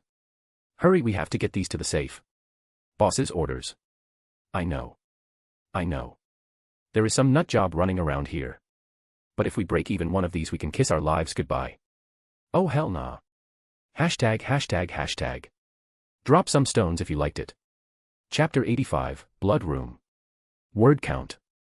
#####. Oh hell nah. These bitches are moving the blood. Fuck no. I turn into my speed from. That is mixing mostly land animals, cheetah being the base of the form. That is the public form. The real thing is that combined with my quirks. I dashed through the hallways following the scent of blood and their voices. It took me less than 20 seconds to reach them. There were 4 people loading the blood samples into safes that will probably be moved somewhere else. What the hell? Idiot, don't just stand there. Shoot it. Each guard raised his gun, but 2 of them only used one hand and kept the other suspended while pointing at me. So those 2 have quirks. Doesn't matter. All of them are dead. They started shooting at me. But with my original quirks processing ability that makes them in slow motion for me and with me being in my speed form, I just ran straight at them while dodging every single bullet. But then my eyes caught something solidifying in the air in front of me and then flying straight at me. I hardened my arm, grew armor on it and tried to smack it away. But it pierced my defenses. See that my space blades are unstoppable. Shut it. Without my quirk they wouldn't even work. The 2 quirk users were arguing, but they still kept shooting at me. Some kind of combination move. One of them solidifies the space into blades. A good quirk actually. I doubt anyone could even see those blades. Like from Doctor Strange. Now the other question is the second guard. Does he launch them or does he somehow affect me? Quickly, I'll make more, fire them faster. Sigh. Never minded. I was getting hyped over nothing. Just another telekinesis quirk. I got my hopes up for some debuff quirk. Debuff quirks are very useful. Especially if they stack. Imagine All Might tripping on the ground because you debuffed him. That would be funny. The interesting thing here is that the blade is still here. So maybe he makes them semi-permanent. Most likely a time limit, or he can only erase them all at once. Well, in that case, I grab 2 of those space blades and throw them back at them. The guards were shocked, especially since the blades were going to the 2 quirkless guards. Shit, the one with the space blade quirk quickly dematerializes all of them. Right as they were about to hit the other guards. Fuck, that was close, he breathed out. Nope. SPLCH. My hand was holding his heart. I literally ripped his heart out. A little dramatic, but bad guys usually are. Channeling some Zoldyck energy. Thud. The body falls to the ground. Marcus, X. So that's his name. I quickly throw the heart to the one with the space quirk. The moron actually caught in with his hands, even with one holding the gun. He quickly realized his mistake, but I was already by his side, my hand on his neck. Crack. I crush his neck and let his body fall down. You bastard. Only the quirkless guards remained. I was feeling kinda bored at this point, so I turned my nails into claws. Flying Shingon X. I flick my claws 2 times and the flying air bullet hit them both between the eyes. Well, now that it's all over. 4 spiked tendrils shoot out from my sleeves, 2 on each sleeve. They quickly pierce the corpses and start draining them. I lost a bit of energy by searching and infiltrating this base. Once they are turned into mummies, I leave them be and go for my prize. Hundreds of blood vials. Each marked. I quickly go into computer mode. I look at the name and a small tendril absorbs the blood. They are instantly categorized. Each vial took around 3 seconds. In 5 minutes I cleaned out the whole place. Ha ha ha ha. I got the DNA of the most fearsome predators to ever walk the planet. My chances of succeeding have just risen exponentially. With this, I can legally dominate the hero world. Let's not talk about the popularity boost that I am about to get. Everybody loves dinosaurs. Well, it's been 5 minutes. The guards should have caught the raptors and other dinosaurs. Time to blow this joint. I go to a nearby computer and start uploading my own personal virus. Earlier I was careful about not being discovered. But now I couldn't care less. My virus makes it so everything connected to this server will self-destruct. This whole place has its own generators. This place will be set on fire soon. Especially since I have disabled the sprinklers. All I can say is good luck, you pathetic fools. The whole base is on code red. Where is he? I want that motherfucker's head on my desk, the leader of the base screams out as the veins on his forehead pop. He was looking at the footage the camera got. There was a white-haired man. He wears a tight, black, long-sleeved shirt and loose-fitting white martial arts pants. And he was giving the camera a middle finger. Hero Hunter Garu. What the hell is that freak of nature doing here? Why isn't he killing heroes off in some godforsaken part of the world, says the leader as he slams his fist on the desk. I don't know, sir. The last sighting of him was him leaving Japan and starting massacring his way across China. It's possible he went to Russia's most eastern spot before swimming to the Dominic Island and then swimming here. It's only 90 kilometers from coast to coast, a man of his strength. It would have barely taken him any time at all. I don't care. I want him dead. I need his head before the Cadmus board of directors have mine. Send in everybody we got. Use every weapon available. Send in the Raptor squad. But sir, they aren't ready. We are still programming them. The Raptor team leader said nervously. If we don't kill him now, we won't get to see another day. Boom. An explosion shook the facility. Do it now. All of the people scattered to carry out their orders. All of them were dreading facing the most infamous hero killer in the world. Chapter 86, Dino Hunt. Attention all personnel. The evacuation has started. The evacuation has started. It took them long enough. In addition, all experimental dinosaurs have been released to fight against the invader Garu. Everybody please evacuate quickly. Did she say experimental? Ding ding ding. $777. Ka-ching. I think I just won the lottery. It kinda feels unreal. Especially since I didn't know about it. How many secrets are there in this stupid place? Whatever. I need to go. I'll rip apart the new dinos and get the hell out of here. Soru. Bang bang. Raw. The dinosaurs in the cages started trashing around. Keep still. One of the handlers got angry and started zapping them with a taser staff. Raw. The dinosaurs fell to the ground from the pain. They were growling at them before lowering their heads and curling into a ball. Stupid beasts. Dose them and put their gear on. A few teams came. First of all, they injected all of them with some sort of drug. Then they put armor and a head seat on them equipped with a camera. It's all ready, sir. Good. Let's see how the hero hunter feels about being hunted. MC POV. What the hell is going on? All of a sudden dinosaurs started showing up from nowhere and started to chase after me. I checked the whole goddamn place. And didn't find shit. But these guys proved there were hidden rooms across this place. I swear to God, when I find out who built this place, I'm either going to kill him or hire him. It will depend on my mood. Raptors are closing in on me. Usually, I would just massacre them, but it isn't just 5 or 10 of them. More like 100 of them. Now I may be an OP bastard. But I don't want to tip my hand this early. If I do, all for one will definitely find out. First 5 raptors show up. I use Momo's quirk to make some swords and I start ripping them apart with their blades. 3 of them die right away. But the other 2 are strangely durable. It took a lot more to kill them. I grab their DNA and do a quick search. They were modified. That much is obvious. But these guys. They just look like raptors. Their DNA is a mess. I mean, their skin belongs to a T-Rex. It's like they used a blender in there. How the hell are these things alive? With their DNA like that, they should be falling apart any minute. One raptor jumps at me, only to be stabbed in the neck. But the rest keep pushing his corpse to push me in a specific direction. They're like a stampede. You either move or get run over. I run back and make a very durable dagger. I just swing the thing around and keep throwing air blades with each swing. Some of them fall down, but they are the ones that were first in line and took the most attacks. Damn, these things are really durable. Did they make them to counter the air slashes? If they did, this is a direct provocation towards me. I gave the people a chance to get stronger. Sure, I did it so I can steal any technique they improve. But still. They are ruining my efforts. If they set these things free, it would be a slaughter. Heroes will be able to handle them. But the problem is their numbers. Some will slip through the cracks and they will start to massacre civilians. The ones who tried to train in the Rokushiki, the very few who actually had the talent to learn 1 or 2 will be useless. Which is actually fine by me. It doesn't matter to me whatsoever. So what if people die? What irks me is the fact that someone is building these things to counter my martial arts. To target Shinichi Kodo.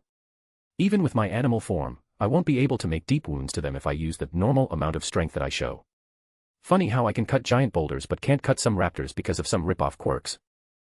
Cutting and piercing attacks are less effective. Shurgan/finger pistol and Rankyaku/air/ are out. I could just set them on fire. Yeah, let's go with that. I run through my pre-made combinations. My skin grows red scales. And fire erupts from my body, heating up the air around me.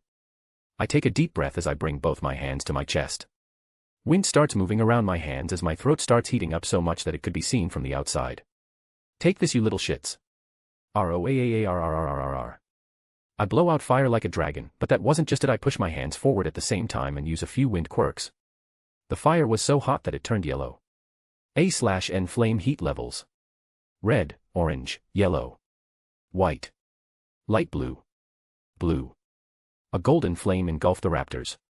The ones at the front of the group exited the flame and fell to the ground screaming in pain, so did the 20 raptors behind them. But a few seconds later more raptors showed up and they raced on the burning corpses of the fallen raptors. Fucking hell, how many of them are there? I need a bigger space so I can kill all of them. I kept running through the hallways, letting the raptors lead me into their trap. They end up forcing me into an arena. I saw files about this place. This is where the dinosaurs fight. They pin them against one another like gladiators to gather data and see what can be improved in the next generation. Tack, tack, tack, tack. All of a sudden those huge stage lights started to shine right on me. Bzzzzzzz. Ah, that annoying sound. The speakers were activated. Welcome, Garu. The most dangerous hero hunter in the world.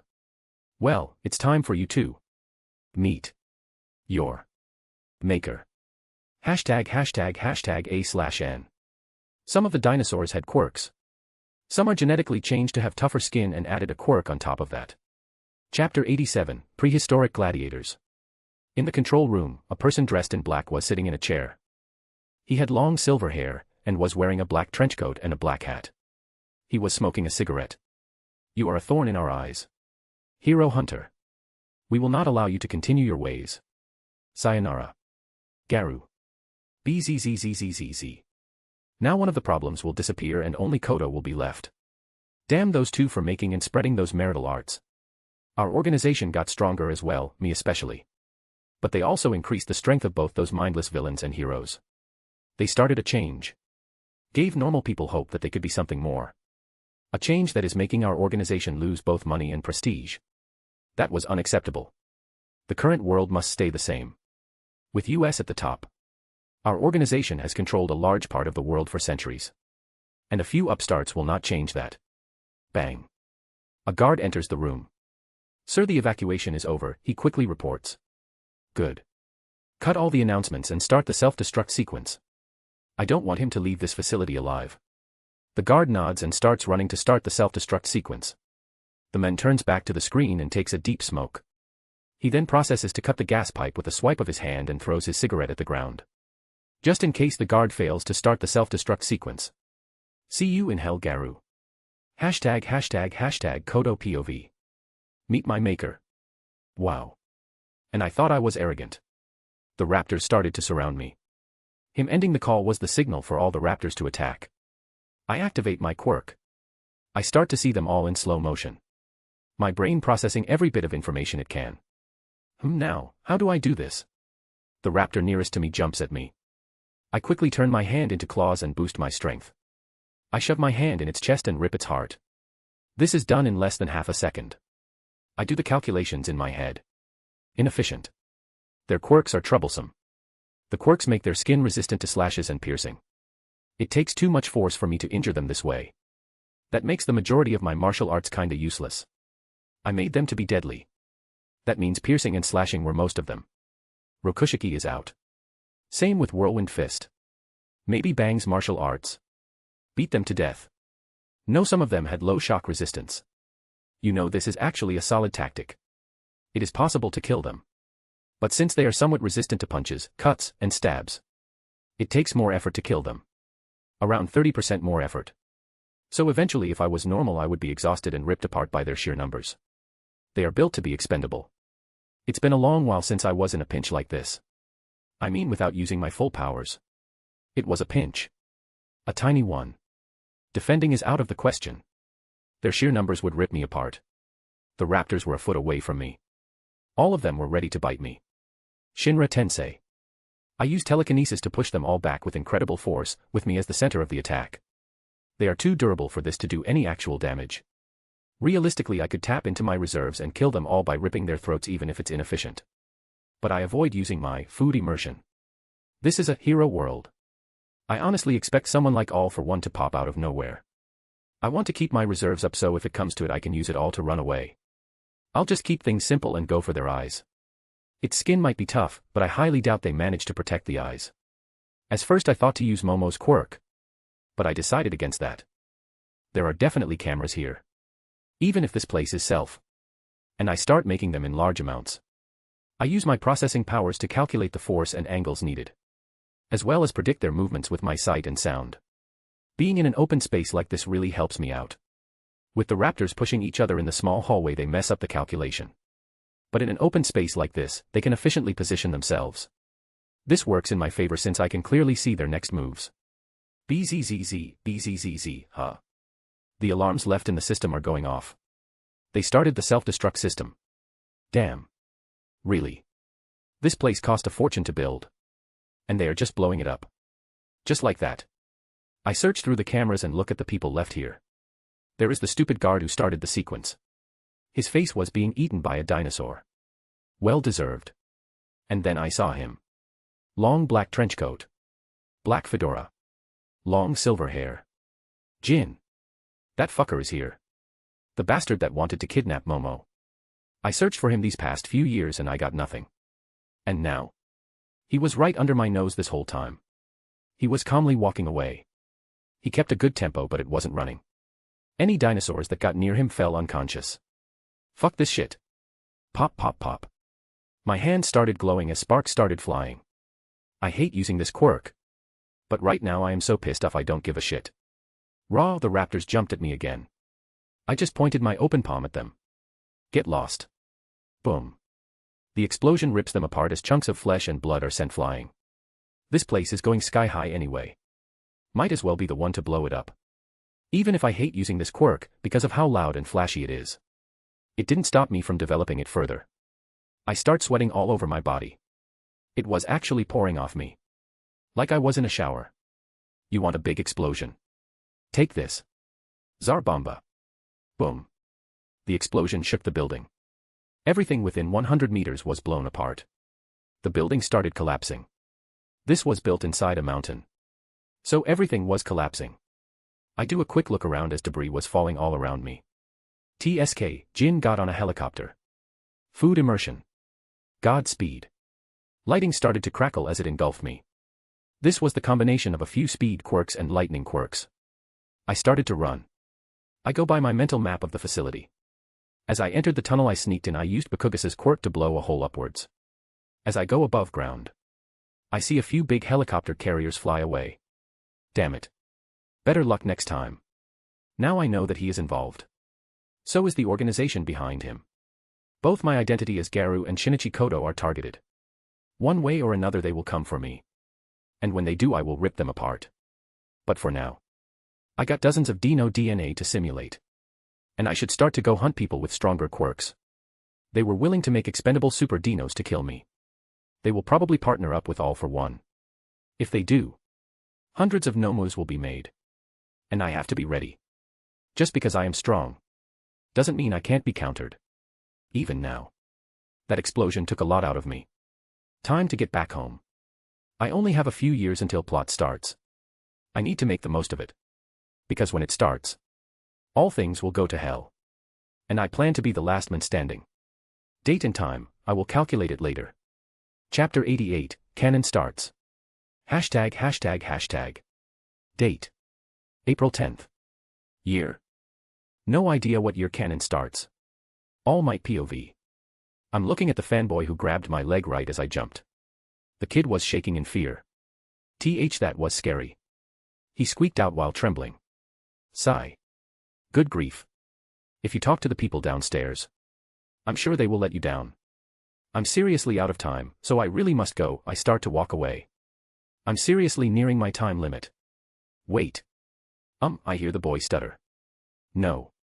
I will not wait. But the boy stops for a second. Good. He must have realized how rude he is. Even if I don't have a quirk, can I become a hero? His desperate voice makes me stop. Can even someone without a quirk be like you? The boy yells out. Without a quirk? Growling. Holy shit. God damn it. I'm out of time. Smoke starts coming out of my body. No. Not in front of a civilian. It might have been because I don't have a quirk. But I'm always being made fun of. Maybe that's why. I don't know. The kid keeps talking. Smoke engulfs my whole body. Shit. Take it easy, old man. You are not as young and strong as you used to be. Damn it, why do Kodo Shonen words always pop up in my head at times like these? He even broke my nose right after saying those words. But I think saving people is super cool. Saving people with a fearless smile. I want to be the greatest hero, like you. As he says those words, the boy looks at my skinny form and screams out. Why me? Why you're deflating. Man, this kid can scream. He starts looking left and right before he calls me a fake. Sigh. Why today? I am all might. Blood comes out of my mouth. Again. Ah. No way. The green-haired boy is still screaming. Now how do I explain this? You know how the guys at the pool are constantly flexing and posturing? It's like that. I think this is a good explanation. No way. Does this kid always scream those words out? It's getting repetitive. No way. All Might is fearless. Someone who saves everyone with a smile. He is the greatest. The kid is getting paler and paler as he keeps talking. Which one of us is supposed to be anemic? Sigh. A fearless smile, huh? I haven't been that man in a long time. I slowly sit on the ground. Now that you have seen me like this, young man, make sure you don't tell anyone or write about it on the net. I lift up my shirt to show him my scar. The boy flinches back. Guess it's quite ugly to look at. It's an injury I got from an enemy attack 5 years ago. Half my respiratory organs were destroyed. I lost my whole stomach. I look like this because of all the surgeries and after effects. I don't even know why I'm telling this kid all of this. Guess I need to let it off my chest. Right now I can only work as a hero for about 3 hours a day. The boy tears up a bit. No way. 5 years ago. Was it after the incident with Toxic Chainsaw? The one where you fought his brother? Who? You are well informed. After Shinichi Kodo defeated Toxic Chainsaw, his brother tried to get him out of prison. But no. A punk like that couldn't possibly defeat me. The kid looked like he was about to fall down. This fight was not made public to the world. I asked that it wasn't made public. I will save people with a smile. The symbol of peace cannot be daunted by evil. I smile to treasure the heroes and the public. And to trick the fear inside me.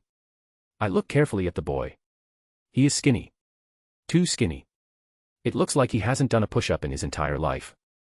If he trained and learned one of the Rokushiki, he might be able to become a low-level hero. But the way he is now, he would get himself killed. Pros are always risking their lives. I cannot simply say, you can become a hero even without powers. His face showed utter betrayal. I'm sorry, kid. But someone must tell you this before you get yourself killed. I see. He says weakly. Damn it. It never gets easy to tell kids this kind of stuff. If you want to help others, then you can also become a police officer. They are often teased about having villains delivered to their doorstep, but that is also a fine occupation. I get up and walk to the door that leads downwards. This is going to hurt. I'm afraid to even look at his expression. Especially since I was like him once. It's not bad to dream. But you also have to consider what is realistic, young man. I close the door. Sigh. Cough cough. Damn it. I am getting weaker by the day. I have to go and drop the villain off at the police station. Huh. Tap, tap, tap. It's gone. Boom. I see an explosion in the distance. Don't tell me. Shit. Boom. Midoriya turns to the explosion. Villain. What hero will go to the scene? Midoriya starts running before remembering All Might's words. Midoriya sighed, then slumped before he started to slowly walk away. Boom boom. Crash. It's a villain. Run away. The heroes arrived on the scene. There was fire and explosions everywhere. In the middle of it was a dark green sludge monster. He took Bakugo as a hostage. He took a child as a hostage. You coward, the muscular hero rushed at the villain. He punched the villain only for his hand to sink in. He tried to use his other hand to push away. What is this? I can't grab a hold. The villain punched him away. Bakugo broke some of the bindings holding him. I won't let sewage like you swallow me. Bakugo unleashed powerful explosions that pushed the heroes back. But did no damage to the villain. Further away from the civilians a crowd was forming. They were just standing there commenting and pointing at the villain. Whoa. Is that some big shot villain? Why aren't the heroes doing anything? They can. Mount Lady arrived, which got some cheers from the crowd. But only to be stuck between the buildings. I need at least 2 streets. Kamui Wood was saving civilians. I'm not good with explosions. I'll leave it to someone else. The heroes couldn't get close to the villain because of Bakugo. And even if they did, they couldn't harm him. All we can do is wait for someone with a suitable quirk. All the heroes were thinking this, while Bakugo was being suffocated. All Might arrived. But he was already past his 3-hour limit. I can't believe I let this happen. Pathetic. Pathetic. I'm so pathetic. Then suddenly a young boy with green hair dashed toward the villain. Midoriya shocked everyone. The heroes. The villain. The crowd. You idiot. The muscle hero yelled out. Stop. Stop. You'll get yourself killed. Midoriya desperately threw his backpack at the villain, stabbing him in the eyes, making his grip on Bakugo weaken. K.A.K.N. Midoriya desperately started to claw at the villain. What are you doing here? Bakugo growled out. My legs moved on their own. I don't know why. Tears started to leave Midoriya's eyes. You looked like you were asking for help. All Might's eyes widened. He started to grow his muscles but then heard a voice behind him. What the hell is going on? Skinny Mike quickly turned around to see a tall muscular teen. Kodo Shonen. Chapter 89, Sludge Villain. #####. Old man. What the hell is going on here? I asked the shocked All Might. But he wasn't the only one. I knew this was going to happen. I have been hanging around all day here waiting for it. Even now I'm carrying a bag of meat skewers while walking around in Hawaiian shorts and a white sleeveless shirt. But I was still shocked. Are these people really that retarded? All of them are sitting here watching as a young boy is dying. And the heroes? Wait for someone with a more suitable quirk. What a joke. Kodo Shonen. What are you doing here? All Might quickly snaps back to reality. No. I have no time. I have to save the children. He starts going in muscle from just as the villain raised his arm to hit Midoriya. Sigh. Old man, hold my food. I put a skewer in my mouth and shoved my bag in his hands. What? Soru. I appear right as he was about to kill the annoying shit. Maybe I should just let him do it. Now. If I did, who knows who will get one for all. This way I know it's this idiot. A little mental manipulation and the fool will be ready to sacrifice himself to save everyone. Hug. The villain stops his arms when he sees me. Bakugo and Deku look at me as well. 1, 2. Kodo-san. You bastard. It's you. Wow. Bakugo blew away most of the sludge from sheer anger. He looks like the villain now. I grab him by his collar, same with Midoriya, and threw them backward at the heroes. Wait, it's him. It's Kodo. The crowd realized who I am as well. Huh, so what if it's you? The lion. You use martial arts. They are useless against me. I will take over your body. I will be invincible. He raised his sludge arms high in the air. Keep on dreaming, pal. Who knows? One day they might come true. I activate Divine Demon. My blood starts pumping faster and faster. I appear right in front of him. Seiken, straight karate punch, plus Rokugan. I hit the sludge. At the moment of impact, just as my first hit him, a devastating shockwave came out of it. Boom. The villain exploded to pieces, landing on the street and the walls of the building. I have come a long way. That was pure martial arts to someone who completely counters them. Sugoi. As expected. Kodo-sama. The crowd starts cheering. I just smile and wave my hands. Why the fuck did you do that? I had him. Bakugo starts yelling at me. I just look at him. Is this kid retarded? He seems dumber than he did in the original MHA. Sure. Keep telling yourself that, kid. I wave him off. We are the same age, you bastard. Bakugo jumps at me to attack. I smirk at him and raise my hand so it meets his head. Too slow, I flick his forehead, sending him flying straight to the heroes start running toward us. Looks like he is injured. He is delusional and bleeding. Take him to the doctor. Hurry. I'm going to kill you. Bakugo struggled against the heroes with a bit of blood flowing from his forehead. From the hero's perspective, this kid has been fighting a villain and got an injury on the head. After all, what kind of kid threatens to kill someone in public? Put me down, you bastards.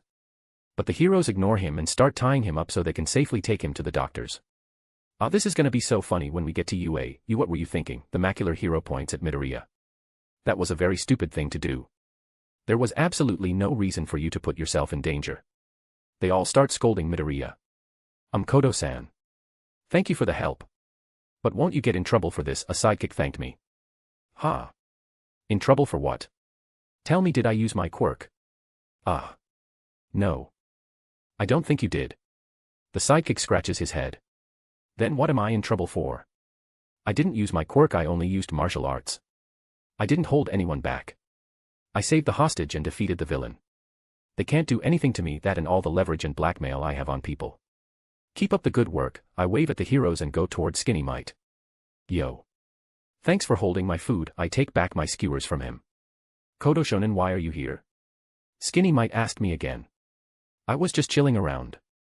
Eating food from one stand to the next. I need a lot of energy to sustain my quirk. Sigh, you're so much like Fat Gum in that regard. Thank you for saving those kids. All Might lowered his head a bit. You went over your 3-hour limit. I guess that as soon as I saw you standing there. All Might, you need to find a successor soon. He sighed again. I had hoped you would take my mantle. You are already very famous and revered. And that's before you have even stepped foot into a hero school. I told you before. I will not become the symbol of peace. I have no intention of wasting away my life like that. We have talked about this before. Just because I have the power to do it, that doesn't mean that I should. I plan to live a long and happy life. Getting called every 3 hours to save people just because other heroes are incompetent doesn't look like one to me. Plus the lack of a social or love life. Stab. Stab. Stab. Invisible arrows hit Skinny Mite in the chest. But then what should I do? He asks me. Give OFA to Mirio or go find your own successor. You were quirkless in your youth, right? Go find a quirkless kid that is suitable for it. I have got to go before the vultures arrive. All Might smirked. Hey, you really hate the paparazzi. Even though you took every chance to get your picture taken before. That was when I needed them. Now they are just annoying and take up my time. I heard you will be teaching in UA. If you need any help with the classes, give me a call. You suck at teaching after all. Stab. Stab. Stab. More arrows stabbed All Might in the heart. Heartless as always, Kodo Shonen. See you around, old man. I disappeared from his eyes. But I saw that he started to think about my words. Let's see what happens now. Midoriya/Deku POV. Sigh, today was a rough day. I met All Might and he told me his secret. Then I attacked a villain to save Kat-chan. Me and Kat-chan got saved by Kodo-san. Then I got scolded by heroes and sidekicks. Sigh. Deku. Kat-chan. What would Kat-chan want with me? He was breathing heavily from running. I never asked for your help. Or that bastard. You didn't help me. Got it. He glares at me. I was fine by myself. You are a quirkless failure. Don't think you can look down on me. Are you trying to make me owe you? Don't look down on me. He turned around. You damn nerd. He is trying to be tough. Sigh, but it's just like he said. It's not like I accomplished or changed anything. But I'm glad. Now I can think of a realistic future. I am here. All Might suddenly appear out of the ally. Third POV. All Might. Why are you here? Midoriya was surprised. I come here with thanks, a correction, and a suggestion. I saw you when you dashed towards that villain. Midoriya lowered his head as he started tearing up. I know. I know it was a stupid thing to do. But my friend was in danger. My body moved before I could even think. All Might smirked when he heard that. Top heroes have stories about them from their school days. Most of their stories have one thing in common: their bodies moved before they had a chance to think. All Might's words made Midoriya tear up. You were the same, right? Midoriya clenched his chest and started to cry harder. You can become a hero. MC POV. Sigh. I can't help but sigh looking at this iconic scene. The light from the sunset was perfect along with the wind. I could even hear the music. If only he chose a better host. So he really decided to give one for all to that pathetic excuse for a wimp. Calling him a wimp is an overstatement. He was crying his eyes out. He hasn't changed a bit since I saw him all those years ago. Whatever. Not my problem. I can't take one for all. One for all tries to consume the quirk of its host, dramatically decreasing their lifespan. One of the former users was in his physical peak. He was healthy and strong. Yet he died at the age of 40. I plan to live forever. Sure, I could take OFA and might find a quirk to extend my lifespan later. But what if OFA takes those extra years away as well? Then there are the spirits. They could effectively block OFA for me, making it a useless quirk. The risks are too high. It's better for the wimp to get it and then manipulate him.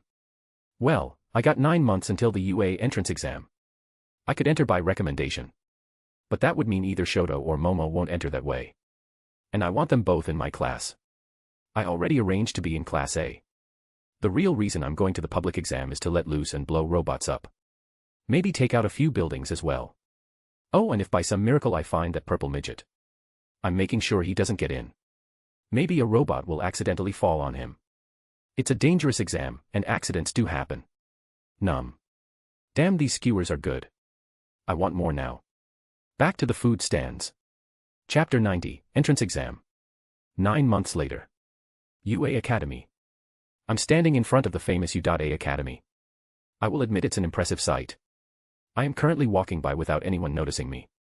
Well, when you are invisible it's hard for people to see you. Some with animal quirks turned their head in my direction only to be confused. Ah, there goes Deku. I focus my senses on him. And I am sorely disappointed. He improved just like a regular person.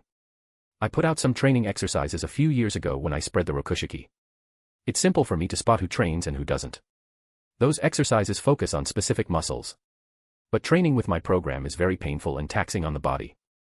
Catch on, and here comes our unfriendly neighborhood bomber. Don't stand in my way. I'll kill you. Midoriya moves out of the way and starts to panic and waves his arms like a weirdo. Morning. Let's be both do our best. Bakugo ignores him and keeps moving. He actually got a lot stronger than I expected. Maybe it's because I beat the villain and not All Might. Getting saved by the number 1 is one thing. But getting saved by a guy your age is another. Well, good for him. Deku on the other hand. He was looking at his precious Kachan like a girl in love. What a waste. Maybe it would have been better for Mirio to get OFA. Oh, is this the scene where he is going to trip?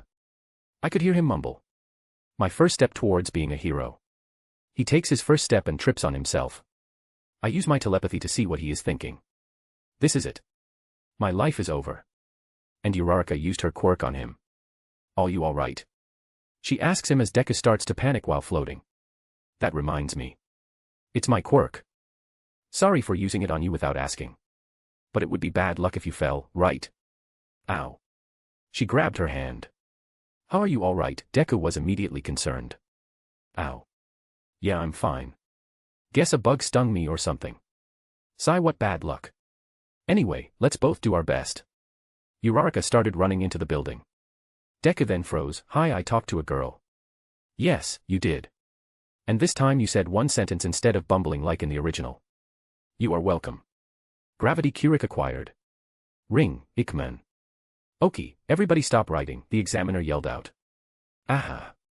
I didn't finish it all. No. I kept looking at the other examinees. They failed this.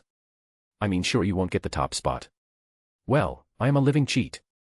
I just used my original OS quirk. Being a living computer is so nice. Time for the physical exam. Everybody get in the main hall. For all of you examinee listeners tuning in, welcome to my live show today. Everybody say, hey, present, Mike yelled out. Hey, I said out in a boring voice. I felt sorry for the guy. No way. Is that Kodo? The crowd turned to look in my direction. Present Mike spoke up and silenced them before they could say more. Ha ha ha, thanks for replying, listener. But everybody be quiet. I'm about to give you the rundown on the practical exam. Are you ready? Yeah. He was only met with silence, then a few claps from me. Damn it. What a dead crowd. And Deku finally started fanboying. Man, I could hear him from 30 seats away. Now listen. You will be conducting 10-minute mock urban battles after this. People started whispering to each other. 3 different types of foe villains will be stationed in each battle center.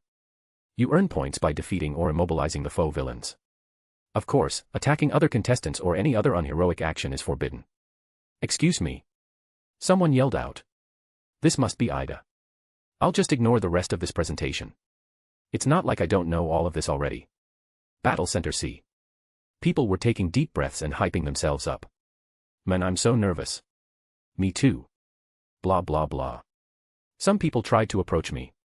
But I was constantly letting out some pressure. It was just instinctual. Come near me and I will smash you in the ground. Even if they didn't understand it themselves, they still left me alone. I heard some movement up on the podium. Midnight arrived. Crack. She smacked her whip on the ground. Start. Ha. Wah. Fools. SORU. The ground below me caved in as I dashed at high speed. Boom. Hahaha. Time to let loose. I see a robot in front of me. I don't even stop, I grab its head and rip it off. I use it and threw it at another robot, caving in its head. 2 points. Renkyaku. I cut down 2 more. Each is worth 2 points. 6 points. Ha ha ha ha. Divine Demon 100%. My heart started to pump faster and faster. My muscles expanded, my veins bulged. SORU. Crack. I rip a 3-pointer's core out. Kick the head of another. I rip into a nearby wall and take out the pipes. Jeppo. I threw the pipes like javelins. Destroying 6 more. Ha ha ha ha. I'm having a blast. Nizu, are you seeing this? Midnight was looking at the screen in disbelief. Yes, I am Midnight. Honestly, I was expecting a lot from Kodo-kun. Since he is one of if not the best martial artists in the world and Japan's national treasure because of how high his mastery is. But I never expected him to be this strong in a destructive sense. The Rokushiki sure are impressive. Impressive? Nizu, he is ripping apart the robots. He already has 60 points. And it's only been 4 minutes. Vlad King was shocked by Kodo's actions.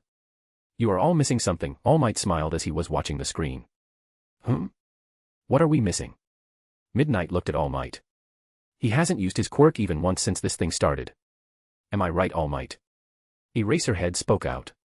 His eyes never left the screen. All Might noted, that's right. He still hasn't used his quirk. Eraserhead scored, he is arrogant. No. He is confident. Absolute confidence in his skills. Though he might use his quirk soon. It's rare for him to let loose like this. All Might scratched his neck as if remembering something. All Might. You seem to know a lot about Kodo-san. Why is that? Midnight asked and Nizu started to giggle. All Might spars with him once in a while. Last time they spared Kodo-kun broke his nose for the 3rd time and slammed him so hard that he buried half his body in the ground. Ah. All Might just lowered his head, hiding his embarrassment. Damn you, Nizu. I'll get you back for this. Why is Kodo-kun growing scales? Wait, that looks like a raptor. Midnight yelled out with stars in her eyes. Smash. Boom. Boom. 3 minutes remaining. Ha ha ha ha, I already have 95 points. Let's push it to 150. I saved a few people. Though I almost forgot. 2 minutes ago I remembered that there were hero points. Mostly just spiderwebbed people away from harm. It takes me less than a second. And I might get some points from that. Soru. I swing my tail and smash apart 4 robots. Man, this form is so much fun. Actually, let's try this. I cancel my raptor form, grow some wings and head for the skies. I make a long monkey tail, almost as long as my body. I put it in front of me. I connect my strongest spider string to the tip and the other one a meter away from the tip of the tail. Tekai. The tail turns rigid and starts to straighten out. But the string kept it bend. Now for some modified porcupine pig quills. Bow and arrows complete. Is this kid for real? He is sniping all of them. He is already in the 130 ties. Vlad King couldn't decide if he liked the kid or hated him because of how harder he is making it for the others in his block. Nizu, I think it's time for the 0-pointer, Eraser spoke up. I think you are right. Based on Kodo Shonen's personality. He will definitely try to fight it. It will keep him distracted enough for the other contestants to grab a few points. Well then, let it loose. Nizu slammed the big red button. 150 points. Damn, that must be a new record. BOOM. A building blew up, and a huge figure emerged from the broken wall. Finally.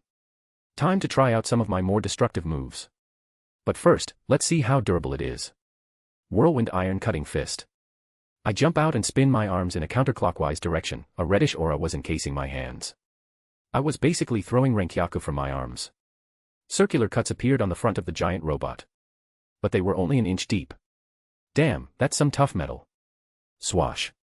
The 0-pointer sent its hand out to grab me. How about this? Water Stream Rock Smashing Fist. I start moving my arms and my body to gather a bit of momentum. This time a blue aura was on my hands. When the hand was about to grab me, I slammed both palms into it. The force I gathered from my movement damaged the inside of the palm. Not bad considering this is a counter-type martial art. O is trying to punch me. A strong armor-type enemy. Isn't this a perfect opportunity to try it out on a big opponent? OPM bang OST. Asterisk boom. Boom, asterisk. I slam my feet into the ground. Sinking an inch. I spread my hands out and start moving them in the opposite direction in a circle. Doing a 180. On my left the water stream. On my right the whirlwind. When both of the hands are halfway there, they start to curve and move to the center. Then the combined force is released. In an earth-shaking attack. Fist of roaring ki. Rending air. A red and blue shockwave hits the robot arm, instantly obliterating the hand. The shockwave continues to move inside the robot, causing explosions along the way. When the shockwave reached the core in the chest, the entire upper part of the robot blew up. Time's up. Well, that was a good warm-up. Chapter 91, Class 1A. Word count. Hashtag.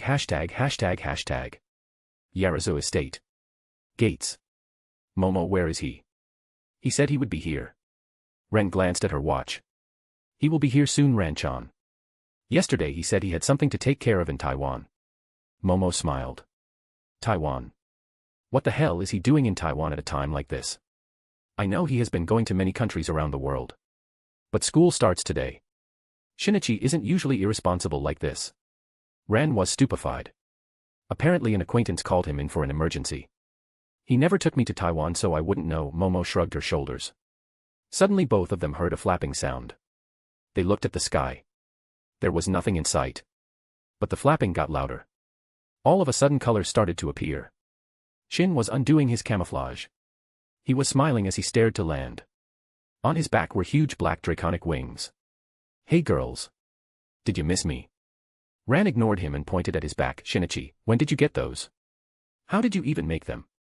He turned back to look at his wings, chimera wings. Mostly made from pterosaur DNA with a few modifications. They are tough as hell. Flying dinos. Shin POV. I take a good look at both of them. Muri Ran grew up to be a tall, fit, stunning young woman. She was only 15, yet she was far above her peers. She is going to UDATA General Department. And in her second year, she will choose her law elective. After the whole murder fiasco, Ran slowly realized that she didn't have a chance with me. She was a realistic girl. So instead of wasting her time by waiting for a love that wasn't going to happen, she threw herself into karate and her studies. She dated a few guys. But none were good enough for her. To be fair, they really weren't. I had to make a few disappear. Scumbags wanted to use her. Turned them to dust. Now Momo, on the other hand, she is something else. Her loyalty toward me has never wavered. In fact, it became a borderline obsession. She is basically my version of Bellatrix. Except she is sane. But will still do whatever I tell her. Both of us went around the world. Meeting new people. Fighting new villains. She was taller than Ran. Standing at 180 centimeters, very tall for a Japanese girl. I was even taller than her at 190. She was fit as hell. And had the looks and curves that put almost all models to shame. She got a few offers to do modeling only to brush them off, saying they were a waste of time. But the most drastic increase was her skills. My girl can 100% crush Stain. I'm so freaking proud. I made a one-girl army. Knives, swords, guns, rifles, bazookas, miniguns, grandes, poisons. She can do it all. And use them at a master level. She was better with a sword than the others. I'm the world's best swordsman. Of course, I'm going to teach her. Especially since that night when she had her first test. She realized that the staff was nice for the public image. But in life and death situations you need a real weapon. Not that it was a hard fight for her. She realized that the staff would be useless against stronger opponents. Together me and her have cleaned out slave traders around the globe. Drug lords as well. Reporters at the gate. Oh, I'm gonna have fun with this. Momo, close your ears. She quickly followed the command. Now. Lower the voice. Add some vibrations. Turn it a bit animalistic and done. Move. My voice was like something came out of a horror movie. It was something like a lion roar mixed with some dinosaurs. Like they could speak. I specifically hit the notes that trigger the human survival instinct. The result? The reporters jumped away like their lives depended on it. There was only sheer terror on their face. They turned around to see nothing. Yeah, right. Like I would get caught doing something like this.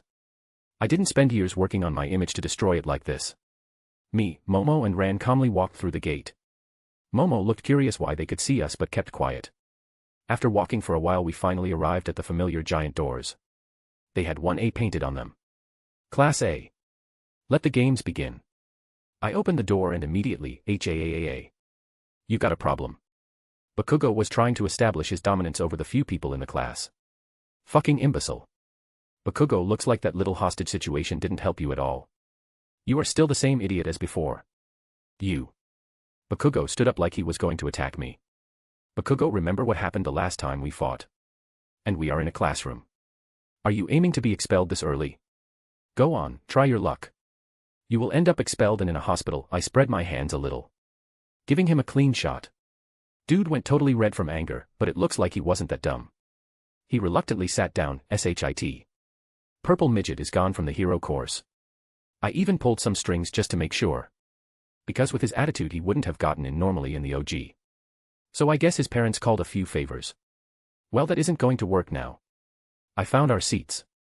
This was the midget's seat, wasn't it? Momo was at the back. I was in front of her. Fucking Deku was in front of me, Bakugo after him, and at the front Invisible Girl.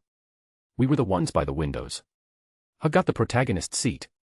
Me and Momo make light conversation and the classroom starts to fill up.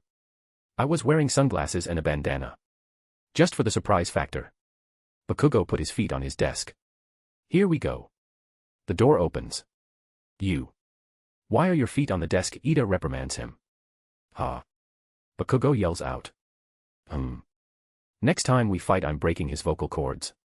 Don't you think that's rude to the U.A upperclassmen and the people who made this desk? No, I don't. What junior high did you go to? Mob character, Bakugo sneers at him. Mob. I attended Somei Private Academy. My name is Ida Tenya. Ida introduces himself. Somei. Bakugo asks in a mocking tone, so you are a damn elite, huh? Looks like I will have fun crushing you. Ida was surprised by his attitude, crushing. You are terrible. Are you truly aiming to be a hero? Bakugo just clicked his tongue. Then both of them finally noticed the mop hair, crybaby protagonist. You are. Ida says out loud and then the entire class turns to Deku. Deku starts panicking. Good morning, Ida says to him before he starts introducing himself. I'm from Somei Privet Dash. I heard. Ida stops himself. I'm Midoriya. Nice to meet you, Ida-kun. Midoriya, you realized there was something more to that practical exam, didn't you? And the eloquent, well-spoken, crybaby replied with just a huh. I had no idea. I misjudged you. I hate to admit it, but you are better than me. Deku just kept quiet. Then the love interest appears. Ochako, OH. You are the curly head. The plain-looking 1 inch. Oh, you. Emotional damage. Well, it would be. If he heard a thing, Ochako said. Wimp fell in love all over again. Your punch was amazing. She started swinging her fist. And of course, like every protagonist, he was shy and dumb. Kid went red and actually put his palm on his eye so he doesn't look at her. Bakugo was glaring at Midoriya. Oh right.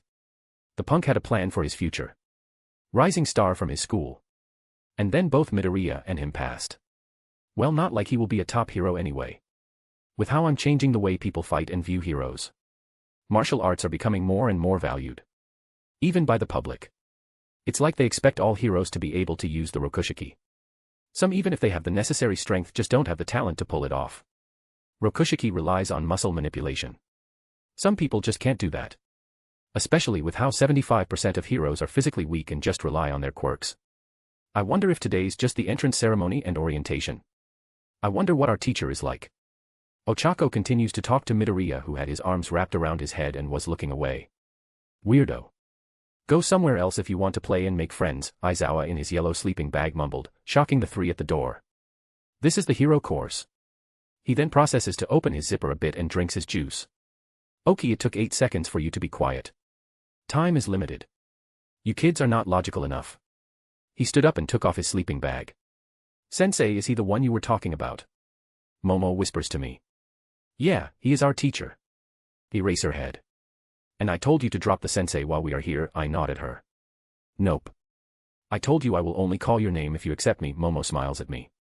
I'm your homeroom teacher. Aizawa Shota. Nice to meet you, he says in a dead voice. The class was surprised. Aizawa pulls out the training uniform. It's kind of sudden, but put this on and go out onto the field. This should be fun. Wonder if I can demoralize a few, specifically the crybaby. Let's go, Momo. Hi. Sensei. Chapter 92, Quirk Assessment Test. Quirk assessment test. Ochako steps up. What about the entrance ceremony and the orientation? Aizawa didn't even turn around. If you are going to be a hero, you don't have time for such leisurely events. The class was stunned from his words. A selling point is how unrestricted its school traditions are. That's also how the teachers run their classes. He turns back to us. You guys have been doing this from junior high, right? Physical test where you weren't allowed to use your quirks. The country still uses averages taken from the results of the students not using their quirks. It's not rational. Well, the Ministry of Education is procrastinating, delay or put off something. You take those off, he points at me. Man. Aizawa, did you have to ruin my fun? I take off my shitty disguise. No way. Kirishima yelled out. It's him. Sugarman pointed at me. Tailboy just fainted. TSK, I don't even need to think about who did that. Kodo Shinichi. Top on the entrance exam. Broke the previous record with just his Villian points, which were 150. Then saved or helped a lot of examinees and destroyed the 0-pointer. Which got him 70 rescue points. 220 points. A new record. Aizawa said while looking at the phone. Oh yeah. I gave the letter to my assistant. I didn't give a damn about my other points and whatnot. I just told him to get my stuff ready for today. I honestly have no idea what they said in that holographic disc. Didn't care enough to sit down and listen. Using you as a measuring stick would be highly inefficient. Bako, step up. What was your maximum distance in the ball throw? Ha ha ha, the bastard skipped me. Did he know what was I about to do? Well, it was the best choice for him. I was going to blow it out of the Earth's orbit. 67 meters. Then try doing it with your quirk. Aizawa gives him the ball and backs away. Bakugo enters the circle. You can do anything you want as long as it's in the circle. Hurry up. Give it all you have got. Aizawa really needs to chill out.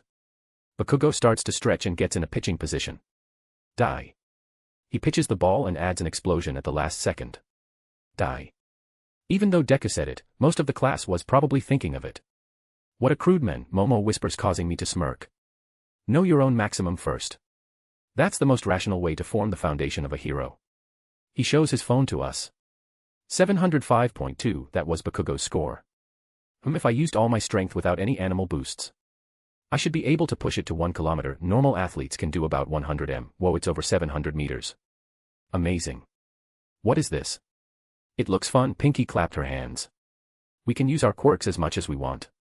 As expected of the hero course, Siro the Tate boy exclaimed. Looks fun, huh? Aizawa spoke up. You have 3 years to become a hero. Will you have an attitude like that the whole time? All right. Whoever comes in last place in all 8 tests will be judged to have no potential and will be expelled. Huh. If only he stuck to that. Goddamn plot armor. Wonder if it will work this time. The class starts to panic. We are free to do what we want about the circumstances of our students. Welcome to UA's hero course. But it's only the first day of school. No, even if it wasn't the first day, this is too unfair, Ochako started to complain. Natural disasters, big accidents, selfish villains. Calamities whose time and place can't be predicted. Japan is covered with unfairness. Heroes are those who reverse those situations. If you wanted to go and talk to your friends in a cafe after school, well, that's too bad. For the next 3 years, UA will give you hardship after hardship. Go beyond. Plus ultra. Overcome it with all you have got. I give it a 5 out of 10. Not a bad speech, but not anything special as well. All right. The demonstration is over. The real thing starts now. Test 1, 50-meter dash. Athletes with doping. Men 5:56. Women 5.96 mid-90 ties. Record still holds. On your marks. Get set. Bang. Ida quickly dashes through. 3.04 seconds. For 50 meters I can only go up to gear 3, Ida starts to mumble to himself. Well, he is like a fish in water, Aizawa said as he looked at his score.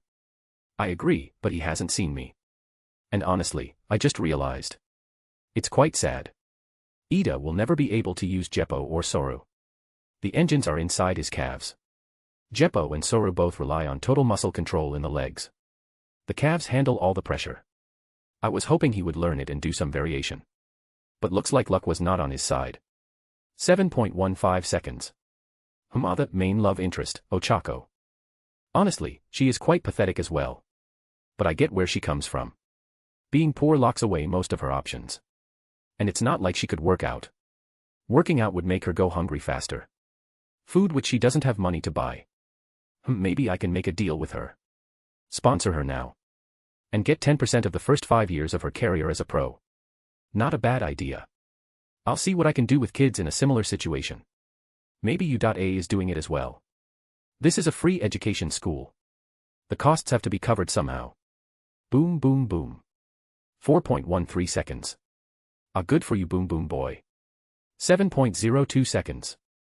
Wow, what a pathetic score. Most of the girls were faster than him. Yorozu Momo, Siro Hanta. Momo gets ready and she's gone, her afterimage was seen on the track. 3.20 seconds. MHA, still nowhere near as sensei, she shook her head. Honestly, comparing herself to me is not good for her. I reinvented those things. 4.43 seconds. It seems he used his tapes to move across. Momo, you can use Soru. Tailboy rushed to her. Yes. Sensei has been training me since I was a kid, Momo answered with a smile. Said boy zoomed and stopped in front of me. I'm Masahiro Ojiro. Please give me your signature. And some tips as well. Well, looks like I have a fan. If I remember right. He was the martial artist in Class 1A. I give him my signature, sure thing. I don't mind telling you some tips. Show me what you got on the tests. And I'll tell you what you are doing wrong. Ojiro bowed down, thank you very much. Kodo Shinichi, Aizawa called me, you requested that you have 2 separate tests. What for? I will be doing one test with my quirk and the other without, I answer simply. Why? What do you plan to achieve by doing this? Aizawa started to question me. I just want to show you what you can achieve even if you don't use your quirk. Sure. Go right ahead. I don't even need to use the starting blocks. On your marks. Get set. Bang. Soru. One moment I was standing straight at the start, the next I'm on the finish line. 1.3 second. Aizawa stood still. That's impossible, looks like his brain can accept the score. Can't blame him. This is almost All Might speed. You know, for pro heroes they sure don't understand what the Rokushiki can really do. Even after I shared the basic information with them. Plus that's without me using Divine Demon. You never show your full strength. That's unreal. Is he human? As expected of sensei. Momo smiled proudly. No way. Without his quirk, Deku looked down at the ground, questioning his whole life. Grrrrrrrr. Whoa dude, that's a scary face. Siro looked at Bakugo. Kodo. Use your quirk this time. Aizawa moved a bit closer to the finish line. Okay, with my quirk it is. Cheetah from. Imagine the cheetah dude from HXH. My body started to change. I turned myself into a half-cheetah hybrid. The most change was to my legs. On your marks. Get set. Bang. Boom. 0.5 seconds. He broke the sound barrier, Deku stuttered out. Ah, that felt good. I grin in my cheetah form. Let's move on. Wasting time isn't a rational choice, I say to Aizawa. You have a mouth on you, kid. But you can back it up. Everybody finish the dash and then head inside. The grip test is next. Aizawa was already calling the next runers. This turned out to be more fun than I thought. Messing with him is interesting. Wonder how he will react to the rest. #A/N cheetah. 100 meter dash in 5.95 seconds, with a top speed of 61 miles per hour. Chapter 93, Quirk Assessment Test. ####. Grip strength, 115 kilograms world record. So Deku did 56 kilograms. That's average. Wow. 540 kilograms. What are you, a gorilla? Siro questioned. He broke the machine. Everybody turns to me, I turned my arms into a gorilla's. We have a real gorilla here. He did 300 kilograms without any quirks. I could push it to more. But it's already suspicious as it is. My muscle manipulation could be considered as a quirk at this point. She broke the machine with a vice, Pinky pointed at Momo. Well done, I compliment her and get a smile in return. Standing long jump. Momo used Jeppo and so did I. We could both easily jump on air for an hour. Aizawa asked us how long we can do this. Momo says 2 hours is her max.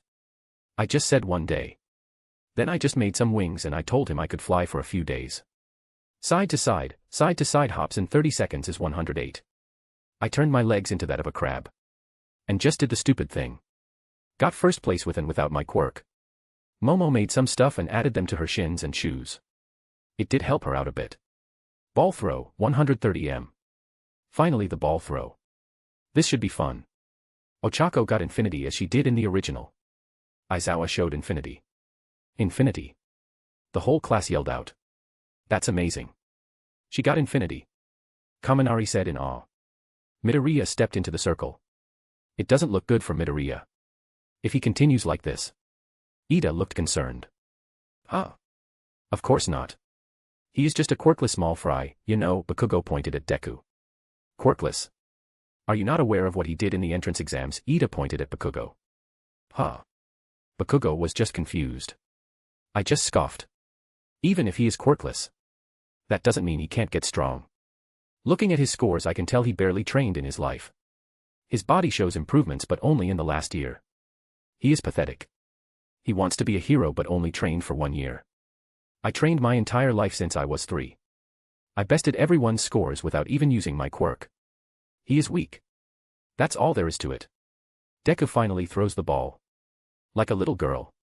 46 meters, the machine announced. OHHHHH, that face of despair. I won't be forgetting that anytime soon. I was definitely trying to use it just now. He looked at his hand. I erased your quirk. Aizawa spoke up, and we all turned to him to see his scarf floating around him like it had a mind of its own. I need to find out how he does that. That entrance exam definitely wasn't rational enough. Even a kid like you was accepted. You got that right. And this was the only exam to be done this way.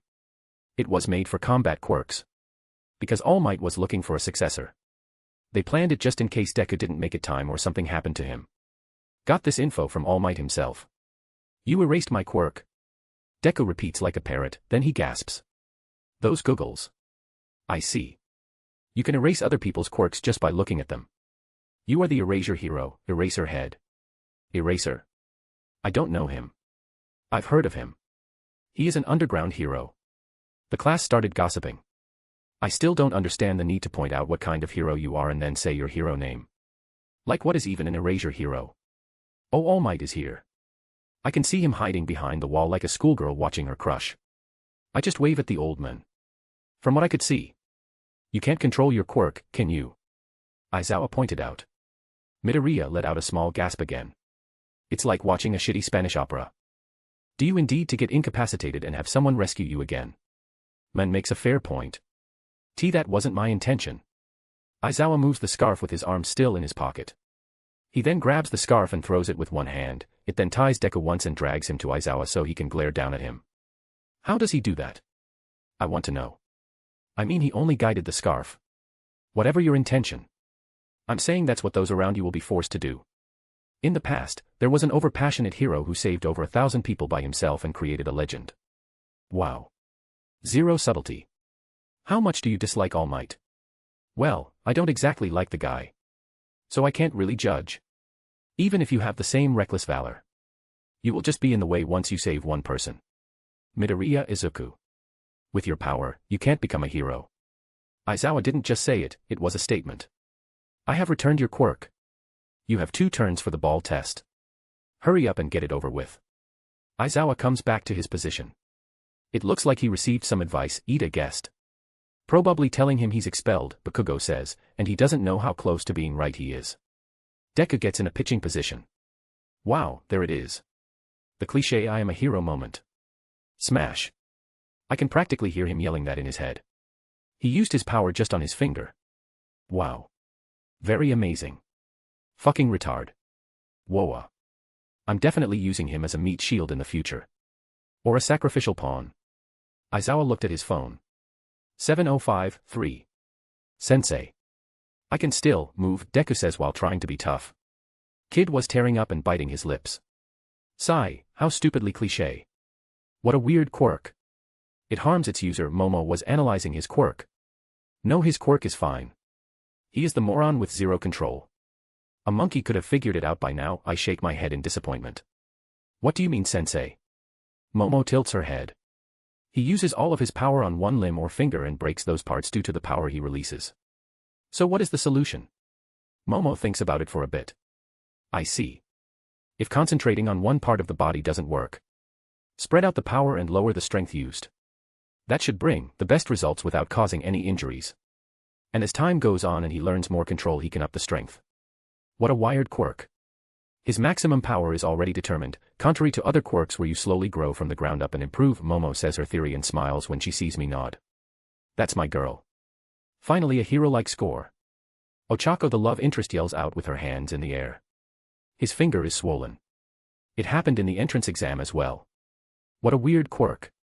That's not very stylish, Lasser boy commented. But Bakugo's expression is priceless. I'm spreading these in the classroom. I stole the photography quirk that allows me to make instant pictures. What is the meaning of this? Bakugo started to make small explosions on his hands. Here he comes. The boom boom boy. Hey. He started to run. Tell me what's going on, Deku, you bastard.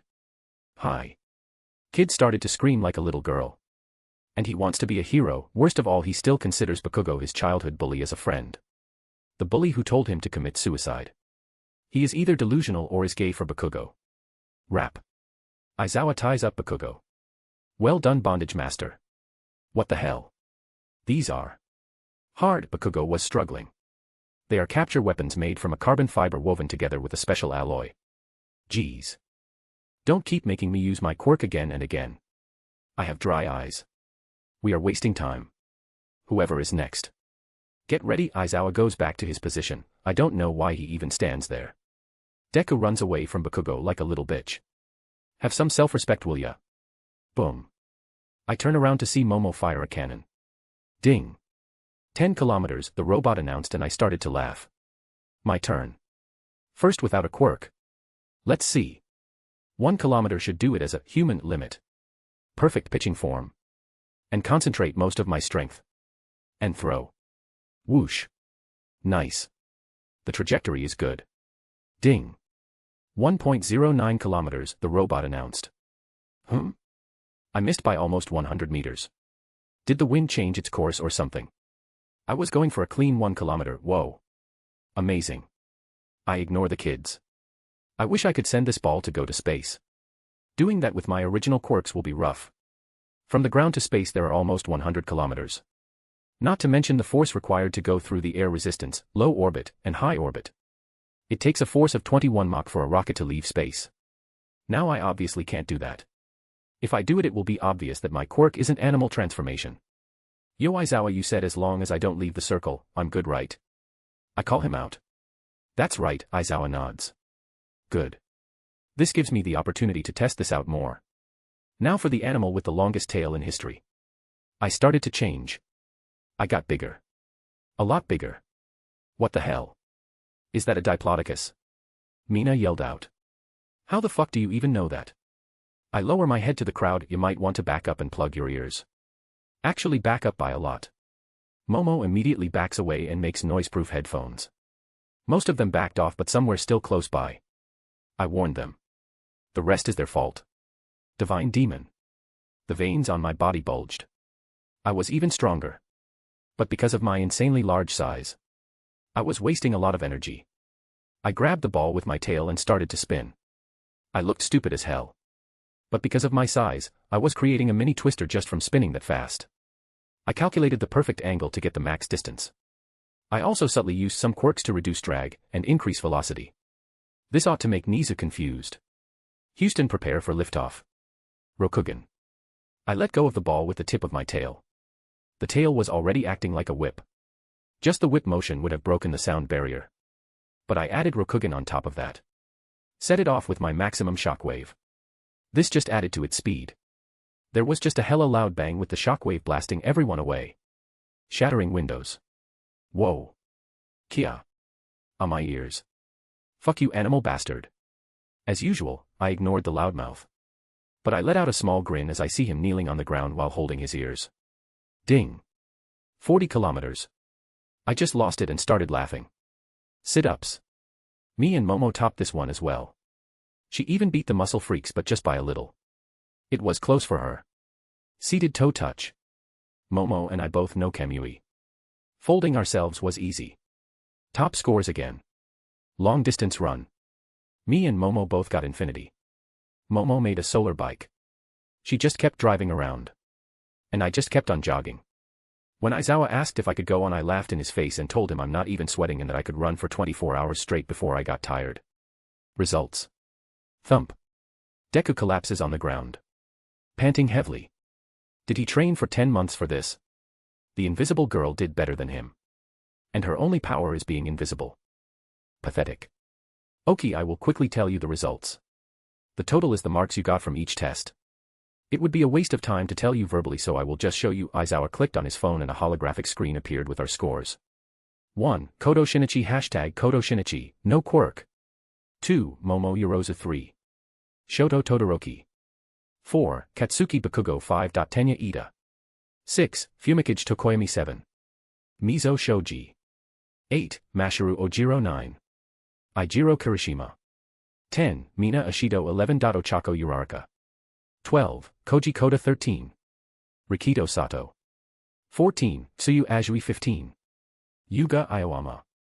16. Hanta Siro 17. Denki Kaminari. 18. Kyoka Jiro 19. Toru Hagakure. 20. Izuku Midoriya. This was a pain to write. It appears that Kodo has beaten all of you even without using his quirk. If we counted him as 2 people, each of you would have dropped by 1 place. Aizawa said in his usual dead voice. By the way, I was lying about the expulsion, Aizawa said in a non-combat tone. It was a rational deception to draw out the upper limits of your quirks. What? Wow, Deku turned into the scream. Aizawa gives Deku a note to go see Recovery Girl and starts to walk away. 4th place. No, I'm 5th, that bastard won without using his Quirk. Is he really that strong? Can quirkless trash get that powerful? Bakugo glares at me. I just return with a fake smile and a wave. Oh right. Kodo. Come here for a second, Aizawa called me. I just raise my eyebrow at him. What does he want now? I slowly make my way to him. Can't you move faster? He clicks his tongue at me. Couldn't you have come to me? 2 can play at that game. Sigh, never mind. I know you didn't use your full power on both of the tests. We have videos of your Enteris exams. You were faster and stronger there. You also didn't use that move where you make your heart pump ridiculously fast to increase your strength. You only used it on the ball test. He gives me the look, which means explain yourself. Of course I didn't go all out. What kind of idiot shows his full strength? You seem to forget something, Aizawa. If I went out and fought the top 10 heroes with all my strength, only All Might will remain standing, maybe Endeavor as well. And even All Might lost to Garu, well kinda. He lost to the guy I managed to get to a tie with more often than not. I could beat you without breaking a sweat. So consider that the next time you decide to treat me as a normal student. If it wasn't for my friends, I wouldn't even be here. There are loads of other schools that would have given me the hero license already. I turn around and leave. Yeah, right. I'm sticking around to get more quirks. That reminds me. The warp villain will sneak in the building to steal some files. Time to get another OP quirk. Chapter 94, First Hero Class. Word count. ####. After the quirk orientation, we were done for the day. So the classes would actually start the day after. Which is now. You were amazing. Mina exclaimed. Yeah, no kidding. You almost broke all of our records without even using your quirk. You are so manly. The class enthusiastically kept asking me questions. I would nod and grunt occasionally. I sometimes answer if they ask something interesting. Nay. Why do you call him Shursho, Master, above Sensei, Momo-san? Mina asked while looking at me and then at Momo like she found a gossip scoop. Well, he has been training me since little. And now that we go to the same school, I can't keep calling him Sensei. It would be confusing for the teachers here. And he started teaching me advanced techniques, so I started calling him Shursho, Momo explained calmly with a smile. Hey Kodo-san, do you still teach students? Can you give me a few tips? Kirishima asked. I looked at him, then his upper body. I especially focused on the hands. You have trained in Tekai and Shurgan. Haven't you? Wow, you can tell. Kirishima started getting excited. I spread that martial art. Of course, I can see the signs. Your quirk was hardening. Tekai and Shurgan are quite suitable for you to learn. And you didn't cheat. You trained in them without using your quirk the majority of the time. A good choice. You trained properly and still did extra training to combine it with your quirk. You will go far if you keep that up. I can give compliments when they are deserved. Thank you very much. Kirishima yelled loudly with teary eyes. No problem, I just waved him off. I could feel Todoroki looking down on me. That kind of thing has Endeavor filled his head with. Probably something along the lines of martial arts. I can burn them before they even get close. That is true. For normal practitioners, Todoroki can just burn and freeze them. I really want to beat his ass with just martial arts. The door opens and Present Mike comes in. The first class is English. Everybody wake up. Present Mike says in English. Let's get this party started. Man, does he ever shut up? Which one of these questions is wrong? Present Mike taps the board with the 4 questions. I just slump on my desk. Ugh, maybe I can convince Nizu to skip all of these. Kodo Shinichi. If you think my class is so boring, why don't you solve exercise 5? Present Mike said with a smirk. Like he had caught a bad student. Sure. I answer in English and glance at the exercise. It was one of those where you have to read a text and answer some questions. Well, the answers are. She did steal some merchandise. Shoplifting can be punished with jail time. And the hero made a mistake by not stopping her before she used her quirk. Present Mike looked stunned by my fluent English. I travel the world on a regular basis for my competitions. Do you think you can do that without knowing English? Oh, and my English should be beyond what you will teach in this school anyway. Can I sit down? Ah, sure. Mike just decided to ignore my existence. Lunch. Lunch Rush truly is an excellent cook. No, a chef. Look at him go. Isn't that like his 14th plate? He is a freaking monster. Don't these kids have anything better to do than watch me eat? Yo, Lunch Rush. 10 more. I yell out. Got it. The cooking hero yelled out from the kitchen. Seriously, Shinichi. Control yourself a bit. Ran shook her head as she looked at the empty plates at my sides. Ren, you know I eat a lot. You have known that since we were kids. She rubbed her neck. Yeah, but you might give the others a wrong opinion. I don't care what these kids think of me. My quirk uses a lot of stamina. So I need to eat as much as I can when I can. Give up, Ran-chan. You know he will never change. Momo tapped Ran on her back. Why would I change? I'm perfect as I am. Is it a bit arrogant? Yes. Is it false? Nope. So I have the right to be arrogant.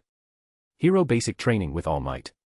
I am, coming through the door like a normal person, and here is Johnny Bravo in the flesh in his red suit and blue cape. The class immediately starts to stare in awe. It's All Might. Wow, he really is a teacher, Kirishima. That's a costume from the Silver Age, isn't it? The style is so different it's giving me goosebumps. Man, you are really soaking it up. I look at All Might, who was taking exaggerated slow steps. I teach Hero basic training, and I blank out for the rest of his speech until he says, combat training. Combat dash, Bakugo yells out. Training, and Midoriya finishes his sentence. I'm getting gay vibes. Or maybe bi vibes. And to go with that there are these. The wall starts to open up, revealing suitcases. Costumes based on your quirks and requests you sent before school started. Whoa. Are they really calling them costumes? Why not make a costume party while you are at it? Like Halloween. After you change, gather in ground beta, All Might yelled out, and all of us go and change. Locker rooms. Wow, dude, you are ripped as fuck, Kirishima said in awe. As I said, I have been training since I was 3 years old. There was a huge difference in our training. Sugar Lips is the bulkiest, but that doesn't mean he is stronger. My muscles and bones are vastly different than normal. As is the way I train. Each of my muscles are made for battle. That's why my build is different. You won't get muscles like these while training in the gym. Who the fuck starts training at 3? Huh. Bakugo yells out. I do. And I think you remember it quite well. You were very annoying as a kid, Bakugo. I beat you a few times because of that nasty personality of yours, I say casually while I put on my suit. Huh. I'll beat your ass. Bakugo's face started to change. The fuck? So it wasn't just a comedy effect. His face really turned out like that when he got his medal at the UA festival. Sure, keep on dreaming, Sparkles. I'm done with changing, so I exit the room. Grrrrrrrrr. Ground beta. They say clothes make the men. Be fully aware that from now on, you are heroes. Yeah, right. I look around seeing everybody's hero suits. Now shall we begin, you zygotes? All Might looked at us, then his eyes stopped at Deku, who just came in. All Might put his hand over his mouth to stop himself from laughing when he saw Deku's suit. It was stupid. No, it was idiotic. It was just a regular jumpsuit. As expected from a mama's boy. He should have at least asked for some protective gear and Kevlar textile to make it more durable. Everybody looked the same except for Momo and me. I didn't let Momo wear that stupid leotard she wore in the original. She showed off way too much skin, one cut with a poison blade and you're dead. I get that she needed to show off skin to use her quirk. But be smart about it. This time she was in a full-body red suit. It was made from something similar to Mirio's suit. So it was a part of her body technically. It was also made with Kevlar and carbon fibers. That alongside her hair. I don't know how they exactly made it. It was a trade secret. And I didn't care enough to learn it. It cost a lot. I can only assume original Momo didn't want to burden her parents and wanted to be on an equal playing field with the other heroes. To be fair and not have any advantages over her classmates. That didn't happen here. She basically has All Might's suit with a red and black color scheme. She also had elbow and knee guards. Along with special gloves. Sure, showing some skin might attract more fans. But she doesn't care about that. Efficiency above all else. Just like I thought her. She also had a visor built by yours truly. She has a ton of schematics on that thing that she can access with her voice or with her eyes. I opted for something simple. A hero suit won't change anything too much for me. So I asked for some extremely durable yet streakable material. Like the one Mount Lady has. It grows with her. Then I got the idea to get the same clothes as Garu but with a different color scheme. Garu had a black shirt and white pants. I had the reverse. This was a subtle way of reminding people that I fought Garu to a standstill and that we were rivals. For this test you will be split into heroes and villains in a 2-on-2 indoor battle. Teams and opponents will be decided by drawing lots. Johnny Bravo pulls out a box. The pairings were exactly the same as in the original and because I took my Netta's place here I got paired with Momo. She was happy about his. But some of the pairings were put to fight different teams than in the original. We were in Team C. The first match was Team D versus Team A. Bakugo and Ida versus Ocharco and Deku. Things were going exactly the same as they were in the show. Deku and the main love interest went through the window on the first floor. That's their first mistake. She can negate gravity. Both of them could have gone directly to the 5th floor. Then Deku sumo slams him. And tells Ochako to go to the missile. The class starts to break down the fight and cheer. Instead of both of them working together to capture Bakugo they separate. Then everything goes downhill from there. Bakugo blows up the building, nearly killing Deku. Pity, it didn't work. Ochako tries to get the bomb in those horrible high heels of hers. Deku breaks his arm and by some miracle, they win the match. Hero team. Wins. Idiots, I mumble under my breath. Momo just nods along. They made a lot of illogical and stupid mistakes. All Might is at fault here as well. He should have stopped this match the moment Bakugo blew up the building. All Might goes to pick them up and stops Bakugo's panic attack. We do the stupid battle breakdown afterwards. Momo keeps quiet this time. Her reasoning is that it isn't her job to teach the class. Again, I'm so fucking proud. Todoroki freezes the building. Making it an instant win and showing off his power to the rest of the class. The rest of the class was playing around. The laser boy was treating this shit like a runway. Mina was surfing on the floor with her quirk. The others were doing similar shit. This is the next generation of heroes. Me and Momo were paired against Kirishima and Siro. Third POV. Man, I can't believe I'm fighting against the king. Kirishima pumped himself up. The king. Kodo. I don't get why you are calling him that. Isn't his nickname the Lion? Siro was putting up his tape all around the top floor. Yeah, but his unofficial nickname is King. He hasn't lost a match in his whole career, you know. We can't underestimate them, Kirishima says seriously. MHA. Do you think I'm stupid? It's suicidal to hold back against him. He beat a villain that killed a hero when he was like 11 or something. Siro pointed out. Outside. So how do you want to do this? Kodo asked Momo. Both of them were completely relaxed. Quick and efficient. Jeppo to the top. Drop tear gas inside. Soru to the bomb. Momo answers him with absolute efficiency. Sure, let's do that. Camera room. Wow, we finally get to see what they can do. The top 2 on the quirk tests. Kodo Shinichi. I wonder how he will fight as a hero, Ajuru fanboys. Huh. They are flying up. Jeppo. Both of them showed it when we did the tests, Todoroki says in a monotone voice but narrowed his eyes a little. MC POV. I could hear them talking about precautions against us. Me and Momo were using Jeppo to reach the top window. The tear gas is efficient. But it will take too long. Whatever, I let Momo take over, so we will do as she said. I could finish it in a second. Momo makes a couple of tear gas canisters above her suit and throws them in. PSHHHHHH. They start releasing the tear gas. Fuck my eyes. Kirishima yelled out as he put his palms on his eyes. Cough cough. It burns. This is so unmanly. Both me and Momo go in. She had her visor and could hold her breath. I just closed my eyes and kept walking. Echolocation is such a useful skill. Especially with my hearing. The tear gas couldn't do shit to me anyway, I can resist it. It would just irritate my eyes a little bit. Which I would have to constantly heal. But that was a bother and unnecessary. Me and Momo slowly walked to the bomb using Kamui to bend ourselves around the tape lines. They are here. Damn it. Momo goes for the bomb, while I just hit both of them in the gut and capture them with the capture line. Heroes win. They got both the bomb and the villains. All Might yelled out. All the tests were over, so we were standing outside the exit. Good work everyone. Change and return. To the classroom. All Might dashes away. Probably low on time. I yawn from boredom. Well, maybe I'll take a quick nap in the classroom. Chapter 95, Lunch Panic. Word count. In the classroom. Man, that was not cool. Kirishima had his arms crossed. Sigh, we didn't even get a chance to show off. Siro was also in a bad mood. Well, it was your bad luck that got you matched up against me. I have also faced pros before. Don't mind the results too much. I can't be measured like other students. I was laying on the table bored out of my mind. Plus it was a legitimate tactic that heroes and the police use. Tear gas is a very effective weapon against most villains, Momo explains. I think everybody did their best. The villains couldn't have known that the heroes had tear gas. They planned accordingly and trapped the whole floor. But the heroes used a well-known raid tactic. It was a short but good match nonetheless. Ida stood up and started talking while chopping his arm like a robot. THRRR. The door opens and Deku comes banged up with his arm in a sling. He looked exhausted. Recovery girl didn't heal him completely. Meaning that if she continued he would have been in risk. Ochiko carrying books runs to his side. Deku-kun, your injuries aren't healed. She asks in a worried tone. Deku stutters before he notices that his boyfriend that Bakugo is gone.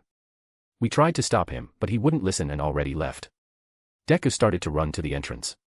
$10 that he is gay, Kaminari spoke up, and the rest of the class gave him a stern look. What? I don't have anything against gays, but his behavior points to that. Kaminari raised his hands. I agree. He's either gay or doesn't know it yet, I spoke up, making Kaminari sigh out in relief that he isn't alone. Uraraka, the main love interest, felt that her position was threatened and rushed after Deku. Meant using nicknames like this is fun. Well, since the day is over, how about we just end it here? Unless you guys have any plans. I asked the class. Well, we were hoping on gathering together at a karaoke bar or something to get to know each other. Mina Ashido, Pinky, smiled. We will be heroes, teamwork is important. Ida, robot, chopped with his hand. That's fine with me. Momo. I turned my head to meet her eyes. She was always near me. I will follow you anywhere, she gave me a bright smile. The class looked at us with a knowing smile. She did this on purpose. Well played. She has been getting better at this. Having some fun once in a while with new people is all right. Okay. Where are the places you wanted to go? I asked the class and the discussion about where to go started. Following day. What do you think about this development? How is All Might as a teacher? Blah blah blah. The press gathered in front of the gate. And they were stopping students and asking questions. Oh, it's Kodo Shinichi. How does All Might teach? A mic was shoved in front of my face. I can't divulge that information. We are going to be late, so please get out of the way, I say calmly, but my eyes were cold and I released a bit of bloodlust. Just enough to scare people away. A line formed in front of me and I walked in. I'm running late. I enter the school and quickly go to my classroom. Just as I go up the stairs I meet Aizawa, who was coming down from the teacher's lounge. Problem child. Why are you late? He looks like a car run him over, stopped, and went in reverse to make sure he is dead. Ah, but I'm not late. You still haven't entered the classroom. Hence I am safe. Cut the bullshit. What kept you? You are not the type to be late without a reason. Aizawa tries to be intimidating. Cute effort. I had something to deal with before I got to school. It was totally not my fault. Look, can you see the truth in my eyes? I point at my sparkling anime eyes. I told you to stop with the bullshit. Ugh, why did I have to meet you first? Let's go. Homeroom is about to start. Aizawa starts to walk to the classroom. I just walk behind him without a care in the world. Both of us enter the classroom. Their eyes widen as they see me walking behind Aizawa. Kodo-san. Why are you late? You are setting a bad example for all the other students. The robot chops his arm in the air. Chill, Ida. People might mistake you as the robot from the entrance exam and attack you if you don't stop with that. The class chuckles. Enough. Go to your seat. Time to review your actions from yesterday, Aizawa said seriously. I just nod and sit down. Momo raised an eyebrow. Why are you late? I whisper later. Bakugo, you are talented. Don't act like a kid. Got it. Bakugo grumbles. Midoriya. I see you broke your bone again. Sorry. Deku bows his head. That continues for the next 10 minutes. Aizawa gets a notification on his phone. You had something to take care of, huh? Would that something happen to be a 3-meter villain who was punched halfway into a wall? He turns his phone around to show a video of me beating the shit out of a villain. I didn't use my quirk. Sigh. I hate you. Now I have to go deal with this, Aizawa grumbled, packed up his yellow sleeping bag and left the class early. Meh. Don't care. Lunch. I was having another competition with Lunch Rush. Dude's arms were blurry as he cooked. I was on my 10th meal set before the alarms went off. People started to panic and run. They rushed to the exit, pushing and hitting anybody in their way. They even stomped a few. Fucking morons. They put their hands on their ears right away. Let's make this one a bit louder. I shift in a chimera form. But just my lungs, neck and mouth. Roar. The entire canteen shook, the windows looked like they were going to break apart. The students immediately stopped running from the pain. They grabbed their ears and fell to the ground. The roar was so strong it shook the windows. Look closely, you morons. It's just the press. Honestly, some of you lot are in the hero course. Panicking from something like this. Pathetic. All of them hung their heads down in shame. Fucking morons. But this is good. Kurogiri and Shigaraki finally attacked. USJ, here I come. It's going to be a fucking massacre. I can't wait. Chapter 96, USJ attack. ##. Everybody. The bus is here. Please line up by seating order. Enter in an orderly fashion. The robot yells out. Everybody was in their hero suit. Except for Deku.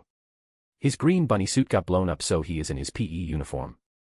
It's finally time for the USJ fight. I have been waiting for this day. Decay, Warp. Nomu's quirks. All those mob quirks as well. I should be able to bag around 100 to 200 quirks today.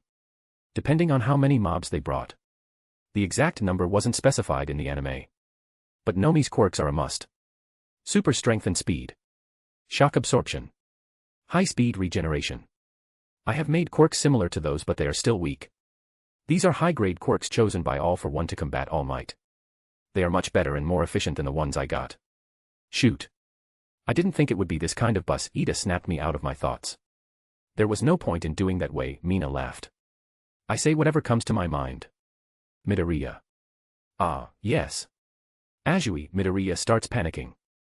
Has this man ever talked to a girl before? Call me Tsu, Frog Girl insists. Tsuyu-chan, I'm going to use this, sounds better. Alright. Your quirk is like All Might's. Huh. You think so? But. So. He starts to panic again. Man, this kid is a mess. Kirishima laughs, wait a sec. Tsuyu-chan, All Might doesn't get hurt when he uses his. They just kinda look the same. Midoriya sighs out in relief. This kid can't lie to save his life. Right, didn't he spill the beans to Shigaraki? Even more reason not to let him know anything. But it's nice to have a simple strength quirk. You can do a lot of flashy things. My quirk is good in combat, but it's kind of boring and doesn't gather attention. Kirishima hardened his hand. Don't worry about things like that. Do your best and bring in good results. Fame will follow after that. I nod to Kirishima. He is one of the few that is trying hard to learn the Rokushiki. And is willing to tough out the painful training. My naval laser is both flashy and strong, Laser Boy butts in. Honestly, if he kept quiet, people would just forget him. But if it gives you stomach aches, it isn't that great, Mina patted him on the arm. Well, if you are talking flashy and strong. It Todoroki, Bakugo, and Kodo. Kirishima spoke up. Azui spoke up. Bakugo is always mad, so it doesn't look like he will be popular. Huh? What did you say? Wanna fight? He jumps from his seat. See? Azui just points at him. We haven't known each other for very long. But it's amazing that everybody knows his personality is shit. Kaminari messes with him. Ha! I'll kill you, Pikachu. Bakugo looked one step away from jumping at him. I proceed to ignore the rest of their conversation. We arrive at the unforeseen simulation joint and the Hero 13 was waiting for us. Like, how stupid are you to pick a number for your hero name? I mean, I get the reference Apollo 13 spaceship. But really 13? That name reminds me of the hot chick in Dr. House. I don't actually know what this hero looks like under the mask.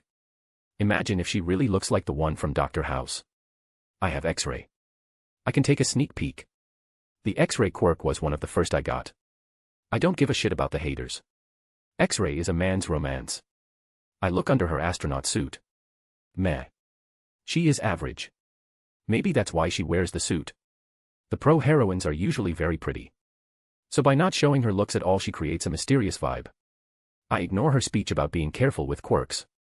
I turn my head towards the fountain. Momo, get ready. Momo was startled but quickly composes herself. What's wrong? Momo's guest Ion turns the attention to us. Something is coming. I continue to look at the fountain. Suddenly a purple portal appeared and started to spread. How is this like the entrance exam where the lessons already started? Kirishima looks at them and asks. Get back, Aizawa yells out. Those are villains. His words shock the students. That trespassing the other day was done by them, huh? They probably did it to steal our schedule to plan this attack. Huh, villains? No way. The whole class starts to panic. Did they only appear here or around the whole school? Either way, the sensors aren't working. They knew we would be here. They may be fools, but they are not stupid. This is a carefully planned attack. Todoroki breaks it down. 13 start evacuating. Call the school. Those villains did something to the sensors. The school doesn't know about this. Aizawa takes command. Got it. 13 nods. What about you, sir? Will you fight by yourself? With that many, even if you erase their quirks. Your fighting style is to capture after erasing their quirk. But with so many of them. Midoriya speaks up. A hero can't be a one-trick pony, Aizawa says while putting on his goggles. Getting ready to jump in. Momo sniper rifles. Real bullets, I call out. Got it. She quickly makes 2 rifles for me and her. Oh, what are you doing? Go evacuate. 13 yells at us. Shut it. They aren't just going to let us run away. We need to take down their numbers. Momo focus on their legs. Wait. Aizawa tries to stop us. Okay, Momo answered and started to shoot and I followed. Bang, bang, bang. Oh. What the heck? They are shooting at us. We hit each villain in their thighs. The Hero Commission will complain if we just killed them. Close combat is different. I might be able to get away with that. There can be accidents. But killing people with sniper rifles is a whole other thing. We already took down 20 of them. I have my spyflies secretly go to them and get a bit of their blood. Ah, snipers. Kurogyri, take care of them. I hear Shigaraki give the order. Understood. Kurogyri disappears. Get going. Aizawa calls to the other students. Kodo, Yorozu, do you know what you are doing? Aizawa comes near us with an angry expression. Shut it. I'm culling down their numbers. After this I will join you down there. You know I'm stronger than you, right? I cut off his hero speech. I really hate you. Aizawa jumps down and we give him cover. Kurogyri appears right in front of the students. Nice to meet you. We are the League of Villains. Kurogyri introduces himself. Nope. Soru. I dash behind him. Rokugan. And unleash a shockwave to clear his mist a bit, so I can see the metal thing on his neck. Got it. Claws. Shurgon. My entire palm pierces his neck. Cough. Wah. I don't give him any time as I grab his head and rip it off his body. The students panic. Some even vomit. I did just kill a guy. You, what are you doing? 13 yells out and points her hand at me. Shut it. I unleash my bloodlust at her. I overheard them.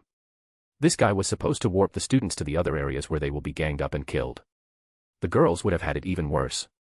I acted accordingly and saved them. He had a mistype warp quirk. They can negate and warp attacks away from them. Killing him was the only choice we had. Now shut up and start evacuating. Who knows what else they have? I leave the students and jump in to join Aizawa. Heh, warp quirk acquired. SHHHRRRR. Boom boom. I turn around and see Bakugo and Todoroki following me. I expected this from them. Their pride won't allow them to run away. If they get injured, it's not my problem. I killed the Kurogiri so Momo can just keep sniping the mobs. Time to get Nomu and Shigaraki. Chapter 97, USJ Attack. Word count. Hashtag. Kurogiri. Damn you. Nomu kill that brat. Shigaraki instantly goes into rage mode. His plan was stopped right at the start. And as any gamer child, he starts raging and screaming. Nomu the big ugly brute screams with his bird beak. He dashes straight at me. I use my quirk to start processing things faster. Nomu and everything around me slowed down. Fast. He really is made to fight All Might. Even his speed is almost equal to him. Now fighting him head-on is suicide. That's what I would say if I was a muscle idiot. I didn't train my swordsmanship to such a high level for nothing. I make a kangaroo pouch. Frankly, it's just an aesthetic. I'm actually using other quirks to pull out items. I'm doing it this way because people really don't try to look into it. Thank you, Doraemon. Almost 3 centuries after you were created and you are still messing with people's minds. And even if they look into it, I have a convenient excuse ready. I grab out my specially made katana. I made this thing with Momo's quirk. Creation. I have had a long time to practice it and it pairs well with food immersion. The ability to create and ability to stock up energy. My sword is made from a special metal alloy I designed. Having a supercomputer for a brain helps with that. The sword is practically unbreakable and weighs a lot. Like normal katanas are usually 1 to 2 kilograms. Mine weighs about 50 kilograms. Thanks to my strength I can wield it like a normal one. At first, I planned for a European sword. But then I realized it wouldn't suit me. They are made for praying and using their length to pierce targets. Some are made for slashing, but the katana excels at slashing attacks. Which is what I need. Just making the thing molecule by molecule was a pain in the ass. It took 3 hours to make it even with my brain. This thing can cut through steel with little difficulty. With my strength and skill, it can do a lot more. I boost my strength, lift my sword and slash down. WHOOSHH. I giant bluish-white sword cleaved its way toward the Nomu. Anything in its path was cut in half. There was a long cut in the ground starting from me all the way to the Nomu. What the hell? Bakugo and Todoroki looked shocked at the scene, the latter even more because he couldn't say a word. Oi, stop staring like idiots, he is still alive, go take care of the mobs. The Nomu quickly pulled the separated parts together and regenerated. So one cut won't do anything. Wonder if it could heal if I dice it up. I jump up and start sending slashes at Nomu's head. I don't understand why the brain is exposed. I mean, he heals the damage up, but the slashes slow him down for a bit. Each time I slash his brain open he has to heal up, remember his commands and follow them. That leaves a small gap when he stops. Well, because of his super regeneration it's barely noticeable. It's less than a second. If he had normal regeneration it would have taken a lot longer. I throw around attacks at different angles but he shrugs them off. I use Sora to get in the middle of the grouped up mobs. The Nomu keeps slaughtering them while trying to kill me. Killing them would cause unnecessary trouble for me. Kurogiri was one guy, but if I slaughter a bunch of weaklings it will be a pain to handle later on. So Nomu killing them is really helping me out. But normal slashes won't work against him. So let's try it this way. I grab my katana and wait for Nomu to get close enough. Just as he got in my range I unleashed the ultimate blade technique. Divine Demon 100%. Tsubame Geishi. I slash at him from the left, quickly pull back and slash from above, I do the same and slash from the right. 3 slashes were done at the same time. This technique is impossible to avoid. The first slash distracts them, the second from above stops them from defending against the first, and the last one traps them. Tsubame Geishi is too fast to defend against in the first place, that's without the blade arcs trapping the opponent. The result was already decided the moment the technique was used. Thud. The Nomu was beheaded. I heard people scream out. I totally ignore their words as I focus on the Nomu. The flesh on the neck started to squirm, it was already regenerating. Immediately some tendrils form from my back and stab Nomu in the back. I start draining his blood. He can't move before he regrows his head. I should get as much blood as I can. It started to regenerate from the neck up at incredible speed, but I didn't just stick around and wait. I made strong tentacles and grabbed its hands and feet to stop it from moving, then I raised the Nomu in the air and spread its limbs. Time to slice and dice. I used my full speed and strength to start mincing the Nomu. Flesh and blood were spraying from it. Frankly, this was like those combo strikes in old fighting games. After a minute of non-stop slashing, I stop. There is no other way to describe this. The Nomu was butchered. The chest and stomach were slashed open and bleeding, the guts were barely hanging from its stomach. Its limbs were hanging onto the torso by a few small muscles. I got enough blood to speed up the Quirk simulation. Time to end this. Goodbye, you sad excuse for a punching bag. From my shoulder, a snake formed and bit the Nomo. The infected area immediately started to blacken. Basilisk venom. I stole the design from that dinosaur base and improved it. Doesn't matter how much you regenerate. If you are bit/infected, you are dead within a minute. I put it down and start walking to Shigaraki, who was getting crazier by the second. He was breathing heavily and scratching his neck until he drew blood. No, no, no, and no. This is all wrong. Nomu is the perfect killing machine. It can kill All Might. Defeating it is impossible. Shigaraki started yelling like a madman. Since the Nomu was taken care of, I started to make my way toward him. I beat up the mobs in front of me. Momo still kept shooting them in the legs. There were dozens of mobs moaning and bitching on the ground. Get him. Shigaraki yelled out, but the mobs were frozen. After all, they are not suicidal. If you don't fight, I will kill you myself. With Shigaraki threatening them, they all attacked me. I didn't want to waste time fighting them, so I kneeled down and just did a circular horizontal air slash. Kite from HXH. The attack cut off all their legs. If they die from blood loss, it's not my fault. Boom boom DIEE. Well, Bakugo and Todoroki seem to be doing a good job at cleaning up the mobs. I continued to casually walk to the trembling man-child. So what did you say again? A perfect plan to kill All Might. It was something along those lines. Well, apparently your plan sucks. GG loser. I added a few gaming terms and it was quite effective. Fuck you. At superhuman speeds, he closed the distance between us and attacked me with his hand. His other hand was also ready to react to whatever I would do. Despite him being a man-child, he has been properly trained. But still, he is too slow for me. Slash.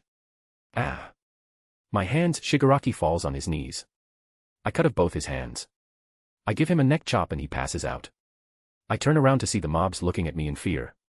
All of them fell on their knees with their hand in the air. Yo, Todoroki frees all of their limbs, their wounds as well, so they don't bleed out. Half and half stops for a second. Probably to contemplate something before nodding to himself and going from mob to freeze them.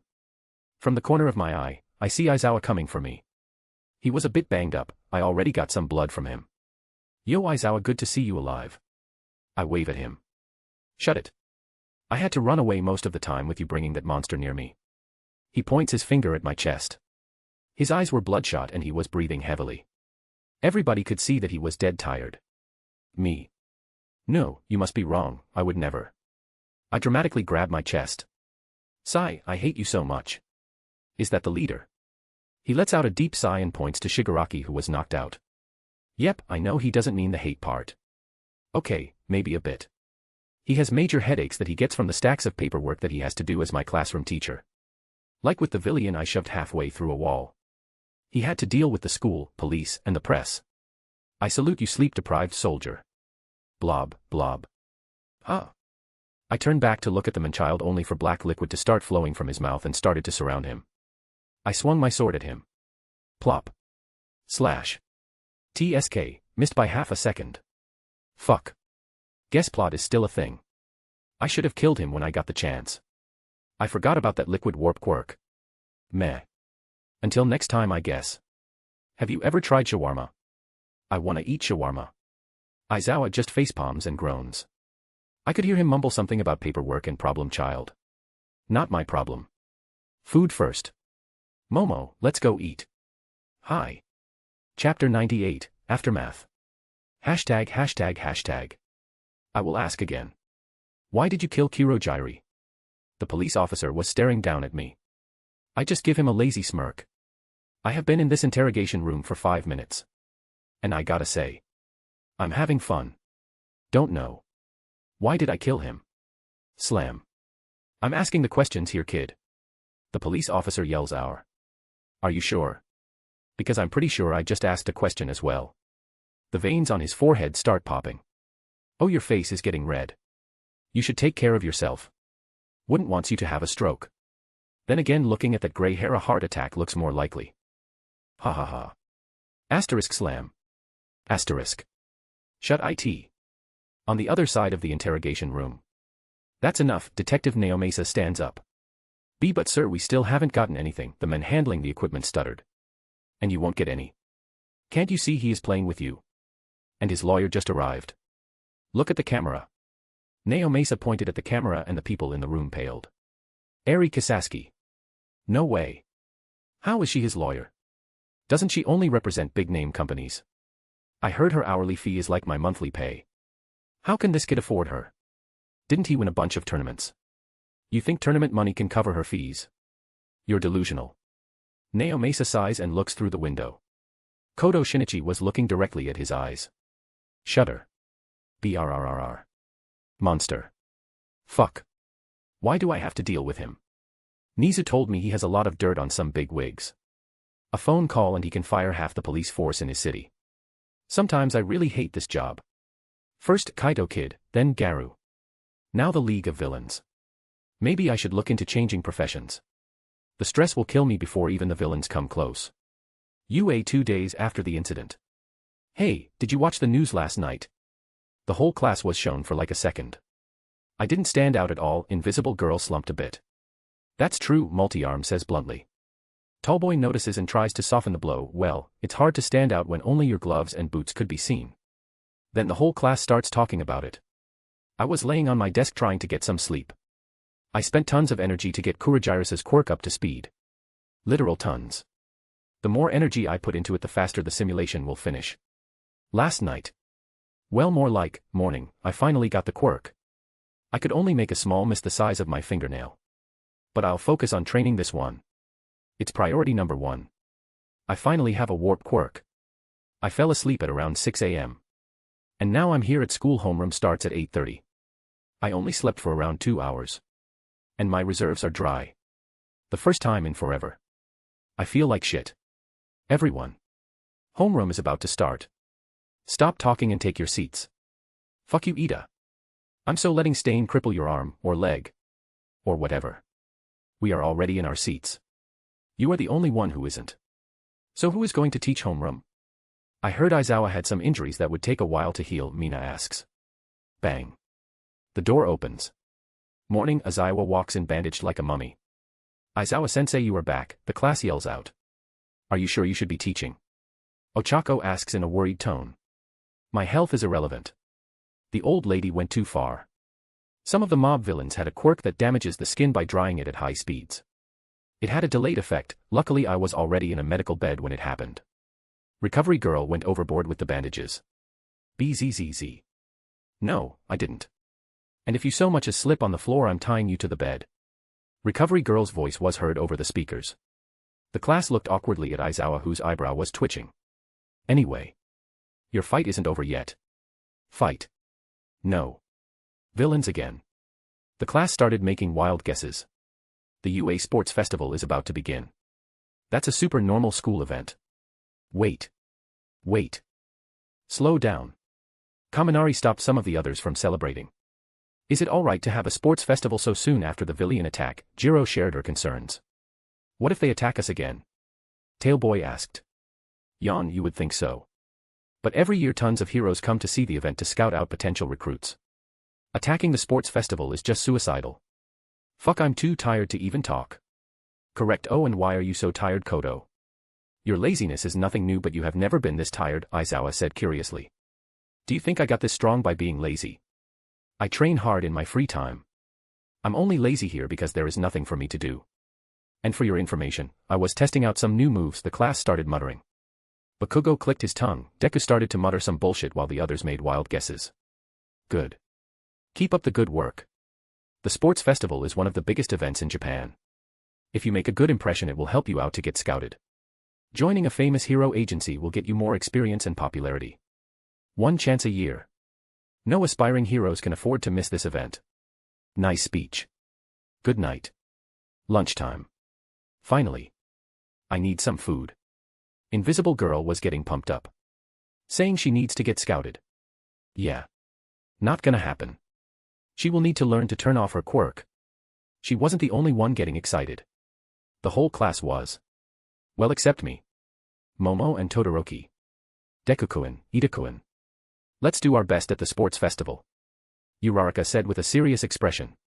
Damn, that aura can rival some of the old martial artists I fought. Everyone, I'm going to do my best. She pumped her fist in the air. Right. I forgot she needs to help her family. Maybe I should help her out. A favor for a future time, help get her Quirk licensed, so she could help out her family. Not a bad idea. I followed them down the hallway. I am here. All Might. Deku Squad yelled out. Midoriya Shonen. Kodo Shonen. What to have lunch? He picked up a small lunchbox he was carrying, making Uraraka cover her laugh. Sorry, not interested. I'm starving and I am determined to make lunch rush give up. I'm going to eat a 100 servings. All Might choked because of my words. Well, he is paying for it. Bet he regrets accepting that part of our deal. All Might and Midoriya watch Kodo walk away. Maybe he is still angry at me. All Might scratched his head. Angry why? Deku asked, surprised by this information. Well, we used to spar a lot. Honestly, that kid is scary. Every time I spar against him I feel like I'm fighting against a wild beast. But ever since I lost most of my strength around a year ago, he stopped asking me for spars. Something about not wanting to fight him and 1 foot into the grave. You used to spar. And he was keeping up with you, Midoriya said in awe. Honestly, it was getting difficult for me to keep up with him. I mean, if I used all my strength and fought him like I fight villains, then sure I could defeat him. Probably. But in terms of technique and skill, he outmatches me by a lot. And he does that annoying thing when he uses my own strength against me. Midoriya looked speechless. Midoriya Shonen, I would like to say something unreasonable like win this tournament. But honestly, I don't think anyone can beat Kodo Shonen. I want you to do your best and learn to control one for all. That's all I can ask. Midoriya lowered his head, so I can't beat him. As you are no. But that doesn't mean you can't. Learn to control your quirk. Learn martial arts. Especially the Rokushiki. And next year. Take the number 1 spot from him. All Might says in his buff form. Hi. Midoriya yells filled with excitement. I will do my best. Maybe I can beat him this year. Midoriya pumped himself up. If Midoriya beats him, I will rub it in Kodo Shonen's face. He broke my nose far too many times. I will have my revenge. Mohahaha. Does anybody have any idea how German tax laws apply to Pat Rayon? I have been getting info from different sources and they all give different information. As some say half of the money will be taken as tax. Pat should have handled that. It says they send the required money to the tax agency. I don't know. Some say I don't get taxed if I don't make over €3,000 a year. Don't get me wrong. I'm happy with how much I'm getting now. It helps out with the bills. But I don't want it to end up as federal tax evasion. I don't think they have internet in jail for me to write their XD.